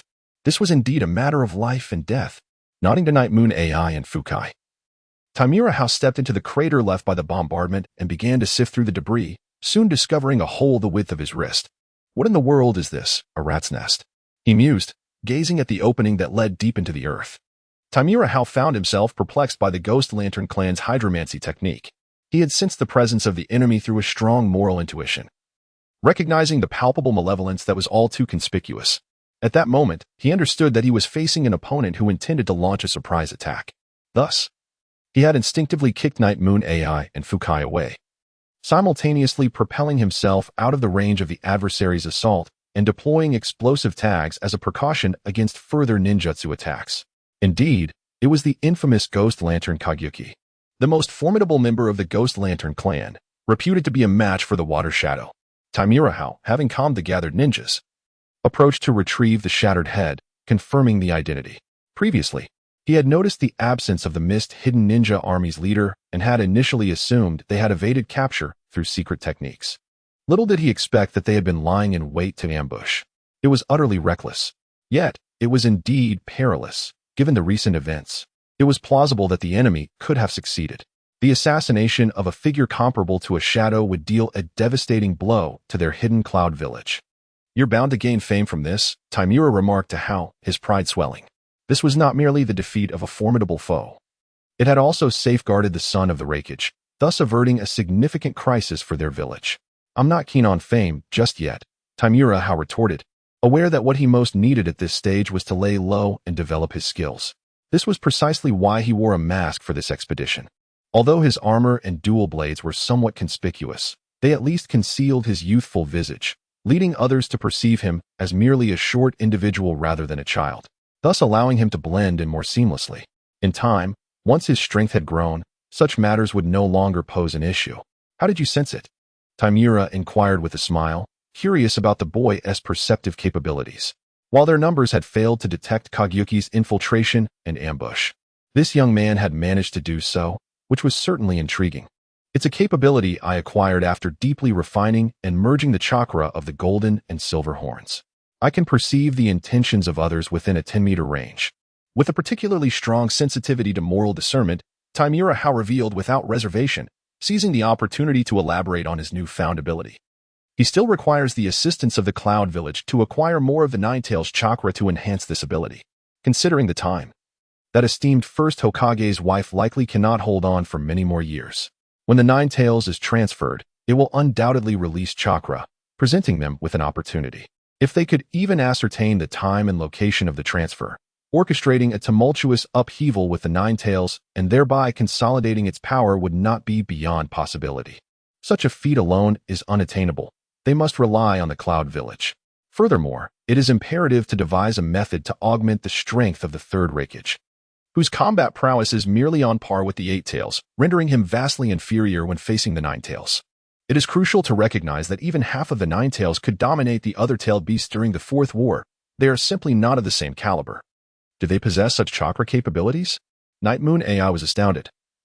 He had perused the records of the Gold and Silver Brothers and noted that they seemingly lacked such an ability. It must be the power of the Nine Tails. As the Gold and Silver Brothers had consumed the flesh and blood of the Nine Tails to gain its strength, leaving residual traces within their remains. However, their intelligence reports did not indicate such a power. It likely emerged from the special fusion of a Hao with the Nine Tails chakra. Furkai harbored suspicions. As one of the potential hosts for the tailed beast, he was well aware of these matters. The power of the Nine Tails, you say? Tu Dai's eyes glimmered with insight as thoughts began to form. How could you possess the abilities of my aunt? At that moment, a red-haired girl peeked out from behind a rock, fixating her gaze on a certain despicable villain. Why haven't you tied her up? Observing the red-haired girl, Tian Xiyuanhao felt dissatisfied. Such a vital hostage should have been bound tightly and closely monitored, yet she was now allowed to roam freely and eavesdrop from the shadows. Despicable villain, I shall bind you first. Seeing that this villain intended to capture her, Uzumaki Kushina, in a fit of anger, unleashed a chain of adamantine locks, intending to ensnare him first. However, Tian Xiyuanhao raised his hand to seize the incoming chain, disregarding the sealing power it bore, and forcefully yanked, pulling the girl towards him, brandishing the sword of Thunder God to administer a dose of electric therapy. This was an ability he had previously discovered during combat. A certain Genjutsu ninja had attempted to ensnare him in illusions, yet it proved utterly ineffective. The essence of Genjutsu lies in the interference of the opponent's five senses through chakra, inducing hallucinations, while the method of dispelling it involves disrupting one's own chakra flow. Thus the foundation remains rooted in chakra itself. At that moment, he comprehended numerous issues. Chakra resembles a computer system, wherein those possessing higher privileges command greater abilities and power. The bloodline of the Otsutsuki undoubtedly possesses the highest tier of authority. This is why the Sharingan's Genjutsu can affect multitudes. Even a formidable figure like the Fourth Raikage could be subdued by a mere glance from Uchiha Madara, and the Fourth Mizukage was long under the control of Uchiha Obito. However, his chakra was distinct. With the aid of his unique advantage, he obliterated all chakra marks, transforming it into the purest form of chakra, thus naturally evading the influence of the ninja world's chakra system. It is akin to wielding a sword from a previous dynasty to strike down officials of the present. The Vortex clan's adamantine chains function similarly, fundamentally relying on the bloodline power derived from the Ten Tails and the Tsutsuki clan to suppress the chakra of others. However, Tamura House chakra belongs to an entirely different system and thus remains unaffected, allowing him to boldly confront the adamantine chains of Uzumaki Kushina with bare hands. Of course, his courage is primarily bolstered by the fact that Uzumaki Kushina has only activated a single chain and is still unskilled in its manipulation, rendering her movements slow and lacking agility. Were she to reach the level of binding the Nine Tails during the future Nine Tails disturbance, he would undoubtedly make a swift escape at the first opportunity. While he may be immune to the sealing capabilities of the adamantine chains, he cannot sever them. Once ensnared, he would find himself in dire straits. Meanwhile, Uzumaki Kushina, after being shocked, had her vibrant red hair standing on end, her delicate form twitching uncontrollably, with drool escaping her lips. Enough already. Why are you quarreling with a little girl? Sukadai interjected, unable to bear the sight, as he gently lifted the girl and set her down. You despicable villain, why aren't you afraid of my adamantine sealing technique? After regaining her composure, Uzumaki Kushina glared at him indignantly, her mind swirling with confusion. It was her first encounter with someone who could withstand the adamantine sealing technique, and this person possessed abilities akin to those described by her grandfather. The adamantine sealing technique is formidable, yet your strength is insufficient. With sufficiently powerful chakra control, one can maneuver it to a certain extent. Tamura Hao concocted a story, claiming that his chakra control was exceptional, enabling him to manipulate some chakra to counter her electrical therapy. Little girl, he is the villain, while we are not. Soon, the Vortex clan will relocate to our hidden cloud village, and we shall be one family. He urged her to share more about her grandmother's abilities. Without hesitation, Sukadai labeled him a villain, eager to extract further information from the girl regarding such powers. He was aware that her grandmother referred to the first Hokage as wife, the Jinchuriki of the Nine Tails.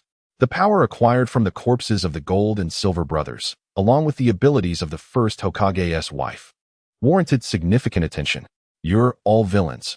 I refuse to converse with you. Uzumaki Kushina was unyielding, glaring at him before storming off.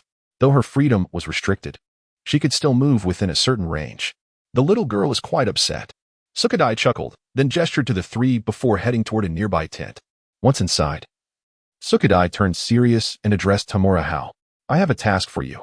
Transform into AS likeness and interact with our people, returning to inform me of those who harbor malicious intentions. This ability to sense good and evil would prove invaluable in distinguishing allies from foes. A spy? Jujutsu AI realized, his expression grave, fully aware that Sukadai was referring to espionage. The essence of the ninja warfare lies in the realm of intelligence, with the crux of this intelligence warfare being espionage. Within the village, a plethora of spies undoubtedly exists, some implanted by adversaries, others bribed or coerced through compromising information. Distinguishing between them proves to be a formidable challenge. It is not solely about the spies.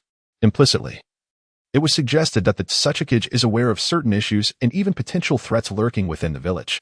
Although compared to the other four great ninja villages, Yunin village has made significant progress, especially after the Third Raikage eradicated the Qin and Jin clans, resulting in a cleaner environment. There remain underlying dangers. Identifying, controlling, or eliminating these threats would greatly benefit the village's development, preventing the possibility of betrayal from within in the future. Furthermore, concerning the spies, it is unnecessary to seek them out for extermination. A spy whose identity has been unveiled poses no threat and can even be turned to one's advantage. I understand. Tanaka Haru realized this and began to scrutinize Yagami AI closely, taking note of every scar and speck of dust on her form. Subsequently using this as a foundation to perform a transformation technique, assuming her likeness. Although his chakra reserves were modest, his proficiency with the body flicker technique was commendable, enhanced further by improved chakra control, resulting in a more flawless execution. Yagami AI also formed hand seals to transform into the guise of an Umbu ninja, ready to accompany him. As they walked together, even those ninjas with sensory abilities would find it challenging to discern their true identities, thus providing better concealment. Does the Uzumaki village require our support? Fuka asked, noting the difficulty of their battles.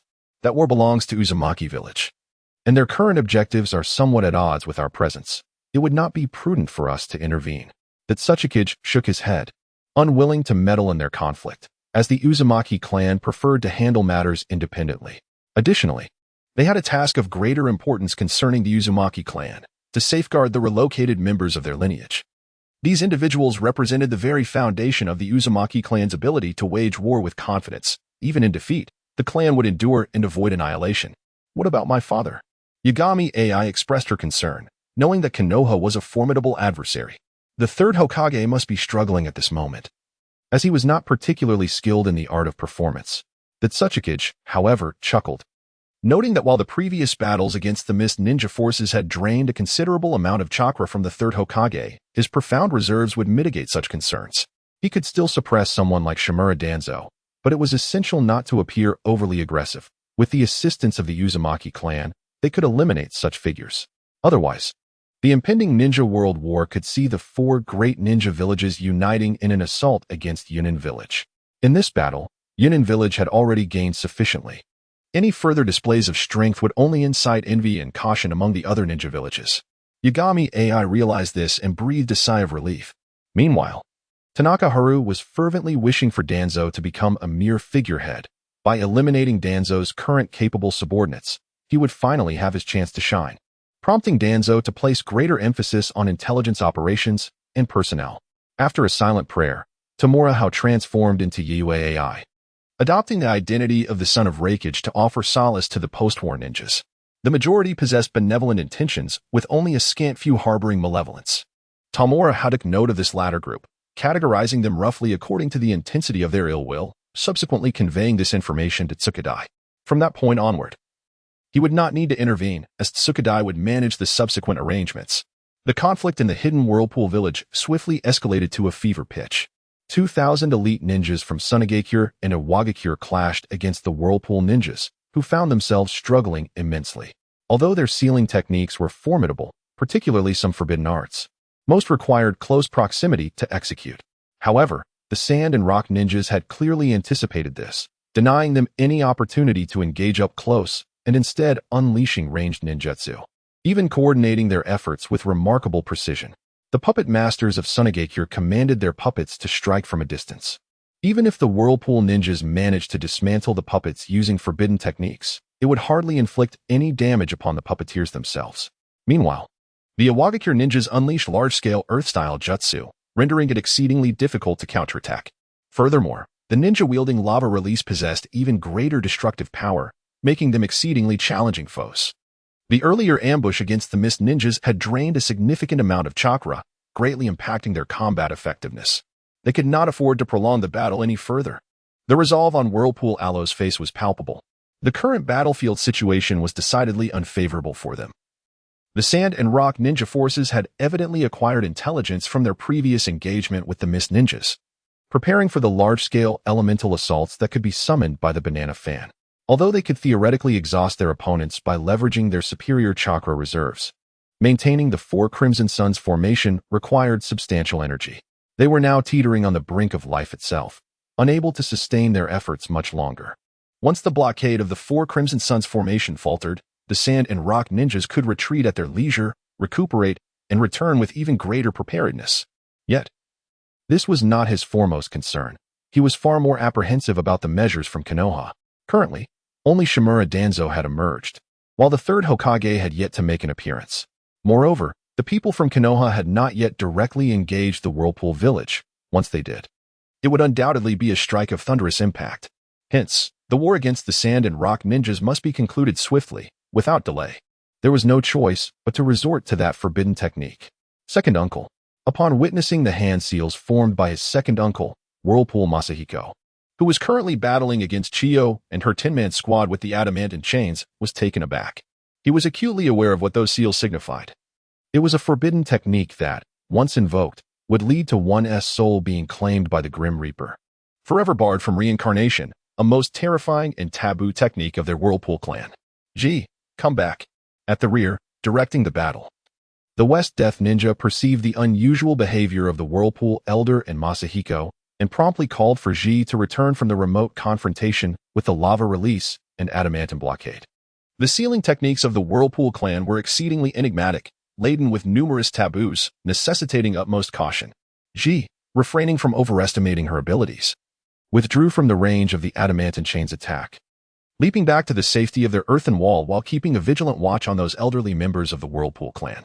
Meanwhile, a sense of perplexity enveloped me. The Four Tails appeared unusually tranquil at this moment, refraining from unleashing its fury and even proactively utilizing my chakra to counter that impenetrable barrier. Was it afraid of the sealing techniques of the Uzumaki clan? The elders of the Uzumaki clan raised their hands to form seals, their expressions resolute. This was their clan's most formidable forbidden technique, specifically designed to target the soul. Even a powerful being like the first Hokage would inevitably perish if their soul were extracted. Moreover, this forbidden technique was rooted in the user's chakra. The stronger the chakra, the greater the potency. With the chakra levels of these elders, even the leaders of the 5 great shinobi villages would be compelled to kneel. Let the invading fiends join me as sacrifices to the deity of death. A murky yet cold gaze swept over Chiyo and the others, as Uzumaki Aloe completed the final seal. The other elders were also nearing completion, and this was one reason they had employed the Four Crimson Sun formation to seal off the entire Whirlpool Hidden Village to prevent any escape. Chiyo and her companions felt an overwhelming sense of unease at the actions of Uzumaki Aloe and the others. What dreadful forbidden technique were they invoking? Just as Uzumaki Aloe and the others were willing to consume their life force to overexert their chakra in summoning the deity of death, they suddenly all coughed up black blood, collapsing to the ground one by one. In quick succession, many combatants from both sides fell, some even losing their breath entirely. Poison? With weakened legs, Uzumaki Masahiko fell to one knee, incredulous as he coughed up a mouthful of black blood. They had long prepared against the poisons of Sunagakure, not only stockpiling ample antidotes, but also wearing masks. How could they still be poisoned? This was not the poison of Sunagakure. Struggling to rise, Uzumaki Alo observed the beleaguered Chiyo siblings retreating, as well as the commanding ninja from Iwagakure, realizing that the poison did not originate from Sunagakure or Iwagakure, for it was impossible to incapacitate their own. Kumogakure? Uzumaki Masahiko immediately considered Kumogakure. They harbored hopes of the destruction of the Whirlpool Hidden Village to claim the remnants of the Uzumaki clan, particularly that detestable little brat. How despicable! With a resounding slap, Uzumaki Alo reprimanded, "Even now, you fail to comprehend? It is Konoha that has turned against us. Compared to Kumogakure, Konoha desires our annihilation far more. This must be the insidious ploy left behind by the three who entered the village this morning. For there is no way they could have silently executed this through the Four Crimson Sun formation. Though lacking concrete evidence, some matters could be deduced through reasoning. Furthermore, he had originally been wary of Konoha's hidden traps, believing them to be the work of concealed, powerful ninja, never anticipating such a peculiar poison that even he had not noticed when he was afflicted. Konoha. Chiyo, on the opposing side, seemed to come to a realization. Her face contorted with rage. Now, all three factions involved in the battle lay poisoned and incapacitated, succumbing swiftly to death. Clearly, this poison did not originate from their alliances, leaving only Konoha, Kumogakure, and Kirigakure as suspects. The village of Mist has withdrawn, and it is not adept in the art of poison. Similarly, the village of Cloud lacks proficiency in this domain, leaving only the village of Leaf. Furthermore, she sensed that this poison was not merely a substance but rather a living entity, reminiscent of some diminutive insect, evoking her thoughts of the Oil Clan from Leaf. Clan leader Vortex, we have been ensnared by Leaf. We have been infected with their poisonous insects, likely a secret technique of the Oil Clan. What shall we do now that we have ceased hostilities? Elder Kai's, having ingested some toxin to suppress the parasites within, forced himself to speak despite his discomfort. Continuing the battle would hold no significance, for their common adversary had transformed into Leaf. Moreover, the Vortex ninjas proved to be more formidable than anticipated, making a swift resolution to the conflict unattainable, thus necessitating a truce. I, on behalf of the Stone Village, declare a ceasefire. The similarly afflicted leader of the Stone Ninja forces, Nishi Shirnin, exclaimed, spitting black blood, as he echoed the call for cessation. Their ranks had largely succumbed, with only a few of their stronger members still standing. Prolonging the fight would undoubtedly lead to their annihilation. This time, Leaf had outperformed them, a debt that Stone Village would remember. However, before clan leader Vortex could respond, an identical chakra suddenly emanated from the corpses, and explosive tags materialized out of thin air. Boom, boom, boom.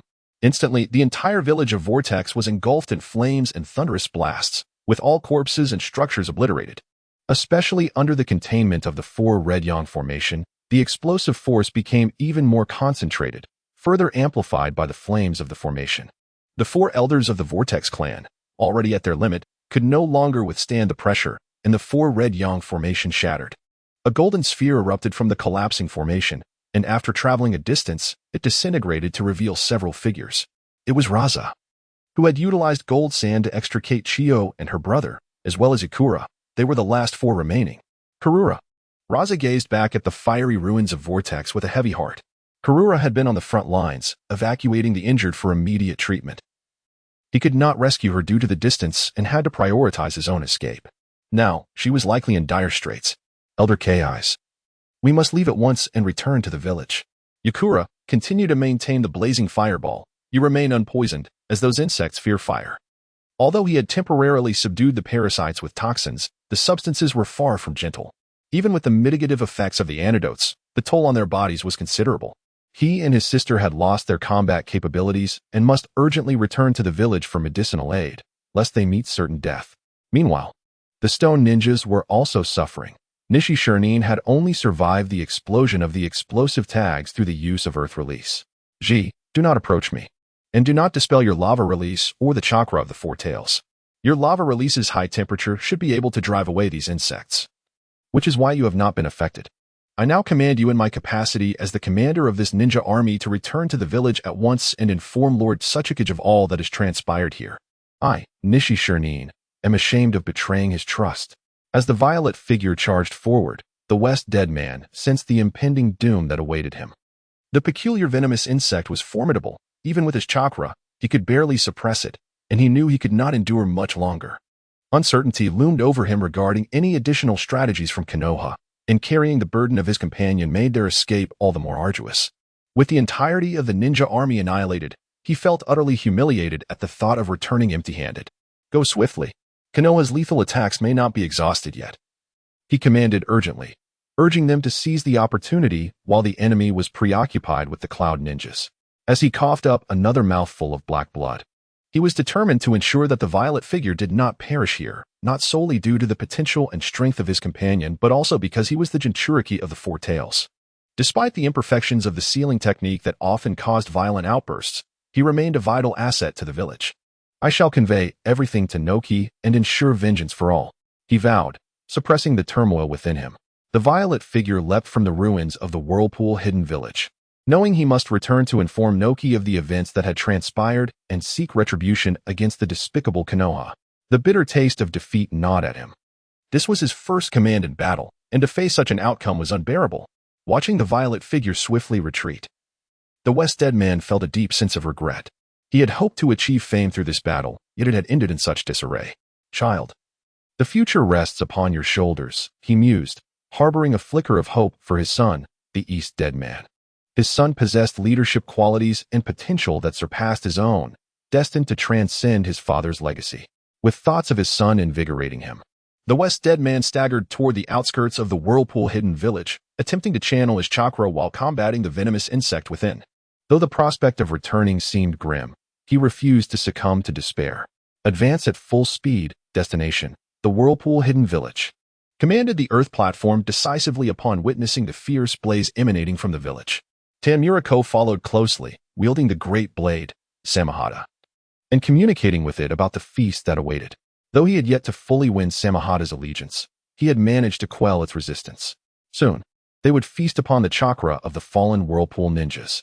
Meanwhile, on the battlefield, Shimura Danzo felt a surge of delight upon noticing the flames from the Whirlpool Hidden Village, knowing that their plan had succeeded. First came the assassination by the nano-venomous insects, followed by explosions from 100,000 explosive tags. There would be nothing left of the Whirlpool Hidden Village, and the IWA and Suna ninjas were surely obliterated. However, this momentary joy was swiftly eclipsed as a blood-red barrier rose around him. Upon closer inspection, he discerned 5 red-haired ninjas unleashing their chakra to form the barrier. Danzo, prepare to meet your end, one of them proclaimed with fierce determination. Simultaneously, the third Raikage consumed a pill, and black lightning erupted from his body, coalescing in his palm as he prepared to unleash the Hell Stab attack. Danzo could only respond by swinging his blade, which was augmented by vacuum spheres to create a razor-sharp wind blade. This was the same technique he had employed multiple times to slice through the Raikage's lightning armor. However, this time, the third Raikage, infused with the power of Dark Thunder, ascended to a new echelon of strength. In an instant, he disregarded elemental weaknesses, severing both the vacuum sphere and the ninja blade, even amputating the right arm of Shimura Danzo, who wielded the weapon. Retreat. Danzo, feeling the searing pain in his arm, was engulfed in a mix of shock and fury. Yet he dared not delay. With a fierce roar, he charged towards the area where the barrier had yet to close. The ninjas under his command received the order and hastily began their withdrawal. However, the third Raikage would not permit their escape. Bolts of black lightning flickered, obstructing the gap in the barrier, single-handedly halting the Konoha ninjas. Simultaneously, the Cloud Village SJ-nin, who had previously been biding their time, unleashed their full power, employing a variety of ninjutsu and taijutsu in unison. Their relentless assault aimed to break through, while the third Raikage, having consumed a pill to forcibly enhance his abilities, could not sustain this power for long. Sarutobi Shinjiro shouted to prevent chaos among his comrades. Upon hearing his voice, the two clans' ninjas quickly regained their composure. They resisted the onslaught from the Cloud Ninjas while simultaneously launching a fierce attack on the third Raikage. Yet, the Raikage was far from being a dying ember. The pill he had consumed was merely a military rations pill, designed not to replenish stamina, but to deceive Danzo and the Konoha ninjas. Soon, the barrier closed, rendering their escape utterly impossible. Although the strength of this 5 elements barrier was not comparable to the 4 Crimson Suns formation, it was by no means easy to breach, especially with the third Raikage and hundreds of Cloud J-nin entangled with the Konoha ninjas within. The Raikage unleashed his full fury, wreaking havoc among the Konoha ranks, disrupting the formations of both clans, while the Cloud ninjas pressed their offensive from the outside. working seamlessly together.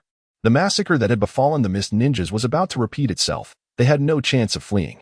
Even utilizing Earth release was futile, as the ground was similarly covered by the barrier, preventing any possibility of burrowing underground. Cloud Ninjas.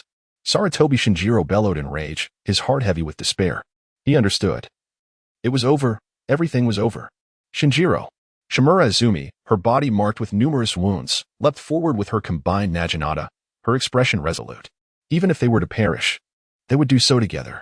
Izumi, we cannot die here. The arrival of his beloved brought a slight calm to Shinjiro's tumultuous thoughts, yet he spoke with unwavering determination. He retrieved a secret medicine and swallowed it. Immense chakra surged within him. Biting his finger, he swiftly formed seals, and at last struck the ground with his palm. Summoning technique. King of Monkeys, Enma. Under normal circumstances, his current chakra levels would not suffice to summon Enma. But the eruption from the secret medicine had barely met the threshold. Shinjiro, Enma, the summoned Monkey King, was taken aback. Not expecting to be summoned by the son of Sarutobi Izashi, and soon sensed the unusual circumstances surrounding him. Uncle Enma, transform into the adamantine staff and break this barrier. Sarutobi Shinjiro gritted his teeth against the pain induced by the medicine's surge, speaking rapidly. They needed to shatter this barrier swiftly to lead their clansmen to safety. Transformation technique. Adamantine staff. The monkey demon, realizing the urgency of the situation, transformed into the Vajra rod without further ado. In the embrace of Sarutobi Shino, the rod elongated instantaneously, creating a substantial breach in the barrier. Simultaneously, a hand extended from the Vajra rod, grasping Sarutobi Shino in preparation to carry him to safety. Shino, in turn, quickly clasped the hand of his girlfriend, Shimura Izumi, and together they surged forth. Leave.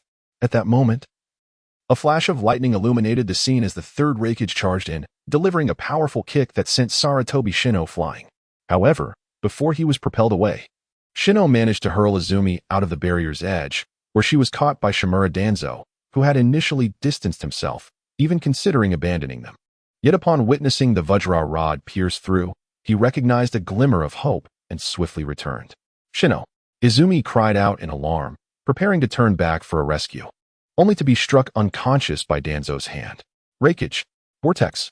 Danzo glared ominously at the rapidly mending breach in the barrier, urging his daughter to retreat hastily.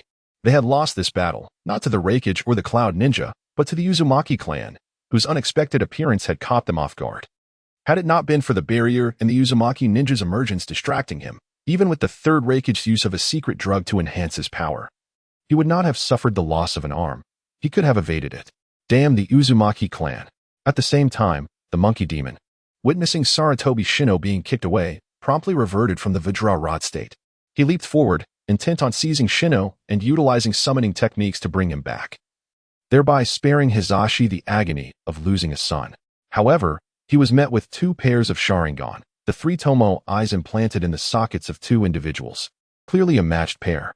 They were the very twin brothers who had previously targeted Sarutobi Shino. In unison, they formed seals, employing their Sharingan as a medium to cast an illusion. Upon seeing the three Tomo Sharingan, the monkey demon sensed impending doom. By the time he attempted to dispel the summoning technique, it was already too late. His body crashed to the ground, and his eyes were flooded with the image of the three Tomos. This eye is too troublesome. The brothers, who had cast the illusion, instantly turned as pale as paper, indicative of the immense toll it had taken on them.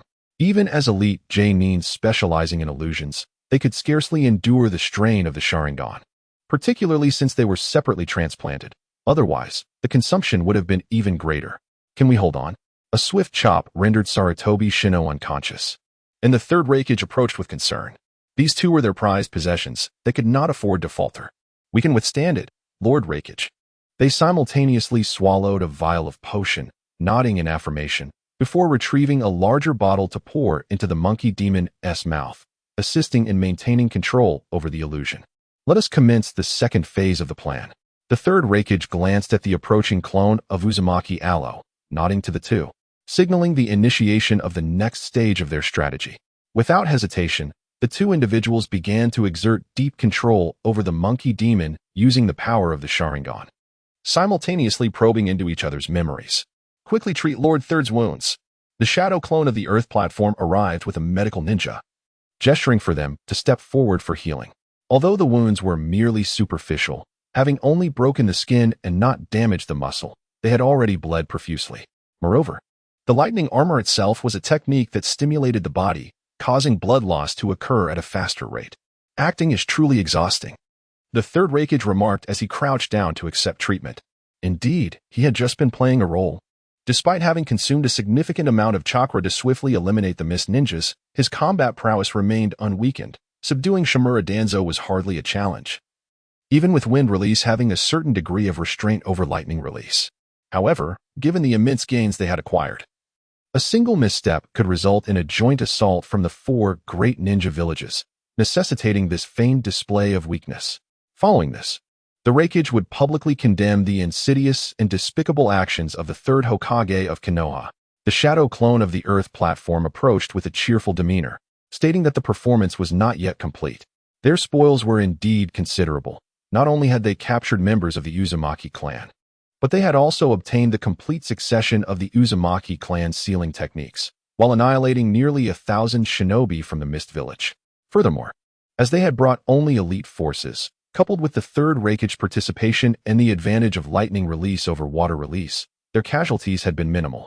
One could assert that this operation had been a resounding success, while simultaneously outsmarting the third Mizukage and the Mist Village. In the days to come, the Mist Village would be far from tranquil, and they would likely lack the resources to seek revenge. The internal conflicts within Konoha would also be considerable. Sarutobi Hiruzen was indeed shamelessly treacherous. The third Raikage held a disdainful view towards Sarutobi Hiruzen, who was known for his scheming and plots. Yet, one could understand, given the circumstances. Although Sarutobi Hiruzen was formidable, the title of the strongest Hokage was entirely exaggerated. While the combined use of the 5 elemental jutsu might yield an increase in power, the enhancement was limited. In the past, when Sarutobi Hiruzen and his companions were pursued by the Gold and Silver Brothers, they fled in a disheveled state, while he had the strength to personally slay them. This illustrated the disparity in power. The strongest Raikage was genuine, while Sarutobi Hiruzen's reputation was inflated, and significantly so. Lacking the strength to dominate all, he resorted to cunning schemes to undermine and even eliminate his own kin. Summoning technique, contract scroll. At this moment, the twins had deeply controlled the monkey demon, manipulating it to perform the hand seals for summoning the scroll of the monkey clan and transmitting information regarding the monkey clan gleaned from the memories of the monkey demon into the third's mind through genjutsu. The shadow clone of Uzumaki Aloe stepped forward to unfurl the scroll, revealing a series of names from the Sarutobi clan, including Sarutobi Shino and Sarutobi Hiruzen. The third Hokage, a cold gaze fixated on that name. The Uzumaki Aloe shadow clone harbored immense hatred towards it. He had witnessed the flames that erupted in the village earlier, clearly indicating that the situation there was dire, likely orchestrated by Sarutobi Hiruzen and Sesshomaru Danzo. His intense hatred for Sarutobi Hiruzen compelled him to wish for the man to be dragged out and subjected to 1,000 tortures. Senior, please adhere to the plan. Even if we were to summon the Monkey King through the aid of the Shinigami to eliminate Hiruzen, it would be of little consequence. Moreover, with Hiruzen's demise, Konoha would only grow stronger. We must strategize for the future of our village and the Uzumaki clan. The Tsuchikage interjected, suggesting that while it was feasible to use this opportunity to bring the third Hokage back for assassination, it did not align with the current interests and future aspirations of Kimobikure. Even in the absence of the third Hokage, Konoha would remain stable, as they still had the Nine-Tails Jinchuriki Uzumaki Mido, along with the influence of the first Hokage's wife and the Senju clan's esteemed power, coupled with the external pressures of war. With Hiruzen's death, the Senju clan would swiftly reclaim control over Konoha, rendering the village even more formidable. Thus, it was in their best interest for the third Hokage to remain alive. Indeed, it was also the case that Sesshomaru Danzo had been deliberately released by the third Hokage, as they sought to weaken and even undermine the Senju and Uchiha clans through the cooperation of Hiruzen and Danzo. After considering the Tsuchikage's counsel, Uzumaki Aloe suppressed his animosity, raising his hand to seal the names of the Sarutobi clan in a contract seal. The third Raikage then followed suit, wiping the blood from his wounds and inscribing his name upon the summoning scroll. Let us begin. After writing his name, the third Raikage smeared his blood onto the hands of the Monkey King, then nodded to the twin brothers.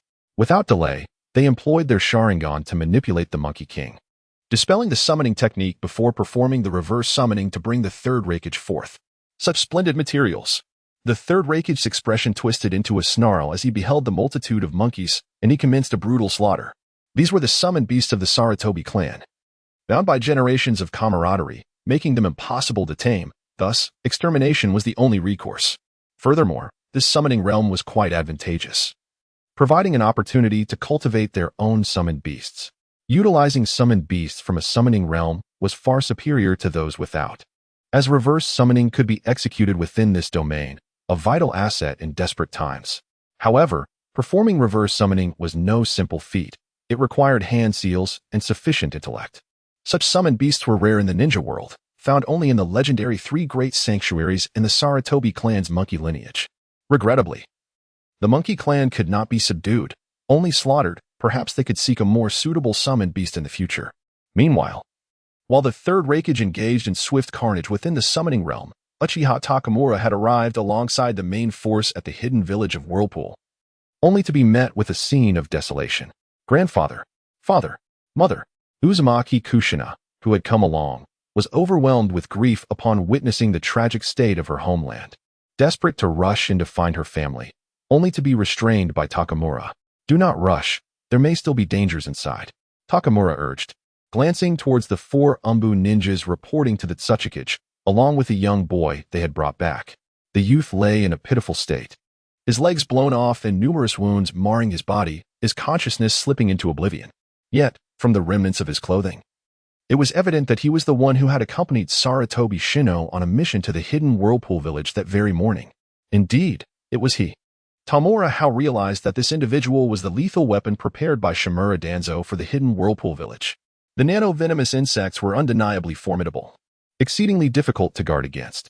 After grasping the situation, the Tsuchikage summoned illusionary ninjas to forcibly control the grievously injured youth, manipulating his body to form seals, utilizing chakra to command the venomous insects into a dormant state. All right, everyone, proceed into the village to search for any survivors. If you experience any discomfort, report immediately. Return here, and I shall guide you in extracting the venomous insects you have been afflicted with. Once receiving confirmation from the illusionary ninjas, the Tsuchikage finally issued the order to enter the village for rescue operations. Tamura Hao released the eager Jainin, following Uzumaki Kushina deeper into the ruins. In the innermost depths, a square barrier was present, within which two figures slumped on the ground, Uzumaki Masahiko and Uzumaki Alo. They were the last two remaining in the village, having survived the explosion solely due to this barrier, though their endurance would not last much longer.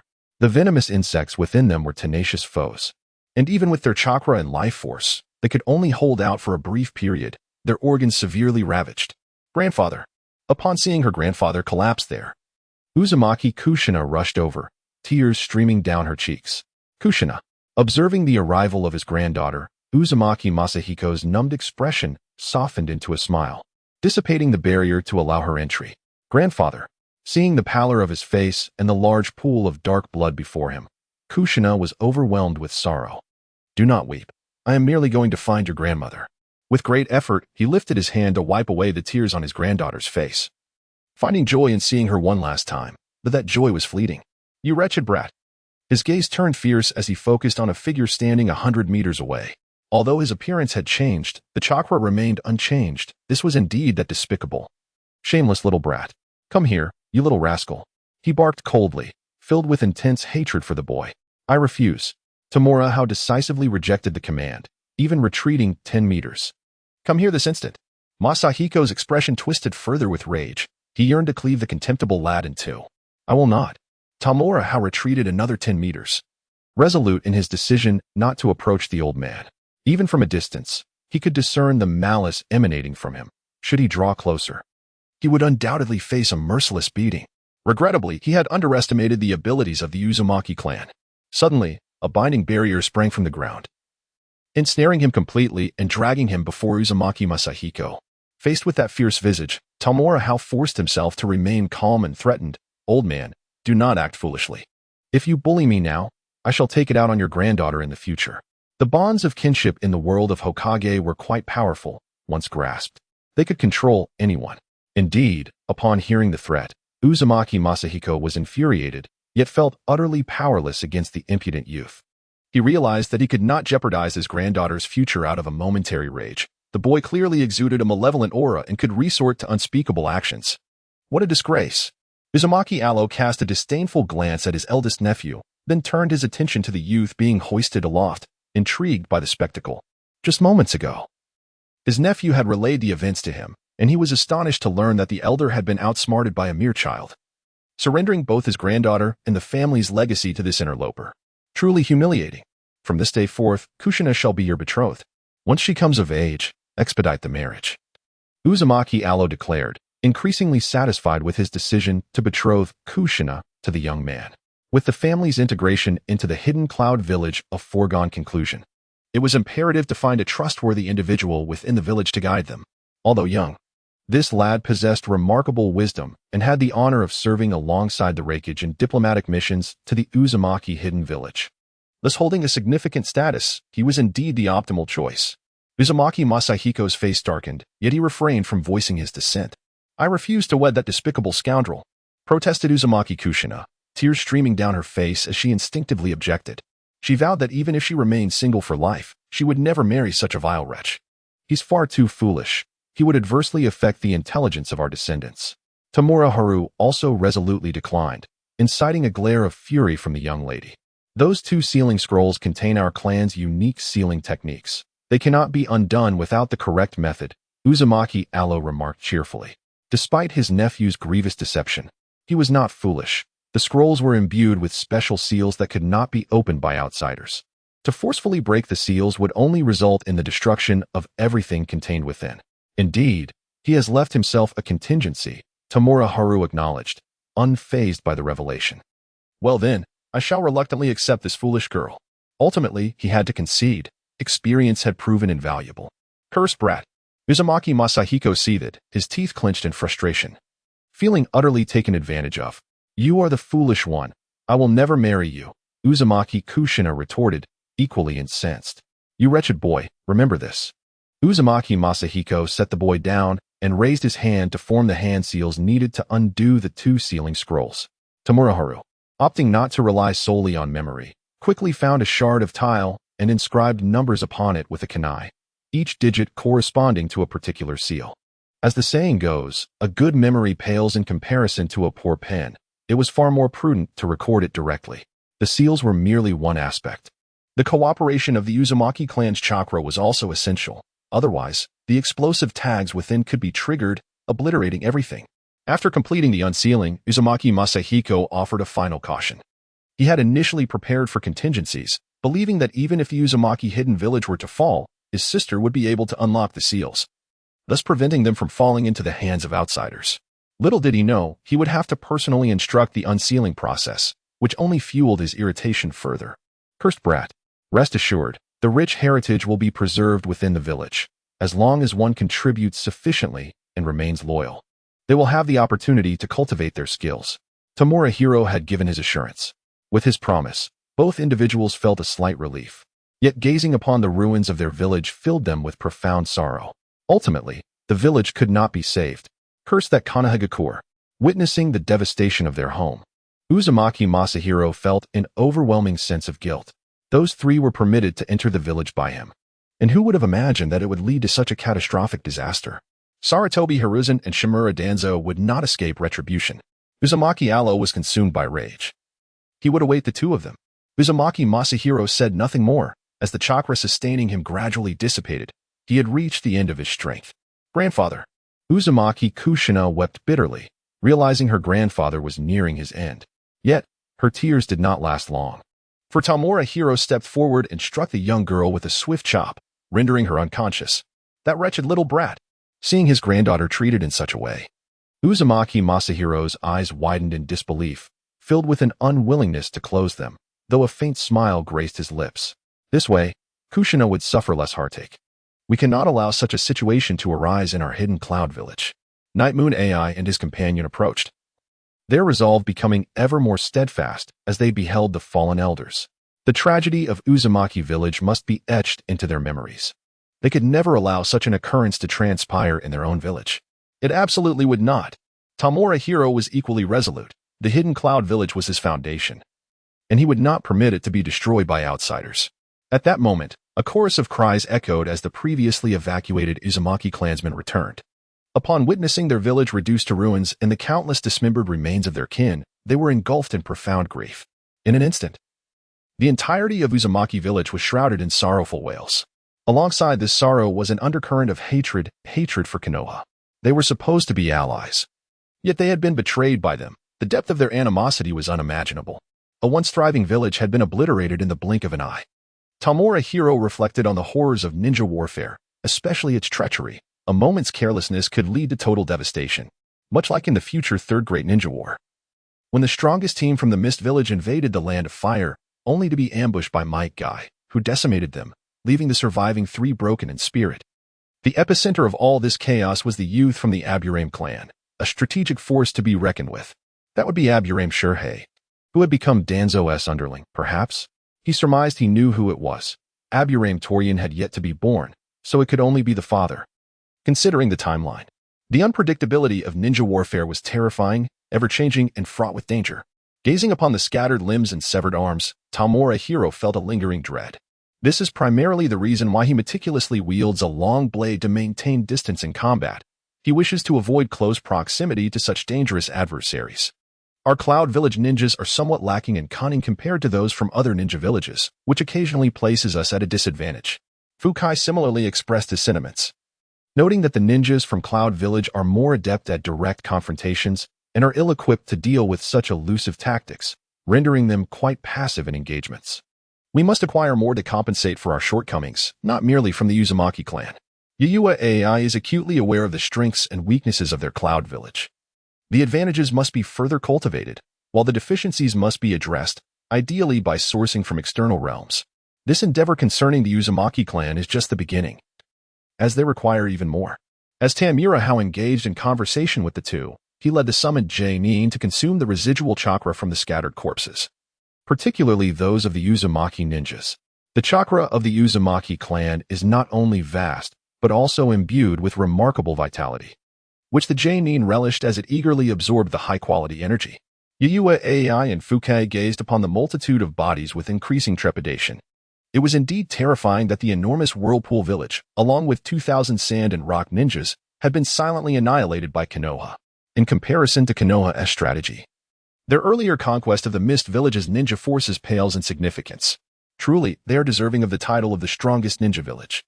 Tamura Hao also marveled at Konoha's might, noting the sheer number of high-quality ninjas within, far surpassing those of other villages. Although the other four great ninja villages boast a considerable number of ninjas, they lack a significant number of top-tier experts. While Konoha is capable of producing formidable warriors en masse, even those of the Kage caliber, despite the internal strife caused by the incessant conflicts among Konoha's F4, which led to the downfall of both founding clans, it remains the most powerful ninja village. The depth of its heritage is truly enviable. Suddenly, Fukai lifted his gaze towards the sky, prompting Tamura Hao and Yayua AI to follow suit, noticing a figure ascending into the air in the distance. However, the figure appeared unstable, clearly indicating that the individual was not in good condition. It was the commander of the Rock Ninja Forces. Tamura Hao retrieved a telescope to observe, instantly recognizing the individual as the Rock Ninja commander who had previously mocked them during negotiations. Was he the one who, due to poor condition, had not retreated immediately and was now attempting to escape with chakra? I believe he requires your assistance. We must not let him fall to his demise. Tamura Hao perceived this as an opportunity to strike a fallen foe, and he is not one to harbor grudges. He swiftly avenges any slight. This remark elicited a puzzled look from Yayua AI. What do I have to do with the Rock Ninja's demise? I would rather see more of them perish. Tamura Hao earnestly explained, I recall that both you and the third Hokage possess Earth Affinity. If you could acquire the gravity-reducing or even flight techniques from the Rock Village, your speed would undoubtedly increase, significantly enhancing your combat capabilities. In the impending Fourth Great Ninja War, the Third Suchikage and the Fourth Raikage united their strengths in battle. The Third Suchikage bestowed upon the Fourth Raikage the technique of ultra-lightweight earth rock, diminishing his weight and consequently amplifying his speed. For the Raikage, who excels in lightning release and body techniques, such an acceleration translates directly into enhanced combat prowess. If the Fourth Raikage experienced an augmentation, it stands to reason that the more formidable Third Suchikage would also benefit, as both share an affinity for the earth element. Please don't perish. Night Moon AI exclaimed in alarm, hastening to employ lightning release armor to boost his speed and catch up, fearing that his companion might not withstand the strain and meet a dire fate. Although he lacked the ability to fly, the unsteady demeanor of the other was indicative of a precarious state that could not endure for long. AI. Witnessing his cousin's impulsive pursuit, Fukai felt a sense of helplessness. Teacher, you should follow and check on him. Additionally, send a shadow clone to inform Lord Tsuchikage. Requesting a Genjutsu ninja. The opponent is afflicted with a venomous insect and certainly cannot endure for much longer. We must obtain that earth release technique swiftly.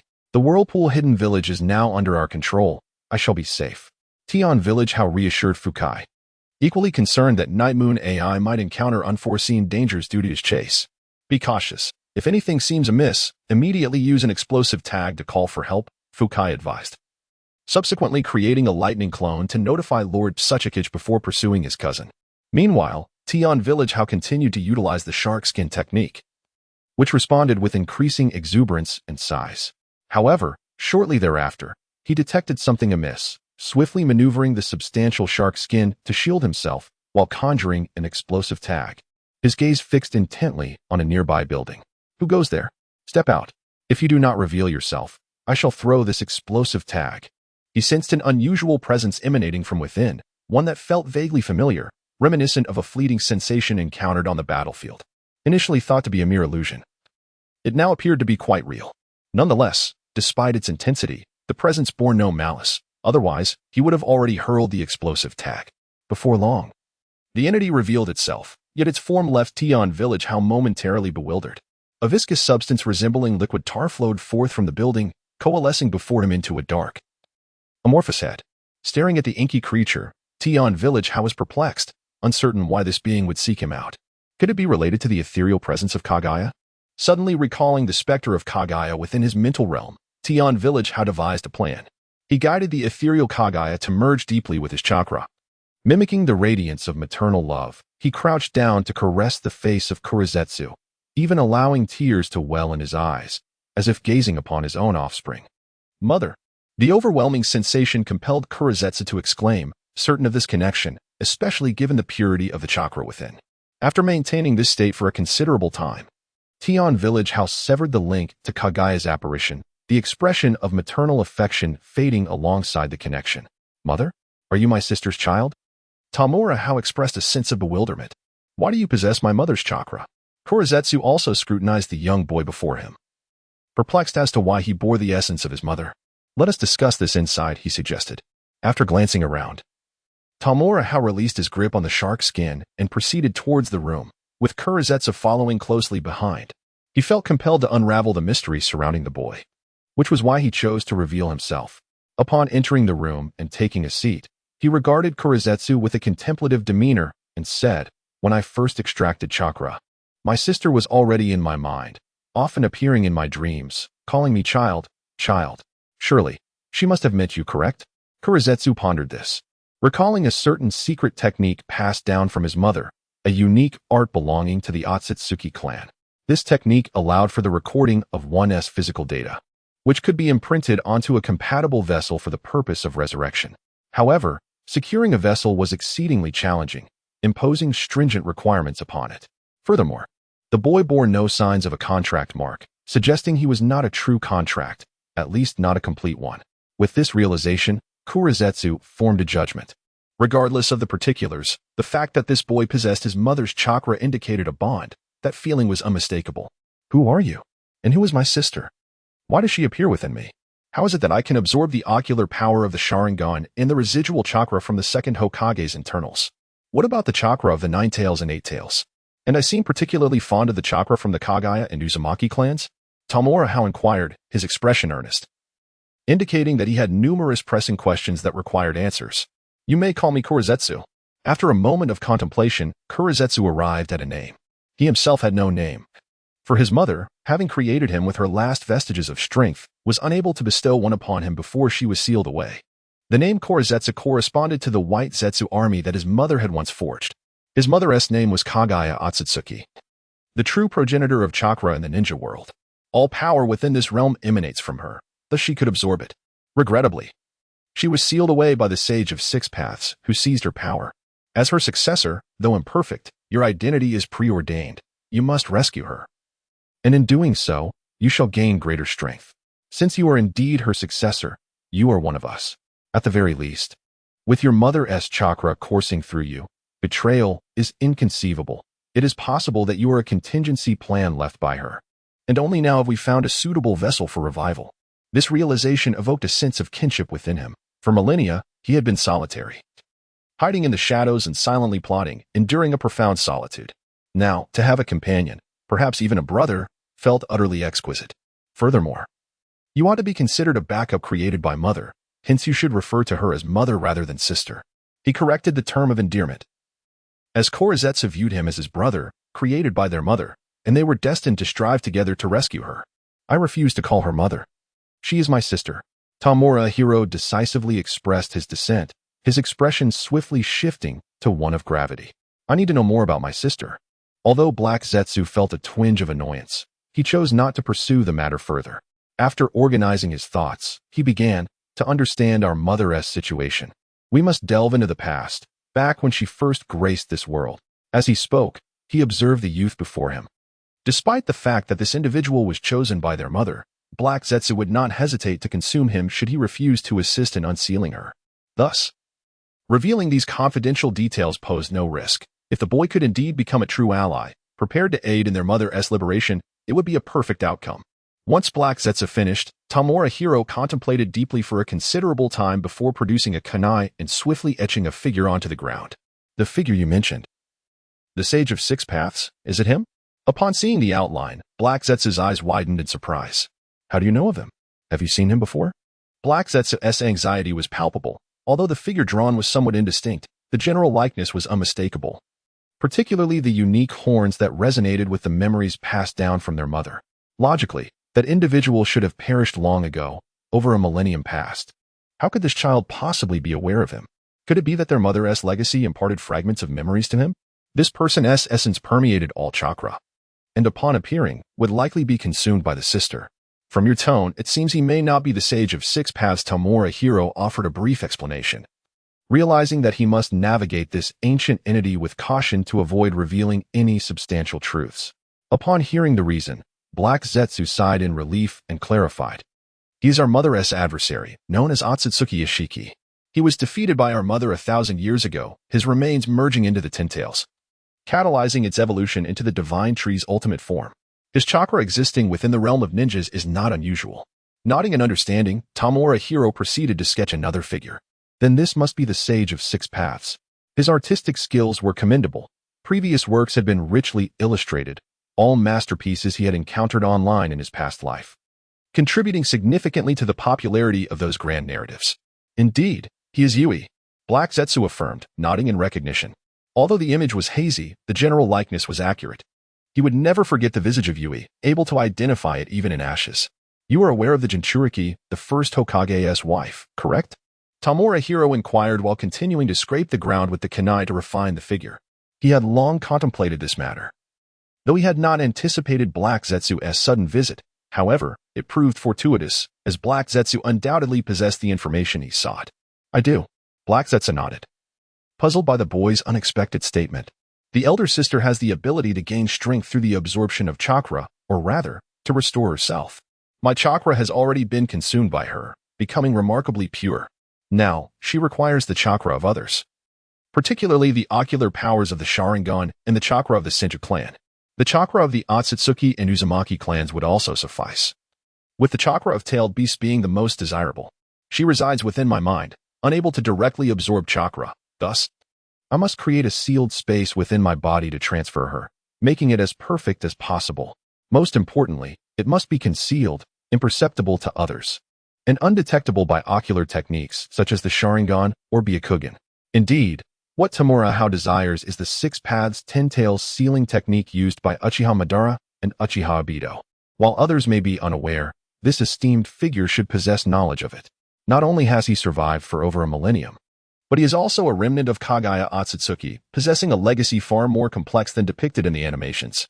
Black Zetsu, after a moment of contemplation, remarked, I know a sealing technique that can perfectly link your mother's power with yours. Expose your abdomen. I shall assist you in its construction. Without hesitation, Tamura Hao lifted his clothing, revealing an abdomen adorned with 8 well-defined muscles. With a golden opportunity at hand, he was unafraid of any trickery from Black Zetsu. Black Zetsu manifested his dark hands and, utilizing the power of yin and yang release, inscribed the sealing technique upon the youth's abdomen. After a decisive strike to his abdomen, all the techniques fused into his being. Tamura Hao infused his chakra into it and quickly sensed the vast internal space, an immense expanse indeed.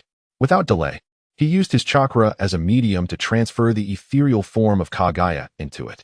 The moment Kaguya's apparition entered, the yin-yang chakra used to construct the sealing space resonated with it, actively merging and gaining dominion over the sealed space. Kaguya's apparition became more substantial and agile. Upon realizing the disconnection with the sealing space, Black Zetsu immediately intervened, and upon seeing Kaguya's apparition, he was filled with excitement. Mother, it truly is you. This confirmed it. This was indeed his mother. Kaguya's apparition seemed to sense him, gazing quietly in his direction. Tamura Hao utilized his chakra to form a tangible presence within the sealing space. Observing the now more agile apparition of Kaguya and affirming a prior suspicion, he had previously surmised that Kaguya's apparition would continuously evolve, potentially developing consciousness. A characteristic inherent to chakra. After all, the chakra of the Sage of Six Paths could manifest a figure through Uchiha Madara's leg and could directly materialize within the mental realms of Uzumaki Naruto and Uchiha Sasuke, let alone that of Kaguya Otsutsuki. I find it rather implausible that you intend to awaken the Sage of Six Paths' eyes through Uchiha Madara, thereby breaking the seal on my sister. Tamura Hao suddenly interjected, "It is time to showcase my deceptive prowess." What do you mean? Black Zetsu, having finally calmed his emotions, turned to await his brother's elaboration. Your plan harbors a critical flaw, namely the Sage of Six Paths. Is he truly dead? You conspire in the shadows. And he may also be lurking, plotting his own schemes. When you guided Uchiha Madara down that path, he might have already perceived your intentions. Every aspect of your plans lies under his scrutiny, and I harbor doubts about your ability to outmaneuver him. Tamura Hao does not believe that the Sage of Six Paths is truly dead. After all, the sage is a pure-blooded Otsutsuki who awakened the Rinnegan and is also the Ten-Tails Jinchuriki, hardly inferior to Kaguya Otsutsuki. If both Kaguya and Black Zetsu, along with the nine-tailed beasts, have managed to endure for so long, the Sage of Six Paths should not be any different. Furthermore, considering the sage's resurrection during the Fourth Great Ninja War and his numerous maneuvers, he suspects that something is amiss. I am aware that this plan carries risks. But I have no alternatives, Black Zetsu lamented, fully cognizant of the dangers involved. Otherwise, he would not have remained hidden even after the sage's supposed demise. The chakra of Yui persists within the ninja world, and even the chakra of Indra and Azura continues to reincarnate ceaselessly. Yui's case should be no exception. Moreover, Yui's Rinnegan has mysteriously vanished, which is indeed quite unusual. Yet, I find myself with no other options. The Rinnegan is the foundation for lifting my mother's seal, and it must be obtained. If I could wield power surpassing that of the Sage of Six Paths, could I forcibly break the seal on my sister? Tamura Hao continued to inquire, expressing a preference for forcibly breaking the seal over resurrecting Kaguya Otsutsuki through the infinite Tsukuyomi, as this would signify a substantial change. Surpassing Yui's power? You? Black Zetsu dismissed the notion as implausible, even impossible. He had previously sensed that this brother lacked the bloodline of Yui and Yui's village. He merely possessed chakra. Attaining Yui's level was utterly unfeasible. If such heights were easily reachable, he would not have toiled for millennia. Yet, how can one know without attempting? Tamura Hao held unwavering confidence in himself, for as a transmigrator endowed with a golden finger, his future transcends the imagination of ordinary individuals. Do not expect much from this phantom of my mother. It falls vastly short. Black Zetsu remained unconvinced upon seeing this apparition. He realized it was not a true contract of his mother, at least not a complete one, and would not yield substantial power, particularly the Kekkei Jinkai. Tamura Hao refrained from elaborating on this matter, and instead turned to the subject of the Ten-Tails. Is it possible to create a small Ten-Tails, facilitating my sister's absorption of external powers? At the very least, it should undergo filtering. I have preserved some remnants of the Divine Tree, which still possess a degree of vitality. I shall send them to you later. Black Zetsu did not refuse. Although this Phantom's potential is limited, it is sufficient for the young man to surpass everyone currently in the ninja world, reaching at least the level of Uchiha Madara and Shinja Hashirama. Additionally, There is the chakra of the major tailed beasts, especially that of the nine tails. Absorbing its chakra would enhance my perception of good and evil. Tamura further proposed the acquisition of tailed beast chakra, and Black Zetsu surely possessed such resources. Even that individual from the Fire Temple managed to collect a substantial amount of Nine Tails chakra during the Nine Tails disturbance. It stands to reason that this formidable entity would have amassed similarly. The perceptive ability originates from the primordial power of the Nine Tails. Only such a fundamental force can surpass the chakra of ninjas within the shinobi world, thus allowing you to sense it. Absorbing the ordinary chakra of the Nine Tails is futile. Yet the basic chakra of tailed beasts can be utilized to cultivate the Ten Tails, although its potential may be limited. Attaining the level of a tailed beast should indeed be feasible. Black Zetsu dismissed Tamura-Hao's line of thought, asserting that if mere chakra could achieve such heights, he would have long ago amassed a significant collection of tailed beast chakra to secretly mold the Ten Tails. The essence of chakra, Tamura-Hao realized. He had not considered this perspective, but it made sense. While tailed beasts are conglomerates of chakra, they are not merely composed of chakra, otherwise flesh and blood would not exist. It is far more reasonable to possess a primordial power which serves as the foundation of the tailed beasts. Consequently, to enhance his sense of good and evil, he could only scheme around the Nine Tails. He wondered how much longer the first Hokage's wife could live. He kept a watchful eye on her, for her age was considerable. The transfer of the Nine Tails would present an opportunity.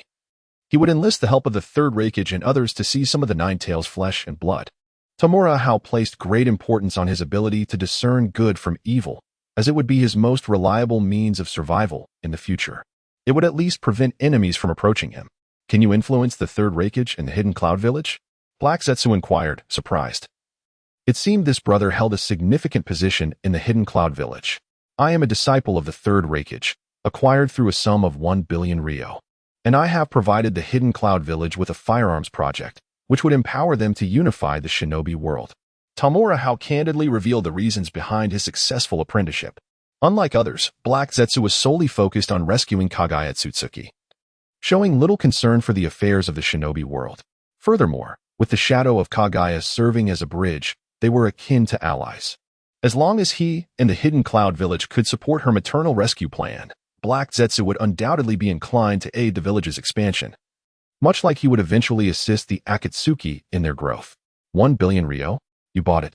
Black Zetsu was somewhat bewildered. Could such a thing truly be purchased? Your status as a Raikage disciple is indeed quite valuable. His attention then shifted to the firearms project, which was evidently the focal point. What is the firearms project? Tamura-Hao gestured and explained. It is akin to the principle of fireworks, utilizing a metal tube to enclose an explosive tag, placing a metallic projectile at the front. By igniting the explosive tag, the metal projectile is propelled outward, causing destruction. If the quantity and size are sufficient, even shadow-level adversaries can be obliterated. Most importantly, this device can be mass-produced with minimal requirements for use. One merely needs chakra to activate the explosive tag, enabling the formation of a vast army of ninjas capable of sweeping through the shinobi world with ease. Our current collaboration with the Uzumaki clan also serves the firearms project, employing sealing techniques to imbue elemental jutsu into the firearms, thus creating weapons with the powers of ninjutsu, such as the acceleration of wind release, the penetrative force of lightning release, the durability of earth release, and the explosive force of fire release, among others. Tamura-Hao appeared remarkably candid, perceiving no need for concealment in this regard. With Kurojitsu's capabilities, any intelligence could be uncovered if he so desired. Kurojitsu, however, contemplated more extensively, recalling the formidable army of 100,000 white Zetsu crafted by their mother in years gone by. While the inherent combat prowess of the white Zetsu was mediocre, their effectiveness would undoubtedly be amplified with the incorporation of advanced weaponry. Their mother had always remained vigilant against the arrival of powerful kin, which was why the creation of the white Zetsu army was imperative. Enhancing its strength was essential. This notion was indeed appealing. Kurojitsu endorsed the weaponry initiative, recognizing the potential utility of his brother. Initially, he sought to unify the ninja world, establishing a flawless empire to sever the myriad tragedies wrought by it. However, it appeared that adversaries were plentiful. Tamura-Hao exhibited a palpable ambition, his eyes glimmering with a spectral light, reminiscent of the charismatic villains from Tales of Yore, even engaging in a self-hypnotic reverie. Let us assess. At present, our foes include the 4 major ninja villages, particularly Konohagakure. Furthermore, There are the Sage of Six Paths and his brother, whose whereabouts remain unknown. Additionally, there are the kin of your sister, being of the same lineage. It is certain there are many more, not merely the singular Otsutsuki Ishiki, who must also be guarded against. What else? After some contemplation, Tamura gestured for Kurojitsu to elaborate. The creatures from the three great sacred lands must also be accounted for, especially the toads of Myobokuzen. For now, these constitute our adversaries. However, one crucial point merits attention. Once the infinite Tsukuyami plan is successfully executed, the reappearance of the divine tree will inevitably be sensed by our mother-esque kin, leading to their descent into this world, likely with malicious intent. Kurojitsu added that within the inherited memories from their mother, there existed a wealth of information. One key aspect being that the divine tree serves as a coordinate for those beings to locate worlds. The Otsutsuki clan primarily traverses various realms through spatial powers, with the divine tree functioning as their spatial reference.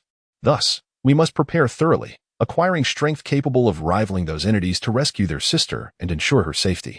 Tamura understood this implicitly, consistently vocalizing his intention to save his sister, revealing an attachment bordering on possessiveness, akin to an ardent elder sister devotee. This sentiment of attachment and possessiveness pleased Kurojitsu, indicating that the child nurtured by their mother was indeed reliable, significantly more so than the two wretches, Yui and Yumura. Mother requires no protection. She is exceedingly powerful and can resolve all adversaries once unsealed.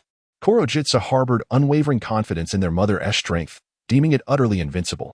You ought to reconsider. According to your assertions, the Sage of Six Paths and his ilk do not match your sister's prowess, yet they managed to defeat and seal her, even usurping her power. Clearly, she lacks martial aptitude. She is not a competent warrior, and given your current demeanor, it is evident you two do not possess formidable combat abilities.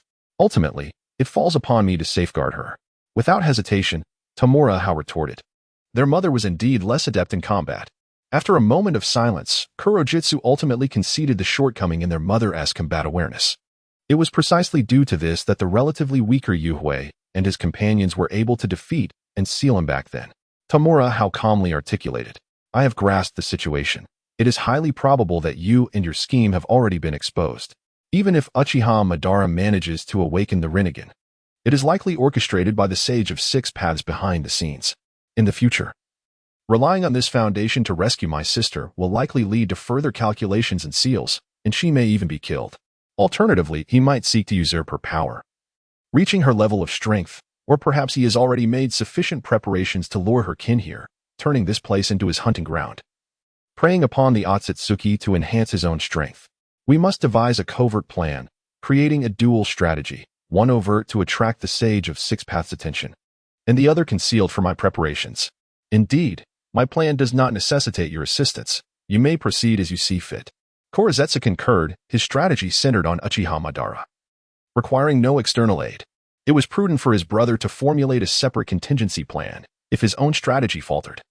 The likelihood of rescuing their mother would be greatly increased. I require comprehensive intelligence on the 5 great shinobi villages, especially Konoha. Tamura yearned for deeper insights, particularly those not revealed in the original narrative. Kurojitsu offered no further commentary, employing Jinjutsu to transmit all known information into Tamura's mind. Edo Tensei, the resurrection of the deceased. Upon reviewing the information in his mind, Tamura displayed a contemplative expression. According to Kurojitsu's intel, the second Hokage had nearly completed the Edo Tensei before his demise, with subsequent experiments merely refining the technique. The first Hokage, as the reincarnated vessel of Ashura's chakra, and the Senju clan, descendants of the Sage of Six Paths and Ashura, saw the first Hokage capturing the 9-tailed beasts and distributing them across the 5 great shinobi villages. His wife produced the 9-tails Jinchuriki, while the second Hokage, Senju Tobarama, developed the forbidden jutsu capable of resurrecting the dead. Simultaneously, Uchiha Madara, under your inducement, embarked on the path of merging with the Rinnegan.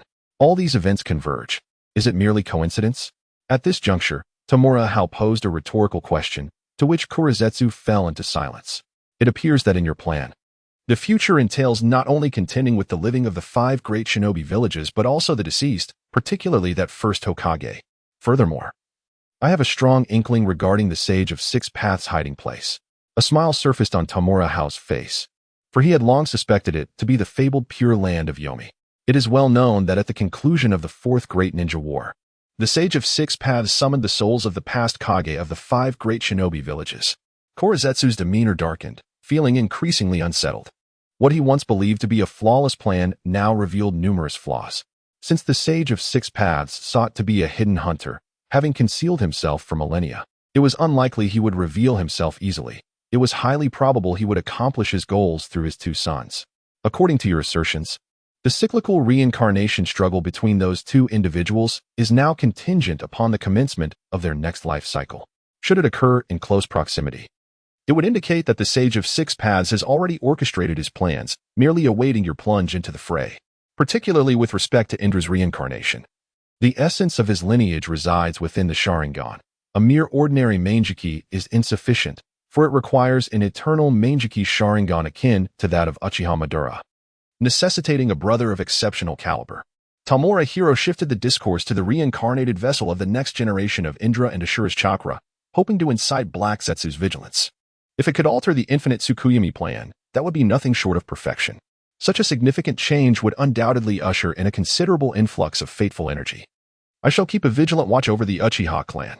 Black Zetsu's demeanor has increasingly soured, and he could only focus his attention on the Uchiha lineage. Simultaneously, he felt fortunate to have such an outstanding younger brother. Otherwise, he would be harming their mother rather than saving her.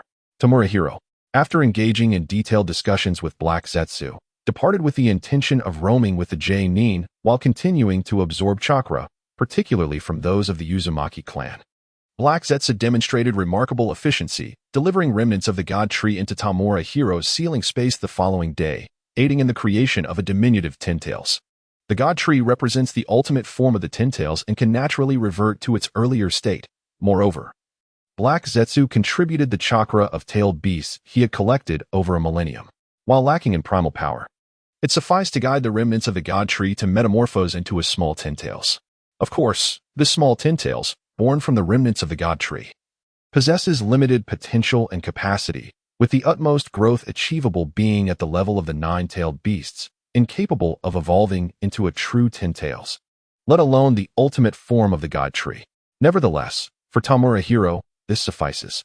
He merely regards the Ten Tails and Kagaya's Spectre as auxiliary tools for rapid enhancement and a safeguard for self-preservation, valuing his own capabilities above all else. Additionally, Black Zetsu brought forth a white Zetsu for the small Ten Tails to devour, thereby augmenting its ability to simulate chakra, refining its mimicry further. Though you lack the bloodline passed down by the likes of Yuhi, possessing chakra allows you to attain such strength, Black Zetsu remarked, observing the small Ten Tails that had emerged. Tamura Hiro's chakra apparition turned towards him, eager for further discourse. Was there a path to strength beyond the Otsutsuki bloodline in this world? Without delaying, Black Zetsu elaborated. It pertains to the evolution of bloodlines, where the attributes of chakra interweave into a bloodline limit. Merging the 7 chakra attributes into one constitutes a bloodline limit, a power possessed by your mother. Yuhi and his kin also possess bloodline limits. The Rinnegan itself is a form of bloodline limit. During the evolution of bloodlines, your chakra lineage will be elevated.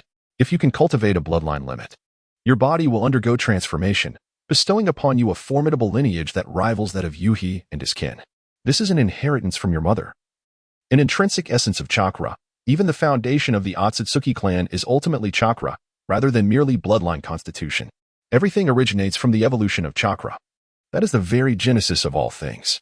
The Tsutsuki clan is merely the result of ancestors who cultivated chakra to a certain level, thus achieving a transformation of their bloodline and passing their powers down. This merely granted the Tsutsuki clan a higher starting point. If their ancestors were capable of such feats, others certainly can be as well, albeit with considerable difficulty. At the very least, one must provide this younger brother with a glimmer of hope, encouraging him to train diligently and enhance his abilities. Lacking formidable combat power myself, it is only fitting that my brother compensates in that regard. Yet, I possess only a lightning affinity and likely lack the yin-yang attribute as well. Tian Village Hao frowned, while the path of bloodline fusion holds limitless potential. The challenge lies in my singular attribute. Am I to transplant the flesh of another? Or perhaps dabble in the techniques akin to the cursed art of Kagaya? It seems that in a previous life, a character named Hyuga Kyuka followed such a path, ultimately achieving bloodline acquisition. This could indeed be altered through bloodline fusion. One could cultivate other nature transformations that resonate with the lightning attribute, subsequently merging them into a bloodline. Thus, one could utilize the power of the bloodline, rooted in the lightning attribute, to incorporate another attribute into their chakra. This notion parallels the metamorphosis brought about by bloodline fusion, wherein the body acquires unprecedented chakra attributes, naturally allowing for the attainment of foundational attributes one lacked. Alternatively, one might conceive that chakra inherently possesses all attributes, with some being manifestly potent while others remain too weak to materialize. Bloodline fusion serves to enhance these weaker attributes, thereby rendering them manifest. Chakra harbors infinite possibilities. Its potential is beyond imagination. Black Zetsu revealed a pathway. This force of chakra is truly wondrous, and the claim that Kaguya unraveled its essence is merely superficial. Chakra is far from the simplicity they envision.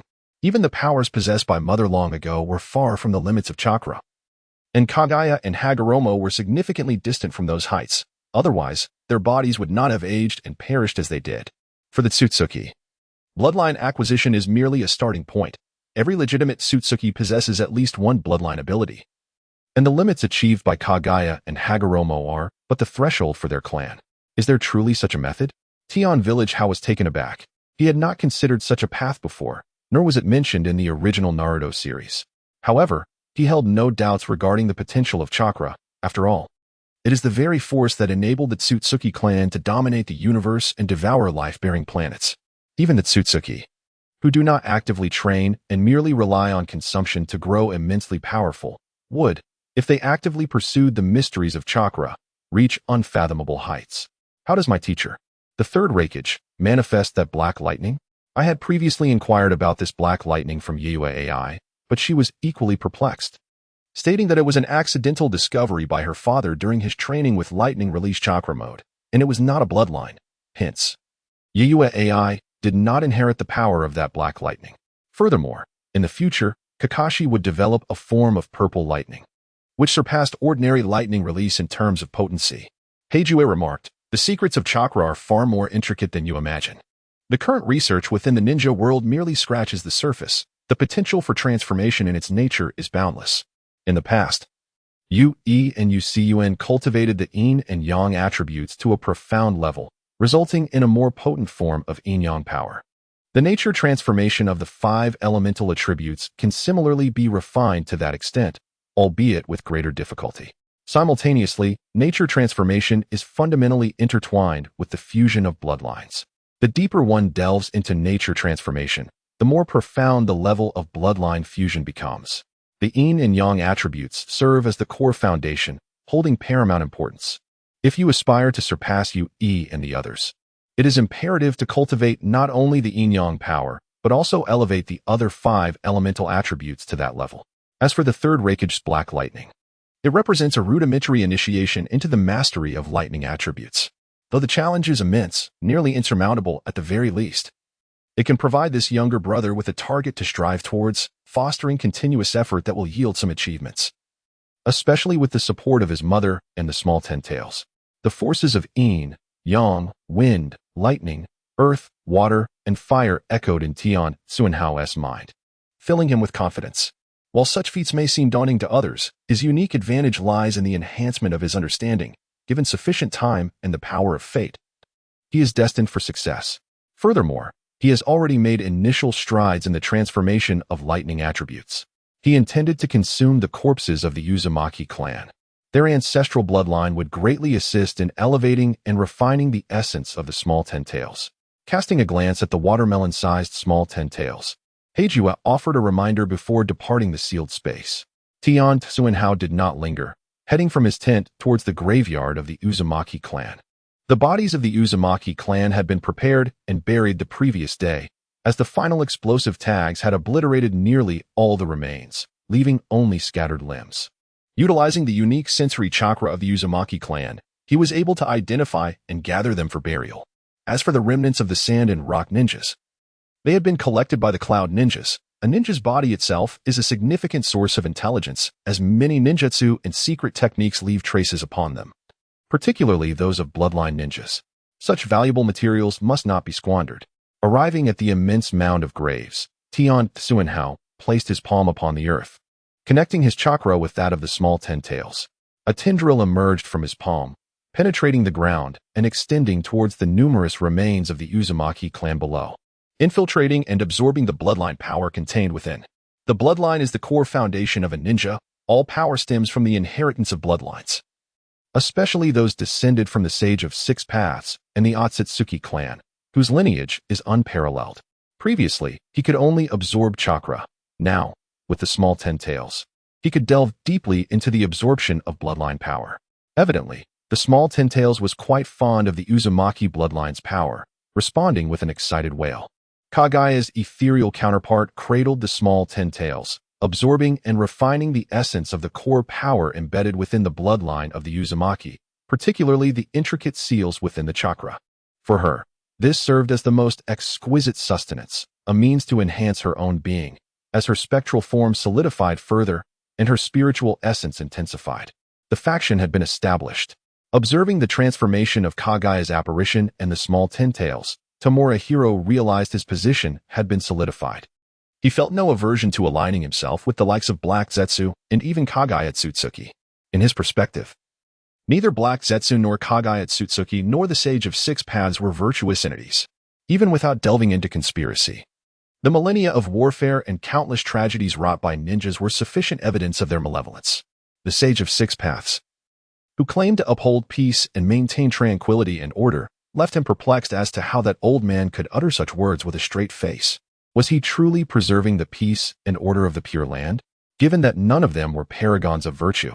It mattered little which side he chose to ally with.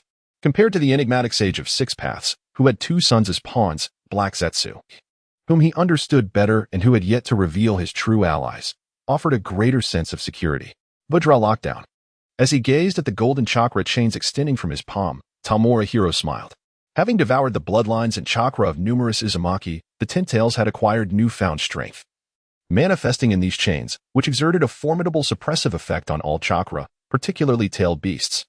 This Vajra lockdown shared its origin with the chakra chains of the Outer Path Golem, albeit the latter was significantly more powerful, possessing a higher tier and a stronger restraint on tailed beasts. The current small 10 tails was far from comparable to the Outer Path Golem, yet it had stabilized its acquisition of the Uzumaki's Vajra lockdown.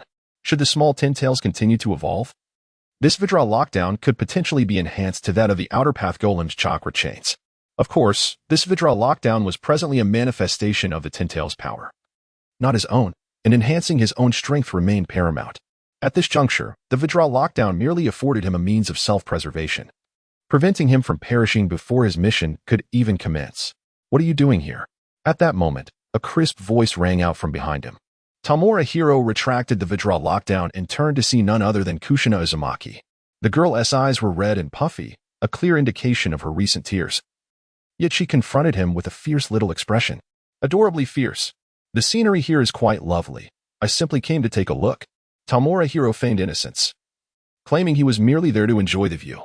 He couldn't help but acknowledge that the Uzumaki clan possessed an exceptional eye for choosing locations. This place, vibrant with life and beauty, seemed a waste for a graveyard and would surely thrive as a residential area.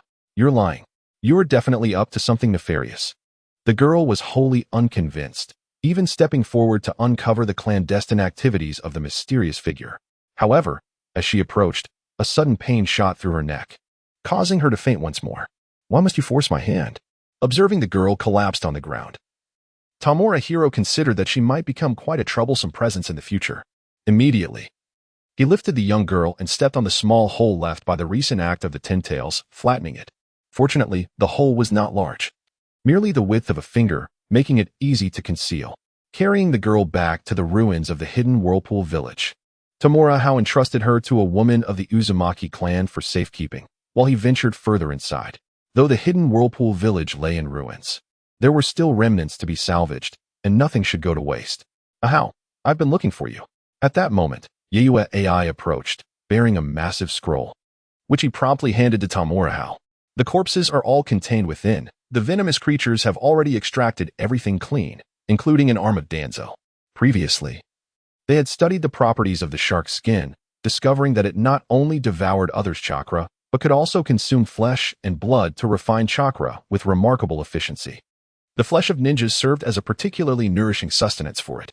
Thus, after processing the bodies of all participating ninjas, they sealed them away. Aided by the Uzumaki clan's specialized sealing techniques that prevented decay in the short term. Naturally, they had extracted the bones of the Kagaya clan, leaving the flesh behind as sustenance for the shark skin. While it might seem sinister, these minor details were inconsequential if they could enhance the strength of their junior brother. Did you catch up with that person? Tamura Hao inquired, accepting the large scroll. Indeed, we did. The individual is the commander of the Iwagakure ninja army, known as Nishi Shurjin. He possesses significant confidential information about Iwagakure, including strategies for the impending war. Moreover, they have already acquired a Jinchuriki for the Four Tails. Dispatched to the battlefield in the land of Whirlpool. Had we known earlier, we could have seized the opportunity then. Yayua AI expressed regret, astonished that Iwagakure had secured a tailed beast Jinchuriki. Although it often went berserk, it had begun to harness the power of the tailed beast. According to records, the four-tailed strength was relatively lower among the nine-tailed beasts, making it easier to seal, while the eight tails was far too powerful. Tamura Hao surmised who Yayua AI was referring to, likely the Elder Z. Considering the years, that individual should now be around 20. It was uncertain whether he had acquired the lava release. The eight tails was indeed formidable, but it would soon become a lesser concern. Contemplating their recent gains, a smile nearly stretched from Yayua AI's lips to his ears. Nishi Shurjin is a confidant of the third Tsuchikage, Anoki, and has imparted several secret techniques. The light-heavy rock technique and the super light-heavy rock technique are particularly practical, when combined with the speed enhancement from lightning release chakra mode. It is akin to adding wings to a tiger. Once my father masters this ninjutsu, his prowess will undoubtedly ascend to a new level. At that point, he will easily subdue the eight tails without exhausting himself each time. It seems, AI, that you have reaped considerable rewards, Tamura Hao remarked, clearly understanding that Yayua AI had obtained the techniques used by that individual. This merits an S-rank task contribution for you. Had it not been for your alertness, we would have missed this opportunity. With a grin, Yayua AI reflected on how fortunate they were to have their junior brother in Hidden Village. I wish to learn some sealing techniques. Tamura Hao found himself envious of the techniques of heavy and ultra-heavy rock, yet regrettably, he lacked an earth affinity, rendering him unable to practice them for the time being. However, the sealing techniques of the Uzumaki clan are also quite remarkable. Though he had yet to encounter the training methods for the yang sealing technique, it undoubtedly required a foundational knowledge of sealing arts, an area in which he was rather inexperienced. He could only utilize chakra to activate sealing formulas, and thus, further study was essential. At this juncture, he ought to concentrate on mastering the nature transformation of lightning chakra. Being overly ambitious could prove detrimental. Moreover, sealing techniques typically demand a substantial amount of chakra, which he would be unable to utilize even if he learned them. Yayua AI disagreed with Tamura Hao's perspective, asserting that he should maintain his focus on the lightning nature transformation. He had already made preliminary progress, and what remained was merely to refine his skills without delay. There was a reason behind his interest in sealing techniques. The leader of the Uzumaki clan had mentioned that a yang sealing technique could store chakra, potentially alleviating his shortfall of chakra. Tamura Hao gathered an arc of electricity at his fingertips. With the chakra provided by the shark skin, he was able to progress significantly in his lightning training. Coupled with the enhancement from his unique ability and the sword of the thunder god, he achieved preliminary mastery much more swiftly than anticipated. Is it truly accomplished so quickly? Yayua AI was taken aback, for he himself had devoted 5 years to mastering the lightning nature transformation, while his junior had achieved it in a fraction of that time. Ever since I awakened my chakra, I have been exploring the nature transformation of lightning. Although my previous attempts were hampered by improper methods, they nonetheless constituted a valuable accumulation of experience. After receiving the insights and techniques from both you and our teacher, along with the assistance of the sword of the thunder god, my success was almost a natural progression. Tamura Hao expressed that he had previously laid a foundation in this area. One must not shine too brightly, lest they attract suspicion. Indeed, upon hearing this, Yayua AI understood and accepted the explanation. Your talent may be lacking, but your potential is unparalleled. Once you address the shortfall in chakra, your future accomplishments will undoubtedly be remarkable. He marveled at the potential of his junior. It was truly formidable. Had it not been for the limitations in chakra, he would never be outperformed by those regarded as geniuses. Since the yang sealing technique can aid you, once we return to the village, you should seek guidance from a member of the Uzumaki clan to learn the sealing arts. Yayue AI supported this notion, noting that the complete legacy of the Uzumaki clan was indeed within the grasp of his junior.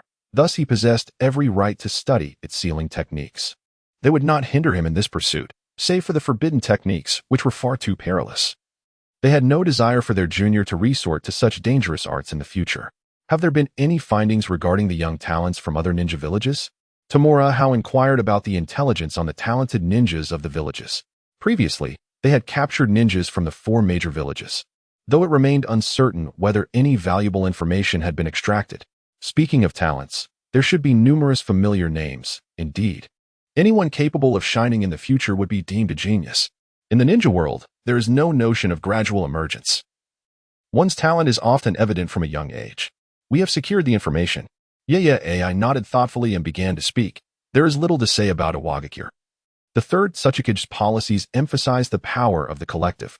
Only his son, Kuratsuchi, is somewhat commendable. Following him is the Jinchuriki of the 4 Tails, Son Goku, whose strength surpasses that of a high-ranking jonin. Previously, he participated in the battle here. Sunagakure is represented by the 3 individuals who visited our village last time. Kirigakure boasts numerous prodigies. According to the intelligence we have gathered, they are forming a team known as the 7 Ninja Swordsmen and the rotund individual we previously subdued. Along with the sword he wielded is one of them. As for Konohagakure, it is home to an overwhelming number of geniuses, each hailing from prominent clans, possessing unique bloodline limits and secret techniques that elevate them far above ordinary shinobi. When mentioning Konoha, a shadow crossed Yaya AI's face, for in comparison, Kumogakure pales significantly. Konoha boasts a plethora of bloodline limit families and numerous clans specializing in secret arts, producing an abundance of talent. Contemplating for a moment, Tian Village Hao inquired, "Are there any remarkable civilian prodigies?" "There is one named Minato Namikaze," AI replied. "He is of a similar age to you and is currently studying at the Ninja Academy. He has recorded victories against members of the Uchiha, Senju, and Hyuga clans, and he may now possess strength close to that of a special jonin. It is said that he applied for graduation at the age of 8, though his request was denied. Furthermore, it appears that Jiraiya, a disciple of the 3rd Hokage, has taken him under his wing, showcasing a variety of jutsu at the academy." Upon mentioning Minato Namikaze, Yaya AI felt a distinct interest. It is exceedingly rare for a child of civilian origin to triumph over their peer shinobi from clans. Such exceptional talent suggests that he may not truly be a commoner. He might share an extraordinary lineage akin to that of the 3rd Hokage's 2 disciples, predicting a future of remarkable achievements that would undoubtedly position him as a formidable adversary for our Kumogakure. Tian Village Hao, however, doubted Minato's status as a true civilian, suspecting he might instead be a scion of a once prominent clan. In this world, where lineage is paramount, it is nearly impossible for one lacking noble blood to ascend to greatness. Minato's extraordinary performance and strength appear almost supernatural, surpassing even Kakashi. Moreover, he recalled that Minato seemed to possess 5 chakra natures, a talent inconceivable for an ordinary civilian. Not to mention the vast reserves of chakra that are incompatible with being labeled as such. The same applies to Orochimaru and Jiraiya. Neither can be considered commoners, particularly Orochimaru, whose innate serpent-like eyes are not attributes of an ordinary person. Indeed, Yaya AI concurred, and it is worth noting that Minato bears a surname, which civilians lack.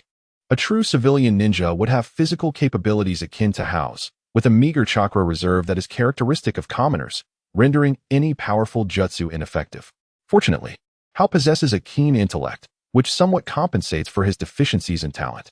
Alas, to become a Jinchuriki of a tailed beast, one requires a tremendous chakra potential to contend with and harmonize with the beast's chakra, a criterion that Hao does not meet. Otherwise, sealing a tentacle of the 8 tails into him could dramatically enhance his strength. Having nearly completed their preparations, they needed to depart swiftly. Their fathers were concluding final discussions, and AI invited Hao to accompany him to listen in. Night Moon AI called out, reminding that this place was far from the land of lightning, where lingering was perilous, and the village could not remain without the presence of her father for long. Tian Village Hao hastened to catch up, eager to return to the hidden cloud village to continue his clandestine development and to master the lightning release ninjutsu. If he could successfully cultivate the Chidori, it would be even more splendid. His interest in Chidori was not merely a fixation, rather, its potential was immense. It could serve as a foundation for evolution. much like Uchiha Sasuke's applications, forming an intricate system that might even extend to the S-rank techniques Kirin and Raikiri. Especially Kirin, which harnesses the wrath of nature's lightning, would demand significantly less chakra, making it ideally suited for him. This approach would enable him to confront various adversaries without wasting time learning numerous disparate techniques. Of course, the lightning release techniques of the Hidden Cloud Village also held his interest, particularly the lightning armor and the third Raikage's Hell Stab, as well as the supersonic thunder blade utilized by the future Killer Bee. His teacher, Fukai, was proficient in that technique, which greatly enhances the sharpness of the ninja blade, possessing a penetrating power and cutting strength that surpasses wind release. Mastering it would undoubtedly yield exhilarating results when combined with his dual blades. Additionally, the supersonic thunder blade, being a supportive type of ninjutsu, has modest chakra consumption, significantly less than that of offensive types, making it well-suited for a ninja of his rather modest chakra capacity. With a tenfold increase in chakra from his current state, he would be able to learn and execute it. Indeed, a tenfold increase. Alas, his chakra talent was rather unimpressive, compounded by the limitations of his young physique, rendering his prospects grim. The two soon entered a large tent bustling with people, where the third Raikage naturally occupied the central seat.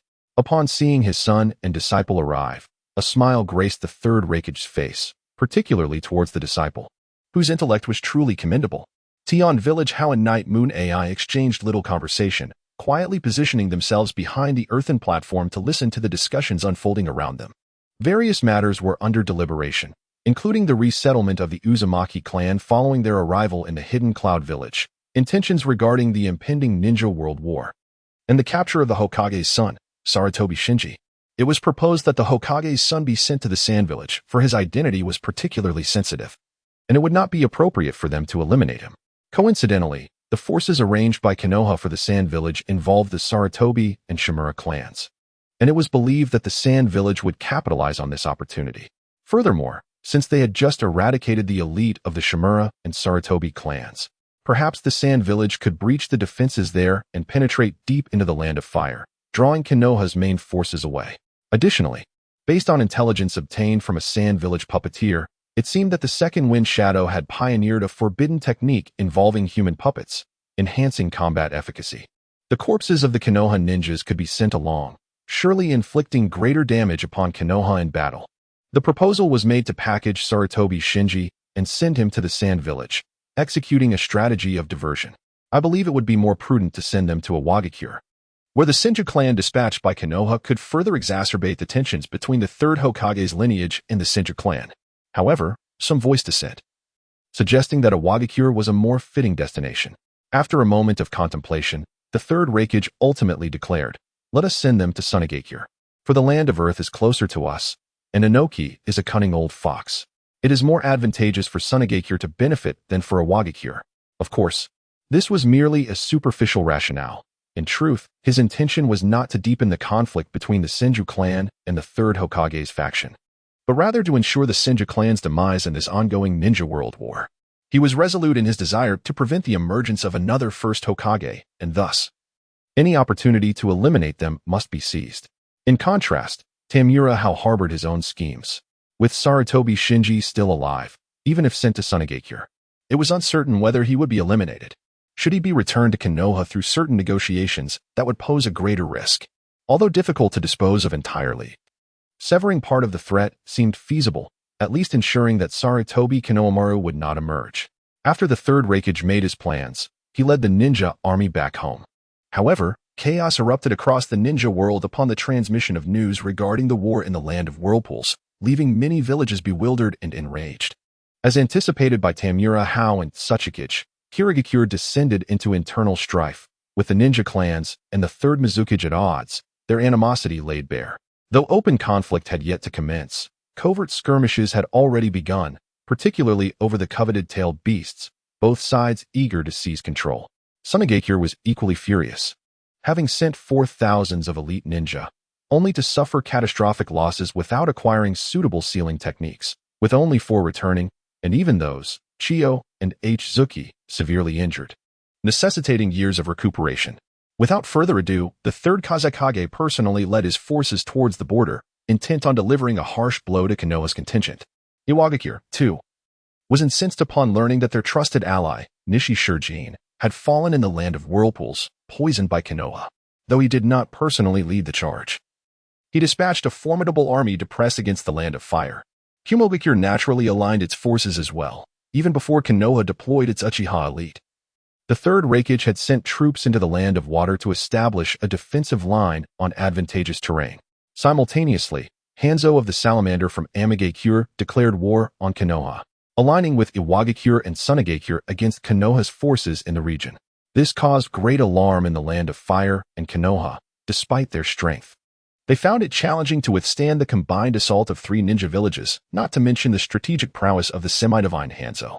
However, what troubled Sarutobi Hisashi even more was the exposure of the intricate details of the war in the land of whirlpools. He faced not only the pressure from the 3 major ninja villages but also the mounting tension within Konoha itself. The wife of the first Hokage had summoned him for a discussion. He bore the weight of his clan's annihilation and the potential loss of his son, suppressing the pain. It was imperative to quell internal discord within the village, otherwise, everything would be lost. Is this the outcome of your actions? Sarutobi Hisashi cast a glance at his old companion across the table, his expression a tumult of anger and disappointment. I sought your assistance to alleviate my troubles, not to create further complications. Moreover, you have recklessly revealed the secret of your transplanted Sharingan. The leader of the Uchiha clan has already dispatched envoys to convey their formal greetings. It is fortunate that the elite Uchiha are currently away. Had they remained in the village, I fear they would have gathered in a mob. To covet the bloodline powers within the village is a grave taboo. Shinomiya Danzo maintained a stoic silence, his countenance as cold as ice.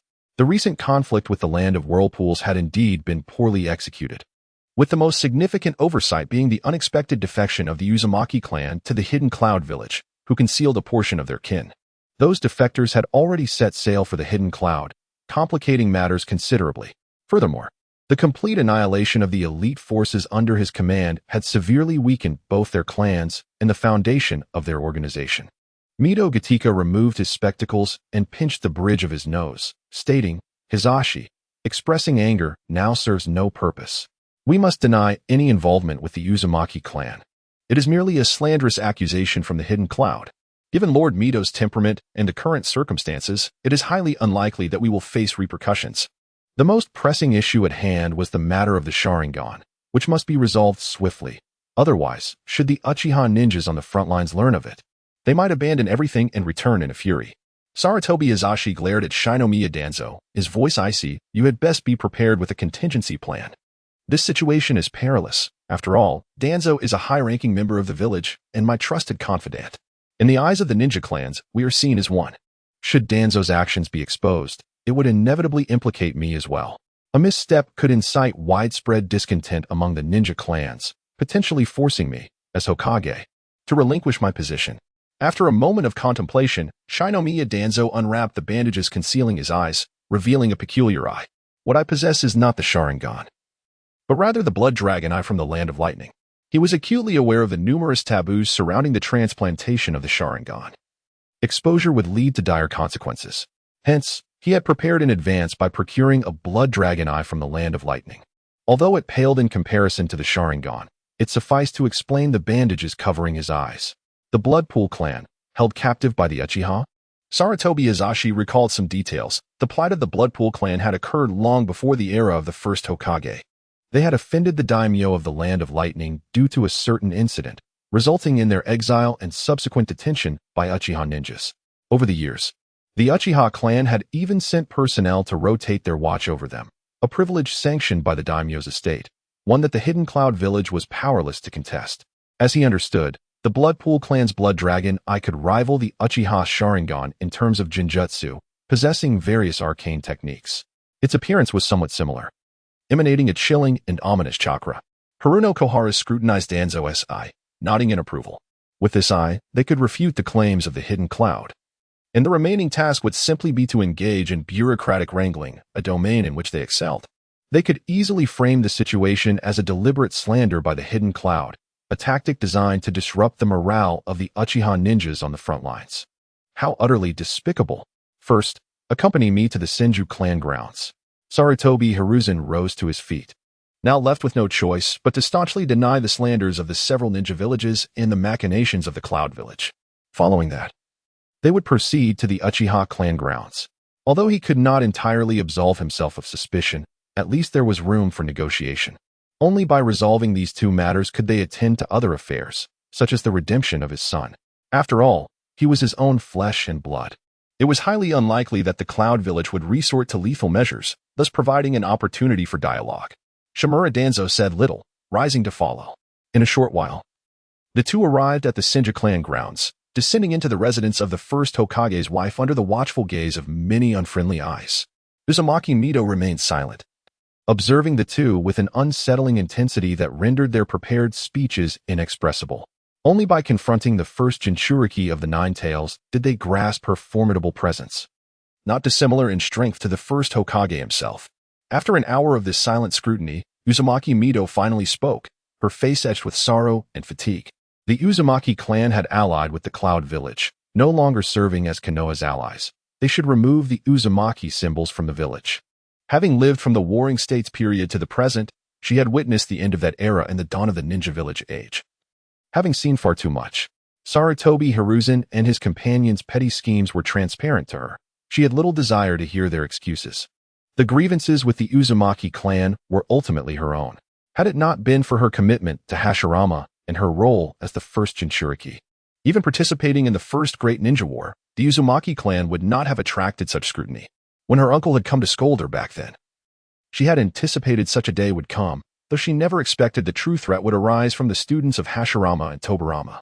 The silver lining was that the Uzumaki clan had shifted allegiance to the Cloud Village rather than facing annihilation, which offered her some solace. However, the friendship between the Uzumaki clan and Konoha had come to an end. Some matters were better severed. Mito's words sent a shiver through the hearts of the two men. Aware that she had disowned the truth, yet fortunately, she did not intend to pursue the matter further. "We will handle it well. Please take care of yourself," they hastily assured her before retreating, albeit with a sense of defeat. Though the outcome did not align with their expectations, it was satisfactory enough to maintain some semblance of stability. "Hashirama, was your vision of the ninja village truly correct?" Mito murmured to herself within the confines of her room, a sense of confusion welling within her. Hashirama's original intention was to establish a village that would safeguard children from the onslaught of hostile forces, allowing future generations to thrive joyfully. Yet the reality diverged sharply from their aspirations. After Hashirama's death, even more horrific wars erupted, engulfing the entire ninja world, with the very foundation of these conflicts rooted in the system of ninja villages. Now, with the onset of the Second Great Ninja War looming, she felt an ominous premonition. The Uzumaki clan had become the first casualty of this impending conflict, nearly facing extinction. Who would be next? This was not the outcome she desired, and in retrospect, it seemed that Uchiha Madara's singular vision of a ninja village might have been a more favorable path between nations and among shinobi villages. The prospect of friendship and harmonious coexistence is utterly unattainable. Setting aside the confusion on the side of the Uzumaki clan, Sarutobi Hiruzen and Sesshomaru Danzo arrived at the Uchiha clan's territory. Under the watchful gaze of eyes brimming with animosity and ire, they were escorted to the residence of Uchiha's patriarch. Uchiha Ryong disregarded Hiruzen's words, merely activating his Sharingan to scrutinize the blood-red eye exhibited by Danzo. The ocular power within it clashed with your chakra, indicating that the transplantation had occurred too recently for proper acclimatization. Suddenly, Ryong uttered a statement that caused Hiruzen, who was attempting to deceive, to stiffen, while Danzo's expression grew more formidable. Had he seen through it? The process of eye transplantation is not as straightforward as one might think, particularly for an outsider, which necessitates an extensive adjustment period. Although Danzo had received the blood-red eye, it was merely a rudimentary transplant, lacking proper adaptation, rendering it nearly ineffective. Patriarch Ryong. Hiruzen sought to interject, yet was halted by a raised hand from Uchiha Ryong. "Since you have not successfully implanted the Sharingan, you must return it to us, including those acquired by the Senju clan during the Warring States period. No bloodline of any shinobi clan shall be allowed to circulate freely, least of all our Uchiha's Sharingan." In truth, Ryong did not regard this matter with great significance. There had been numerous clan members who had vanished during missions in the past, leaving no trace behind, particularly after the previous clan leader, Uchiha Madara, had displayed his unmatched prowess. Countless eyes had coveted their power. However, The Uchiha Sharingan is not so easily obtained, and after that tumultuous period, the major factions had grown quieter. Simultaneously, he did not wish to jeopardize relations with Hiruzen and the others, as it would only benefit the Senju clan. And he required Hiruzen's cooperation in weakening the Senju clan. The latter posed the greatest obstacle to the Uchiha's ascension to the position of Hokage. As long as the Senju clan existed, it was impossible for them to produce a Hokage. Thus, allowing Hiruzen and his companions to engage in a conflict with the Senju clan was in alignment with the Uchiha's current and future interests. Nevertheless, it was also essential to ensure that neither party emerged unscathed. This was an opportunity to reclaim the Sharingan from both parties. While not all could be retrieved, at least the majority should be reclaimed. Danzo. Seeing that Uchiha Ryong had made his point clear, Hiruzen turned towards Danzo. The research project on the Sharingan initiated by Lord Tobirama had been entrusted to Danzo, yet it had yielded no significant results, rendering any external distribution futile. I shall arrange for someone to deliver it to you later. With a somber expression, Danzo ultimately acquiesced. Naturally, he could not relinquish all of the Sharingan left by Lord Tobirama and those he had secretly acquired over the years, especially the 3-Tomo Sharingan. He needed to retain some for further study. Furthermore, those Sharingan that had been rendered unusable during the research could also be handed over as a form of resource recycling. I shall not see you both off, Uchiha Ryong remarked, lifting his teacup for a sip, signaling that the two could take their leave. The dismissive attitude exhibited by the Uchiha clan left Sarutobi Hiruzen and his companions seething with suppressed anger. Nonetheless, they refrained from voicing their discontent and departed. Once outside the confines of the Uchiha territory, both men exhaled a sigh of relief, having managed to maintain their composure. Tans, you must hasten to the front lines in the Land of Rivers. The situation cannot be sustained solely by Hiruzen, Sarutobi Hiruzen remarked, referencing the battlefield where their clan's ninjas formed the vanguard. Meanwhile, their elite forces had covertly ventured to the Land of Whirlpools to plot, only to be decimated by the combined forces of the Cloud Shinobi and the Uzumaki clan. The higher echelons of combat power on that front were critically diminished, leaving them vulnerable to a breach. Although his brother, Sarutobi Haruya, was stationed there, it was still insufficient, far from adequate. Moreover, the summoning contract held by his brother had likely been sealed, significantly diminishing their strength without the aid of their summoned beasts. Should the shinobi forces of Sunagakure breach their defenses and infiltrate the heart of the Land of Fire, it would spell catastrophe, particularly for their clans, as the complete annihilation of their kin would lead to dire consequences for both clans and the stability of their village. I require the support of the Inuzuka, Nara, and Akimichi clans. I will bring Orochimaru with me, as his summoned beasts are well suited for large-scale warfare, Tan stated coldly. Acknowledging the responsibility he bore for the losses incurred by both clans and the elite of the Foundation due to his oversight. However, he could not withstand the formidable forces of Sunagakure alone. Support was imperative. In addition, he needed Orochimaru's assistance, not merely for his strength, but for his unparalleled abilities. I shall engage in discussions with them. Sarutobi Hiruzen nodded, unwilling to allow his old companion to shoulder this burden alone, recognizing the futility of such an endeavor without adequate support. Presently, the only clans with whom they could negotiate were the Inuzuka, Nara, and Akimichi, who shared a long-standing camaraderie with them. I shall set forth tomorrow. Glancing at the location of his severed arm, Tans uttered a few words before turning to leave, for he needed to procure a new arm swiftly. Otherwise, even performing hand seals would become problematic. Reikage. Uzumaki. After his old companion had departed, Sarutobi Hiruzen's gaze hardened, a fierce demeanor overtaking his features, as an ocean of murderous intent surged within him. The losses sustained were catastrophic. Not only had their clan's elite been extinguished, but the fate of his own son remained uncertain, and the summoning contract of the Sarutobi clan had also been sealed. This was undoubtedly the handiwork of the Uzumaki clan. With the enmity stemming from this massacre, it was highly improbable that they could reclaim the summoning contract, resulting in a 30% reduction in the Sarutobi clan's combat prowess. Their only hope now lay in beseeching Jiraiya to reach out to Mount Maiboku, praying for a swift restoration. The summoning realm is an independent dimension, with the three great sanctuaries occupying its core. Mount Maiboku and the Dragon Cave are bitter rivals, often clashing. The Sarutobi clan resides within this realm, maintaining a connection to it. By sending a toad from Mount Maiboku to contact the Sarutobi clan, they might be able to re-establish the summoning contract. Inuzuka, Nara, Akimichi. After a period of calming his tumultuous thoughts, Sarutobi Hiruzen gazed towards the direction of the Inuzuka, Nara, and Akimichi clans, understanding that their assistance was crucial. Otherwise, the defense of the land of rivers would falter. While Sarutobi Hiruzen ventured towards the territories of the Inuzuka, Nara, and Akimichi clans on the other side, Tanz returned to the Foundation's base, encountering an individual he had previously summoned. It is the disciple of the old comrade, Orochimaru. The loss of his right arm has significantly diminished his power, compelling him to seek a suitable arm for transplantation. In this regard, his resources at the root were somewhat lacking, ultimately leading him to enlist the help of this particular disciple of his old comrade. What a magnificent force it is! Gazing at the small piece of flesh submerged in the nutrient solution, Orochimaru felt an overwhelming obsession and fervor. It was a fragment of the first Hokage's flesh, secretly severed by the second Hokage for research purposes. Even a mere morsel could evoke the sensation of formidable life energy, making it nearly impossible to fathom the terror of the first Hokage's strength while he was alive. The cells of the first possess a strong corrosive quality. Despite the countless experiments conducted by the second Hokage, all ultimately ended in failure, Shimura Danzo remarked, expressing both a yearning for the power of the first Hokage and a profound sense of trepidation.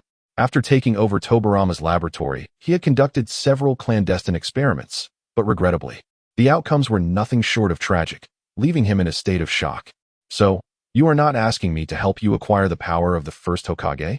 Orochimaru discerned a hint of apprehension in Danzo's tone, leading him to form a conjecture. I require an arm that can restore my strength, ideally one that enhances my abilities. In return, I offer you the opportunity to participate in the research project concerning the first cells, granting you access to the most formidable power in the ninja world. Danzo spoke in a low voice, emphasizing the imminent war in the ninja realm. The third Kazekage was leading the ninja army in a fierce assault on the defenses of the land of rivers, compounded by the fact that the powerful clan he commanded had already been decimated in the land of Whirlpool, creating immense pressure. Hisashi could not easily leave the village. He must go himself, not only to command the battle, but also to confront the third Kazekage. However, having lost an arm, he could no longer perform hand seals, resulting in a significant reduction of his power. Moreover, allowing Orochimaru to join the research on the first cells was also a means to expedite the project. It must be acknowledged that Orochimaru was exceptionally talented, far superior to the useless subordinates under his command. Do you have suitable materials? Orochimaru inquired. As a simple arm transplantation posed no challenge for him, the primary concern was merely addressing the issue of rejection. There is a swift-release ninja, Danzo mentioned, gesturing towards another surgical table where a sedated man was bound, previously prepared by him, and a difficult capture from Sunagakure. The swift release from Sunagakure? Orochimaru observed the man, instinctively licking his lips, intrigued by him. He was well-versed in all the Kekkei Genkai information within the ninja world, and was aware that Sunagakure's swift release was a fusion of wind and lightning attributes, primarily characterized by enhanced speed, surpassing even the enhancement of lightning and wind techniques. Acquiring a Kekkei Genkai through transplantation was no simple feat. While a basic arm transplantation was manageable, obtaining a Kekkei Genkai through such means was considerably more challenging. What do you desire? Danzo recognized that this was Orochimaru negotiating terms. He was not particularly bothered by it, especially given his urgent need to restore and even augment his power. I wish to join the research on the Sharingan. With a subtle lick of his lips, Orochimaru had long harbored an interest in the Sharingan, recognizing that its potential was no less formidable than that of the first Hokage. His curiosity regarding its mysteries was insatiable. Today, he aimed to successfully transplant an arm and acquire the power of Shunshin. After a moment's contemplation, Shimura Danzo acquiesced, seeing no detriment to himself in this arrangement. The progress on Sharingan research had stagnated for over a decade, and allowing Orochimaru to participate might yield new advancements. You shall acquire Shunshin, Orochimaru declared with a beaming smile. Although his current methods were insufficient to grant Danzo the complete powers of the bloodline, they would at least enhance the arm's agility.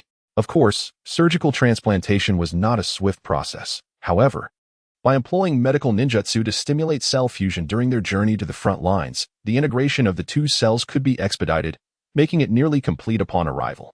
Hisashi had often praised you, referring to you as his most exceptional and cherished disciple, suggesting that you might very well become the fourth Hokage in the future. Suddenly, Danzo shifted to another topic, revealing that after oil woman Shirhei returned from the hidden whirlpool village, he had relayed all that the Senju boy had said. Danzo found it quite reasonable and felt a heightened sense of vigilance. Is it meaningful for a teacher in his prime to discuss such matters?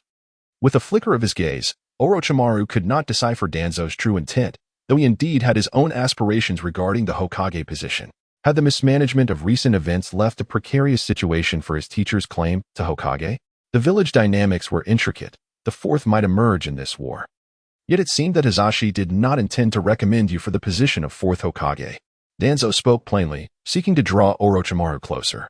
Orochimaru possessed significant talent, and his confidence in the transplantation of the Shunshin ninja's arm greatly pleased Danzo, who needed individuals of such caliber within his ranks. Was Danzo attempting to sow discord? With narrowed eyes, Orochimaru suspected that Danzo was not so foolish as to be so overt in his intentions. Danzo remained unfazed by Orochimaru's scrutiny, his tone indifferent. While you are indeed Hisashi's most outstanding disciple, your exceptional nature, particularly your character, is something he cannot fully manage.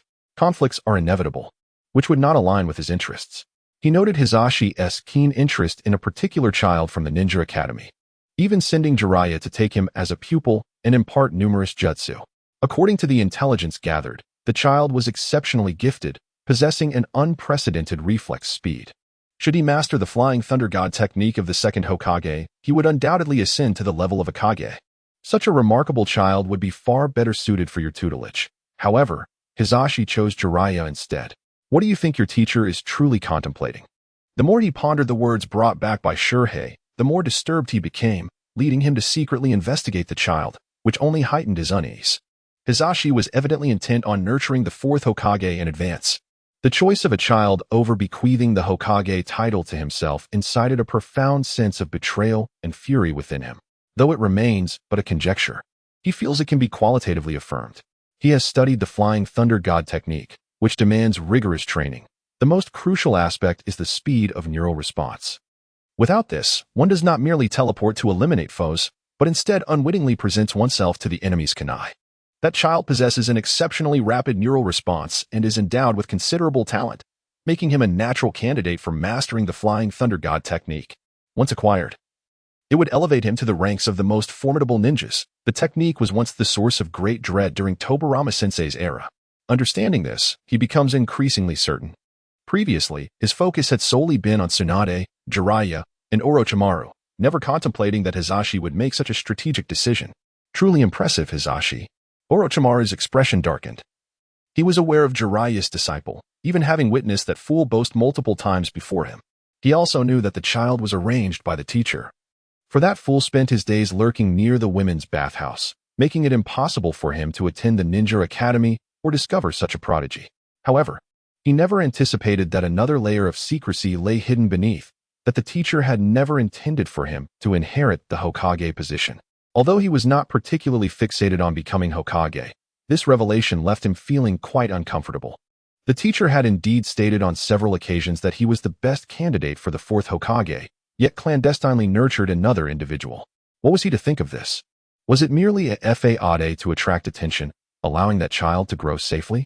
Truly, a masterful maneuver, teacher.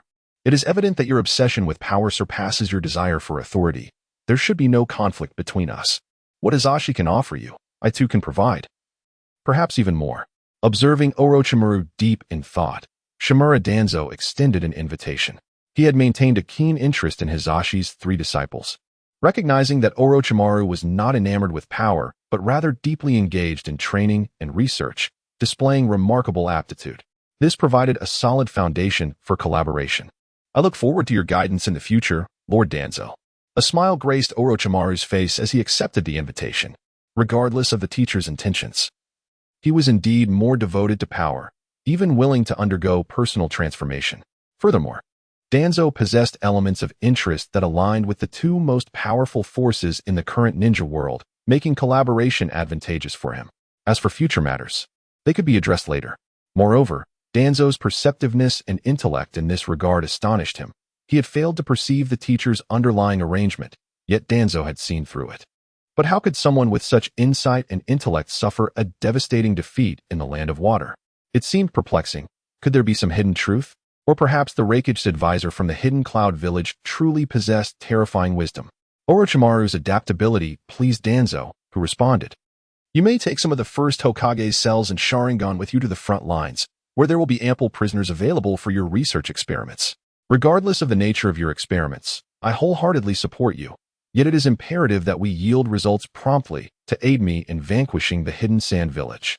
Certain experiments are ill-suited for our village, but this war presents an opportunity for them. The conflict will not conclude swiftly, and both sides will deploy a substantial number of ninjas, which serve as excellent materials for experimentation. Moreover, the elite shinobi from both clans, along with those from the Foundation, were annihilated in the land of Whirlpool, necessitating the urgent cultivation of new high-end combat power. Conventional methods will undoubtedly prove inadequate, compelling us to resort to some extreme measures. How delightful this is." Licking his lips, Orochimaru felt quite satisfied with this promise. He had harbored numerous ideas in the past, yet had been constrained by circumstances from attempting to validate them. Now, he had found an opportunity. Collaborating with Shimura Danzo was indeed a pleasurable endeavor. At the same time, the Root Ninjas, following Shimura Danzo's orders, delivered a significant number of Sharingan to Uchiha Ryo. Uchiha Ryo brought those eyes to a secluded area within his clan, where many items were arranged, most notably bottles containing nutrient solutions, each preserving a pair of eyes, all Sharingan, predominantly in the form of the three-tomo variant. There was also a peculiar pair of grayish-white eyes. He carefully sealed away the inferior and damaged Sharingan sent by Danzo into a gourd, placing the remainder on a shelf alongside the three-tomo Sharingan. Regrettably, if Kagami had not been so closely allied with Shinja Tobarama, with these eyes at his disposal, he could have utilized his Izanagi to eliminate all foes, paving the way for an Uchiha to ascend as Hokage. Uchiha Ryo gazed mournfully at the preserved Sharingan. These were the accumulated treasures of their clan over the past century. The eyes of their Uchiha kin would never accompany them to the grave. They were the clan's most precious resource, particularly the three-tomo Sharingan. That was the medium for performing Izanagi. Yet it was a pity that Izanagi required the potency of a Mangeki Sharingan to be fully realized, enabling the complete alteration of one's fate. Although Kagami had awakened the Mangeki and possessed formidable ocular power, his heart was not devoted to the clan, leading to his premature demise. How unfortunate. The greatest source of pressure for him was the first Hokage's wife, who had perfectly mastered the power of the Nine Tails. Even the Mangeki Sharingan would struggle to affect her, as she had reached a level comparable to that of the first Hokage and Uchiha Madara. In the face of such an existence, even possessing a Mangeki would not suffice to rival her unless one could acquire the same eyes that Uchiha Madara once possessed. How did he come to possess those eyes? As his gaze fell upon the peculiar grayish-white eyes on the shelf, Uchiha Ryo felt an insatiable desire and curiosity. How did Uchiha Madara obtain that pair of eyes? Over the years, they had conducted various research experiments, yet none had succeeded. They were not obtained through the transplantation of blood relatives' eyes, indicating a deeper, undiscovered reason. Unfortunately, only Uchiha Madara knew this secret, and he had been slain by the first Hokage, with his corpse taken away by the second Hokage. After a long contemplation, Uchiha Ryo sighed and turned to depart. However, unbeknownst to him, another presence had entered alongside him, arguably a being of significance, a rather nourishing source. Kurizetsu emerged from the shadows, his gaze fixated upon the multitude of Sharingan with evident satisfaction. He was already aware of the Uchiha clan's tradition of retrieving the eyes of their deceased kin, and even of others who would seize the eyes of fallen Uchiha ninjas, whether or not they intended to transplant them, as they could fetch a handsome price at the exchange market. The exchange market had always offered bounties for Sharingan and Byakugan, particularly favoring the Byakugan for its minimal side effects.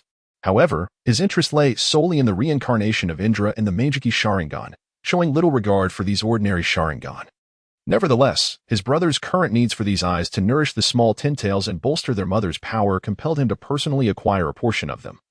Unexpectedly finding an opportunity so swiftly, without delay, he revealed a sealing scroll from within his being, encapsulating all that was present to take away. This would conveniently shift the blame onto Shimura Danzo. Having just deposited the Sharingan sent by Danzo, the treasury would soon be ransacked, leading Uchiha Leong to undoubtedly suspect Danzo's involvement. Although this place was shrouded in a barrier, preventing outsiders from entering unnoticed, it could not hinder space-time ninjutsu, such as the Flying Thunder God technique of Shinju Tobarama. It was entirely reasonable for Shimura Danzo and his associates, as disciples of Shinju Tobarama, to possess the training and inheritance of the Flying Thunder God technique. Even if they could not master it themselves, they could enlist someone to do so. By leaving a seal on those Sharingan or vials, entry could easily be facilitated. Everything seemed perfectly reasonable, just as his brother had stated. Causing disturbances in Konoha could easily be blamed on Shimura Danzo, who would be unable to bear such burdens alone. After collecting all items, Kurizetsu performed a summoning technique to call forth a rabbit, merging his essence with it. Before long, his original body utilized the summoning technique once more to bring the rabbit back, with the clone following suit into the original form. Regrettably, the corpse of Shinja Hashirama had been personally sealed by Uzumaki Mido, making it impossible to acquire without arousing her suspicion. Kurizetsu gazed longingly towards Konoha, yearning for the body of Shinju Hashirama, which would serve as the finest nourishment for his mother and the small Ten Tails. Alas, the body was sealed by Uzumaki Mido herself. Although he could break the seal, it would inevitably alert her. Now was not the time to reveal his presence, and besides, Uzumaki Mido had only a few years left to live. Waiting a few years was prudent. Without lingering, he melded into the ground and swiftly advanced towards the direction of the hidden cloud village. Initially, his plan revolved solely around the infinite Tsukuyami, but now, with a brother by his side and even a glimpse of his mother's ethereal form, the stakes had changed. While that apparition could not cultivate the Rinnegan, it could offer a measure of strength at a critical juncture, significantly enhancing the likelihood of success. Meanwhile, Tamura H was unaware of the events transpiring in Konoha. Upon returning to the hidden cloud village with the fleet, he once again assumed the guise of the Raikage son, Yatsuki AI. Traversing various crucial departments and sensing individuals harboring malevolent intentions. Such individuals, regardless of their reasons, stances, or identities, would be meticulously monitored by the forces orchestrated by the Tsuchikage. Soon, they arrived at the research department, where they identified several individuals harboring malevolent intentions towards Yue AI, as well as some with peculiar sentiments. What happened? Upon witnessing Tamura Hao emerge from a laboratory with a sudden change in expression, the atmosphere grew tense. The individual leading the research on the chakra cannon is not right, Tamura Hao stated gravely. Both the sealed spaces Jinchuriki and Kagaya's Phantom have reacted simultaneously to him, which is unprecedented. This laboratory was dedicated to the chakra cannon, a project aimed at addressing the lunar crisis revealed by the Yunin village. Of course, it was merely in its initial stages, having only recently commenced, with the chakra cannon merely possessing a skeletal framework and numerous challenges still to overcome. Yue AI and Fukai, who had been tailing them using transformation techniques, exchanged glances of concern. Is that person also a spy? Are you certain? The gravity of the situation deepened on Tuchai's face. This was not a favorable development. Let us take him aside. I need to sense him. There's definitely something amiss. Tamura Hao expressed his conviction, filled with curiosity about what could elicit simultaneous reactions from the Kagaya Phantom and the Jinchuriki. Wait until Dr. OSI finishes work. Then ambush him on the way and bring him here. Do not expose our intentions. I can later claim he was attacked by a spy. Tuchai pondered seriously before addressing Fukai, who nodded in understanding. Tanmu Hao refrained from further comments, continuing to traverse the research department in the guise of Yue AI until nightfall, at which point he followed Tuchai into a concealed chamber where Fukai awaited with the unconscious Dr. OSI. Tanmu Hao approached and connected his chakra with the Jinchuriki and Kagaya's Phantom, meticulously sensing the stranger's body, ultimately focusing on the individual S-head. He placed his hand upon the forehead, cautiously channeling chakra, and soon discovered the source of the anomalies experienced by Kagaya's Phantom and the Jinchuriki. It was an exceedingly subtle and obscure cursed mark, concealed deep within the brain, exuding a familiar aura that sent a chill down Tamura Hao's spine. Otsutsuki style. It cannot be mistaken. The chakra's essence is identical to that of the Otsutsuki style imprint, which I have encountered countless times before. Hidden deep within his mind lies a faint cursed mark of exceptionally high chakra quality, even surpassing that of the Nine Tails. Releasing his hand, Tamura Hao spoke solemnly. Refraining from touching the cursed mark, he realized he could not determine the man's fate or purpose. However, knowing he possessed a cursed mark derived from the Otsutsuki-style chakra was sufficient to surmise the individual's identity.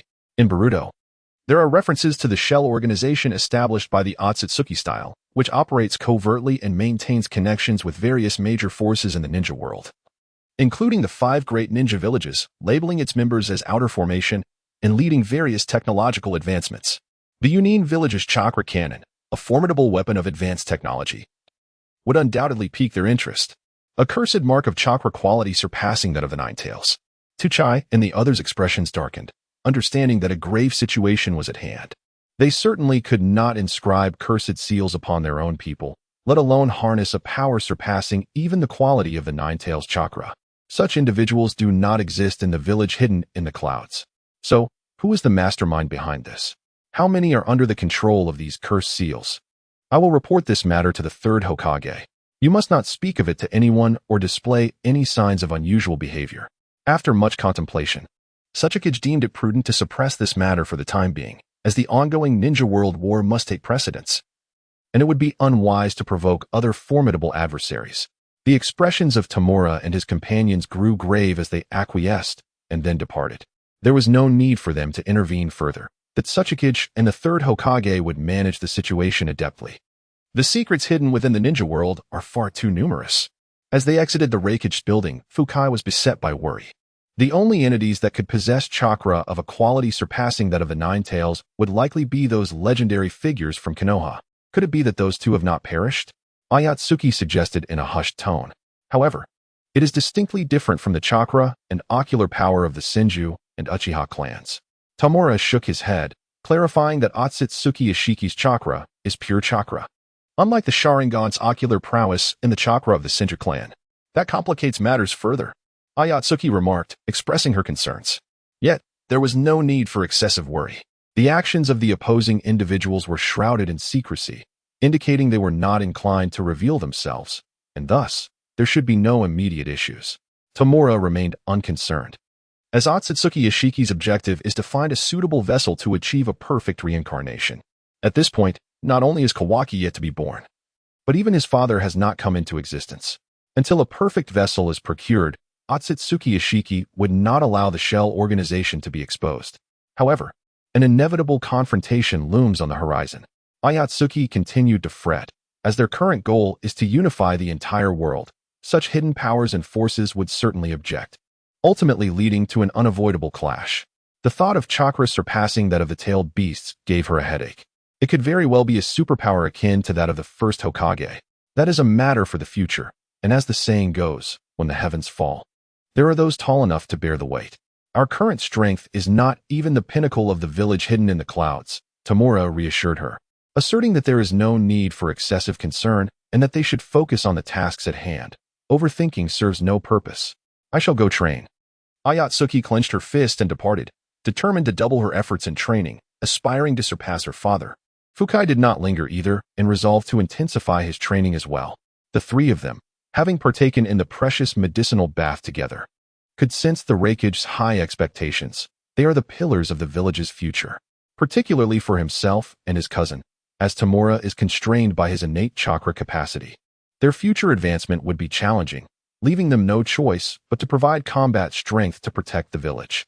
After parting ways with the two, Tamura did not return home immediately but instead purchased some fresh flowers and fruits, along with a bowl of 8 treasure porridge, and made his way to the hospital. Miss Karuro, are you feeling any better today? Upon entering a hospital room, Tamura set down his offerings and opened the bowl of porridge, releasing a delightful aroma that filled the air. Lying on the hospital bed was Karura, her appearance tragically disfigured. Her body was ensconced in bandages, leaving only one eye and her nostrils visible. Karura had been discovered in the ruins of the Whirlpool village, having suffered severe burns, and she had lost both legs in an explosion. Yet, as long as she was still breathing, she was rescued and brought back to the hidden cloud village. On the bed, Karura remained unresponsive. Her solitary eye reflected a profound silence, her heart rendered numb. She was acutely aware of her injuries and her condition. Her life, as she knew it, was irrevocably altered. The extensive burns covering her skin ensured that even if she were to heal, she would emerge as an unsightly monstrosity. This was undoubtedly a devastating blow for a woman, and her spirit had withered. Noticing the desolation in the girl's expression, Tamura Haru endeavored to console her. He spoke of life's brevity and the importance of finding joy, urging her not to despair, for the journey ahead was still long, and anything was possible. Although her beauty had been marred, she had become a one-eyed figure, and with her legs lost, her insides gnawed upon by venomous creatures. It seemed she would spend the rest of her days bedridden. Tamura described her current plight and future existence, prompting Karura, who had initially been numbed, to turn her eye toward him. "Are you attempting to comfort me? I am well aware of my condition. There is no need for your words. I was once quite charming and witty." Upon witnessing the girl's reaction, Tamura shifted his tone. "I have read accounts of the first Hokage of Konohagakure, who possessed an astonishing regenerative ability. His injuries could heal rapidly. Even if he lost an arm or was bisected, he could recover, akin to an immortal being. This level of recovery is attainable through chakra and ninjutsu, though it requires time to research and uncover its secrets." At this, a flicker of hope ignited within the girl's previously dull heart. Is it truly possible to recover? Yet, this glimmer was fleeting, as Karura rasped. "There is no need for your false comfort. The power of the first Hokage is but a legend. Such strength has not graced Konoha since, and it is beyond the reach of others. The absence of figures like the first Hokage in Konoha was testament enough that such power was merely an elusive myth, intangible and unattainable. I clearly lack the talent for comforting others." Tamura quipped, noticing the girl's return to her state of numbness. He then donned a mischievous, audacious expression. "I command you to gather your spirits and embrace a new life. Otherwise, I shall strip you bare and photograph you, sending the images to Rasha. I can only imagine the expression and feelings Rasha would have upon seeing you now. What a delightful anticipation. And your parents, they must be in utter despair. Wouldn't you agree? Now, they are only aware of your demise. When they discover that you are alive and have transformed into this grotesque and bizarre visage, a second wave of sorrow will undoubtedly ensue. I wonder how your parents are faring, whether they can withstand such news, if only." Tamura Hiro fantasized with a villainous countenance, recalling how Master Ru once asserted that the most efficient method to escape current anguish is to inflict a greater suffering to overshadow it. This approach is far superior to the tedious art of persuasion. Kagura stared in disbelief, unable to fathom how drastically one could alter their demeanor. Has a different person emerged? After a prolonged moment, she managed to calm her tumultuous thoughts and resolutely declared, "What do you seek from me? I will not divulge the secrets of the sand manipulation technique or the village's confidential matters." She was uncertain of the truth behind his words, even questioning his true identity. Yet she dared not gamble. She did not wish for Roshan or her parents to witness her current repugnant appearance, nor did she desire to inflict pain upon them. The girl's capitulation brought Tamura Hiro a sense of satisfaction, and he marveled at the remarkable cunning of the former leader, Danzo. In the future, Danzo would employ ruthless and despicable methods to coerce Yakushi Nan into continuing her work. Now, he was merely emulating the same effective tactics. Indeed, I, Tamura, am the true inheritor of Danzo's legacy. The future second Hokage will undoubtedly be me, Tamura Hiten. We have already gleaned the sand manipulation technique while you were in slumber, utilizing illusions combined with medicinal substances. We have also uncovered a significant amount of the hidden sand village's secrets. As for me, I aspire to establish a shop dedicated to crafting puppetry prosthetics for the disabled. You seem to possess some knowledge of puppetry. Once you are discharged from the hospital, you can create yourself a pair of puppet legs and thereafter work in my establishment to earn money for me. Exhibiting his capitalist nature, Tamura valued monetary power above all else, something that is always in demand. He yearned to dabble in any lucrative venture, and the realm of disabilities promised rich rewards. Moreover, with the Second Shinobi World War on the horizon, there would certainly be a multitude of casualties, all of whom would serve as prime clientele. Furthermore, as long as Kagura survives, it constitutes a shift in the narrative, a force of destiny that benefits him greatly. After a prolonged silence, Kagura ultimately yielded. Although she was not a puppeteer, she possessed sufficient knowledge to create simple prosthetics to aid her daily life. However, she suddenly sensed something amiss. Observing the individual who had just finished a bowl of fragrant, hot porridge, she blinked in bewilderment. Wasn't this porridge meant for me? This treasure kanji was increasingly reminiscent of home.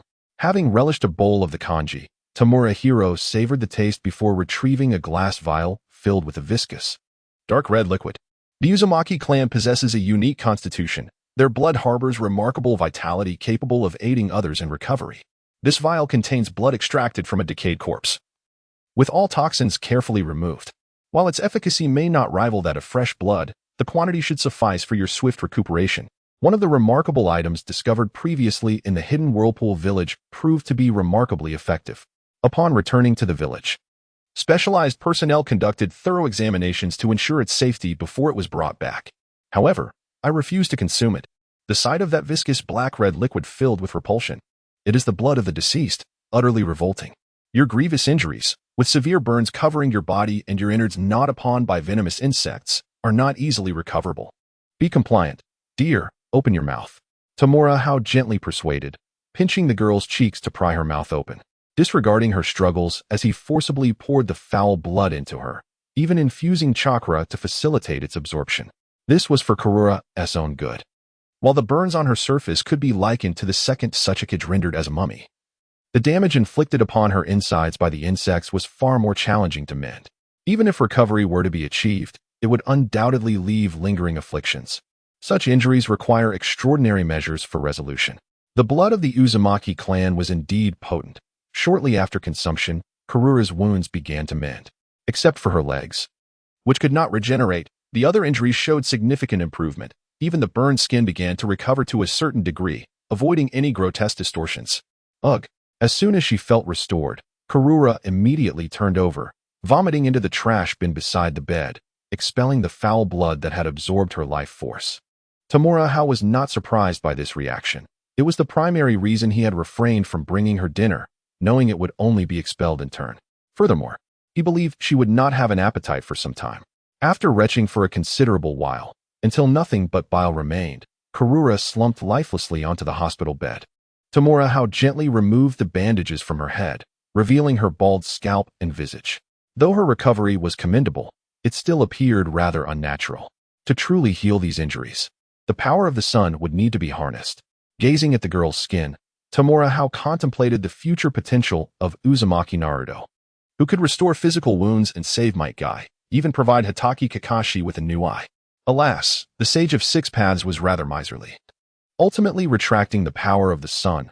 Otherwise, with its enhancement, Naruto could have regenerated the arm that had been severed by Sasuke. The complexity of the eye's structure far surpasses that of an arm. If the eye could be regenerated, restoring the arm would be a mere trifle. Similarly, to aid Karura in her recovery, the focus must be on harnessing the power of the sun.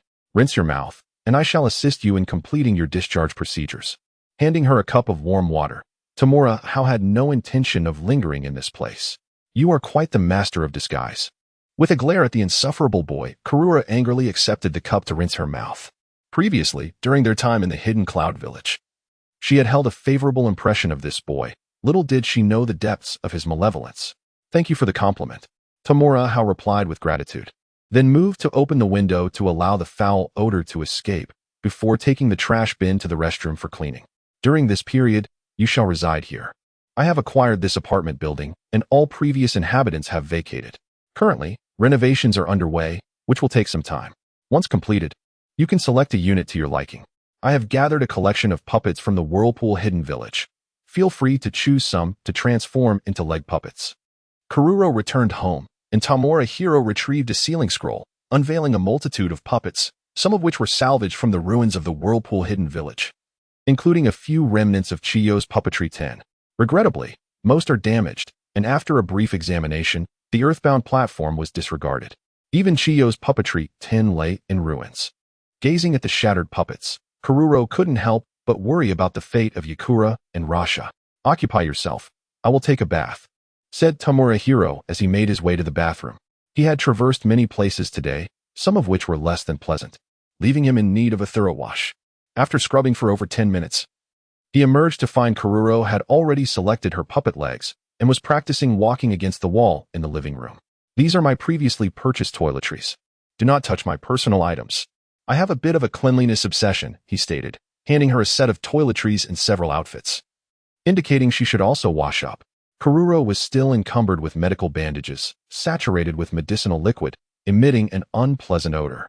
I have a cleanliness obsession too, she retorted, glaring at him with frustration as she took the toiletries and clothes and headed to the bathroom, her anger simmering. She truly misjudged him last time. She never anticipated the depths of his despicable nature.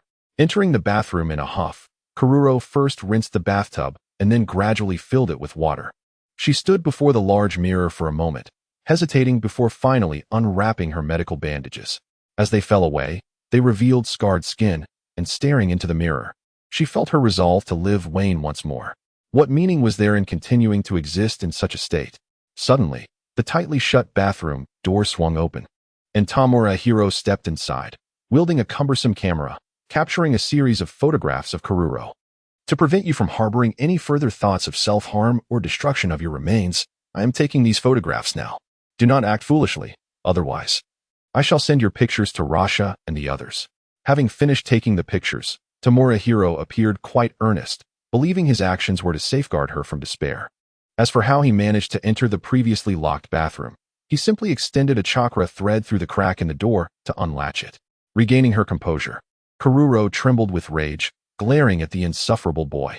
Thank you for your concern, but I currently have no thoughts of ending my life. Now please, leave this instant. She had never encountered such an infuriating little wretch in her life. No thoughts of self-harm is good. Upon encountering the young girl, it was evident that she did not embody a state of despair, which greatly pleased Tomohiro as he exited and securely closed the restroom door. The camera in his hand was carelessly placed back into the storage room.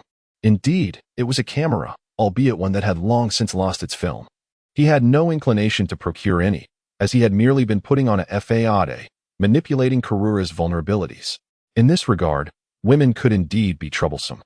One disfigured appearance seemed to warrant an extreme reaction, displaying a lack of respect for their own lives. He was disinclined to expend effort in persuasion, hence resorted to this simple and blunt method. Achieving the goal was paramount, while the means were secondary. Such is the mindset of a ninja. Of course, the primary reason for not purchasing film was to serve as a narrative foreshadowing, should Kurura inadvertently discover that the camera, devoid of film, had never been genuinely utilized. Her inner resentment would likely dissipate, perhaps even transforming into fondness. Numerous novels and anime feature similar tropes, serving as the quintessential redemption arc for antagonists. After a full hour had elapsed, Kurura finally emerged from the restroom, adorned in a dress and walking with considerably more grace. In the place where I found you, I collected some sand, likely refined by your sand manipulation technique. Later, you can gather more sand to cover yourself, thus sparing you the burden of others' scrutinizing gazes and providing some solace to your heart. Tomohiro tossed a glass bottle, containing more than half a bottle of sand. Catching it, Kurura felt her chakra mingled within the sand, filling her with delight. She hastily opened the bottle, re-establishing the connection with her chakra and drawing the sand forth to envelop her head, quickly restoring her former appearance. She had long been accustomed to covering her skin with refined sand. If she had enough sand to envelop her entire body, she could indeed disregard the gazes of others, allowing her to live a life free from worry. How did you come to consider saving even the Uzumaki ninja? Tomohiro inquired with curiosity. From the information gleaned through the genjutsu of the upper ninja, he learned that during that battle, she primarily manipulated sand to swiftly transport the injured, regardless of whether they were from Sunagakure or Yuzushigakure. Such actions were hardly befitting a ninja. While I cannot alter the village's decisions, I understand that that battle was not justified, Kurura said after a moment of silence, her heart heavy with complexity. Previously, she had not given it much thought. But having actively participated in the invasion of another's homeland, witnessing the loathing in the eyes of the Uzumaki left her feeling profoundly unsettled. During her time at the Ninja Academy, she had been taught to protect her village, a lesson she held dear. Yet, she gradually realized that the existence of ninjas was not as noble as she had once believed. She had always regarded the protection of her village as her ninja way, willing to sacrifice her own life, but this time she found herself cast as the villain invading another's village. Was it justifiable to invade and destroy the homes of others in the name of protecting one's own village? I knew that Miss Kurura, with such tenderness, was indeed ill-suited for the life of a ninja. Tomohiro smiled, a reaction that perfectly aligned with Kurura's character. What is the essence of a ninja's existence? What significance does a hidden village hold? I once believed I had a clear understanding of these concepts, but now I realize that I had not grasped the entirety of the matter. Why must the ninja world inevitably be embroiled in warfare? Kururo felt lost. The previous conflict shattered her steadfast belief in the ninja way, which had been a primary source of her prior emotional numbness. Taking a bite of an apple, Tomohiro remarked, the issues within the ninja realm are intricate, and the causes of war are manifold. On a superficial level, the aggressive party wages war out of ambition, seeking to acquire more. The weaker side, striving for self-preservation against the onslaught of the stronger, often succumbs to unrealistic aspirations, compelling them to exhaust all means to bolster their strength and weaken their adversaries, thus resulting in repeated, bloody conflicts. In the chaos of war, The delineation between right and wrong becomes nebulous. As the saying goes, the hero of one is the enemy of another. Perspectives differ, leading to divergent understandings. War has been dissected by countless individuals in the past. Its essence remains unchanged, merely an extension of interests, albeit manifested in varying forms. This principle holds true in this world as well. Is there a way to avert war? After a moment of contemplation, Kururo inquired, expressing her profound distaste for conflict, which brings forth an abundance of tragedies. Despite this insufferable brat's flaws, he possesses remarkable intellect. Upon returning, they recounted their experiences in the Hidden Cloud Village, earning even Lord Kaizokuro's commendation for this wretched child. Does he possess knowledge of how to prevent war? Tamura Hao finished his apple and then remarked, there are indeed methods to avert war, as demonstrated by the first Hokage and Uchiha Madara in their time. They achieved this by enveloping all conflicts within a single greater war, using absolute strength to suppress all dissent.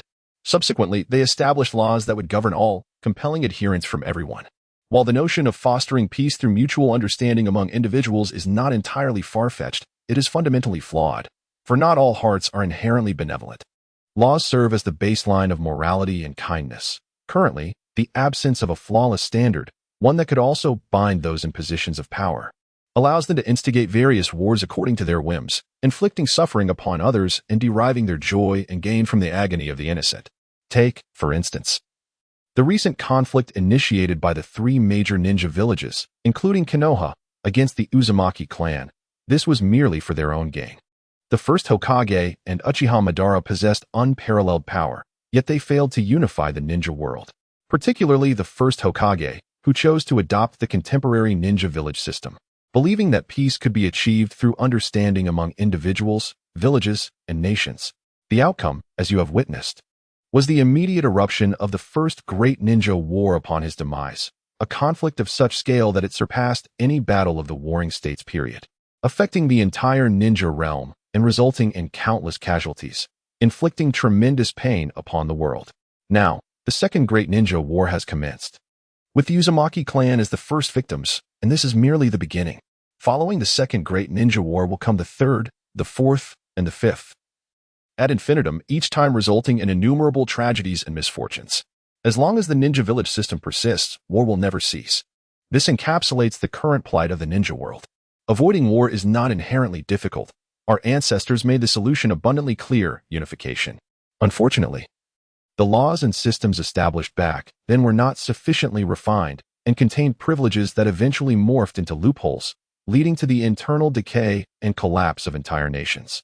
The downfall of the Song and Ming dynasties was not solely due to foreign conquest, but rather a result of self-inflicted wounds. In the early years of both dynasties, they were capable of subduing foreign tribes, yet ultimately weakened, allowing outsiders to exploit opportunities to invade. Thus, the concept of grand unification is indeed correct. Afterward, it is merely a matter of instituting stringent laws and systems to ensure lasting stability, at least for several centuries without issue. As for the conflicts among the 5 villages, that poses no greater challenge. You, Kumogakure, aspire to unify the ninja world? Kururo comprehended this notion and was quite astonished by the sheer ambition of Kumogakure. What are you surprised about? We are not the only ones harboring such aspirations. This sentiment exists among all 5 great ninja villages, who recognize that this is the true path to peace. With a roll of his eyes, Tamura had discerned that this girl had yet to adjust her mindset, still viewing matters from the perspective of a Sunagakure ninja. Must it be this way? After pondering for some time, Kururo was unsettled by such thoughts, for they would lead to the loss of many lives. If you could persuade the 5 great ninja villages to relinquish everything and amalgamate into a singular ninja village, that would be quite an achievement. Tamura Hao presented a rather implausible notion, which rendered Kururo speechless. Such a feat was absolutely unattainable.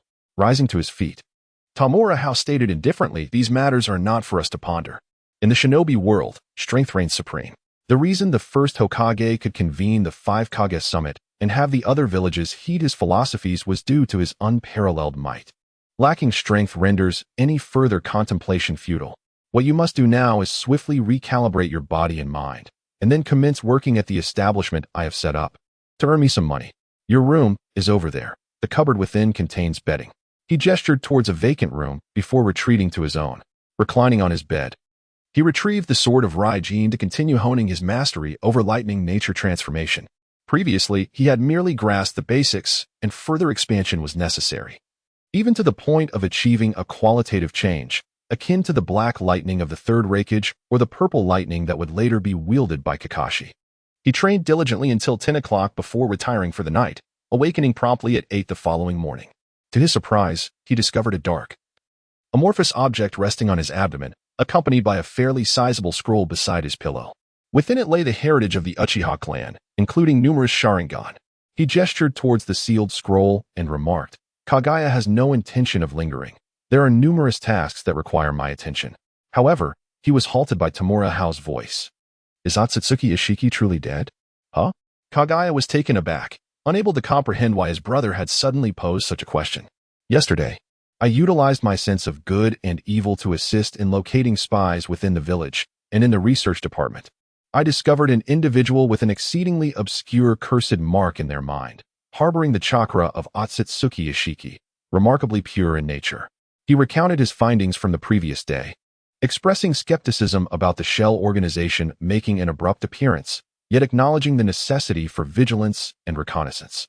Furthermore, the Shell organization possessed numerous valuable assets, particularly advanced scientific technology that far surpassed that of the shinobi world.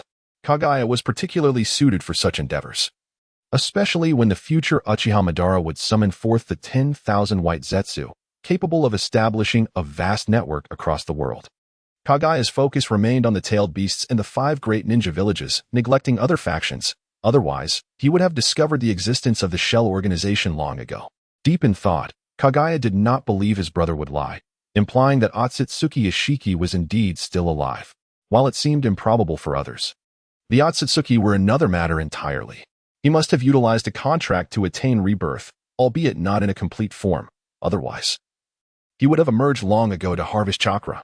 With this conjecture, Kaguya realized he had gained another adversary. It was quite a headache. Otsutsuki Ishiki posed a grave threat to both us and the shinobi world. We were currently incapable of dealing with him. But the Sage of Six Paths should be able to do so, thereby diverting their mutual attention. Tamura Hao proposed a suggestion. Allowing Otsutsuki Ishiki and the Sage of Six Paths to engage in conflict would undoubtedly yield significant changes, a manifestation of the forces of destiny. His reasoning was sound. For the sake of the shinobi world, they must be compelled to battle each other. Haihei, with a sly smile, expressed his agreement with the proposal. Truly a testament to the training received from the formidable Danzo Shimura. The individual under their control undoubtedly extends beyond a single entity. And it is not limited to the hidden cloud village. However, I have only identified one here, primarily focused on the research of chakra cannons. Perhaps they possess an interest in advanced technology, as there are numerous factions engaged in scientific research across the globe. A suggestion was put forth by Tamura Hao, indicating that the Shell organization is a prominent force in high-tech research, likely connected to all scientific entities in the current world. The depth of concealment exhibited by both individuals is intriguing, and I eagerly anticipate the prospect of their clash. With a shadowy smile, Heiju looked forward to it. Additionally, during the illusionary interrogation of the third Hokage's summoned beast, the Monkey King, a fragment of memory revealed an ultimate weapon that emerged during the Warring States period, known as Nameless, which inflicted substantial damage upon the Senju and Sarutobi clans before being sealed away by their combined efforts, with the Monkey King also participating in that battle. This was during the era of the awakened Manjiki Sharingan. Do you know the final battlefield of their confrontation? Tamura Hao seemed quite familiar with this narrative, albeit uncertain if it was indeed that one. If so, they could potentially acquire a Manjiki Uchiha on their side. However, the Monkey King was merely summoned for a temporary battle and was soon injured, returning to the spirit world. Thus lacking knowledge of the specific battlefield, this aspect could only be clarified by Heiju. This fellow has been secretly monitoring the Uchiha and surely possesses the information. What you mentioned is likely Uchiha K, whom I consider a test subject I induced the Uchiha to create. I attempted to transplant another pair of Manjiki ocular jutsu into her eyes, aiming to facilitate the evolution of the Manjiki, but regrettably, it was unsuccessful. Heiju responded, recalling the test subject. Initially, I had thought that the young girl's early awakening of the Manjiki indicated sufficient potential, and I made an attempt. Unfortunately, it did not succeed, and I ceased my observations thereafter. At that time, The conflict between the Uchiha and Senju clans was primarily concentrated in the upper reaches of the Jinryu River. If sealed, there should be some remnants. How many pairs of Mangekyou does the Uchiha currently possess? Tamura Hao inquired once more. As Uchiha Kei's existence left him uncertain about which version of the true Hokage world he was in. In the anime, Mangekyou is exceedingly rare, yet in the animated version, particularly during Itachi Uchiha's narration of Izanami, several pairs of Mangekyou appeared, along with the Leaf Village headband, indicating it was after the establishment of Konoha. These details require prompt confirmation. 5 pairs, among which you must exercise utmost caution regarding Uchiha Chiri. Her ocular power closely approaches that of Madara during his Mangekyou period, and her ocular techniques remain unknown to me, as I have never witnessed their use. Furthermore, she possesses a remarkable talent for technique development, rivaling even Indra, who created hand seals. She is the strongest among the current Uchiha. Uchiha Chiri? Upon hearing that name, Tamura Hao's heart raced. She truly exists? She is indeed a formidable figure capable of developing ultimate ocular techniques, and poses a significant threat. 5 pairs of Mangekyou, the Uchiha, are undeniably formidable. Tamura Hao found it somewhat astonishing. He initially believed that there were merely 1 or 2 hidden pairs, yet there were as many as 5. However, considering the era of the unfolding narrative, it becomes comprehensible. During that time, the Uchiha clan possessed 4 pairs of Mangekyou Sharingan: Uchiha Fugaku, Uchiha Shursui, Uchiha Itachi, and Uchiha Sasuke. Presently, the Uchiha clan is at its zenith, having flourished during the period of the shinobi villages with a significant increase in population, and has yet to endure the diminutions of the Second and Third Great Ninja Wars, as well as the pitfalls posed by the Konoha F4. It is indeed a pinnacle period, making the possession of 5 pairs of Mangekyou Sharingan entirely plausible. The Jinchuriki of the Nine Tails is even more formidable. I surmise she must now be capable of employing 9 Vidralocks. The initial Lady Hokage harbors a certain trepidation towards her, for the Nine Tails is the most extraordinary of tailed beasts, possessing power far surpassing that of others. Otherwise, Uchiha Madara would not have opted to tame the Nine Tails to confront the first Hokage. The first Hokage's wife, having tamed the Nine Tails and harnessed its power, along with the vortex sealing technique, would undoubtedly possess combat prowess comparable to that of Uchiha Madara at his peak. As for Senju Hashirama's prime, it was exceedingly formidable, primarily. During that battle, he utilized life-draining secret techniques that severely taxed his vitality, leading to his demise shortly thereafter, while Uchiha Madara remains alive. Otherwise, with Senju Hashirama's vast life force, living beyond a century would be no challenge. The Jinchuriki of the Nine Tails. Tamura Hao realized that Uzumaki Mito's combat standard cannot be compared to that of Uzumaki Naruto, as she wields sealing techniques that allow her to maximize the power of the Nine Tails, far beyond what merely relying on brute chakra like Uzumaki Naruto could achieve. Uzumaki Naruto's strength lies in sheer force, leveraging his immense chakra to engage directly, whereas Uzumaki Mito's finesse in utilizing power is unparalleled. Moreover, if Uzumaki Mito can indeed manifest 9 Vidralocks, her strength is genuinely terrifying. During the return voyage from the Land of Waves, he perused numerous texts regarding the Uzumaki clan, which included accounts of the Vidralocks.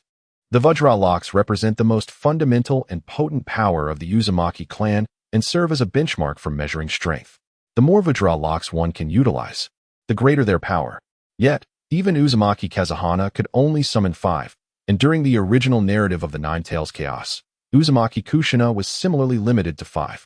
However, Uzumaki Mito now possesses the ability to wield 9, elevating her power by 4 tiers. In comparison, the Mangekyou Sharingan of the Uchiha pales significantly.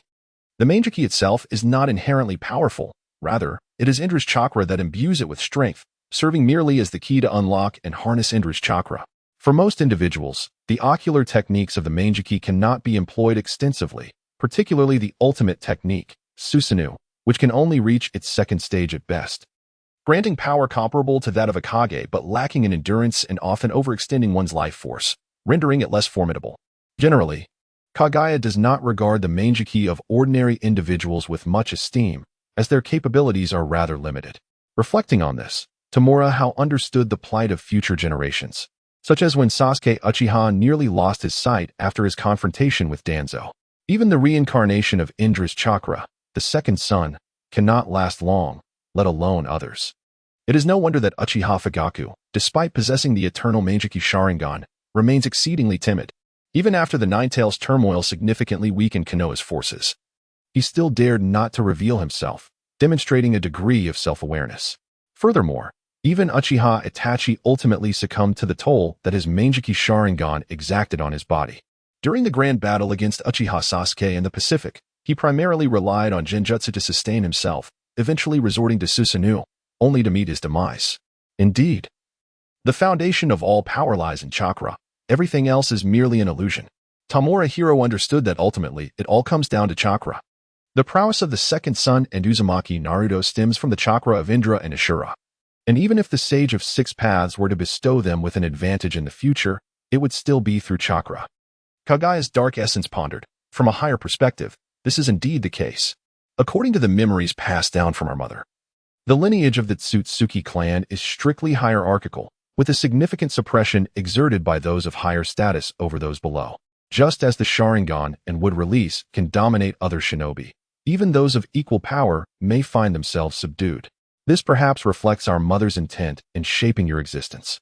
He had been contemplating the significance of his brother's existence and their mother's purpose, ultimately arriving at some conjectures. This may be a manifestation of their mother's attempt to create an entity beyond the Tsutsuki, one that, if cultivated, could evade the constraints imposed by the Tsutsuki bloodline, thus enabling a robust resistance against future members of the Tsutsuki clan. I must devote myself to rigorous training, Tamura Hiro declared, brimming with confidence, as he cast his gaze upon the sealing scroll brought by Kagaya's essence, filled with anticipation. The most precious item within was the Shikuyatachi. Kagaya's essence offered a final reminder before sinking into the earth, preparing to investigate the research factions. Ignorance may have been bliss in the past, but now that he was aware, a targeted search would undoubtedly yield results. His laughter was unseemly, akin to that of a villain. He could not fathom how someone as beautiful as his sister could bear such a child, certainly not of her bloodline. After rescuing his sister, he would have her remade.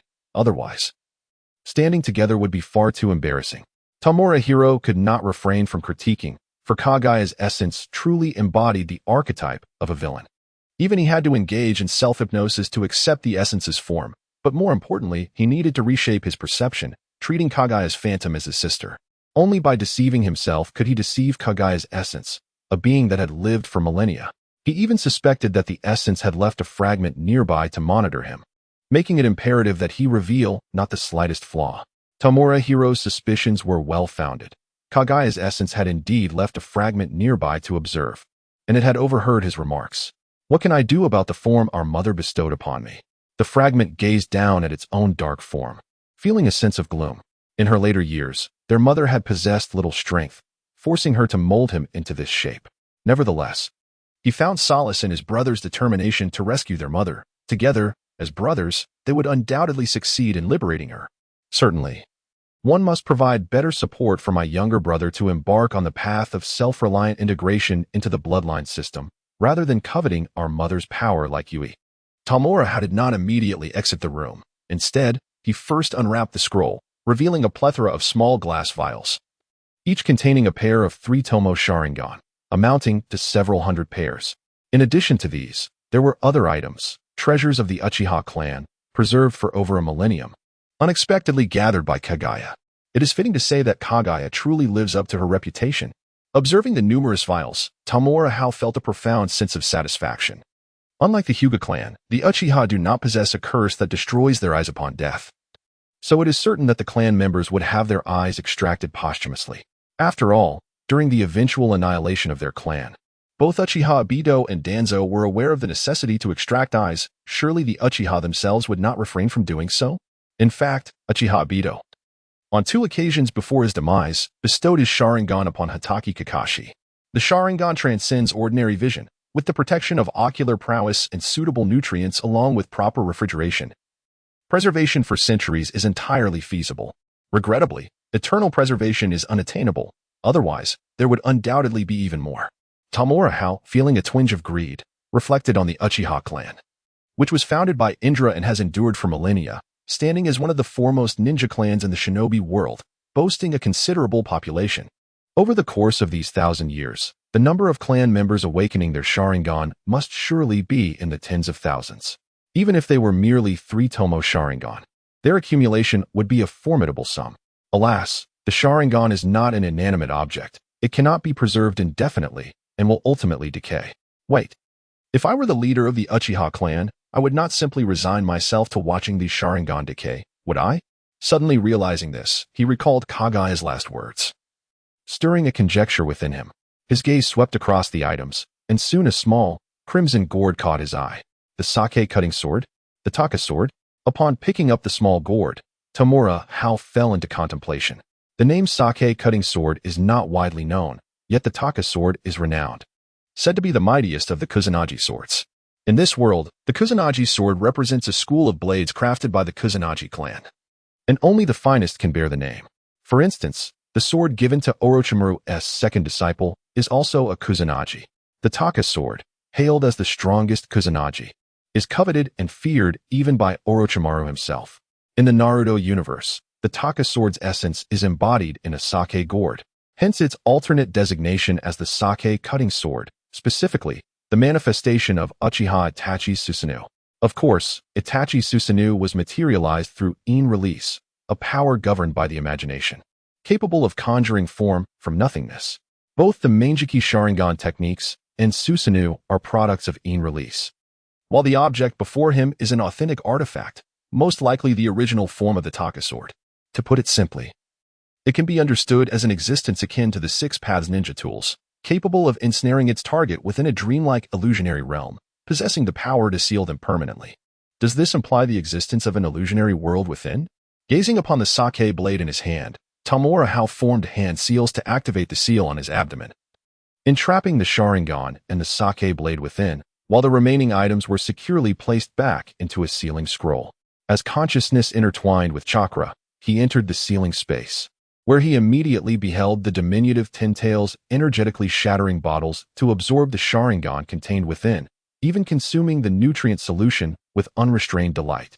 Kagaya's ethereal form embraced the small Tintails, jointly absorbing and refining the ocular power of the Sharingan, the eye at her forehead solidifying further in substance. Once all the Sharingan had been thoroughly devoured, the small Tintails turned its attention to the sake blade, extending its 10 tails to envelop it tightly, instantly extracting a vivid crimson ocular energy that was then consumed.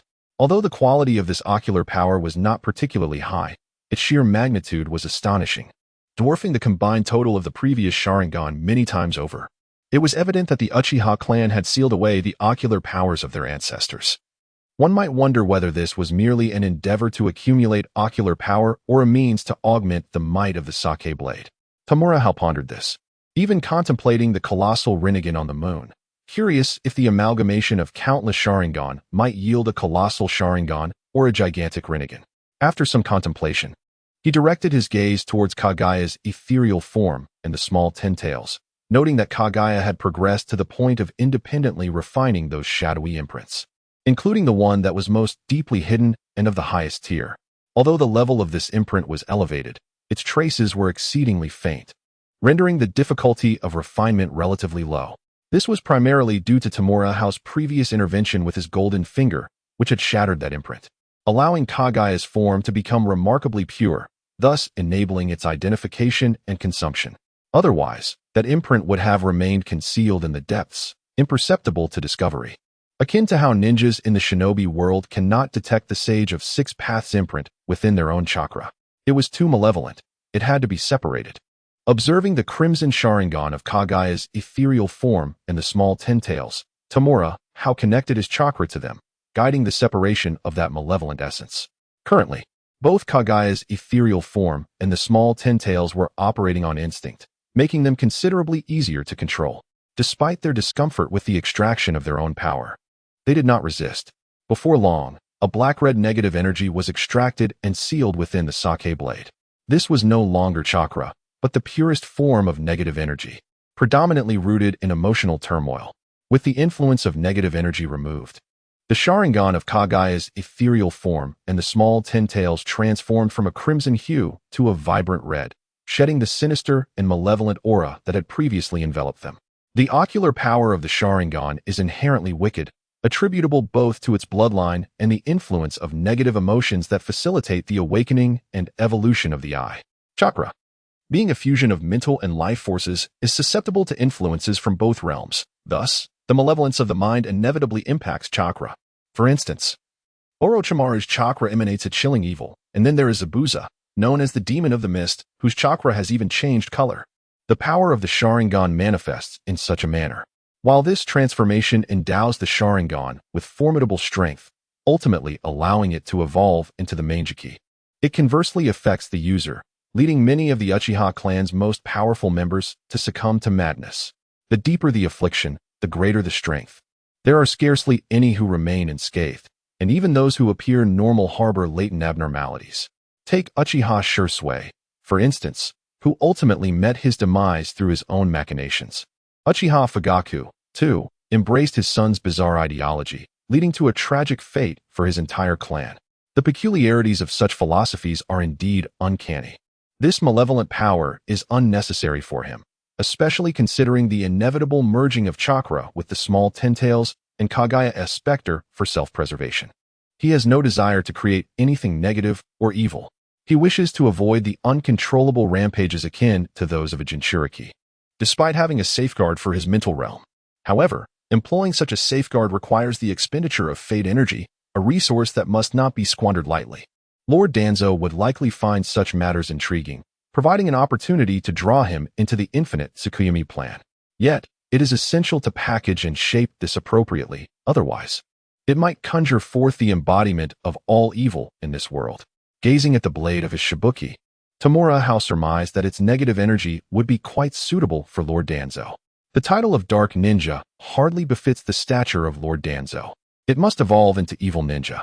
Conveniently, he possesses a piece of Lord Danzo's arm, which could serve as a foundation to enhance the compatibility of this chakra with him, allowing Lord Danzo to wield it more effectively. This endeavor would surely be regarded as an achievement, further securing Lord Danzo's trust and ultimately positioning him as the most distinguished subordinate, perhaps even as the second generation of the root. There are further treasures to consume, such as the Paradise Box from the Land of Water, and this world is replete with wondrous artifacts that must be sought out by Kurizetsu. Contemplating the remarkable items that have appeared in the world of Naruto, Tamura felt a surge of desire, only to quell that avarice after some time. Development must be gradual. Haste is unwarranted. Observing the still ethereal form of Kagaya and the diminutive Ten-Tails, he recognized the necessity of patience. The power and techniques of the Mangekyou should facilitate further advancement. It seems prudent to seek out Uchiha Kagami, inspired by the intelligence shared by Kurizetsu. Tamura resolved to investigate further. Should Uchiha Kagami indeed be alive, it would be a significant windfall. Tamura, driven by inspiration, promptly conveyed his ideas to Fukai after organizing the tasks related to Jiero and the shop, and then proceeded to meet with the third Hokage. Teacher, he called, addressing the esteemed position within the village. Upon hearing this title, the third Hokage's brow twitched, and he sternly corrected him. This disciple is indeed remarkable. Yet his status is a profound burden, one that could ensnare him in misfortune if he is not cautious, tarnishing his reputation. He desires to avoid being subjected to scornful glances or whispers in the future. Taken aback by the third Hokage's demeanor, Tamura instinctively felt compelled to express his eagerness for progress. After all these years, what purpose lies in revisiting the past? Having reviewed the application report presented by Fukai, the third Hokage remained perplexed. Their team had gathered considerable intelligence from the memories of Konoha ninjas and the Sage of the Monkey, and he had previously perused this information. Well aware of the Uchiha clan's ultimate weapon, however, the events in question occurred far too long ago. Even the Sage of the Monkey was merely a young monkey at that time. After so many years, what remnants could possibly remain? Tamura did not dwell on the notion of progress, but earnestly elucidated. I meticulously examined the intelligence acquired from the memories of the Sarutobi clan's ninjas, including certain texts from the Uzumaki clan. I discovered that the conclusion of that battle was rather peculiar. It was scarcely documented and did not even clarify which side emerged victorious, suggesting a likely mutual destruction. Subsequently, the Uchiha clan never again manifested those eyes, and there are no records of the Senju or Sarutobi clans acquiring those ocular powers. I suspect that the outcome of that battle was ultimately sealed away.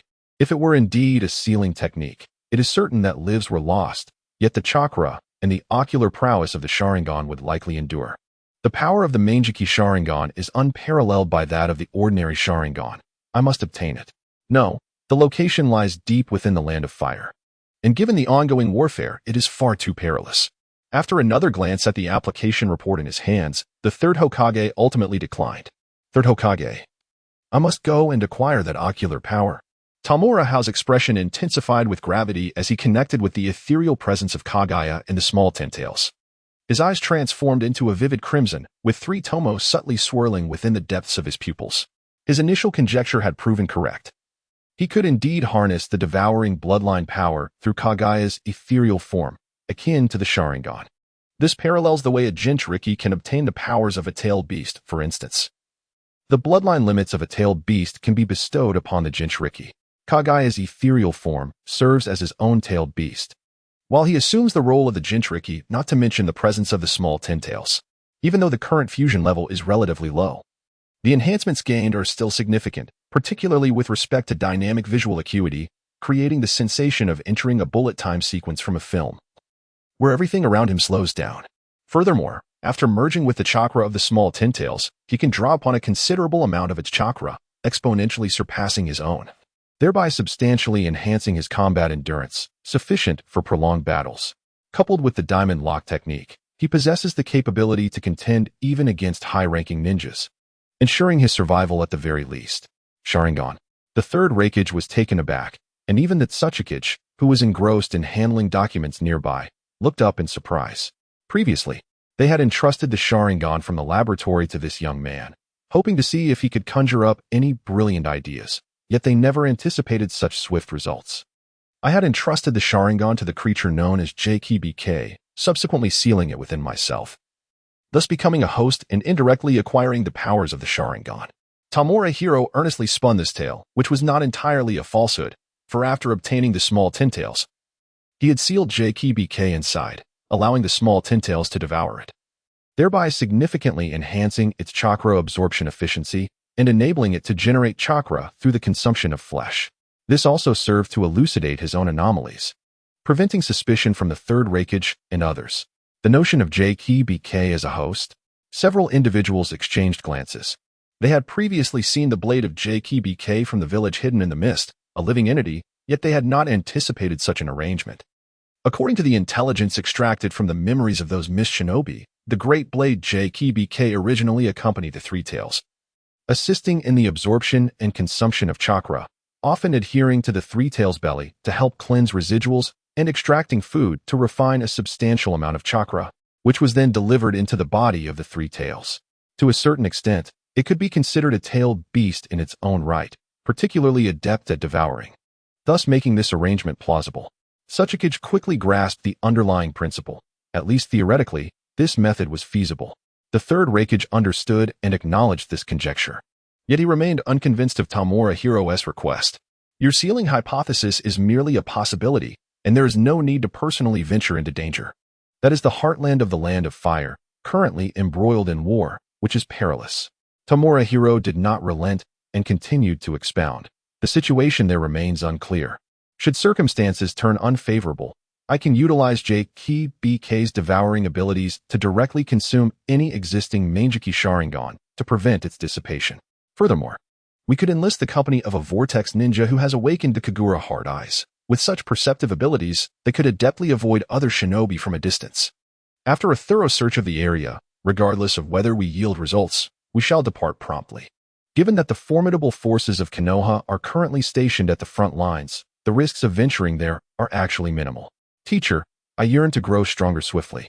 This is a rare opportunity for me, and I must seize it. He certainly did not intend to take genuine risks, having devised a plan long ago. Moreover, this excursion would merely be for reconnaissance, not to engage any opposing factions. That location harbored no significant shinobi presence, thus posing little threat. Third Lord. Among the current members of the Vortex clan, the most powerful wielder of the Kagura Hard Eyes is Uzumaki Waika, whose perceptive range extends to a staggering 30 kilometers. There are few in Konoha who can surpass such a range, and it is unlikely they would be stationed in such a redundant location. The Tsuchikage offered a persuasive remark, asserting that a simple search would indeed entail minimal danger. Fukai, escort him along with 3 Umbu ninjas to the Jinri River. Ensure his safety without fail. After contemplation, the third Raikage ultimately consented. Understood, Lord Raikage. Fukai accepted the mission, and he certainly would not decline the opportunity to meet the students' demands and grow stronger. Though this journey appeared perilous, it was in truth not particularly daunting. They were not tasked with infiltrating Konoha's intelligence, and Tsunegakure held no strategic significance. As long as they avoided contact with Konoha's shinobi, conflict was unlikely, and they might not even be detected by the opposition. Thank you. Third Hokage, Tamura Hiro chuckled, his desire for Uchiha increasing. After all, he possessed the legendary Manjiki Sharingan, with its 4 ocular techniques. In the village, such prowess warranted respect. The third Raikage's expression darkened as he reminded them, I still have my dignity. Yes, Lord Raikage, Tamura Hiro replied, a slight twitch at the corner of his eye compelling him to adjust his address. Without further ado, Fukai selected 3 members from the Yatsuki clans A and B and sought out Uzumaki to escort Tamura Hiro on their journey to the Land of Fire. To ensure greater secrecy, they opted not to travel by land, but rather took to the sea, circumventing through the Land of Water before entering from the southern region of the Land of Fire.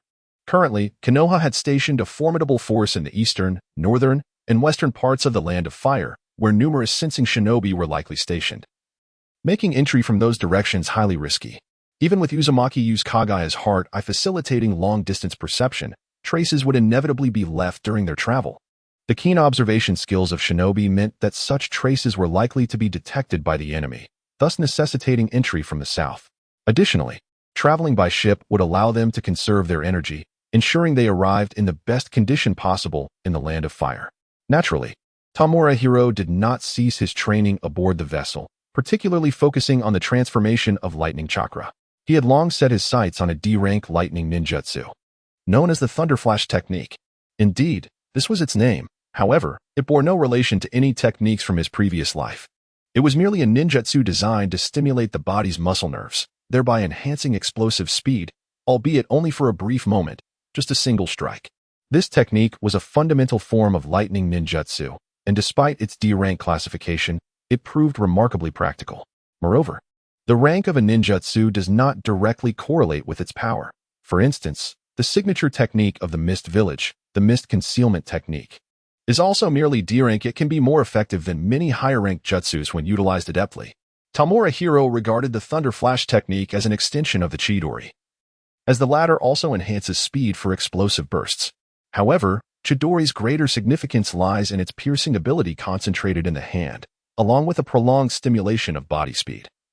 Unlike the Thunder Flash technique, which only offers a fleeting moment of explosive power, currently, Tamura Hiro's chakra volume and mastery of lightning transformation were insufficient to achieve such concentration.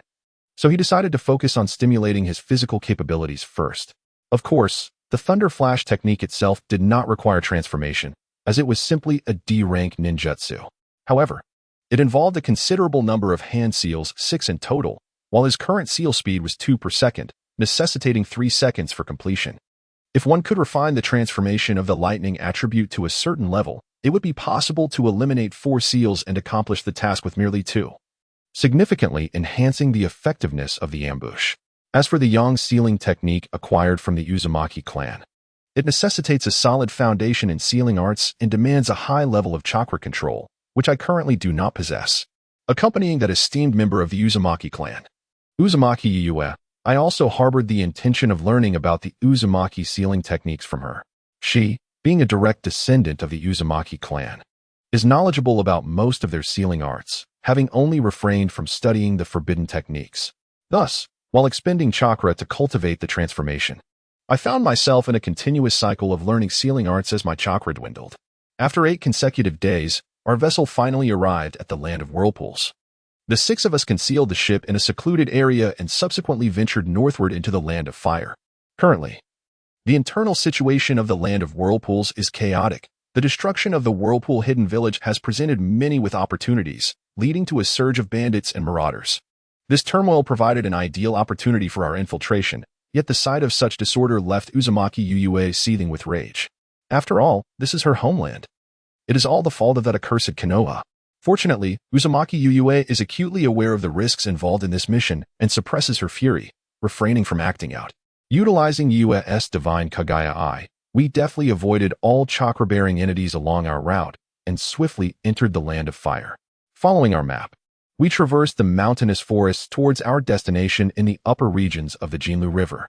The Jinlu River is a vast waterway, encompassing not only the river itself but also the expansive flatlands surrounding it, stretching over 2,000 kilometers, with hundreds of miles even in the upstream areas.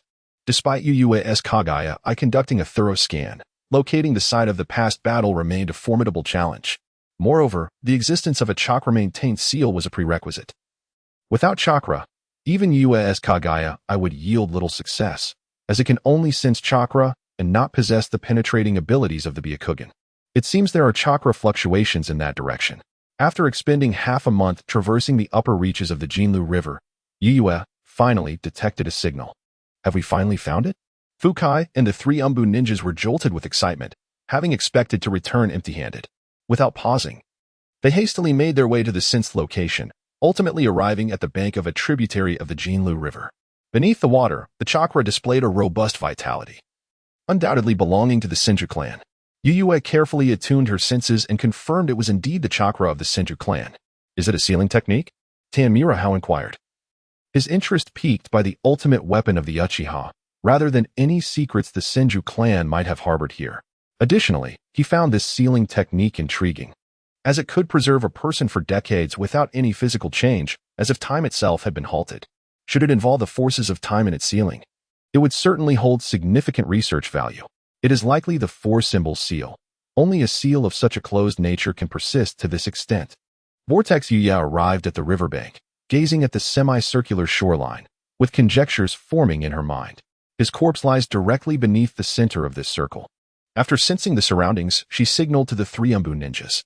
One Umbu, skilled in water release, formed hand seals to manipulate the water flow, creating a water dragon that plunged into the riverbed, swiftly emerging with a stone block in its grasp. This was drawn forth by earth release ninjutsu. Another Umbu, proficient in earth release, stepped forward to examine it closely, then formed hand seals to loosen the stone, quickly revealing a peculiar corpse. It was a human body, bearing a fatal penetrating wound to the chest, yet it had transformed into something akin to stone rather than flesh and blood. Additionally, the armor bore a clan emblem, the Senju clan S. The Senju clan had maintained a long-standing friendship with the Uzumaki clan and possessed knowledge of various sealing techniques, including the four-symbol seal, which does not require the Uzumaki bloodline as its foundation, a fact documented in the Uzumaki clan S tomes. The four-symbol seal can encapsulate everything surrounding it, merging it with the body. The transformation of this body resulted from the absorption and fusion of the surrounding soil and rock. Vortex Yuya approached for a closer inspection, confirming that the results were indeed from the four-symbol seal. Upon seeing the semicircular riverbank, she had already suspected this. Only the four-symbol seal could correspond with such a phenomenon. Is it possible to unravel it? Asked Tamura, feeling somewhat disheartened. He had perused the brief descriptions of the various jutsu of the Uzumaki clan and understood the basic principle of the four-symbol seal, which was not linked to temporal powers. Thus, if Uchiha Hikari were truly still alive, it was likely due to a personal issue. Could it be the power of his Meijiki Sharingan? It can be undone, and it has been quite some time since its sealing.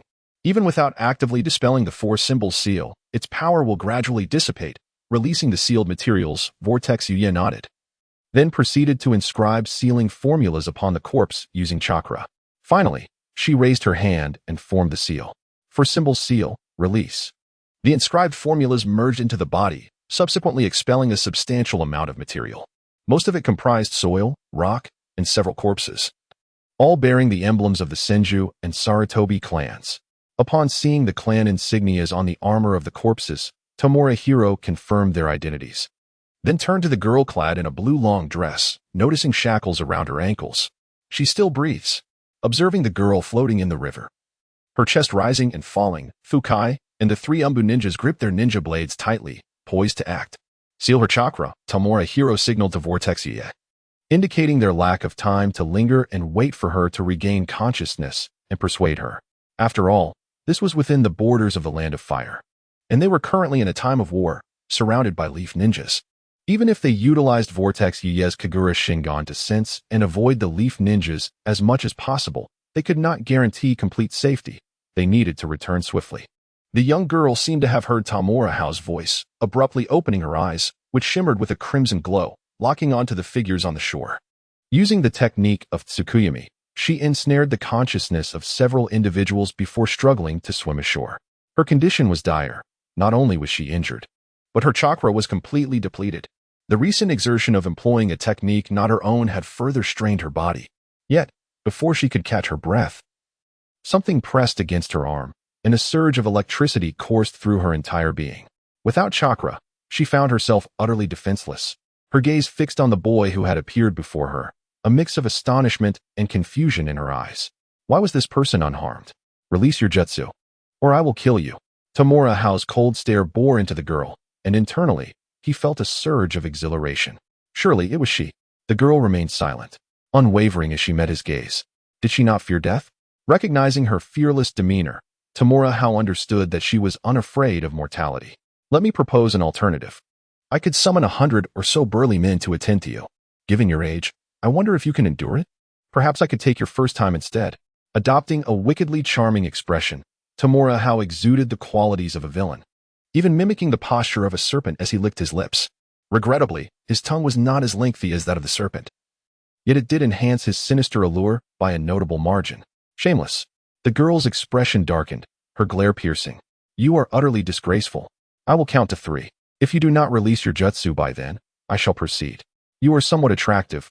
I do not think I would be at a loss. As he spoke, Tamura Hao extended a hand towards the girl's collar, as if intending to tear it apart, envisioning a brutal struggle in the wild. Shameless. The girl cursed again. Yet she found herself compelled to yield, releasing her Tsukuyami. What a terrifying illusion. Kneeling on one knee, Fukai was filled with astonishment at having been incapacitated in an instant. Had the opponent not been too weak to inflict further harm within that illusionary realm, the psychological damage would have been considerable. Even so, the shock from the illusion left their heads pounding. Meanwhile, the girl's state was precarious. Once more invoking her ocular power, she further drained her body, her complexion turning as pale as a sheet. She even clutched her chest tightly, distorting the slight bulge beneath her grasp, her face contorting in evident agony. Her condition was alarming. Tamura Hao swiftly recognized the girl's distress and grasped the Thunder God's sword, preparing to deliver another electric shock. Her technique was a kaleidoscope ocular art, which placed tremendous strain on her body. During the Warring States period, there had been powerful Uchiha who perished from the life-draining effects of the kaleidoscope. She was far too young to withstand such a burden.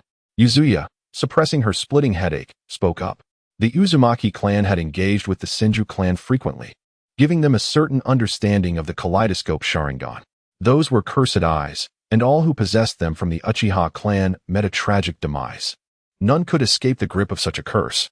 At that moment, the young girl began to convulse, her hand clutching her chest tightening further, her complexion turning pale. Her pulse had vanished, her heart had ceased to beat. When Tamura Hao pressed his hand against the girl's neck to assess her condition, his expression shifted as he realized her heartbeat had stopped, which was the source of her anguish. It was uncertain whether it was due to a myocardial infarction or heart failure. Without delay, he forcibly removed the girl's hand from her chest and injected a trace of lightning chakra into the area. Although he had only recently mastered the nature transformation of lightning and its potency was limited, it could still serve to stimulate her heart. However, after several attempts yielded no results, the girl ceased her struggles. It was futile. Her body was likely completely drained, her heart in failure, and the vitality of her other organs was weak, rendering them ineffective, though her Sharingan remained intact. Vortex Yuya staggered forward, placing her hand on the girl's chest to channel chakra and assess the situation, ultimately shaking her head. She was worth more alive. After some contemplation, Tamura Hao resolved to attempt a rescue. What if he replaced her heart? He possessed the intact hearts of both Kin and Jin, as well as that of the second Hokage, Senju Tobarama, whose heart was particularly vibrant. As he spoke, he retrieved the 3 hearts from the sealing technique embedded in his armor, initially intended as bait for the Akatsuki, but in this dire circumstance, they would have to be utilized. The success of the endeavor was uncertain, but attempting it bore no risk. If unsuccessful, he could simply remove the heart and preserve it once more. He decided on the heart of the second Hokage, though he could not guarantee success. Gazing at the 3 hearts, Vortex Yuya eventually retrieved medical instruments from her ninja tool pouch.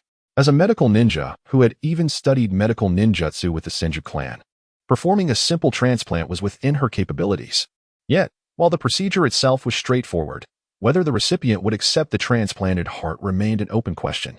Taking a deep breath, Vortex Yuya suppressed her headache and formed hand seals to create a shadow clone to carry out the surgery. She was still reeling from the mental trauma inflicted by Tsukuyami, making it exceedingly difficult to focus. Conjuring a shadow clone was already a significant strain. The shadow clone swiftly cut open the girl's clothing, conducted a rudimentary disinfection of her chest, and then severed her ribcage, revealing the heart that had ceased its function. It was evident that not only had the girl's heart stopped beating, but it had also turned a dark crimson, oozing blood, with numerous capillaries having ruptured. The clone deftly severed the blood vessels and temporarily sealed them with chakra to prevent further blood loss. Subsequently implanting the heart of Senju Tobarama and using the palm healing technique to rapidly connect the vessels. At that moment, Vortex Yuya suddenly spoke. "There are 4 chakra signatures approaching from the direction we came. They must have traced our presence. One is of Nin strength, while the other 3 are of Jinin level. You all continue to recover.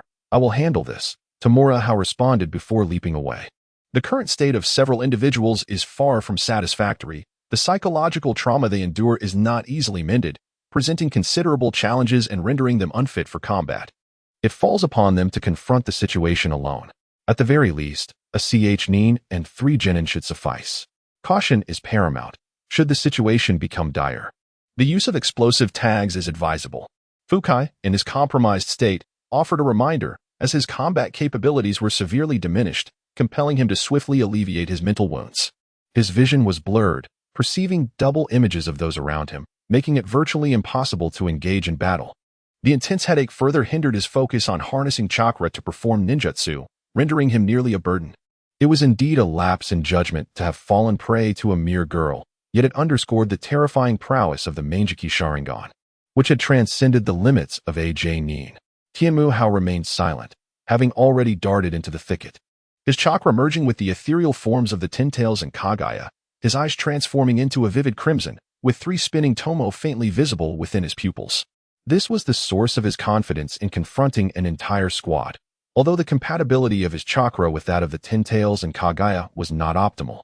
The sheer magnitude of their power, even in minimal amounts, provided him with substantial enhancement.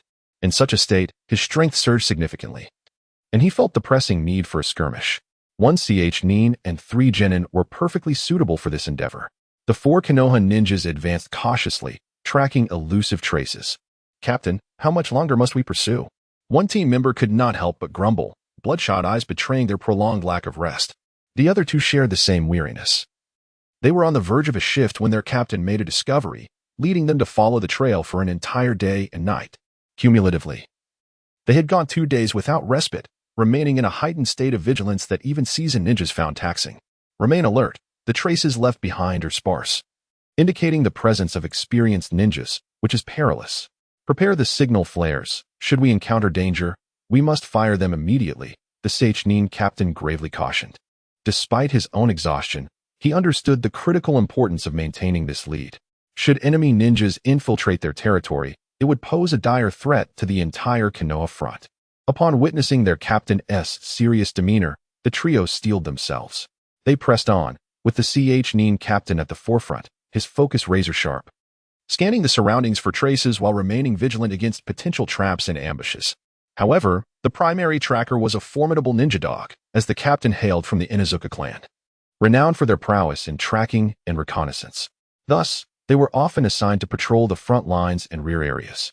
Suddenly, the advancing ninja dog emitted a low whine, its keen senses detecting the scent of blood. The Nin captain twitched his nose, catching a faint whiff of the metallic aroma, prompting him to whisper a warning. Together with the ninja dog, they utilized their acute sense of smell to pinpoint the source of the blood, a solitary drop that had fallen amidst the grass. Upon witnessing the blood, the 3 Jinin were invigorated with excitement. Previously, there were merely faint traces, but now it has become evident that someone is indeed active in this region. According to the reports, there are no ninjas from Konoha present here, which leaves only hostile ninjas. However, the Chunin captain and his ninja dog suddenly seemed to sense something, turning their heads towards a particular direction, immediately adopting a defensive stance. At that very moment, a figure burst forth from that location, a dazzling flash of blade light following suit. The experienced Chunin captain and his ninja dog leapt aside in the nick of time, yet the 3 unsuspecting Jinin were caught off guard. 2 of them were instantly decapitated, while the furthest girl was yanked away by the Chunin captain, who entangled her wrist with wire, narrowly avoiding a fatal strike, yet losing her right hand that held a signal flare in the process. Indeed, the assailant was Tamura Hao, employing the newly learned Thunder Flash technique, executing the swift strike with remarkable speed and precision. Without a moment's hesitation, he lunged forward, the elongated blade of his kunai thrusting sharply into the girl's mouth, piercing through the back of her head with a clean efficiency, devoid of any mercy. Simultaneously, an invisible, colorless chakra thread extended forth, deftly ensnaring the signal flare drawn by the Chunin captain, pulling it off course toward himself. With a piercing whistle, the flare shot towards Tamura Hao, who expertly severed it with a swift motion of his kunai, preventing it from detonating. All of this transpired under the powerful dynamic vision of the Sharingan. And even in comparison to the acquired dynamic vision, Tamura Hao's current speed seemed sluggish as a snail. The formidable dynamic vision enabled him to make the most intricate adjustments and execute the most precise strikes. Upon witnessing his signal flare being diverted, the Chunin captain's expression shifted slightly, and he launched himself towards his ninja dog from the side of a tree trunk. The ninja dog, seemingly in sync with him, raced towards him, both preparing to unleash the secret technique of the Inuzuka clan. The Inuzuka clan's secret techniques require the cooperation of their ninja dogs, yielding far greater power than ordinary ninjutsu.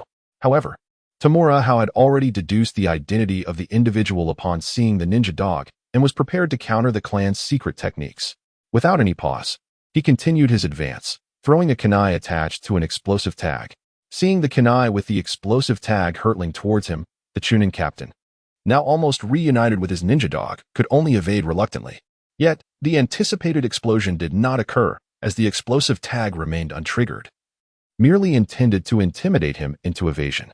The foundation of ninja combat lies in the intelligence war, yet the core principle of battle is deception. For instance, the basic transformation technique taught in ninja school is designed to mislead opponents.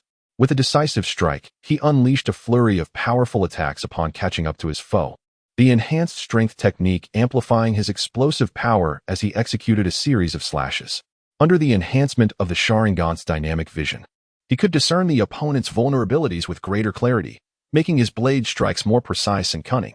Faced with Tamura Hao's relentless onslaught, the Chunin captain found himself unable to coordinate with his ninja dog to execute their secret technique, resorting only to wielding his kunai for defense. However, the brilliance of the opponent's ninja blade was overwhelming. Even his exquisite kunai struggled to withstand its sharpness, being severed time and again until his supply of kunai was utterly depleted. Faced with such a formidable weapon, it was imperative to engage the enemy in a tit-for-tat confrontation. A straightforward assault would be futile. Recognizing that the adversary's strength and speed surpassed his own, the Chunin captain realized he might not survive this encounter. Resolutely, he turned back to his previous position, intent on retrieving a signal flare from his teammates. He could perish, but he refused to do so in vain. It was crucial to send out a signal to alert the neighboring shinobi of his village to the peril at hand. He would not allow the enemy an easy victory. The loyal ninja dog, attuned to its master, launched itself forward to obstruct the foe, buying precious time, even if just a fleeting moment. Without hesitation, Tamura Hao wielded his dual blades, swiftly dispatching the canine, its body torn asunder, yet his own form barely halted. In that brief pause, the Chunin captain managed to grasp a signal flare and pull its fuse. Gumaru, turning back to witness the gruesome fate of his comrade. The Chunin captain's eyes widened in fury. The Inuzuka clan members, upon refining their chakra, would select a ninja dog to live and train alongside, forming bonds akin to brotherhood. Such ties were paramount to them. The brutal slaying of his ally ignited a blaze of rage within him. Yet, confusion soon followed as he glanced at the unlaunched signal flare in his hand. Why had it not been fired? Despite his bewilderment, the Chunin captain acted swiftly, rolling to the ground to evade an incoming blade, seizing another teammate's signal flare and attempting to ignite it, but still, it refused to ignite. This deepened his confusion. Had the backup squad skimped on quality? Before he could ponder further, a golden chakra chain extended from beneath his fallen comrade's body, ensnaring his left leg and sealing his chakra. Almost immediately, the blade struck again, severing his last two exquisite kunai before shattering his body into pieces. Indeed, the Inuzuka clan shinobi were not easily ambushed. Fortunate for him, he had successfully pierced and destroyed the 3 signal flares with his chakra threads. Observing the lifeless visage of his adversary, Tamura let out a sigh of relief. Initially, he had contemplated attracting the enemy's attention with a drop of blood before launching a surprise attack from behind. Yet, he had underestimated the keen senses of the Inuzuka clan, who detected his hiding place, forcing him to act preemptively. The ineffective signal flare was a result of his earlier assault, where he had pierced it with a chakra thread and even dampened the gunpowder within with some water to ensure its failure. Fortunately, having acquired the training methods for chakra threads from Sunagakure had significantly enhanced their strength. While insufficient to pierce human flesh, penetrating paper signal flares proved manageable. Coupled with the training of his multitasking abilities and the extraordinary dynamic vision granted by the Sharingan, he executed that flawless strike. As for the chakra seal, it had been a trap he had laid earlier. Retrieve the bodies. Without delay, Tamura commenced the meticulous processing of the scene, carefully sealing the corpses with sealing scrolls. He even scraped away a layer of the bloodstained earth, erasing the footprints imprinted upon the ground. Ultimately, he retrieved a high-pressure sprayer, dispersing a concoction designed to neutralize the sin of blood. The essence of a ninja's combat lies in the realm of intelligence warfare. Much information can be gleaned from the corpses in the battlefield, necessitating utmost discretion in concealing one's own intelligence at this juncture. Once the scene was adequately handled, Tamura took a wide detour to the river, submerging himself in the water to swim back, thereby erasing any trace of his presence. Even if the Inuzuka clan's ninjas were to appear, they would struggle to track him through scent. Returning safely was paramount. Upon his return, Fukai and the others breathed a sigh of relief. Although Tamura had eliminated the 4 adversaries, he knew their respite would be brief. Given the likelihood of Konoha's forces discovering the disappearance of that small team, reinforcements, possibly even elite ninjas, would soon arrive. Tamura spoke gravely, aware that his theoretical knowledge from the Ninja Academy was substantial, having learned much, including the mechanisms of such patrol missions. Despite having dispatched that squad, he understood that it would not be long before they were sought. The distance from the front lines was considerable, and the scrutiny of patrols would likely be minimal, granting them a potential delay of a day. Fukai, suppressing a headache, reasoned that a single day would suffice for them to recuperate somewhat. The psychological trauma was exceedingly difficult to mend, significantly impacting their capabilities, even rendering travel problematic. Then let us rest here for a day, Tamura agreed. Glancing at the unconscious Uchiha Hikari and Uzumaki Yuha, how are they faring? The operation was a success. There have been no signs of rejection, and both heartbeat and respiration remain steady, Fukai explained. Uzumaki Yuha fainted due to the memory shock upon the dispelling of the shadow clone technique. While the shadow clone technique was undeniably powerful, it bore a flaw. Upon dispelling, the memories were transferred back to the original. Under normal circumstances, Uzumaki Yuha would have been able to withstand the memory influx, but her mental state had been severely compromised by the girl's ocular technique, exacerbating her condition. Uzumaki Yuha was crucial for their mission, as her assistance had enabled them to delve deep into the heart of the Land of Fire. Now, with her unconscious and seemingly unable to awaken in the short term, the return journey promised to be perilous. You all rest well. I will keep watch. Tamura signaled for Fukai and the 3 Nin to take their respite, assuming the mantle of guardian.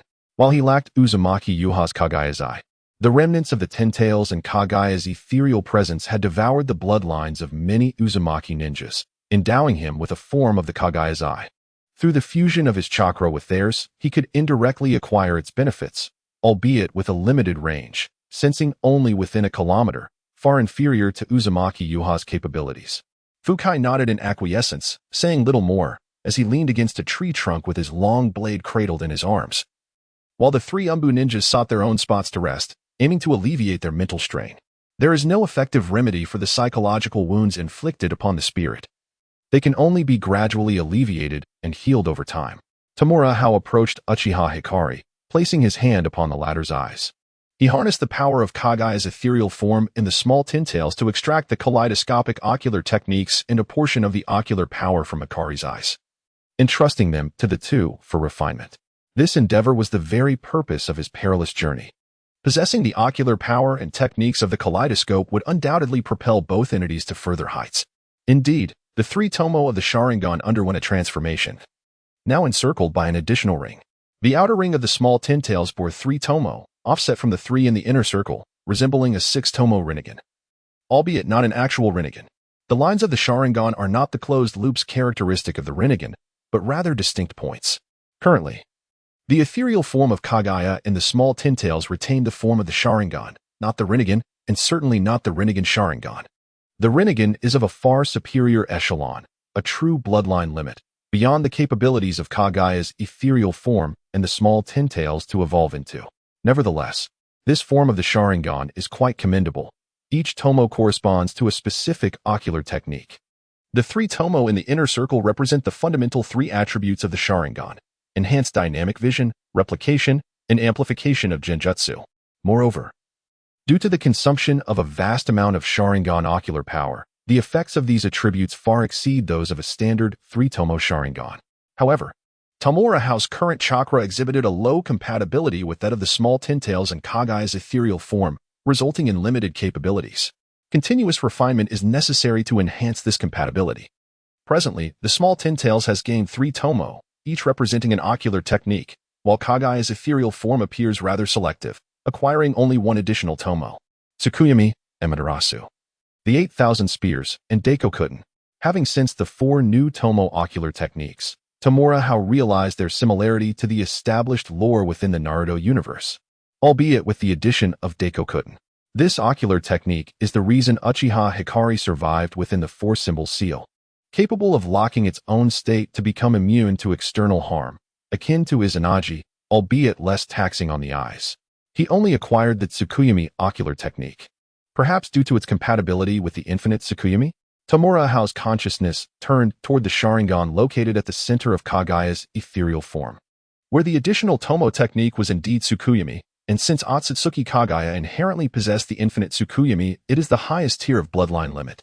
The core abilities of Otsutsuki Kaguya's Rinne Sharingan are the infinite Tsukuyomi and the Heavenly Sovereign, with the infinite Tsukuyomi harmonizing with the ordinary Tsukuyomi. The Heavenly Sovereign is reputed for its ability to weave space freely, having shaped the primordial sphere and the 5 other realms. If one were to consider a technique that aligns with the Heavenly Sovereign, it would undoubtedly be Obito's Kamui. Tomura contemplated the future of Obito's kaleidoscopic Sharingan, which closely resembles the Heavenly Sovereign, capable not only of traversing space, but also of creating a realm, a lower-tier version of the Heavenly Sovereign. The power of Kaguya's ethereal form stems from the imprint of Otsutsuki Kaguya within the chakra. Its essence of enhancement is not one of augmentation but rather of restoration. Thus it can only absorb powers akin to those of Otsutsuki Kaguya. It is precisely for this reason that Kaguya's phantasm harbors an insatiable yearning for the Tsutsuki bloodline. The restoration of the ocular technique inevitably necessitates the discovery of kaleidoscopic eyes that harmonize with Kaguya Tsutsuki. Naturally, the kaleidoscopic technique that resonates with the heavens is Obito's Kamui. Thus, an additional safeguard for survival has been acquired. Tomura is exceedingly gratified with this bounty, even surpassing his expectations. He initially believed that Kaguya's phantasm and the small Tintails could only absorb and refine ocular power, yet they have also gained ocular techniques. The 8,000 Spears. Gazing at the young maiden before him, Tomura decisively employed the 8,000 Spears ocular technique, leaving an imprint upon her heart. Subsequently, he extracted the essence of her chakra through this imprint, which, after being refined and consumed by the small Tintails and Kaguya's phantasm, absorbed the traces of the Sage of 6 Paths, the Tsutsuki clan, and the primordial Tsutsuki. What remained was the chakra imbued solely with Kaguya's imprint, which he returned to the maiden's body, bestowing upon her chakra a baptism of purification. Moreover, with the capabilities of the 8,000 Spears, any chakra utilized by Uchiha Hikari in ninjutsu will be conveyed to the small Tintails to be devoured. In truth, Tomura had long suspected an anomaly with the chakra. As articulated in past lives, energy does not spontaneously arise nor vanish, but rather transitions from one form to another, shifting from one locale to another. This principle of energy conservation also applies to chakra. Yet, when ninjas release ninjutsu using chakra, it seemingly evaporates, neither returning to the ninja's body nor merging with the natural world, akin to how the chakra from shadow clones returns to the original body upon contact. At that moment, he contemplated the source of chakra in the ninja world, the Sage of 6 Paths, and even considered the infinite chakra anomaly presented by the impure world reincarnation. The depths of the ninja world are indeed unfathomable. He has always sought to free himself from the constraints of the Sage of 6 Paths chakra. at least to assist the higher echelons of the Cloud Village in doing so, thus allowing him to strategize with greater confidence. Otherwise, they possess no secrets from the Sage of Six Paths. This is a primary reason for his significant regard for Uchiha Hikari, as the 8,000 Spears ocular technique could, to some extent, alleviate this predicament. Tamura, unperturbed by the patrolling squad, was aware that the elite of the various ninja clans were currently stationed at the front lines, while others remained in Konoha. Thus, it was improbable for any formidable forces to be positioned here. They merely required a day's respite to regain their strength. And with 4 Jounin present, even at half their capacity, they could easily contend with a Jounin team. However, what Tamura had not anticipated was that, while the major clans had indeed dispatched their elite to the front, not all of them had done so. As a ninja clan within Konoha, certain privileges were afforded to them. The most exceptional of their juniors had not been sent to the forefront, particularly those skilled in reconnaissance. For instance, Hinata Hisashi, the young clan leader of the Hyuga clan, was accompanied by formidable guardians as a member of the main family. Was Inuzuka Jin absent due to an encounter with the enemy? Upon receiving this report, Hinata Hisashi instantly became alert. In truth, he felt quite disgruntled about being stationed here, as this was a rear area, not a strategic location, and the enemy was unlikely to venture this far. This was a form of protection from his family, but he did not require such safeguarding. His close combat prowess was already on par with that of a Jounin, an impressive feat at the age of 16 within his clan. After years of training, he longed for a genuine battle, even to see frontline action. Arriving here, he held little hope, yet unexpectedly, anomalies began to emerge. We followed the designated patrol route and discovered several markers, indicating traces of an unknown ninja squad. We must provide assistance promptly, reported the Inuzuka ninja, speaking rapidly, anxiety evident in his voice, for it was his younger cousin he feared for. Hinata Hisashi contemplated, then turned to his younger brother, Hinata Nichi. Are there any other anomalies? None reported at this time, Hinata Nichi replied, seemingly anticipating his brother's thoughts, and with concern. He cautioned, before departing, Father advised us against taking risks and instructed us not to leave this encampment. He understood the rarity of the Byakugan. It was said that a single Byakugan could fetch an exorbitant price of 100 million ryo at the bounty station, coveted by all major ninja villages. Only the main family could possess the Byakugan, making his brother's current endeavor perilous. Hinata Hisashi rose, his demeanor resolute.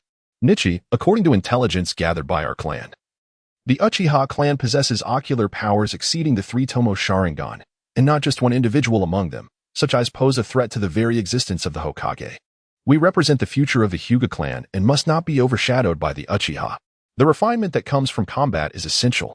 While we are barred from the front lines, if we cower here in the rear, how can we hope to lead our clan beyond the Uchiha in the future? As the young clan leader of the Hyuga, he was acutely aware that their Byakugan was by no means inferior to the Uchiha Sharingan. Not merely the 3 Tomo variety, but even higher-tier ocular powers. The Hyuga clan, however, had yet to fully realize the true potential of their Byakugan, in which regard the secretive branch was significantly superior.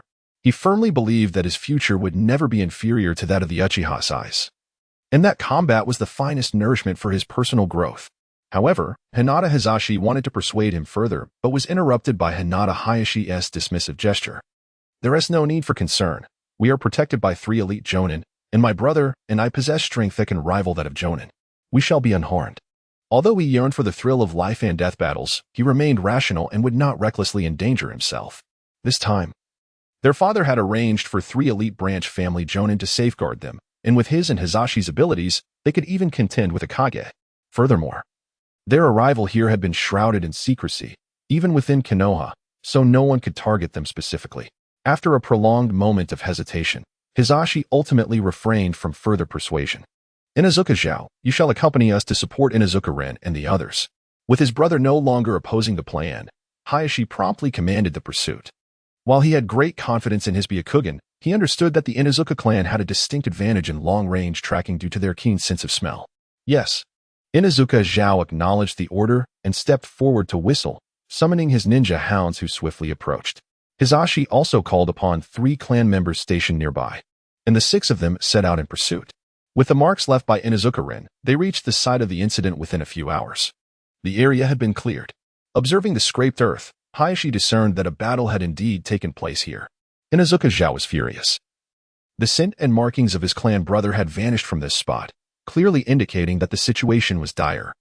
With even the bodies having been disposed of by the enemy, there were traces leading in two directions, one straight ahead and another to the side. After circling the area, Hizashi remarked that he had observed the two trails. "Zhao, can you determine which direction has the fresher scent?" Hayashi inquired, recognizing that it was up to Zhao to ascertain this. "The scent from the side is more recent," Zhao replied, suppressing his anguish, resolving internally to avenge his clan brother. "Pursue," Hayashi decisively commanded, and the group hastened after the trail. After several hours of pursuit, they finally beheld a vast river, their expressions grim. The enemy had evidently entered the water to obscure their tracks and scent, making it impossible to continue the chase.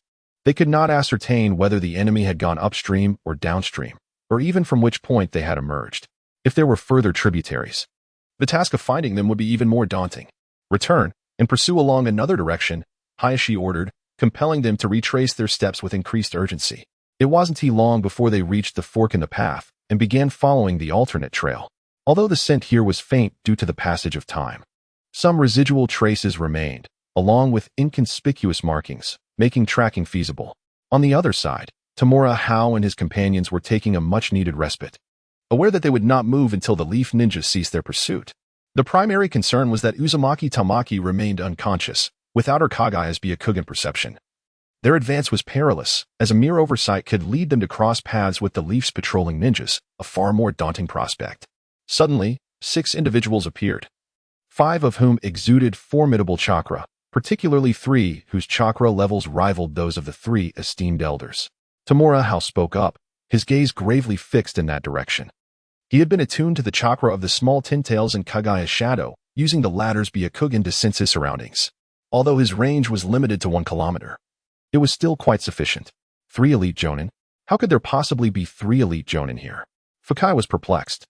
The trio of Umbu ninjas he had brought along were seasoned veterans, elite members of the Uzuki clan, undeniably competent Jonin. Yet, to his astonishment, there were indeed elite Jonin from the Leaf, and 3 at that. Could it be that the Leaf had covertly stationed them here? Surely, the odds seemed too coincidental. "Let us retreat." One Umbu ninja swiftly hoisted Uzumaki Tamaki onto his back, while another carried Uchiha Hikari. Since their presence had been discovered, retreat was the only option. Though they remained troubled and their ability to fight was hindered, it no longer impeded their journey. The act of moving depended more on physical prowess, an area where they, as cloud ninjas, excelled, especially being members of the Uzuki clan. "Let us follow the river. I'll try to ascertain which clan is pursuing us. Hopefully, they bear clan insignias or other distinguishing features," suggested Tamura Hao, producing a compact telescope. His companions nodded in agreement as they swiftly proceeded along the riverbank. Before long, 6 members of the Hyuga clan emerged in pursuit. Thanks to the river's open terrain, visibility was excellent. While running, Tamura Hao glanced back through the telescope and immediately recognized the pursuers due to their unmistakable features. His excitement surged upon seeing the pairs of Byakugan. The pursuers were indeed ninjas from the Hyuga clan, 5 pairs of white eyes, among which a young boy was being subtly shielded by the other 4, likely a member of the main branch of the Hyuga clan. Notably, he lacked the caged bird seal. Tamura Hao decided to summon the 3rd Reikage, his most formidable asset and a source of confidence within the Land of Fire's heartland. With the body flicker technique at his disposal, the 3rd Reikage could instantaneously arrive anywhere on the ninja world to provide support. Engaging in a direct confrontation with that group was not a wise choice. If it were any other ninjas, he might have considered it, but these were 5 Hyuga ninjas, all adept in close combat. Particularly, the self-restraint inherent in Hyuga ninjas posed a significant challenge. Even employing the adamant and ceiling could prove ineffective against them. Coupled with their Tenketsu-based attacks and the rapid-fire capability of their 8 trigrams air palm, Tamura Hao sincerely doubted his ability to withstand such an onslaught. At this juncture, summoning reinforcements was imperative. Members of the Hyuga main branch, indeed. No wonder 3 elite Jonin are on guard. The group soon erupted in excitement. One Umbu ninja, while sprinting, formed hand seals to summon a black cat. He quickly tossed a hastily written note, which the cat caught in its mouth, before dispelling the summoning technique. Simultaneously, the ninja cat returned to the Umbu base within the Reikage building, where it was swiftly retrieved by an Umbu operative on duty. After reading the note, he wasted no time and dashed toward the Reikage's office on the top floor. A member of the Hyuga clan. Upon reading the note, the 3rd Reikage sprang to his feet, for he had long coveted the Byakugan, especially its perfect synergy with the use of the Fire God Spear. The Earth platform quickly unfolded a map, swiftly pinpointing the approximate location based on the coordinates provided in the note. Lord Third. You need to descend here and launch a surprise attack from behind them. Although the Byakugan has extensive perceptive range, it can only observe far distances directly ahead, with severely limited visibility to the sides and rear. Furthermore, it is imperative to quickly identify the clan members and prioritize removing their eyes to prevent them from realizing the threat and destroying their sight. The Earth platform indicated the location. Their village possesses a secret technique known as the Heavenly Sending Technique, capable of transporting items at incredible speeds. However, this technique demands high durability from the items, as most cannot withstand it, let alone a human body. Yet, the third Raikage physique is unparalleled in the ninja world, capable of enduring the pressure of the Heavenly Sending Technique. The last time, he had used this very method to arrive directly in the land of whirlpools.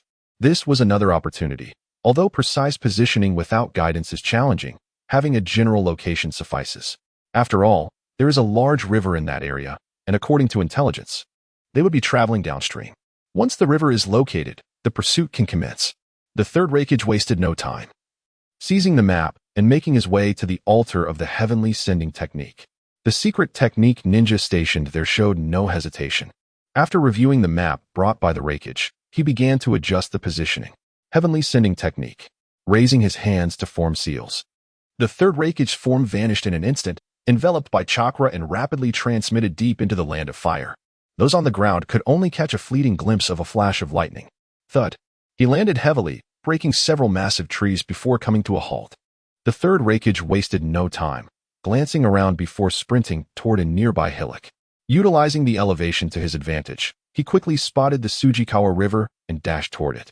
The Raikage adjusted all of his lightning release chakra to enhance his speed, employing the recently learned light-heavy rock technique to maximize his velocity.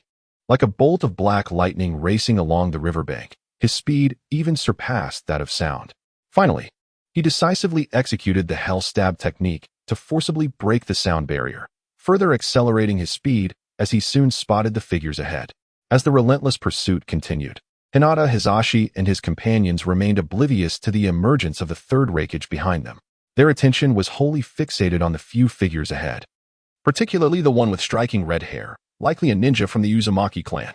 This revelation significantly altered the stakes, necessitating the capture of the target. Suddenly, amidst their frantic dash, a Hinata ninja at the rear gasped in shock, his voice tinged with awe and terror. Before anyone could react, a streak of black lightning surged through their ranks, and Hisashi felt a searing pain in his eyes, plunging him into darkness. Ah, my eyes. The abrupt onset of blindness and agony caused Hisashi to collapse, rolling on the riverbank, clutching his face as blood streamed through his fingers. 3. Lord Raikage. There's a nutrient solution here. The group halted, their eyes drawn to the imposing figure that had suddenly appeared before them. Tamura how quickly retrieved the nutrient vial that had previously contained the heart of Shinji Tobarama, finding it fortuitously applicable. You've performed admirably this time. The third Raikage expressed increasing satisfaction in his disciple, sealing the Byakugan into the nutrient vial. The Byakugan was a strategic asset, its significance in warfare far surpassing that of the Sharingan. Given that the Cloud Ninja were predominantly adept at direct combat, possessing the Byakugan would enable them to detect enemy traps and ambushes in advance, significantly mitigating losses. The Raikage, the leader of the Cloud Village. The group finally discerned the silhouette that had assaulted them, and horror washed over them as realization dawned. How could the Raikage possibly be here? Their objective was the Byakugan of the clan leader's brother. Their intelligence had been compromised. Hinata Hayashi, supporting his anguished brother, began to form a hypothesis. The three elite Jainin of the Hinata clan wore grim expressions, understanding that their intelligence had indeed been betrayed. Otherwise, the enemy would not have been aware of the clan leader's presence and lured them into a trap. Summoning technique. A Hinata Jainin decisively bit his finger and formed the necessary seals to invoke the summoning technique, calling forth a magnificent eagle with a wingspan exceeding 5 meters. Black Wing, take the two clan leaders away. The Hinata Jainin commanded resolutely, as the other two positioned themselves protectively in front, ready to thwart any further assault from the Raikage. Without hesitation, the Black Eagle obeyed, its talons grasping the shoulders of the Hinata brothers as it ascended swiftly. Where do you think you're going? The third Raikage would not allow their escape, charging forward with a flash of lightning. The four behind swiftly hurled shuriken in an attempt to intercept, determined to capture even a single pivotal individual. 8 trigrams, empty wall palm. The 3 Hinata Nin joined forces to unleash the 8 trigrams empty palm, a combined effort that struck towards the third Raikage, momentarily halting his advance. Loyal to their clan leader, these branch family members had inherited portions of the main family's secret techniques, with the 8 trigrams empty palm being one of them.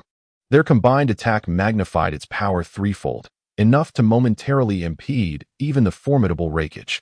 8 trigrams empty palm. In the midst of the temporal and spatial turmoil, Hyuga Hinata employed the 8 trigrams air palm, unleashing an air shockwave to deflect the incoming shurikens.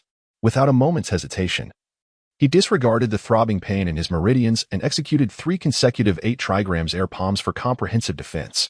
These shurikens were imbued with chakra's transformative properties. Should one strike him, his abilities would surely plummet. Below him, the Raikage of the hidden cloud village loomed. Should he fall, his demise would be inevitable, for confronting such a formidable opponent would leave him with no means of resistance. The third Raikage, crackling with black lightning, surged forth, delivering swift, incapacitating strikes to each of the 3 elite Hyuga ninjas. He then gazed upwards at the soaring Black Hawk and the 2 individuals clutched within its talons. This exemplified the chasm between elite ninjas and Kage-level powers, particularly the third Raikage, a figure of immense strength among the shadows, capable of dispatching elite ninjas in mere moments. Especially after mastering the light-heavy rock technique, his speed had surged, elevating his combat prowess to an unprecedented level. Regrettably, he had yet to learn the ultra-light-heavy rock technique. Observing the 2 figures carried aloft, the third Raikage felt a pang of regret. Since acquiring that secret technique, he had been diligently studying it and had preliminarily grasped the light-heavy rock technique, significantly mitigating gravity's effect on himself to enhance his velocity. However, it remained merely the light-heavy rock technique, not the ultra-light-heavy rock technique that would grant him the ability to fly. Nevertheless, he had gained a pair of the Hyuga clan's Byakugan, pure and perfect Byakugan, indeed. Meanwhile, Tamura H disregarded the ongoing battle and swiftly pursued Inuzuka SH, who had fled into the adjacent woods. Though he could not contend with the 5 Hyuga ninjas, the Inuzuka clan's ninja posed no challenge for him. Most importantly, engaging with this adversary would provide him invaluable experience in life-and-death combat. With the third Raikage observing from the sidelines, he could not afford to miss such a fortuitous opportunity for practical experience. Inuzuka clan ninja, you cannot escape. Better to halt and engage in a decisive battle with me. If you manage to capture me, you may leverage that to threaten Lord Raikage for your release, Tamura H called out as he chased. Alas, the opponent's speed was too formidable, particularly within the complex woods, making pursuit a daunting task. Ultimately, the fleeing Inuzuka SH came to a halt, not due to Tamura H's words, but because a figure had emerged ahead, none other than Furukai, armed with a ninja blade, closing in. Although Furukai had yet to fully recover, the speed of an elite ninja far surpassed that of a CH Nin, making interception an effortless endeavor for him. Furukai refrained from attacking, choosing instead to stand quietly, intentionally allowing this individual to engage with his student. It was essential for this student to face certain enemies independently in the future. Thus, experiencing combat under Furukai's watchful eye would be beneficial. Strong individuals inevitably grow through bloodshed and battle. There are no exceptions. Tamura H, too, must traverse this arduous path. Do you hold a significant status in the Hidden Cloud Village? Inuzuka SH inquired, casting a cold, menacing glare at the approaching youth. Sensing the absence of hostility from the elite ninja ahead, the formidable Jonin refrained from making a move, seemingly intent on allowing the pursuing youth to engage him in combat, perhaps wishing to serve as a whetstone for his adversary. Yet, one must be cautious not to be dulled in the process. I have a remarkable mentor. Tamura Hao's visage, concealed beneath his mask, bore the same ferocity. His opponent was not merely a sharpening stone, but an enemy. Against an adversary, one must strike without mercy, without unnecessary words. Inuzuka Zhao decisively coordinated with his ninja dog to execute the technique tooth for tooth, their forms transforming into 2 tornadoes rushing forward. Tooth for tooth is a truly complete martial art, its power doubling that of the mere tooth, with chakra capable of stirring the surrounding air into a whirlwind, embodying both offense and defense. Tamura Hao's eyes glimmered with bloodlust. He neither retreated nor sidestepped, swiftly wielding his dual blades to confront the dual onslaught head-on. Relying solely on his strength would undoubtedly be insufficient, yet with the enhancement of Kagaya's shadow and the Sharingan of the small Tintails, his dynamic vision had significantly improved. He could clearly perceive the current rotational speed of tooth for tooth, allowing him to execute precise slashes and thrusts, even to some extent predicting his opponent's moves. Though the power of tooth for tooth was formidable, its essence remained simple, rapid rotation, in a highly systematic manner. Against such an assault, one could dismantle it with robust dynamic vision, and if one's speed were sufficiently swift, a lethal strike could be delivered. Inuzuka Zhao and his ninja dog executed a multi-directional assault around Tamura Hao, utilizing the high-speed rotation of tooth for tooth to continuously graze and attack him. However, it soon became evident that Tamura Hao's blades were exceedingly sharp. The chakra whirlwind generated by tooth for tooth could not fully withstand the onslaught, leaving both Zhao and his dog injured in a short span. Moreover, it seemed that Tamura Hao was adapting to the tooth for tooth technique, responding with increasing composure. Realizing that continuing in this manner would be futile, Inuzuka Zhao and his canine companion instinctively concluded the tooth for tooth technique. Inuzuka's unique human-beast transformation, double-headed wolf, was initiated as he raised his hands to form seals, invoking the family's secret technique to merge with his ninja dog, instantly transforming into a fearsome 4-meter-tall, two-headed wolf. Was he about to unleash that ultimate attack? Tamura Hao pondered, subsequently securing the small cat within the arm guard's sealing technique and positioning the large cat diagonally on the ground before him, raising his hands to perform the Thunder Flash technique seal. Although Thunder Flash is merely a D-rank ninjutsu, when combined with the prowess of the large cat, its power could be quite formidable, especially augmented by the dynamic vision of the Sharingan. Wolf Fang. Prepared, Inuzuka Zhao unleashed his lethal move. Even a Jonin would have to momentarily evade in the face of such a family secret technique. Yet, Tamura Hao did not retreat. His eyes glimmered with crimson light, the three-tomo illusion within his pupils spinning slowly, providing him with extraordinary dynamic vision that allowed him to perceive the trajectory of Wolf Fang with clarity. At the very moment he was about to be struck, Tamura Hao, with lightning speed, thrust the large cat directly at a vulnerable point, piercing into the core of Wolf Fang. The sharp blade effortlessly penetrated one of the wolf's heads, which was subsequently shredded by the rapid rotation of the Wolf Fang. The transformation of the two-headed wolf serves as the foundation of Yagami's power. Presently, with one wolf's head crushed, the transformation into the two-headed wolf cannot be sustained, and the super-speed tornado conjured by Yagami dissipates. The wounded ninja dog is thrown aside, while Inuzuka Chao's upper body has been reduced to mere flesh, leaving only his lower half intact. It is evident that the wolf's head that was struck was his own, resulting in his instantaneous demise. Concurrently, Tamura Hiro is propelled backward by the tremendous force, crashing violently into a tree before coming to a halt. Fortunately, his robust physique, coupled with the enhancement of chakra and the protection of light armor, prevents him from sustaining any injuries. The ninja dog struggles to crawl beside its master's remains, emitting a mournful whimper. After regaining his composure, Tamura Hiro strides forward, delivering a merciful end to the suffering dog with his dagger, and subsequently seals both bodies into a space for absorption by the small Tintails. Unable to overtly employ the infinite Tsukuyami to absorb the powers of all ninjas within the ninja world for the enhancement of the small Tintails, he resorts to this method of collecting corpses to gain whatever strength he can. This is made possible by the small Tintails having consumed the flesh of the shark skin, acquiring the ability to refine chakra from food, with the blood and flesh of ninjas and ninja beasts serving as optimal sustenance. Though this may seem sinister, it is the reality of the ninja world, and compared to those who conduct human experiments, Tamura Hiro's actions are relatively benevolent.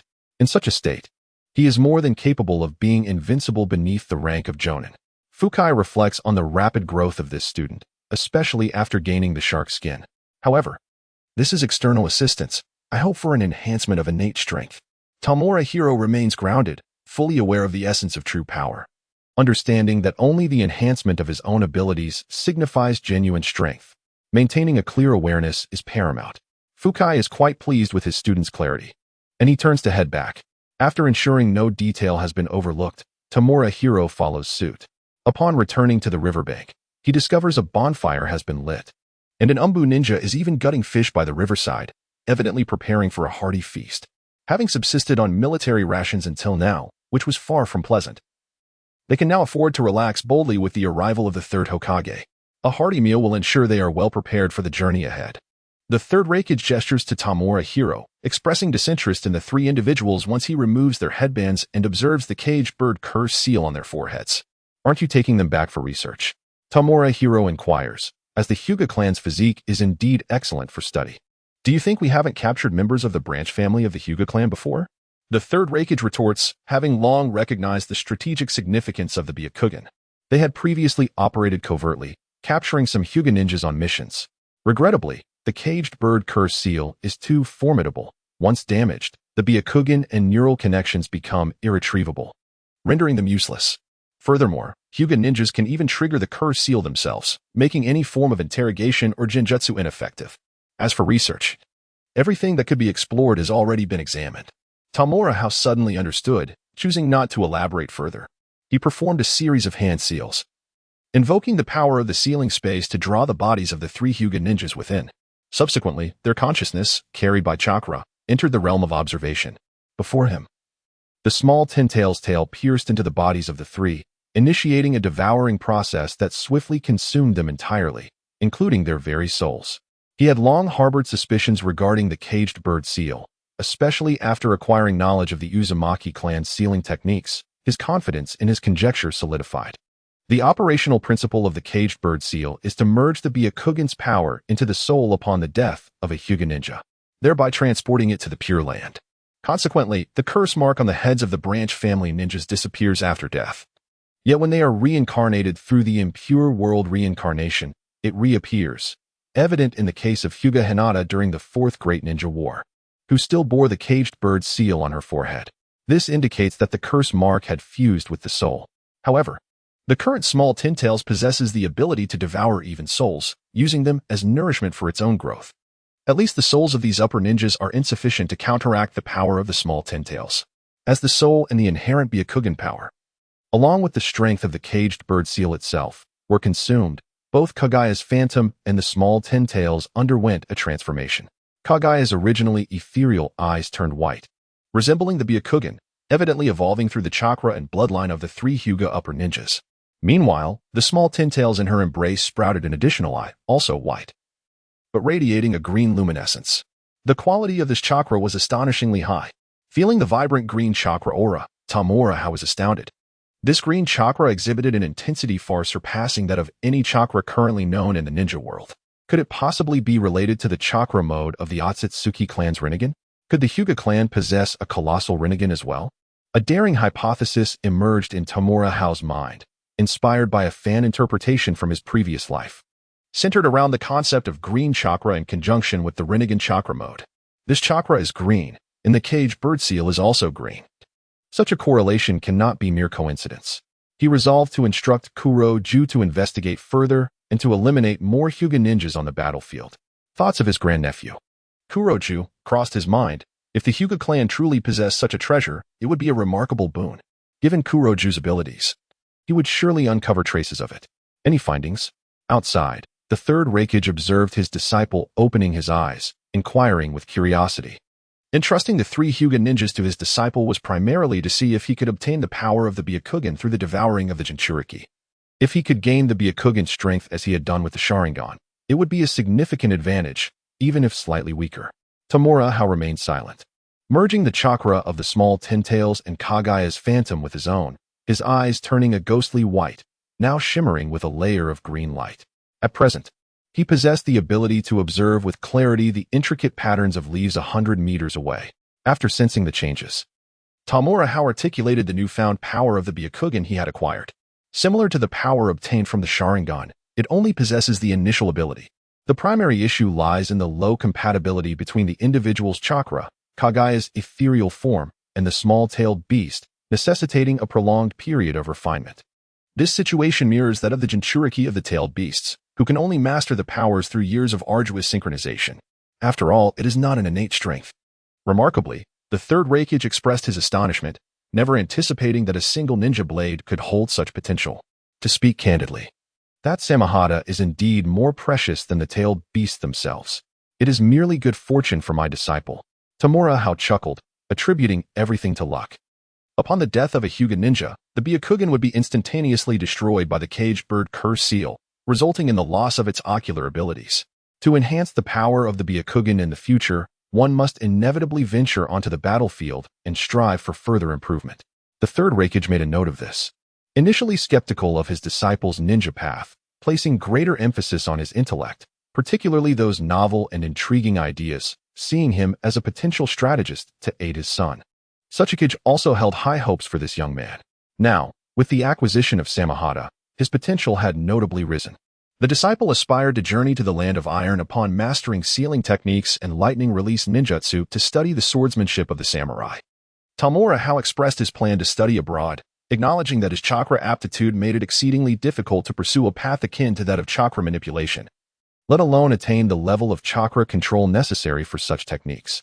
Hence, for a considerable duration, swordsmanship appeared to be the most suitable path for him, and it harbored significant potential. For instance, Uchiha Madara's use of Susanoo in swordsmanship could cleave mountains, even allowing him to contest with the massive Buddha of Hashirama for an extended period. In the future, Sasuke would also utilize sword techniques, employing the blade as a medium to perform ninjutsu in combat, thereby conserving chakra expenditure. Thus, swordsmanship indeed possesses great promise, particularly when wielding a fine blade.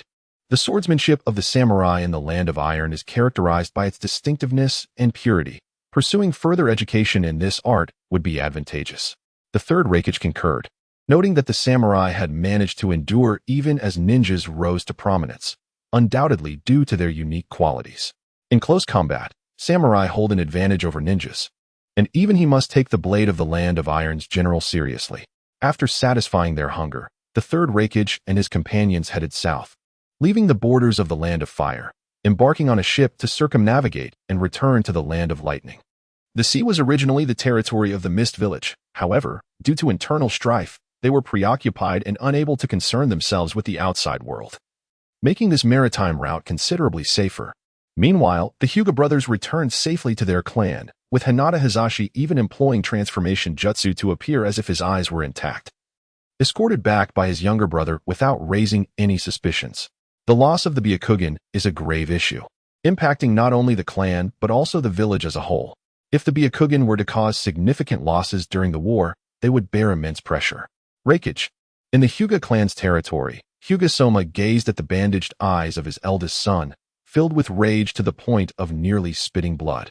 His teeth clenched in fury. We have been targeted by the Cloud Shinobi, and it is certain that someone has leaked our whereabouts. Hinata Hizashi is equally filled with rage. The essence of the Hyuga clan lies in the Byakugan, and without it, he feels nearly incapacitated. Moreover, as a member of the main family and the young clan leader, the loss of the Byakugan poses an even graver issue. I will ensure this matter is investigated. Hyuga Sozen shares this sentiment. As the objective of the third Raikage is unmistakably clear, he has already extracted his son's eyes. Father, what should we do now? My brother's eyes cannot remain in the hands of the Cloud Shinobi. Hinata Hayashi harbors deep concern, for if the hidden Cloud Village were to utilize those Byakugan, the consequences would be dire. Hizashi's eyes must not fall into the hands of the Cloud Shinobi. After contemplating for a moment, Hyuga Sozen gazes at his eldest son, whose eyes are bound in bandages, and then at the younger son. After a prolonged hesitation, he reaches a decision. Hizashi, you should return to rest. We still have some preserved eyes from our ancestors in the clan. We will arrange for a transplant later. Hayashi, remain here. I have matters to discuss with you. I will head back. Hinata Hizashi breathes a sigh of relief, forming a hand seal to create a shadow clone that carries him away. The Byakugan of their clan, upon the death of its bearer, is not destroyed as in the case of a branch family, but rather preserved. It is entirely natural for his father to have some stock. Although they are not his own eyes and cannot be wielded with ease, they are certainly preferable to having nothing at all. In the future, an opportunity will arise to reclaim his Byakugan from the Cloud Shinobi. Hayashi, the fact that your brother has lost his eyes cannot be concealed. The Cloud Shinobi will undoubtedly employ the Byakugan on the battlefield, causing tremendous losses to our village. After a long silence, Hyuga Sozen speaks. What does father mean? Hinata Hayashi's heart sinks as he gazes up at his father, a foreboding sense settling within him. Your brother is the future leader of our clan. He cannot afford to err. The position of clan leader must remain within our lineage. Hyuga Sozen states earnestly.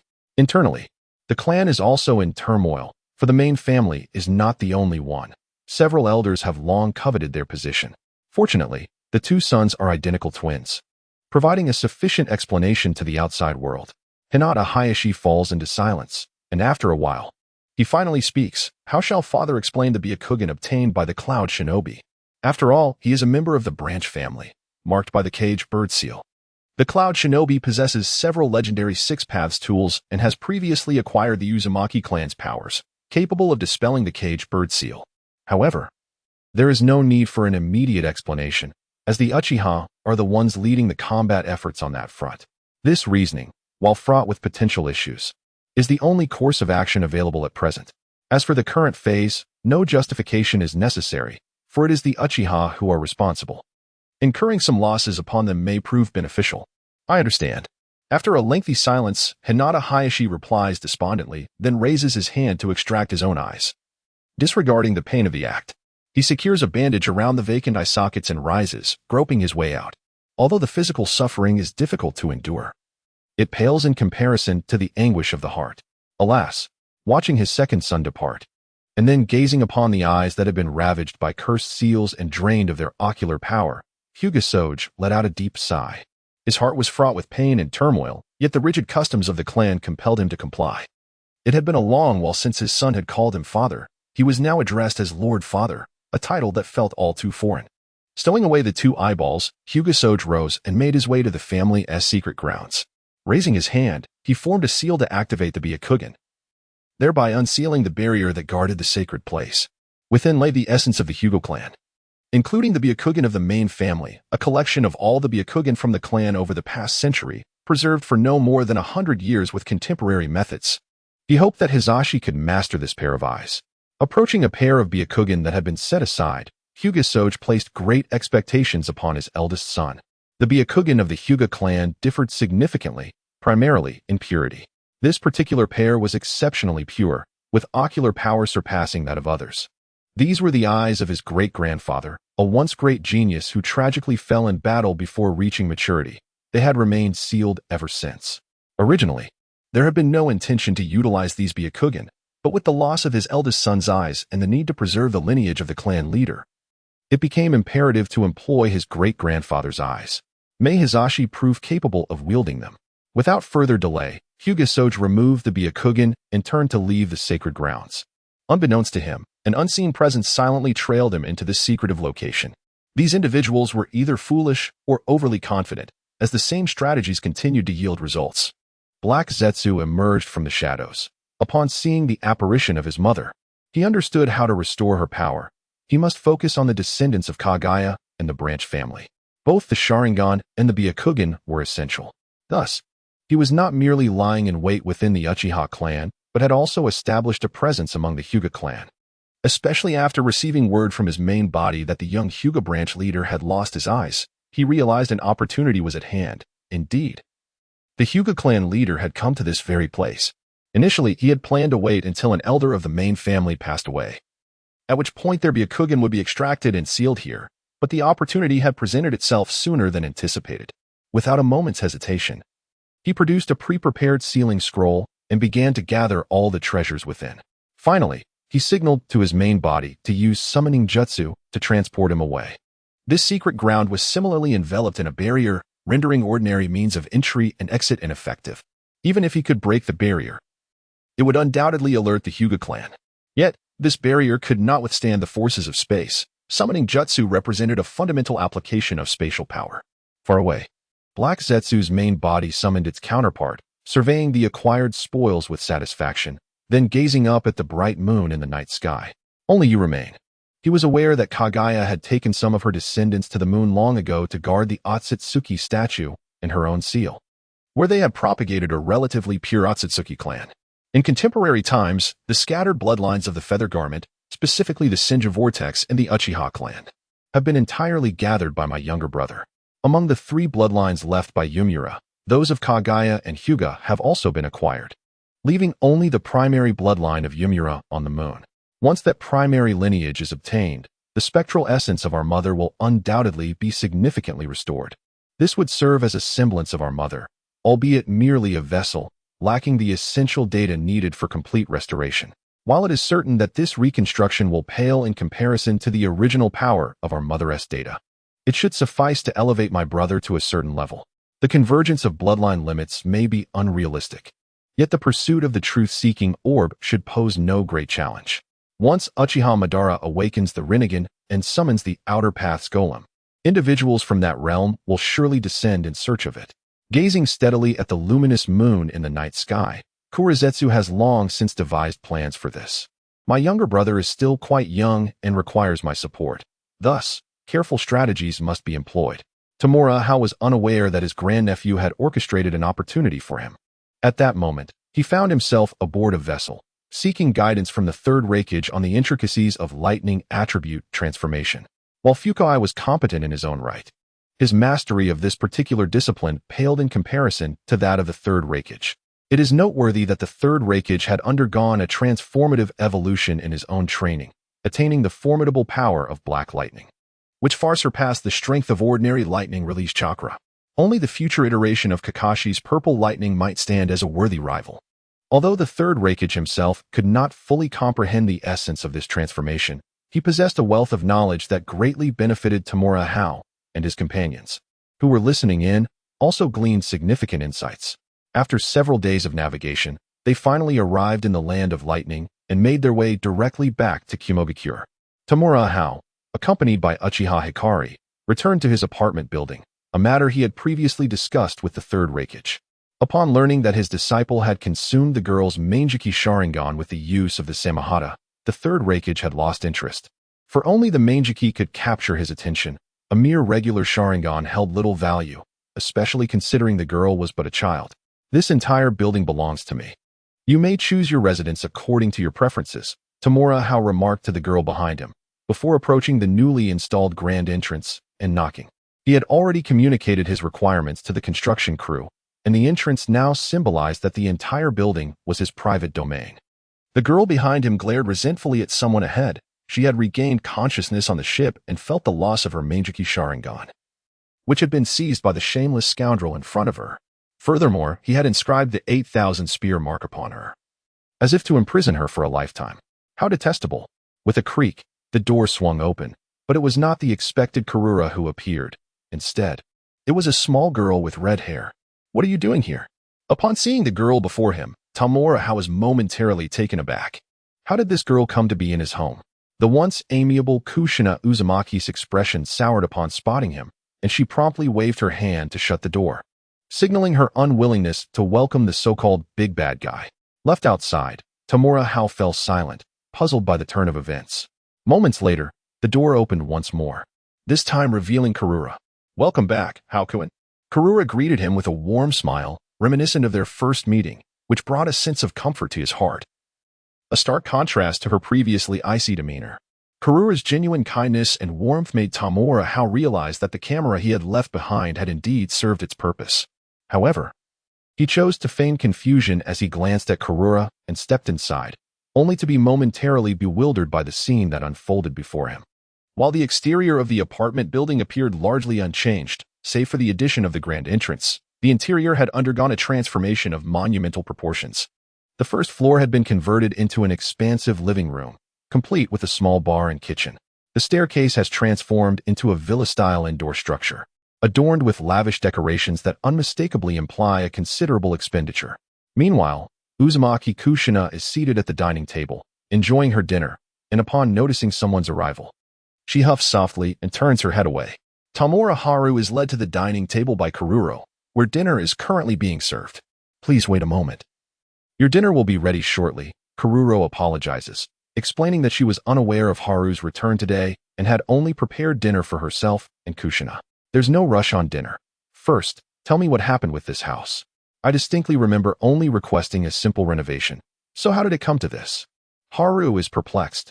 He has been away for just over a month, yet such significant changes have occurred. We felt that your home renovation plan lacked perfection, so we made some simple modifications, Karuro states, glancing at Kushina, claiming it was merely a straightforward adjustment. Are you certain this is just a simple modification? Haru's skepticism grows as he surveys the opulent decor and the dramatically altered layout of the house, suspecting this may be a form of retribution from the girls. It is evident that a substantial amount was spent on this. This is the bill. Materials cost 100 million Rio, and labor costs 200 million Rio, Kushina declares, presenting an invoice that indicates Haru now owes 300 million Rio. How did you accrue this 300 million? Even if Rasha coated the place in gold dust, it wouldn't be this extravagant. Looking at the bill, Haru feels quite disheartened. Although he possesses the means to protect himself financially, he cannot allow himself to be taken advantage of. The renovations above only cost 10 million Rio. The key expense lies in the transformation of the basement. This newly developed space is fortified with barriers of high intensity. Kururo hands Haru a layout of the house, particularly highlighting the basement's modifications. Upon examining the layout and then glancing at the two girls, Haru's expression contorts in disbelief. What you have constructed is not a basement. It is clearly a beehive. If the data above is correct, this basement boasts 100 levels, each 10 meters high, totaling 1,000 meters, with a diameter of 100 meters, nearly occupying the entire mountain's interior. Yunin Village is located in mountainous terrain, with residences nestled within the mountains, and this apartment building is no exception. He originally intended to create a simple basement, yet it has evolved into a hive-like base. Haru surmises that if it were not for structural and groundwater issues, the two girls would likely have aimed for the Earth's core. Surely, the labor costs aren't all for the Uzumaki clan, he suddenly realizes, casting a suspicious glance at the red-haired girl. Creating such an expansive subterranean space would undoubtedly require Earth-release ninjutsu, consuming an extraordinary amount of chakra. Yunin Village does not possess many Earth-release ninjas. It stands to reason that it must be the work of the Uzumaki clan, although they primarily specialize in sealing techniques. The chakra they wield would indeed enable them to employ ninjutsu effectively. Shouldn't it be permissible? Kushina Uzumaki displayed an air of unapologetic confidence, asserting, I am merely securing benefits for my clan.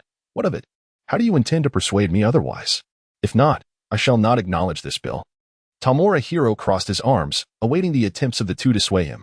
He, Tamura, would not be a fool. Uchiha Hikaru glanced from one to the other, finding the situation rather amusing.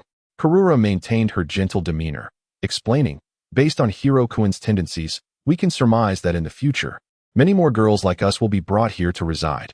They will require specific training grounds, as well as laboratories and workshops.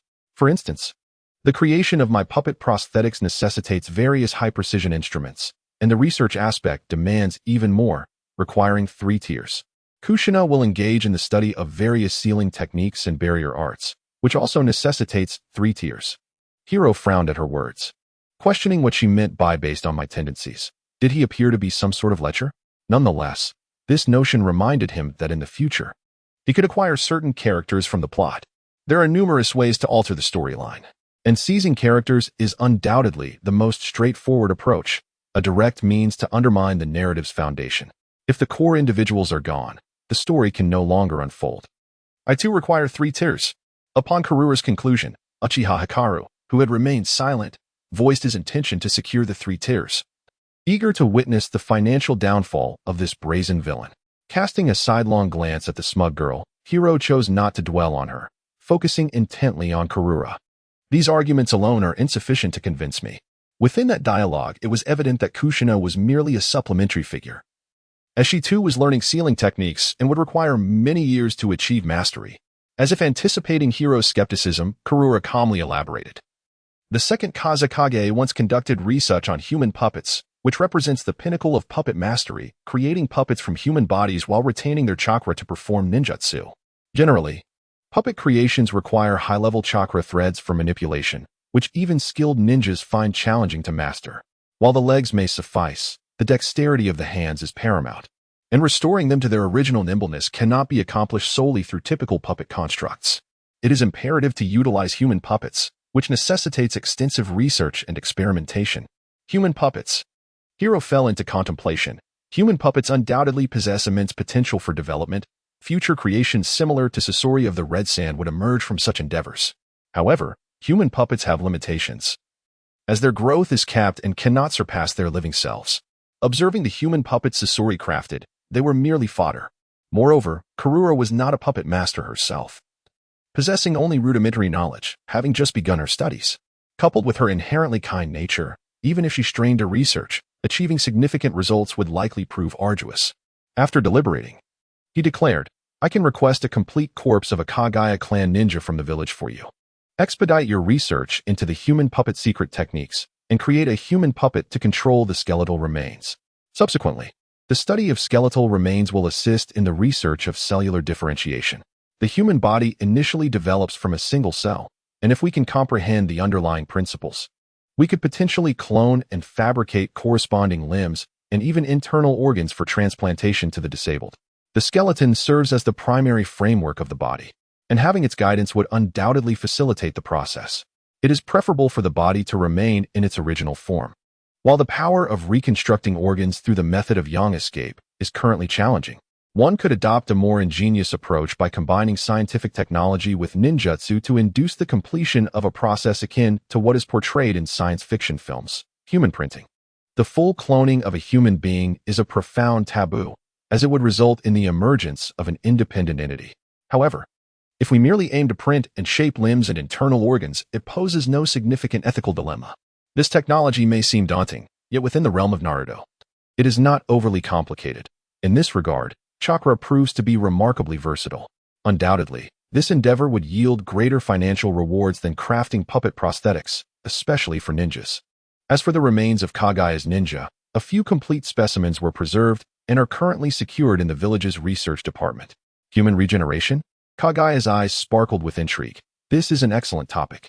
If successful, one could utilize their own cells to generate a pair of legs and subsequently undergo surgery for transplantation, thus restoring oneself to completeness, even facilitating the healing of burned scars on the skin. First, let us develop the human puppet secret technique. Tamura Hao is optimistic about the prospects of this development and is certain it will yield substantial profits. It could even cater to the elite by creating flawless bodies.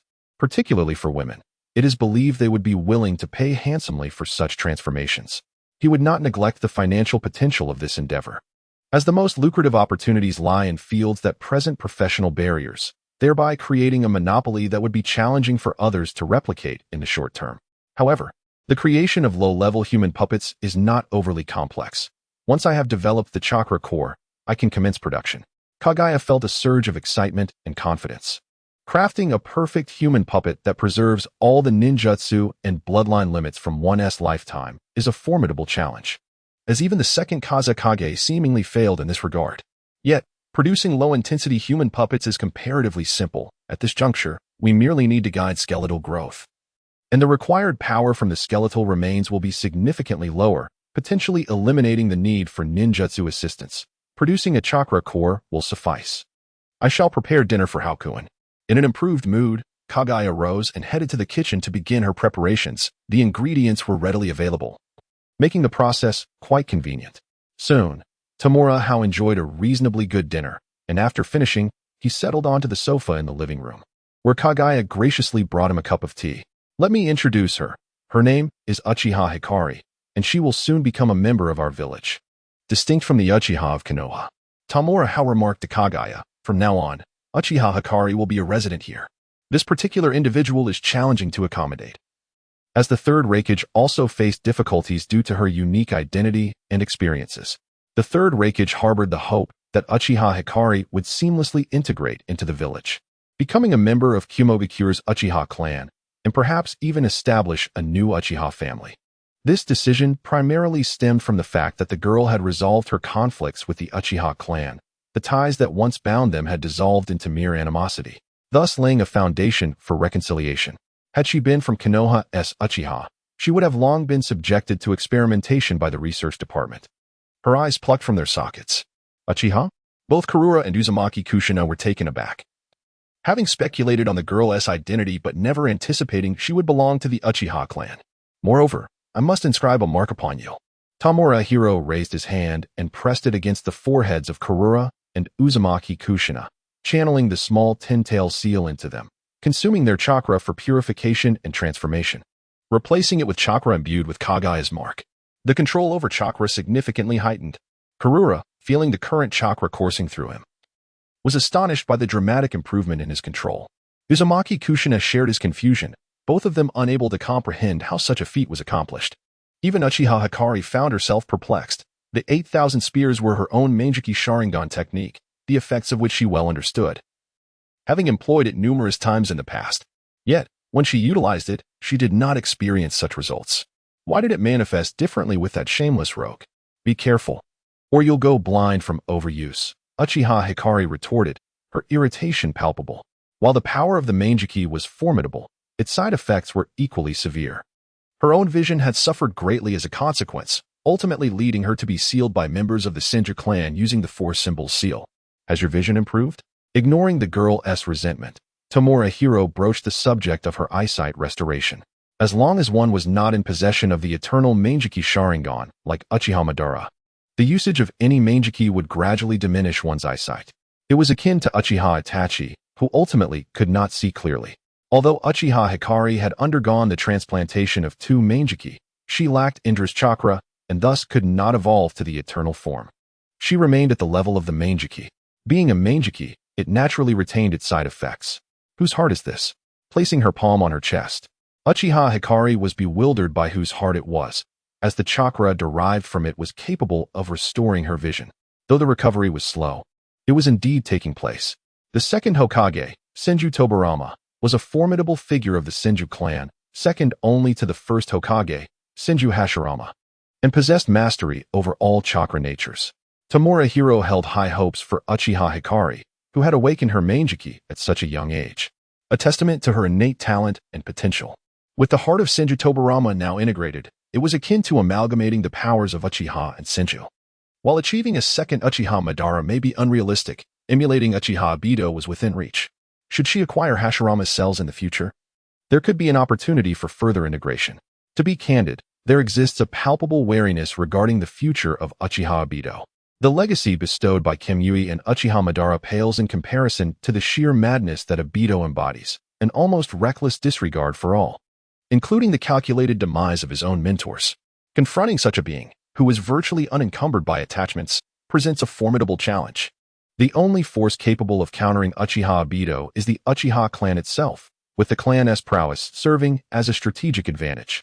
Reclining upon the plush expanse of his bed, Tamura Hao marveled at the formidable power of wealth, finding it far more comfortable than the former wooden slab he had endured. What brings you here? Tamura Hao turned to glance at the bedside table, having sensed the presence of Kurizetsu upon entering. The manifestation of Kurizetsu emerged from the drawer, producing a sealed scroll that had been transported from its origin. This scroll contains the essence of the Hyuga clan, featuring some of the esteemed Byakugan and their various treasures. The Hyuga clan's heritage. Tamura Hao's eyes sparkled. The Hyuga clan is indeed a premier lineage of shinobi, and their resources are undoubtedly substantial.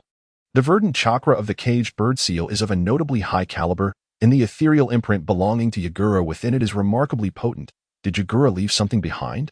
Shifting his gaze from the sealed scroll, he inquired about the caged bird seal. I surmise that Yagura has left behind one of his eyes within the Hyuga clan, utilizing it to siphon the ocular prowess and chakra of future descendants. Kurizetsu articulated a prior hypothesis, affirming that the caged bird seal of the Hyuga clan is indeed intricate, with its core residing in that unique chakra. Do not entertain thoughts of that nature. Orchestrating these resources is already a daunting task. You must remain concealed and strategize from the shadows, avoiding exposure. It is sufficient for only oneself to be revealed. You must not allow your ambitions to surface. Yet, they cannot remain hidden indefinitely. Could Yagura's eye serve as a vessel for the Ten Tails? If so, guiding them to manifest another Ten Tails in secret. With Yagura's eye as its focal point, could incite a grand conflict from which we would reap the benefits.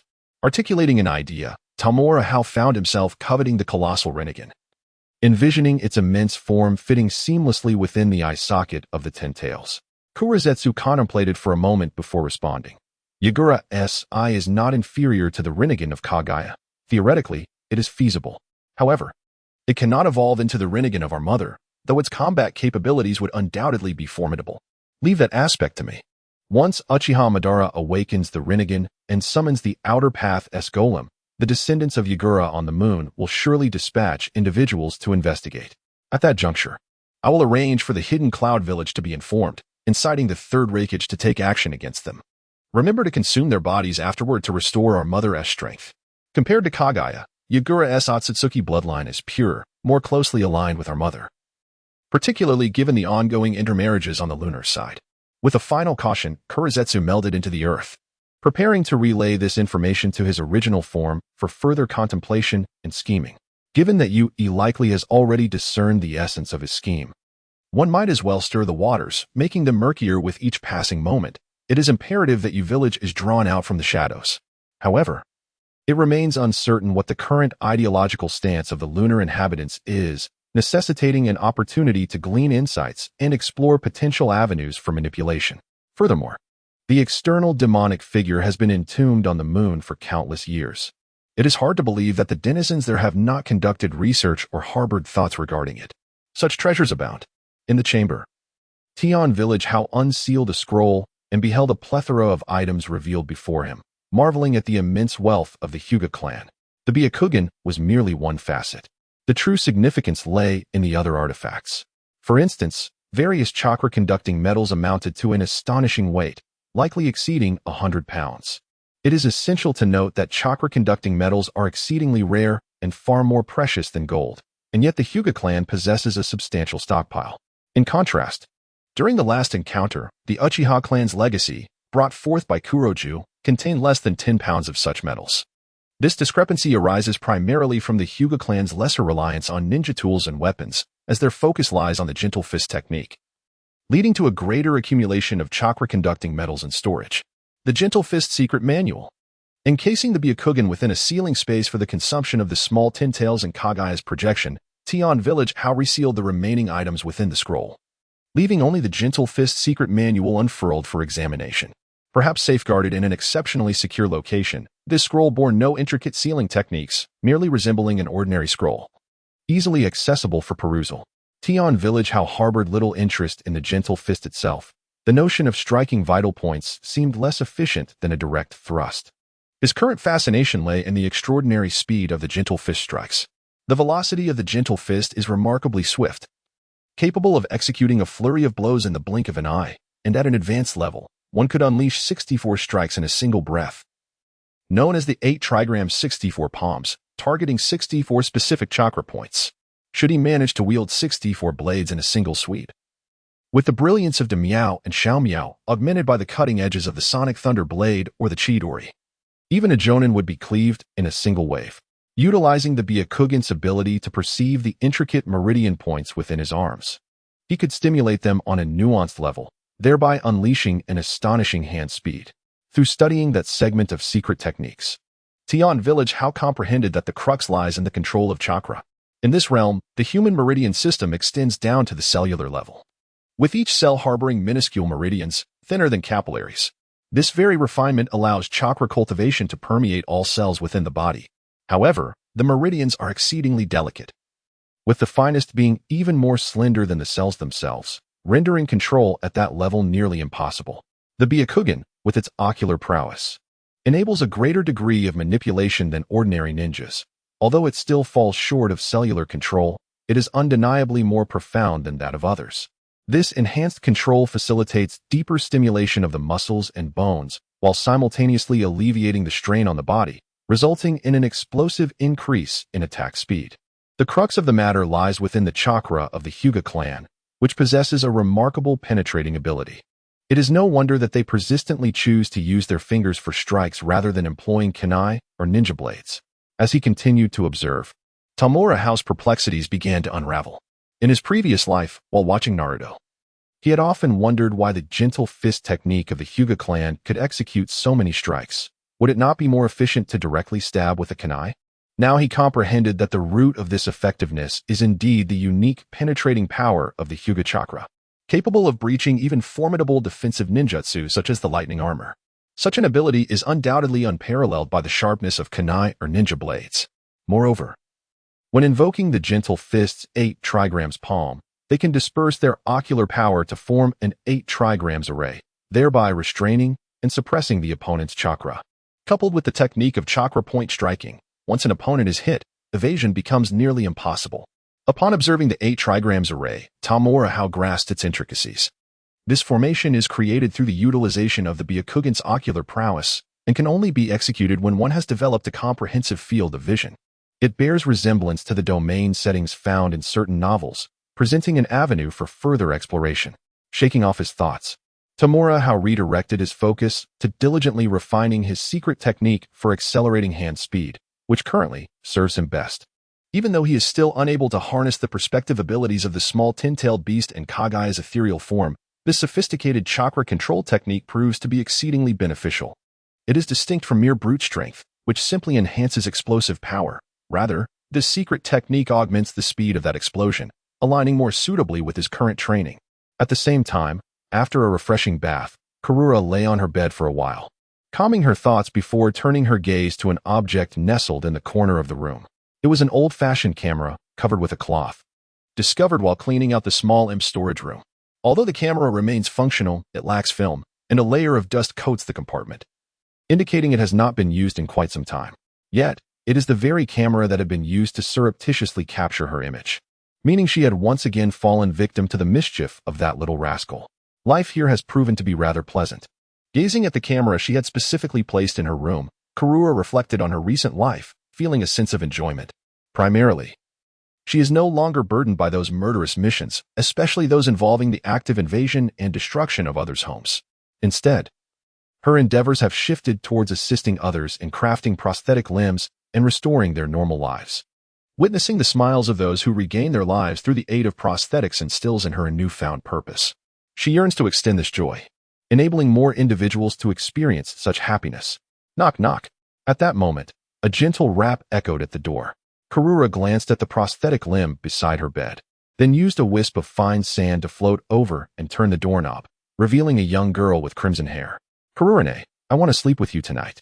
Uzumaki Kushina entered, clutching a pillow, for she did not wish to sleep alone. She dreaded the thought of an insidious villain unexpectedly appearing by her side in the middle of the night. Certainly, Karura is aware of her identity and recognizes her involvement in the war against the village. Yet, she perceives her as a compassionate elder sister who did not harm her kin during that battle. In fact, she even assisted in treating her tribe members on the battlefield, albeit none survived, but her actions sufficiently demonstrate her allegiance as a friend of the Uzumaki clan. Furthermore, the war was instigated by the higher-ups of Sunagakure, leaving Karura unable to oppose it, which is understandable. Consequently, after moving here, she and Karura became good friends. Although Hojun sometimes behaves rather rigidly, he possesses a kind heart and is fundamentally a good person. Karura, with a gentle smile, comforted her, understanding the girl's sentiments. Despite the girl's intense animosity towards Hojun, it is primarily rooted in fear. Indeed, she was so apprehensive upon his return tonight that she dared not sleep alone. You seem off. Uzumaki Kushina suddenly stood up from the edge of the bed and approached Karura, scrutinizing her with a discerning gaze. Today, you've been unusually gentle towards that despicable scoundrel, even offering to prepare dinner for him. She had previously sensed something amiss with Karura, whose demeanor now starkly contrasted with her earlier attitude towards that villain. I have merely discovered his most authentic self, Karura replied with a gentle smile, not denying the change. She had indeed viewed that young rascal as contemptible, but upon discovering that vintage camera, she realized she had misjudged him. His seemingly harsh and despicable behavior was primarily a means to dispel his own suicidal thoughts. Her previous mindset had been flawed. Had he not resorted to such rigid and humiliating methods, perhaps he would not have recovered, and she might have succumbed to despair. While death is indeed terrifying, sometimes the act of living demands even greater courage, and she had fought valiantly to persevere. You have betrayed us, Uzumaki Kushina exclaimed in fury, initially believing she had found a kindred spirit, only to now perceive her as a traitor. How can you do this? From your personal experience, harboring hatred towards him is justified. However, in the context of the entire Uzumaki clan, you ought to express gratitude. If it were not for him, your clan might have faced obliteration, or at the very least, many more lives would have been lost. Karura sought to soothe the girl, hoping to resolve their discord, lest it lead to complications in the future. But he is so wicked, so vile. After a moment of silence, Uzumaki Kushina could not contain her anger. He is nothing but a contemptible villain. With tender affection, Karura gently caressed the girl's rosy cheek, embracing her with compassion. You are still young and do not yet grasp the harsh realities of the world. Some individuals may appear malevolent, yet possess kind hearts, while others may seem benevolent, but harbor cruelty and coldness within. The latter are far more terrifying than the former. Take, for instance, Konoha. They are allies of your Uzumaki clan. During the First Shinobi World War, They even assisted your clan in repelling the attacks from Kirigakure. Yet, during that time, they plotted against and decimated your Uzumaki clan, resulting in the loss of countless lives, including your grandfather and your parents, who were murdered by their poisoned insects and explosive tags. Your hometown, the hidden Whirlpool Village, has been reduced to ruins, consumed by flames, and turned to ash. She deeply comprehends this sorrow. She had once believed the village elders were kind-hearted, particularly Elder Chiyo, who had even imparted her knowledge of puppetry and expressed a desire to take her as an apprentice. However, during the war in the land of whirlpools, she witnessed a ruthless side of Elder Chiyo, commanding troops to invade hidden Whirlpool Village.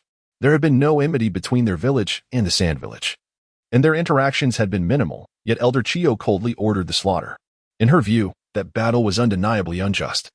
Their invasion of another's homeland and the massacre of innocent lives bore no distinction from the forces that had once invaded their own sand village.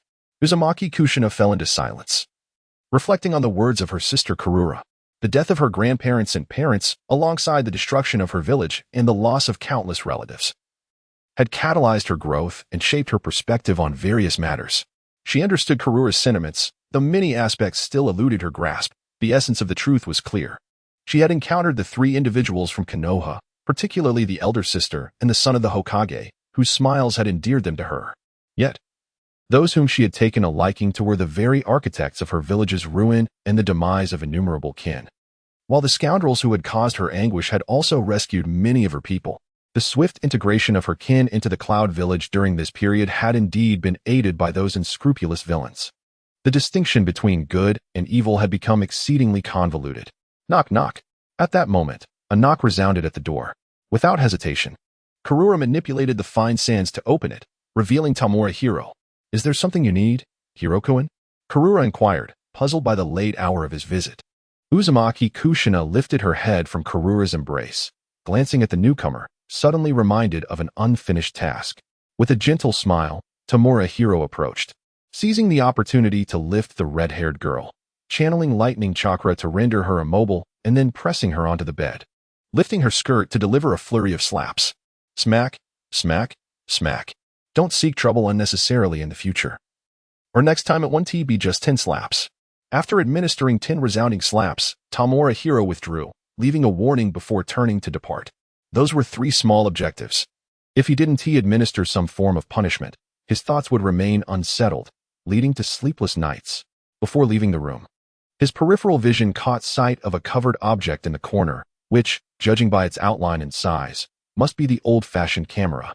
Indeed, Master Ru had not deceived him. In this world, there is no trick that cannot ensnare the unwary, and if there is, then let another layer of entrapment be added. Commonly referred to as a nesting doll, he was nothing more than a despicable villain. The girl's eyes reddened, tears welling up within her, her heart swelling with intense hatred. Beside her, Karura felt a wave of embarrassment, unsure how to console her. She had just spoken highly of Hiro-kun, only to be met with a stark contradiction. On the 3rd day, Tamura Hao donned a dark ninja attire and, with a mask concealing his identity, arrived at the Raikage office. This was a request from the 3rd Raikage himself, mandating that he spend every Monday learning from Tsuchikage. To his surprise, he learned that Danzo was able to engage in a fierce exchange with the 3rd Kazekage. Standing beside Tsuchikage, assisting with intelligence matters, Tamura suddenly paused, holding in his hands the intelligence reports concerning the conflicts between Konoha and Sunagakure. Though the details were elusive, significant events were still discernible. The reports indicated that Danzo had clashed with the 3rd Kazekage on several occasions, surprisingly holding his own. Having undergone an arm transplant, his speed with the blade was astonishing. Could it be a transplant of a body endowed with a Kekkei Genkai? Tamura speculated that the arm transplant was inherently complex, making it difficult to return to one's original prowess afterward. Yet, Danzo not only maintained his strength but appeared to have augmented it. This was abnormal, and it was highly likely that he possessed a Kekkei Genkai arm. For instance, if Danzo had indeed transplanted an arm associated with wood release, he could harness that power. It was conjectured that the arm Danzo had received belonged to a swift ninja. Tsuchikage remarked that he had also reviewed the intelligence and harbored similar suspicions. Danzo's root organization likely lacked such capabilities. Otherwise, even without personal transplants, he would have enhanced the strength of his subordinates. There was undoubtedly an anomaly at play. After pondering these thoughts, Tamura continued to peruse the intelligence regarding the conflict between Tsunagakure and Konoha. Sachikage remained silent, allowing him to search. His intention in having the young man come once a week was to cultivate his skills and familiarize him with the higher-level affairs of the village, preparing him for future responsibilities. The third Hokage's disciple, Orochimaru, had also set out from Konoha alongside Danzo. Upon encountering a familiar name, Tamura surmised that Danzo's arm was undoubtedly the work of Orochimaru. He expressed a desire to examine the intelligence related to Orochimaru. Although he was aware of Orochimaru's formidable research capabilities, particularly in the biological sciences, some matters required a foundation rather than mere assumptions. Sachikage instructed a stationed Umbu ninja to retrieve the relevant intelligence on Orochimaru, eager to see how much valuable insight the young man could derive. Investigations were routinely conducted on the notable figures from various ninja villages, and as a disciple of the third Hokage, Orochimaru naturally attracted special attention. Previously, they had gathered substantial valuable intelligence from Konoha ninjas, which was meticulously categorized and archived. Unfortunately, they lacked the spiritual techniques akin to the Yamaika clan, rendering it challenging to delve into the depths of memory for information. Despite possessing a pair of 3-tomo Sharingan, the usage was excessively taxing and required special medicines, limiting their application to key individuals. Soon, the Umbu ninja returned with several scrolls containing intelligence pertinent to Orochimaru. Without the need for seals, one can attain an extraordinary flexibility that transcends the ordinary. It appears that the enigmatic Orochimaru possesses remarkable transformative abilities, capable of modifying his very own body. After perusing several pieces of intelligence, Tamura Hiro expressed his analysis. Do you believe Orochimaru assisted Shimura Danzo in the transplantation of that arm? The third Raikage, who had been diligently practicing the light-heavy rock technique, spoke with great regard for such transformative methods. Tamura Hiro gravely remarked, Lord Danzo's faction lacks the necessary talent and means for such endeavors. The transplantation of the Sharingan is already at the limit of their capabilities. At that moment, Orochimaru unexpectedly appeared beside Lord Danzo, accompanying him even on his way to the front lines.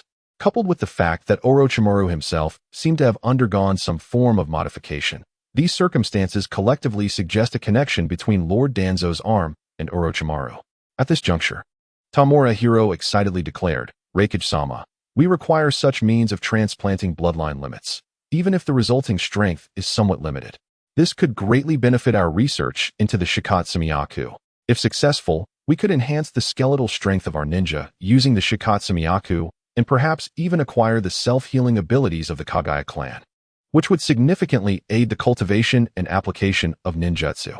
Various ninja villages have explored the transplantation of bloodline limits, yet none have succeeded. Here in Kumogakure, the most coveted ability is indeed the Shikatsumiyaku, particularly by the Yagura clan. There is no need to possess the capacity to extract bones for combat. Merely obtaining the fundamental ability to enhance skeletal strength suffices. The skeletal density of the Kagaya clan surpasses that of other ninjas, boasting a hardness that exceeds steel, making it ideal for the cultivation and execution of taijutsu. If Might Guy were to receive the assistance of the Shikatsumiyaku, it might indeed enable him to vanquish the likes of Six Paths Madara. The third Raikage remained silent, yet he was clearly intrigued by such transplantation techniques. He himself yearned to acquire the Shikatsumiyaku to further augment his skeletal strength, particularly in his hands, which would significantly bolster both his defensive and offensive capabilities. What strategy do you propose to procure such transplantation techniques from Orochimaru? The Tsuchikage inquired with keen interest. This technology is indeed essential for them, but acquiring it from a disciple of the Hokage would not be a simple task. Tamura Hiro frowned as he responded. It is unwise to adopt a forceful approach with the Hokage's disciples. We must resort to persuasion and trade. Someone who is willing to inflict modifications upon themselves undoubtedly craves power, and this could serve as a potential breakthrough. Continuing, the Tsuchikage gestured for him to elaborate. The third Raikage, watching intently, bore a look of satisfaction, increasingly pleased with this disciple. What Kumogakure truly needs is someone with intellect. His own son possesses commendable ninja talent, sufficient to become a Kage, yet he lacks the necessary acumen and is somewhat impulsive. Thus, an advisor is essential. This child fits the bill perfectly. According to the intelligence gathered from those Konoha ninja, although Lord Danzo and the third Hokage are ostensibly united, there exists a conflict. Lord Danzo aspires to become the fourth Hokage, Yet the third Hokage remains opposed and vigilant against him. As one of the disciples of the third Hokage, Orochimaru could not possibly be oblivious to this fact. Yet, his current association with Danzo undoubtedly suggests there are compelling reasons behind it. From the intelligence we have gathered, it is evident that the most exceptional resource in Danzo's possession is his research on the Sharingan, one of the two mightiest powers within the Hidden Leaf and the ninja world at large. With the Sharingan at his disposal, it is likely that Danzo is also delving into the powers of the first Hokage, providing us with a potential avenue to explore. Tamura H., aware of the current means to engage Orochimaru, recalled the records of the Uzumaki clan. Among them was a theory positing that both the Senju and Uchiha clans trace their lineage back to the legendary Sage of Six Paths and the Shinobi sect, one inheriting the physical prowess of the sage, while the other inherited his ocular abilities. Moreover, the Kaijin has devoured parts of the organs and tissues of the Sharingan and Senju Tobirama, suggesting that while their powers may be in opposition, they might also complement one another.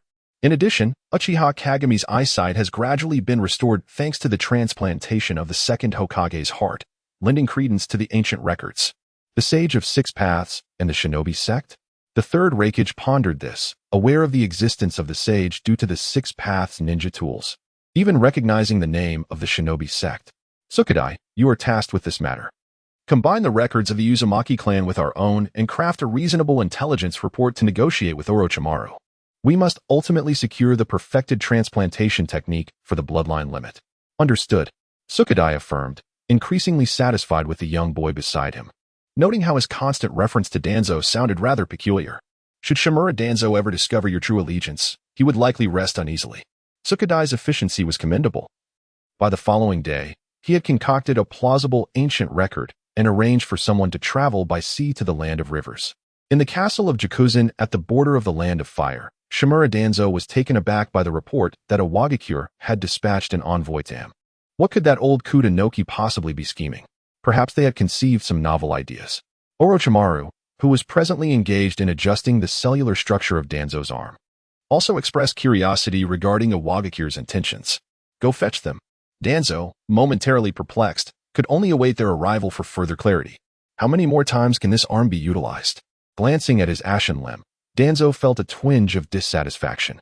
He had initially believed it could be maintained indefinitely, yet after several clashes with the third Kazekage, its resilience had waned. This was with Orochimaru's frequent adjustments. Otherwise, it would have long since succumbed. He desired not such a disposable asset. Currently, he was investigating the essence of the first Hokage's extraordinarily active cells, hopeful that a breakthrough could enhance the arm's longevity. However, if he continued to engage in high-intensity combat, it would inevitably deteriorate. As Orochimaru wrapped Danzo's arm in specially formulated medical bandages, he was acutely aware that this limb would not endure much longer. At the very least, one must endure through this war. Lord Shimura Danzo certainly does not wish to falter during this conflict. Orochimaru refrained from saying much, yet remained prepared to hear what the envoy from a Wagakure had to convey. Soon, a robust middle-aged man was ushered in, embodying the distinctive, sturdy physique typical of a Wagakure, albeit with altered forehead protectors and attire, serving as a guise. Lord Shimura Danzo, this is the collaboration proposal from Artsukage. I kindly request your perusal. The middle-aged man wasted no time and produced a scroll he had brought along. A long serpent slithered out from Orochimaru's sleeve, seizing the scroll to examine its contents. Upon unfolding it, a look of astonishment appeared on his face. He then handed the scroll to Lord Shimura Danzo with an odd expression. After a brief glance, Danzo too was taken aback. The audacity of that old coot, Inoki, was indeed remarkable. However, should this be the objective, it could indeed compel Inoki to set aside his animosity from the battle against the Uzumaki clan and send envoys to collaborate with him. He would inform Inoki that he was far too eager. With a casual use of wind release, Danzo obliterated the scroll, stating indifferently, the content is quite straightforward. It seeks to covertly unite in the downfall of the Senju clan. While we share a common goal in this regard, the timing is not yet ripe. The individual in question still lives. The previous scheming against the Uzumaki clan was the utmost tolerance that individual could muster. Should the Senju clan be eradicated now, it would undoubtedly invoke fury. I will convey this to the Tsuchikage. The middle-aged man nodded earnestly, bowing before exiting. Before leaving, he cast a peculiar glance at Orochimaru. Danzo was not the target of this visit. The scroll was a mere fabrication, intended solely to facilitate this meeting with the Hokage's disciple. Initially, he had anticipated encountering various complications, yet he found this individual right beside Danzo, which alleviated much trouble. The glance caused Orochimaru to momentarily pause, then smile. It seemed there was a surprise in store for him. "I shall return to my experiments," he remarked to Danzo before stepping out of the room. He followed the middle-aged man, who was escorted by root ninjas, out of the castle. Ultimately, they arrived at a secluded location where 3 more burly ninjas awaited. One of them nodded to the returning middle-aged man and then glanced toward a particular direction, evidently sensing their objective. "Lord Orochimaru." The middle-aged man turned, slightly bowing to Orochimaru as he emerged from behind a large tree. "What is it that you seek from me?" Orochimaru inquired with keen interest. Perceiving that the 4 harbored no hostility and were evidently approaching with goodwill, "We are quite intrigued by Lord Shimura Danzo's method of transplanting that arm. This time, we have prepared an ancient scroll concerning the Senju and Uchiha clans, which we believe Lord Orochimaru would find appealing." As the middle-aged man spoke, he accepted a scroll handed to him by his companion. Senju and Uchiha. Orochimaru's serpentine eyes narrowed slightly, contemplating the implications, while simultaneously feeling a burgeoning intrigue. "This transaction appears to lack equilibrium. How can you persuade me of the value of that intelligence? We are not of the Rock Village, but rather of the Cloud Village, possessing the legacy of the 6 Paths ninja tools. The legendary Kin and Jin are descendants of the Sage of 6 Paths, and we have recently acquired the heritage of the Uzumaki clan, holding a plethora of ancient secrets, including the origins of the Senju and Uchiha clans." The middle-aged man did not hesitate to reveal his true identity. Cloud Ninja.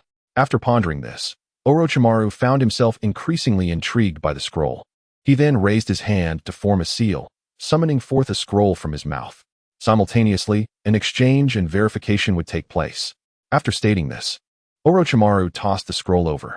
He was unperturbed by the possibility of deceit from the 4, despite their chakra strength indicating they were all Jonin. He had methods to manage such encounters. Moreover, the proximity to the castle and the presence of numerous Leaf Village ninjas patrolling ensured that these individuals would not escape should they attempt any trickery. Without a moment's hesitation, the middle-aged man flung forth the scroll he held, while an accomplice swiftly unfurled the viscous scroll using steel wire. All present wore masks, deliberately avoiding direct contact with the scroll, clearly wary of Orochimaru.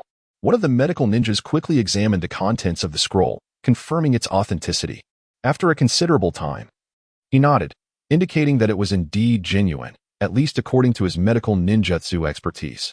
On the other side, Orochimaru was visibly exhilarated, as the intelligence contained within was precisely what he required. It became clear that the Senju and Uchiha clans stemmed from a singular origin, both being descendants of the Sage of 6 Paths. The Sharingan was not merely an evolution but a reversion to ancestral traits. According to legend, Uchiha Madara's eyes represented the pinnacle of the Sharingan, and if combined with the power of the Senju clan, it was conceivable that one could regress further to the eyes of the Sage of 6 Paths, the fabled Rinnegan. In that moment, clarity washed over him, resolving many of his previous confusions. He had delved into the research of the Sharingan and first Hokage's cells to a considerable extent, uncovering numerous enigmas, and this intelligence elucidated everything. If that were the case, then all would indeed make sense, and he could merge the 2 lines of inquiry, undoubtedly yielding superior results. It appeared that Lord Orochimaru was thoroughly pleased with this transaction, and so were we. We hope for further exchanges in the future. The middle-aged man, recognizing Orochimaru's enthusiasm and satisfaction, uttered a few words before gradually retreating, remaining vigilant. I eagerly anticipated. After casting a lingering glance at the 4, Orochimaru turned to depart. Given their earnestness, he had no intention of resorting to violence, for it would serve him no advantage. To provoke the Cloud Ninja would be perilous, especially with the 3rd Raikage potentially targeting him. He also looked forward to the next transaction with the hidden Cloud Village, expecting even more surprises. Such a profound and sincere trading partner must be maintained. As for the matter of befriending Orochimaru, Tian Village Hao paid little mind, as he himself was indifferent to such bloodline transplants. His path was already clear. He aimed to pursue the route of bloodline fusion, seeking to elevate and transform his own lineage. Regarding the bloodline limit, the few that were consumed by Kagaya's phantom, which devoured the Tsutsuki bloodline, are already sufficient. Thus, Tamura once again entered a phase of cautious development, engaging in various forms of training and learning while continuously honing the compatibility between himself, the small ten tails, and Kagaya's phantom chakra. Only by enhancing this compatibility could he acquire greater abilities. This was an external enhancement forged by himself, which he needed to utilize wisely. After 6 months of diligent training, Tamura prepared to condense the Yang Seal. Of course, the foremost priority was accumulating chakra. Although the chakra required to condense the Yang Seal is significantly lower than that of the Yin Seal, there remains a minimum standard, which is the level of a Jonin. The Yin Seal is a sealing technique that can only be mastered and employed by those of Kage-level strength, requiring a chakra quantity that can unleash tenfold the chakra of a Kage. Hence, the Yin Seal is classified as an S-rank sealing technique, while the Yang Seal is a tier lower, rated as A rank, necessitating a Jonin-level chakra quantity for its mastery, with even higher demands for chakra control. In terms of chakra control, Tamura had already met the requirements. However, he fell short in terms of chakra quantity. To compensate, he resorted to indirect methods, utilizing sealing scrolls to store chakra. As for why he did not use the sealing space in his abdomen, it was because the small ten tails and Kagaya's phantom within were quite greedy for his chakra. Upon entry, they would autonomously devour it. He could not constantly monitor and control this, so he had to rely on external means for temporary storage. For this purpose, he prepared diligently for an entire month, daily refining chakra and sealing it within the scrolls, accumulating an impressive amount. He hoped to succeed in one attempt. Taking a deep breath, Tamura seated himself at the center of the formation diagram, first activating the enhancement function of his golden finger, then proceeding to unseal the scroll to draw the chakra into his body. He raised his hand to form seals, guiding the chakra to spread along the formation diagram inscribed on the ground, quickly illuminating it. This diagram was inscribed with his own blood, serving as an excellent conduit for chakra. Yang Seal. After confirming that the sealing diagram was functioning correctly, Tamura completed the final hand seal, directing the formation into his body. The sealing diagram on the ground rapidly contracted around his sternum, ultimately transforming into a circular mark the size of a soybean. Unlike the Yin Seal branded on his forehead, the Yang Seal was positioned at the center of his chest and appeared as a black circular mark. I now aspire to great ambitions. Gazing at the Yang Seal on his chest, Tamura smiled. After such extensive preparation, he had finally succeeded. Of course, the reason for this success, aside from the numerous preparations, was primarily due to the relatively low tier of the Yang Seal, which paled in comparison to the Yin Seal. Simultaneously, the training requirements were less stringent, and thus the effects were considerably diminished. The original Yin Seal could store 10 times the chakra of a Kage, which was the primary reason for Tsunade and Sakura's overwhelming power upon unsealing it. In contrast, the Yang Seal could only store the chakra quantity of a standard Jonin, a mere fraction, 1%, of the Yin Seal, a stark difference indeed. However, the Yang Seal possesses its own advantages, primarily its accessibility for immediate use without the necessity of complete infusion. It does not actively absorb, thus avoiding the scenario of Sakura, who transformed into a weakling while training with the Yin Seal. This aspect offers a greater sense of freedom and security. Currently, my chakra quantity is approximately 1/30th of Karuro's, placing me at a moderate level among the genin. It requires a month of refining chakra to fully infuse the Yang Seal, relying on various resources for assistance, particularly the secret medicines of the Tsukiyomi clan. Upon reaching adulthood, my chakra might barely achieve the level of 1 card, which remains insufficient. I must devise a method to expedite my training to attain the bloodline limit, thereby enhancing my lineage and the essence of chakra. After some calculations, Tamura felt quite disheartened. The cultivation of chakra heavily depends on innate talent. Without the Otsutsuki bloodline, advancement proves exceedingly challenging. The true elite of the ninja world are all descendants of the Otsutsuki. To elevate my abilities, I can only pursue the bloodline route as suggested by Kurizetsu. However, the fusion of bloodline limits is not a simple endeavor. It necessitates the mastery of corresponding nature transformations to an extreme before integration. Among the existing elemental bloodline limits in the ninja world, only the lightning release has variants such as storm release, swift release, and the village's unique lightning earth magnet release, which can manipulate metal. Both storm release and lightning earth magnet release are external types, consuming considerable chakra, while the swift release from Sunagakure enhances speed, making it suitable for future combat requirements. Therefore, Once I master the lightning release to its pinnacle, I will shift my focus to the wind release, which should be manageable with the assistance of the banana fan. Tamura Hao has set his sights on the swift release, which is the bloodline limit acquired through Lord Danzo's transplant. Due to the constraints of his age, his body has yet to fully develop, making it more efficient to pursue speed and agility rather than brute strength. With my chakra inherently linked to the lightning release, achieving the wind release would enable me to attempt the fusion with swift release. Ideally, obtaining a detailed analysis of the chakra from a swift release user or even guidance would greatly accelerate my progress. Of course, that is a matter for the future. For the time being, I must focus primarily on the cultivation of the lightning release's nature transformation. In this regard, the development of Chidori is crucial.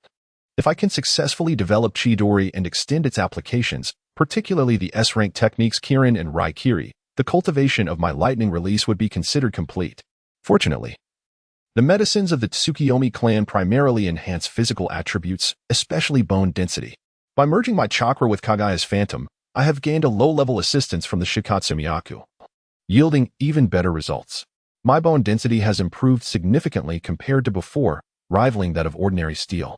However, the efficacy of the secret medicine has begun to wane. At the current rate, it will likely reach its limit after 4 or 5 more uses. Standing up and stretching my limbs, Tamura Hao felt quite satisfied with his progress over the past 6 months. Although my chakra quantity remains limited due to my innate qualities, my physical attributes have seen tremendous enhancement through effective training and the aid of the Tsukiyomi secret medicines, particularly in terms of bone strength. If I were to reach the pinnacle achievable by the Tsukiyomi secret medicines, I could potentially contend with exquisite kunai. I wonder how far Uchiha Madara has progressed. Once again, I found myself contemplating Uchiha Madara. After absorbing the Byakugan, it seemed that Kagaya's ethereal form was on the verge of a transformation, merely lacking one final piece. Should he be able to devour the body of a powerful Tsutsuki from the moon, he would undoubtedly complete this missing fragment, rendering Kagaya's apparition whole. And the ensuing metamorphosis would be monumental. This was an external force crafted by others, and he even aspired to cultivate a new consciousness, one that would belong solely to his version of Kagaya Tsutsuki, allowing him to wield it with confidence. Furthermore, if an opportunity arose in the future, he could consume the sealed Kagaya Tsutsuki, acquiring her entire power. To lure the Tsutsuki from the moon, he could only wait until Uchiha Madara awakened the Rinnegan, subsequently summoning the Outer Path Divine Statue. This was the chance he and Black Zetsu had long plotted and awaited. At this moment, Uchiha Madara, who was being closely watched by Tamura Hiro, felt an overwhelming confusion. He sensed that his body was failing, reaching its limits, even as his consciousness repeatedly faded. Yet, he still had not attained that omnipotent power. The force within him, though no longer clashing as violently with Hashirama-S, remained in a state of opposition, showing no signs of fusion, let alone birthing the power of omnipotence. Hashirama, have I truly failed? The image of his dear friend surfaced in his mind, filling Uchiha Madara with a deep sense of unwillingness. He had orchestrated so much to validate his beliefs, only for the outcome to become a mockery.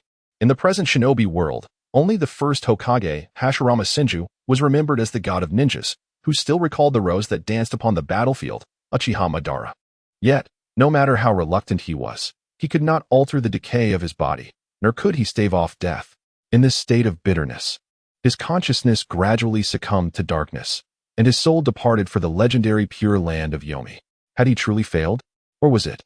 In the shadows, Black Zetsu whispered to himself, having sensed Uchiha Madara's demise as vitality ebbed from his body and his soul departed. This was true death. However, at that moment, Uchiha Madara's soul suddenly returned to his body, and the power in his eyes underwent a transformation, or rather, he acquired a higher form of ocular power. Indeed, realizing Uchiha Madara's sudden change, Black Zetsu murmured in acknowledgement, then withdrew his gaze to conceal himself entirely.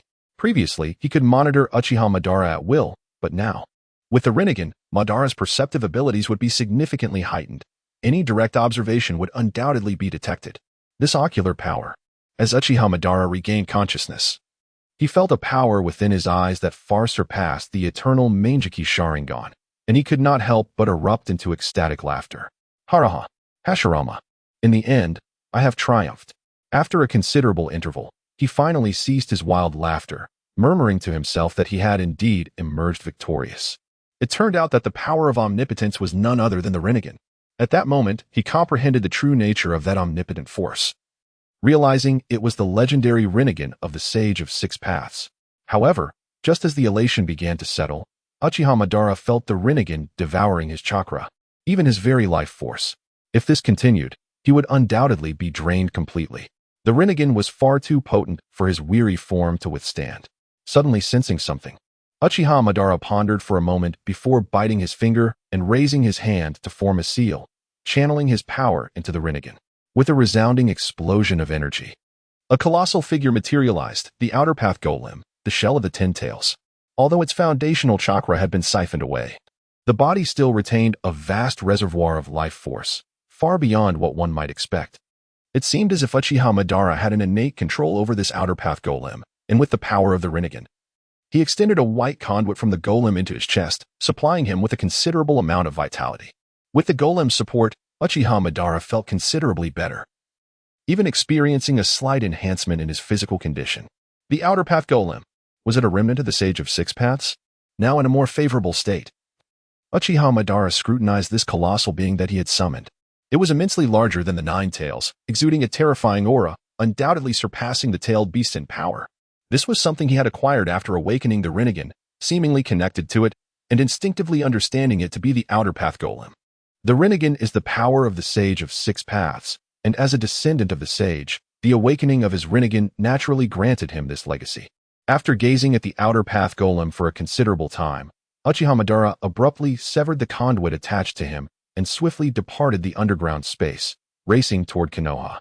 His mind was filled with many questions, and the only entity capable of unraveling these mysteries was the stone tablet, which still contained parts of the eternal Mangeki Sharingan that remained indecipherable.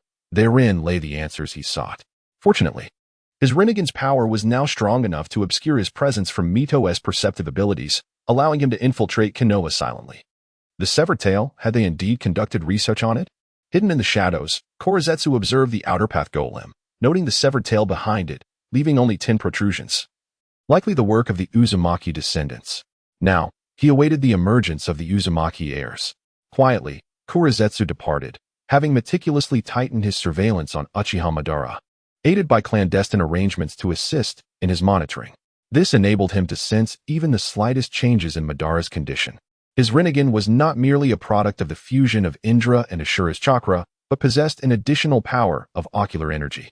Recalling that Uchiha Madara had just experienced true death, even having his soul depart from his body, it was evident that his brother's speculations were indeed correct. Everything had been subtly orchestrated by Yuhi, who was concealed within the pure land of Yomi, and it was inevitable that his plans would be detected by the other party. Had Indra's chakra departed to avoid being consumed by the Rinnegan?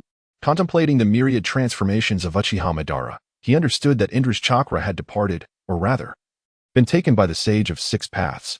This implies that a new reincarnation of Indra is destined to emerge, just as the reincarnation of Ashura will inevitably manifest. He had long been aware of this, and his younger brother harbored similar suspicions. According to his earlier calculations, once Uchiha Madara awakened the Rinnegan, he would undoubtedly be able to devour Indra's chakra with it, thereby nourishing the Rinnegan.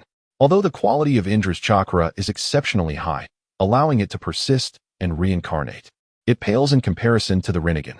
Even when Madara awakened the eternal Mangeki Sharingan, he had faintly sensed Indra's chakra at that time. He was already on par with the legendary Indra. The recent extraction of Indra's chakra was undoubtedly a measure taken by Kaguya to prevent Uchiha Madara from consuming it with the Rinnegan, thus ensuring Indra's complete extinction. It is even possible that, as his brother speculated, Kaguya sought to utilize Indra and Ashura for some grand design. "I will not be defeated," Black Setsa resolutely proclaimed, filled with unwavering confidence that he would rescue his mother and cultivate his brother. This was his duty as both son and elder brother.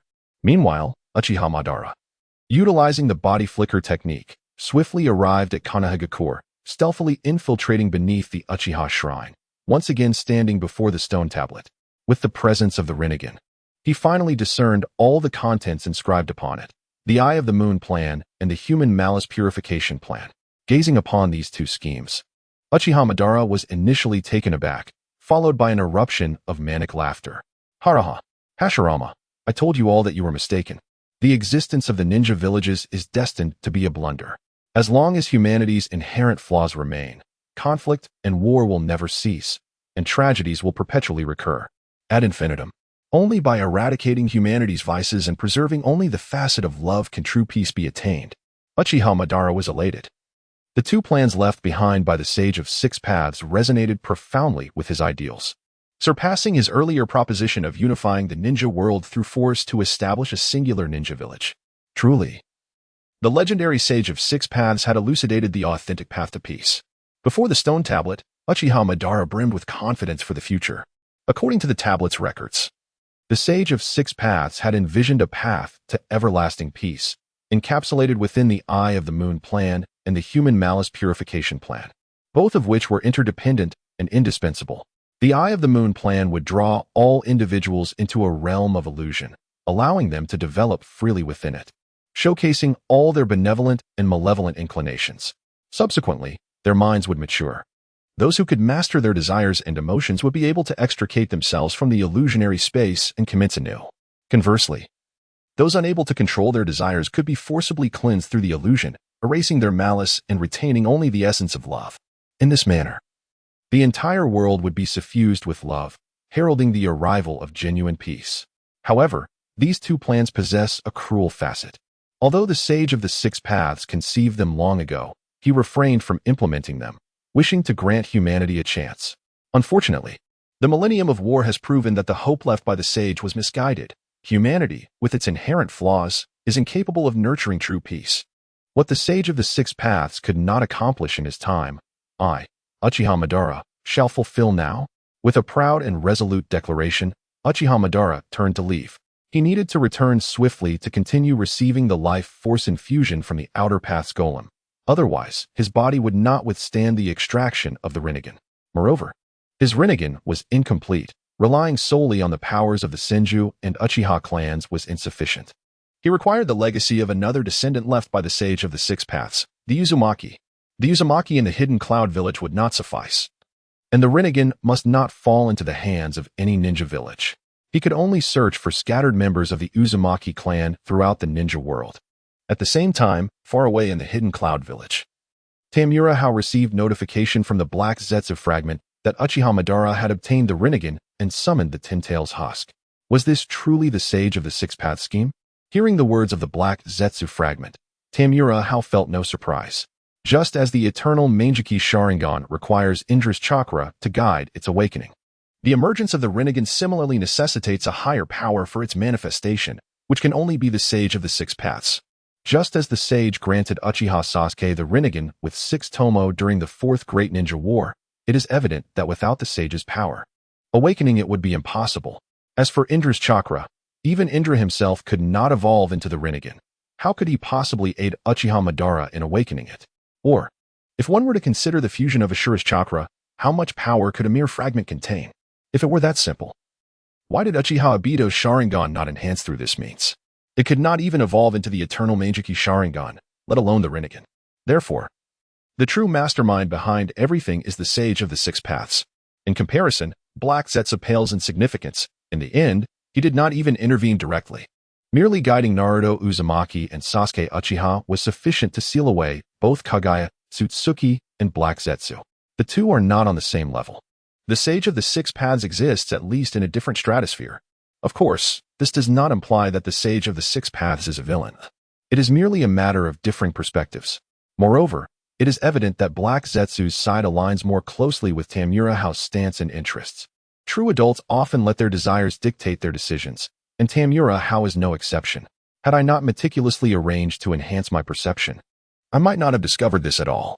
The Black Zetsu fragment lamented that his schemes, devised over a millennium, ultimately fell short compared to the brilliance of Yui. Yet he was fortunate to have a sharp-witted younger brother.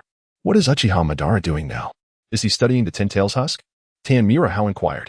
He has gone to Konoha to examine the stone tablet beneath the Uchiha shrine. Based on your previous analysis, I have refined the plan, adding a human malevolence purification aspect to the Moon Eye plan. The multiple transformations of the clan stemmed from the inherent flaws of certain individuals: greed, hatred, deception, and so forth. He believed that he would find great favor in the proposed scheme. Black Zetsu chuckled sinisterly, realizing that this plan was far more persuasive than the mere Moon Eye plan. He was well acquainted with Uchiha Madara's evolution, and the most significant turning point for Madara occurred when he overheard a conversation between the Senju brothers. Senju Hashirama intended to honor his promise and make Uchiha Madara the second Hokage, but was countered by Senju Tobirama, who ultimately persuaded him otherwise. This deception left Madara feeling betrayed by Hashirama, prompting his departure from Konoha, only to return wielding the Nine Tails and engage in a fierce battle with Hashirama, seizing a piece of his flesh. In the present, with all former friends, family, and foes long gone, Uchiha Madara found himself unbound by any attachments, driven solely by the pursuit of peace and the desire to prove his correctness to Hashirama. Guiding him according to this principle would undoubtedly lead to success. But what lay ahead for him? What actions should he undertake? Tamura Hao gazed enviously at Uchiha Madara's body. Even without the Indra's chakra, it remained a prized possession. Having Kagaya's shadow and the small Ten-Tails consumed, it would undoubtedly yield great benefits. His own body was failing, and his Rinnegan was not fully developed, requiring the constant nurturing of the Uzumaki clan's chakra. Furthermore, the unique ocular techniques of Madara's Rinnegan were still unclear, and for now, he intended to refrain from intervening, allowing Yu to play his part. Black Zetsu had no intention of further involvement, since Yu had crafted that pair of Rinnegan for Uchiha Madara.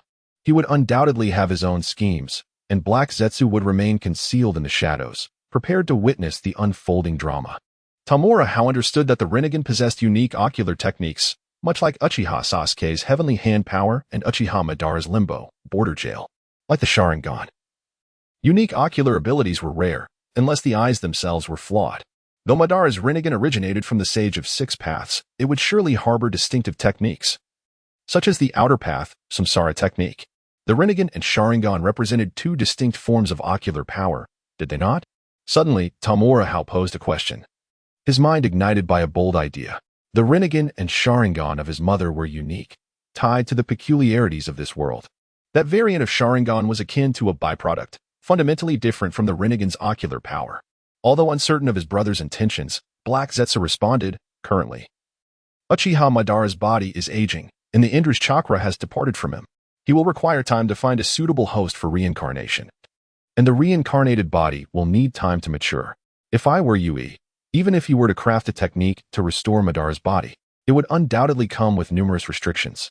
Moreover, that pair of eyes would still require the nurturing of the Uzumaki clan's chakra to reach completion, presenting an opportunity. When Uchiha Madara identifies a suitable candidate for the transplantation of his Rinnegan, you can either bring that pair of eyes to me or take me to them, allowing us to extract the Sharingan's power from those eyes. The Rinnegan serves as the pivotal point in this narrative. It is believed that Uchiha Madara will no longer require those eternal eyes, as the bearer of the Rinnegan will lack the capability to harness that formidable power. Tamura Hao has set his sights on Madara's eternal eyes. Even without their destructive potential, they possess the ability to forge an unparalleled warrior. Throughout the entirety of the Naruto saga, the Rinnegan has yet to manifest the powers of the previous Sharingan, a feat that was indeed displayed by the reanimated Madara. Therefore, extracting that power will likely go unnoticed by both Uchiha Madara and the Sage of Six Paths. This power is undeniably potent. Kagaya's manifestation is in full agreement with this proposal. By augmenting their strength, the likelihood of successfully rescuing their mother in the future increases substantially. The descendants of the Zuki clan residing on the moon should be descending shortly. Ensure your cooperation here in the Hidden Cloud Village. I shall handle the rest. So refrain from intervening to avoid drawing their attention. After uttering these words, Kagaya's manifestation vanished into the ground. Oh, the Tsutsuki. Tamura Hao is filled with anticipation. The Hidden Sand Village is in a frenzy, having finally transformed those Sarutobi and Shimura ninjas into human puppets. Within the Raikage Tower, Tamura Hao scrutinizes intelligence from various fronts, particularly the confrontation between the Sand and Leaf villages, where he finally witnesses the emergence of the human puppets. Initially, they had dispatched the corpses of the Leaf ninjas led by Danzo to the Sand Village, including a few live captives, one of whom was the son of the Hokage. However, after their delivery, no relevant intelligence emerged, leading them to believe that the Sand Village would adhere to some moral code and refrain from exploiting those corpses. To their astonishment, they were suddenly deployed, catching the Leaf ninjas off guard.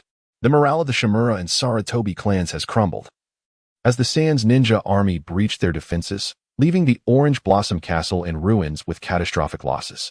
Creating high-quality human puppets is no simple task. Sachikage remarked that it is not a matter of the sand village possessing integrity or principles, but rather that the construction of human puppets is inherently challenging. This complexity is exacerbated by the fact that Chiyo and her brother, the leaders of the Sand's puppet masters, are both in a state of disrepair, which has delayed progress until now. The corpses hold profound significance for the members of the Sarutobi and Shimura clans that can only be effectively utilized once. If the initial attempt fails to breach the defenses, the subsequent endeavor will only incite the wrath of both clans' ninjas. Indeed, Tamura Hao realized this and continued to monitor the intelligence. Reports have surfaced regarding the appearance of ninjas suspected to belong to the High-GA clan within our borders. Yet they lack headbands. Upon perusing this intelligence, he paused, recognizing that this must surely be a ploy by Kaguya to draw attention. Otherwise, given the capabilities of the Tsutsuki clan on the moon, evading detection would be a trivial matter. They are likely here for those eyes.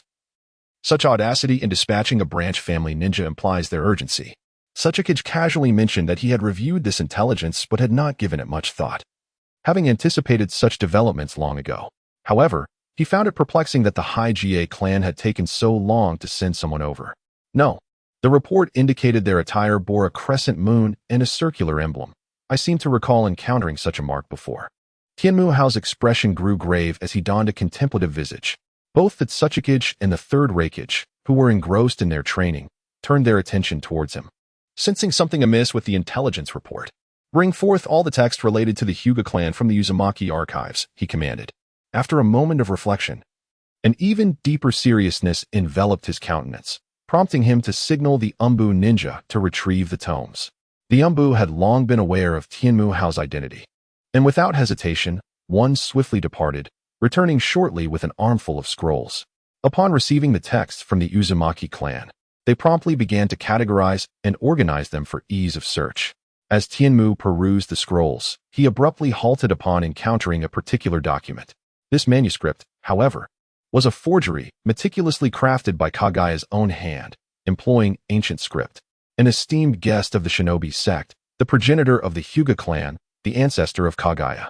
The Sachikage, intrigued, leaned closer to inspect the ancient characters beneath the illustration, his expression shifting to one of gravity. This was no benign record. The Sachikage feared that a significant crisis loomed. They had already confirmed the existence of the shinobi sect and the Sage of Six Paths, the very foundation of the current shinobi world. Now, another esteemed guest of the shinobi sect had emerged, linked to the origins of both the Hyuga and Kaguya clans. Given that both clans represent the pinnacle of the shinobi, what formidable power must their ancestral lineage possess? And where might this lineage be concealed? The origins of the Hyuga and Kaguya? The third Reikage found himself intrigued. He had always held a fascination for the Byakugan and the Shikatsumiyaku bloodline limits. Although their purpose for visiting the Land of Lightning remained unclear, it was prudent to remain vigilant. I propose incorporating the chakra signatures of the Byakugan and Shikatsumiyaku into our sensory barrier for targeted awareness, he suggested. Tianmu Hao's solemn proposal garnered the approval of both the third Reikage and the Sachikage. While the origins in question may not necessarily pose a threat to their village, it was evident that they could not be deemed allies. Thus, heightened caution was undoubtedly warranted. Tianmu Hao's calculations aligned with Kaguya's machinations. The Otsutsuki clan indeed intended to investigate the 5 great shinobi villages. These villages represent the most formidable forces within the current shinobi world. And if anyone possessed the motive and capability to steal the Ten Tails, these villages would be at the forefront, particularly Konoha. Unfortunately, their initial visit to Konoha yielded no results, and subsequent visits to several other villages also failed to unearth any clues regarding the Ten Tails. Now, they had arrived in the Land of Lightning, with the primary target being one of the 5 great shinobi villages, Kumogakure. This village is truly remarkable. Gazing into the distance at Kumogakure, Otsutsuki Rito, a member of the Otsutsuki clan, reflected, relishing the sensation of standing atop a mountain and overlooking the sea of clouds. According to the intelligence we gathered, this village is the most combative among the many shinobi villages, harboring the greatest ambitions. The endless wars within the shinobi world are fueled by the ambitions of such individuals. Otsutsuki Sheri, a member of the branch family, harbored a disdain for the shinobi world, deeming it a flawed realm. Do not be so extreme. The causes of war are manifold, and most individuals harbor goodness within, yearning for peace. Otsutsuki Rito holds a differing perspective, Despite the ceaseless turmoil in the ninja world, there remain numerous beautiful places and moments. Otsutsuki Sherry fell silent, yet his expression betrayed a profound disagreement with this viewpoint. This flawed world should have been eradicated long ago. Do not disturb them. Circle around and observe, leaving immediately if nothing is discovered. After imparting this instruction, Otsutsuki Rido took to the skies, with Otsutsuki Sherry and the others closely following. Suddenly, a dark figure emerged from the shadows, watching the departing group. It was Kagaya's manifestation, Black Zetsu. There are indeed disputes among the descendants of Waimura, particularly one who seems to harbor great malice towards the ninja realm. He had been tailing these five for quite some time, having eavesdropped on their conversations, and it was evident that the ideologies of the two leaders were in stark conflict, with Otsutsuki Sherry's beliefs being particularly extreme. This is a pawn to be exploited.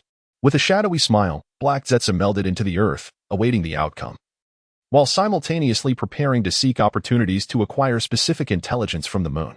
Unbeknownst to Otsutsuki Rido and his companions that they were being watched, they proceeded to employ their distinct chakra to approach stealthily, akin to their previous engagement with the rock and sand-hidden villages, utilizing the Byakugan's long-range vision to search for traces of the Outer Path's golem, descendants of the ancestral Otsutsuki Waimura. Their bloodline and chakra diverged significantly from that of the ninja world, rendering them undetectable by conventional means. However, this time they had miscalculated, as Kumogakure had activated the Byakugan's enhanced perception barrier, and the High GAS Byakugan indeed stemmed from the bloodline of Otsutsuki Waimura, enabling them to discern the presence of the Otsutsuki clan. Upon receiving the report, the third Reikage swiftly soared from the Reikage building, having mastered the technique of super lightweight boulders, granting him the ability to fly. Simultaneously, numerous A and BU shinobi surged forth, unwilling to leave their leader to battle alone. Observing the approaching figures, Otsutsuki Rido was taken aback, soon realizing the implication, his expression darkening. The Byakugan. They possessed the Byakugan. Otsutsuki Sherry also comprehended. That sensation could not be mistaken. It was indeed the power of the Byakugan. No wonder the opposition could detect their presence. But how could Kumogakure have acquired the Byakugan? Did they seize it from the High GA clan? Who are you? The third Reikage halted mid-air, scrutinizing the five figures before him, his caution heightened. The chakra intensity of the five was formidable, surpassing that of J-Nin. Indeed, that clan should not be underestimated. We seek to retrieve an item that was stolen, alongside reclaiming the Byakugan that you took from the High GA clan, Otsutsuki Sherry stated coldly, infused with a sense of pride. The leader, Otsutsuki Rido, furrowed his brow slightly, but did not refute the claim, since they had discovered the Byakugan of the High GA clan scattered beyond their reach. It was only natural to reclaim it. Moreover, within their clan, there existed a legend regarding the Byakugan. If possible, he would not mind validating it. The Hinata clan, sharing a common origin, refrains from initiating conflict. However, given the presence of those who have strayed from their ranks, there is no need for courtesy. How arrogant! The third Reikage chuckled, a sinister smile gracing his lips. Previously, he had harbored reservations, aware of the formidable strength of his opponents in their clan, compounded by their proximity to the village. He was reluctant to engage, yet the audacity displayed by his adversaries, demanding the surrender of the Byakugan, rendered avoidance impossible. Follow me in the attack. With the arrival of the Umbu ninjas behind him, the third Reikage decisively commanded an assault, leading the charge himself, enveloped in crackling black lightning. He had transplanted a fragment of Kagaya's bone, thereby significantly enhancing his own skeletal structure and physical prowess, coupled with the technique of super light heavy rock, which alleviated his weight to increase speed. His combat capabilities had escalated immensely. This confrontation would serve as a fitting test of his training. Otsutsuki Kinshiki was only dimly aware of the flickering black lightning before the third Reikage closed the distance with astonishing swiftness. This time, the third Reikage was resolute in his lethal intent, launching his strongest attack, Hell Stab, executing it with unrestrained might. His index finger, shrouded in black lightning, pierced forth like an indomitable spear. Although Otsutsuki Kinshiki was taken aback, his reflexes were sharp. He raised his hands to form seals, conjuring a whirlwind shield. While wind release was not the most potent defense, it effectively countered lightning release and was thus an apt choice. Regrettably, he underestimated the current strength of the third Reikage. Enhanced by multiple augmentations, the Hell Stab effortlessly shattered the whirlwind shield, striking true to Kinshiki's chest and impaling him completely, with the finger emerging from his back. shattering his spine in the process. In disbelief, Otsutsuki Kinshiki gazed at the hand that had penetrated his chest, unable to fathom the overwhelming power of the Raikage's lightning release. He was, after all, one of the most distinguished members of the younger generation within his clan, with abilities not far inferior to those of his elders. Yet here he was, felled by a single strike from a ninja of the shinobi world. How could this be? You think one jutsu could thwart my hellstab? Do you believe yourself to be the first Hokage? With a cold chuckle, he discarded the fallen foe, ordering the Umbu ninjas to seal him, before turning his lethal gaze towards the remaining four. His prowess ranked among the pinnacle of the current shinobi world. Having mastered the super light heavy rock technique and reinforced his bones through the Shikatsumiyaku, his strength had reached new heights. While he had yet to attain the level of the first Hokage, he was alarmingly close. In hand-to-hand combat, he would not fall short of those two, lacking only in the ability to perform vast-scale ninjutsu. The chakra of the recently defeated opponent, though immense, seemed devoid of the tempering that comes from life-and-death battles. His aura lacked the ferocity of a warrior. It was evident he was a flower nurtured in a greenhouse, unable to withstand the trials of adversity. The spectacle of Otsutsuki Kinshiki's swift demise left the remaining members of the Otsutsuki clan in utter shock, not merely due to the loss of a clan member, but also in awe of the third Raikage's displayed might. Be cautious, his lightning release is unusual. An elder member of the Otsutsuki clan called out, recognizing the abnormality of the black lightning that enveloped the third Raikage. It was no ordinary lightning release, for it could not have so easily penetrated the defenses of wind release. At that moment, several figures soared into view. They were the formidable practitioners of the ultra-lightweight and heavy rock technique from Yunin village. Yet this was not the end. Dozens of female ninjas from the Uzumaki clan arrived, collaborating to unleash the Diamond Lock, establishing a barrier to confine the battlefield, thereby preventing the conflict from spilling over to the village and thwarting any attempts of escape by their opponents. It was the sealing technique of the ninja sect. The expressions of the Otsutsuki Sheri and his companions darkened further. While evading the pursuit of the third Raikage and his allies, they contemplated methods to break through or even escape. Until now, they had underestimated the ninjas of the ninja world, particularly after observing several major ninja villages without being detected. However, they had now encountered a setback in this Yunin village, losing one of their clan's most exceptional members in a single encounter. This was troublesome. They had to break through at all costs. Gazing at the lifeless body of Otsutsuki Rito lying on the ground, Otsutsuki Sheri felt a surge of fear and immediately commanded a retreat. If they did not break through soon, they would perish. The other three hesitated briefly before ultimately concentrating their chakra into a luminous sphere and hurling it at the sealing barrier. As powerful members of the Otsutsuki clan, although they had not faced life-and-death battles, their strength and techniques were formidable. The chakra sphere struck the barrier, instantly creating a breach. Having long been attuned to the situation, Otsutsuki Sheri dashed toward the opening after narrowly avoiding a surprise attack from the third Raikage. The other three sought to follow, but unfortunately, the Uzumaki female ninjas had already reacted, manipulating the diamond lock to seal the breach. The third Raikage and his companions quickly approached, surrounding the trio for annihilation. As for the one who had already escaped, there was no recourse. Having taken flight, he ascended rapidly, departing without a hint of hesitation. Such speed and altitude rendered pursuit impossible.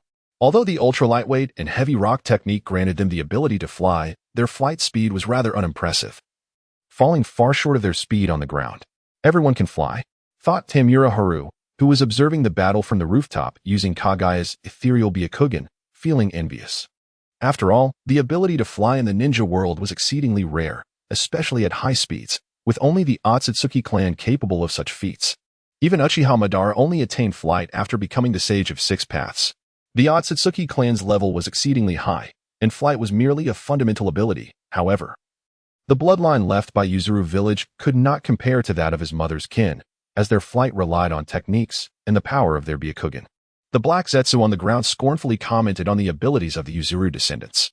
Initially, they had been wary.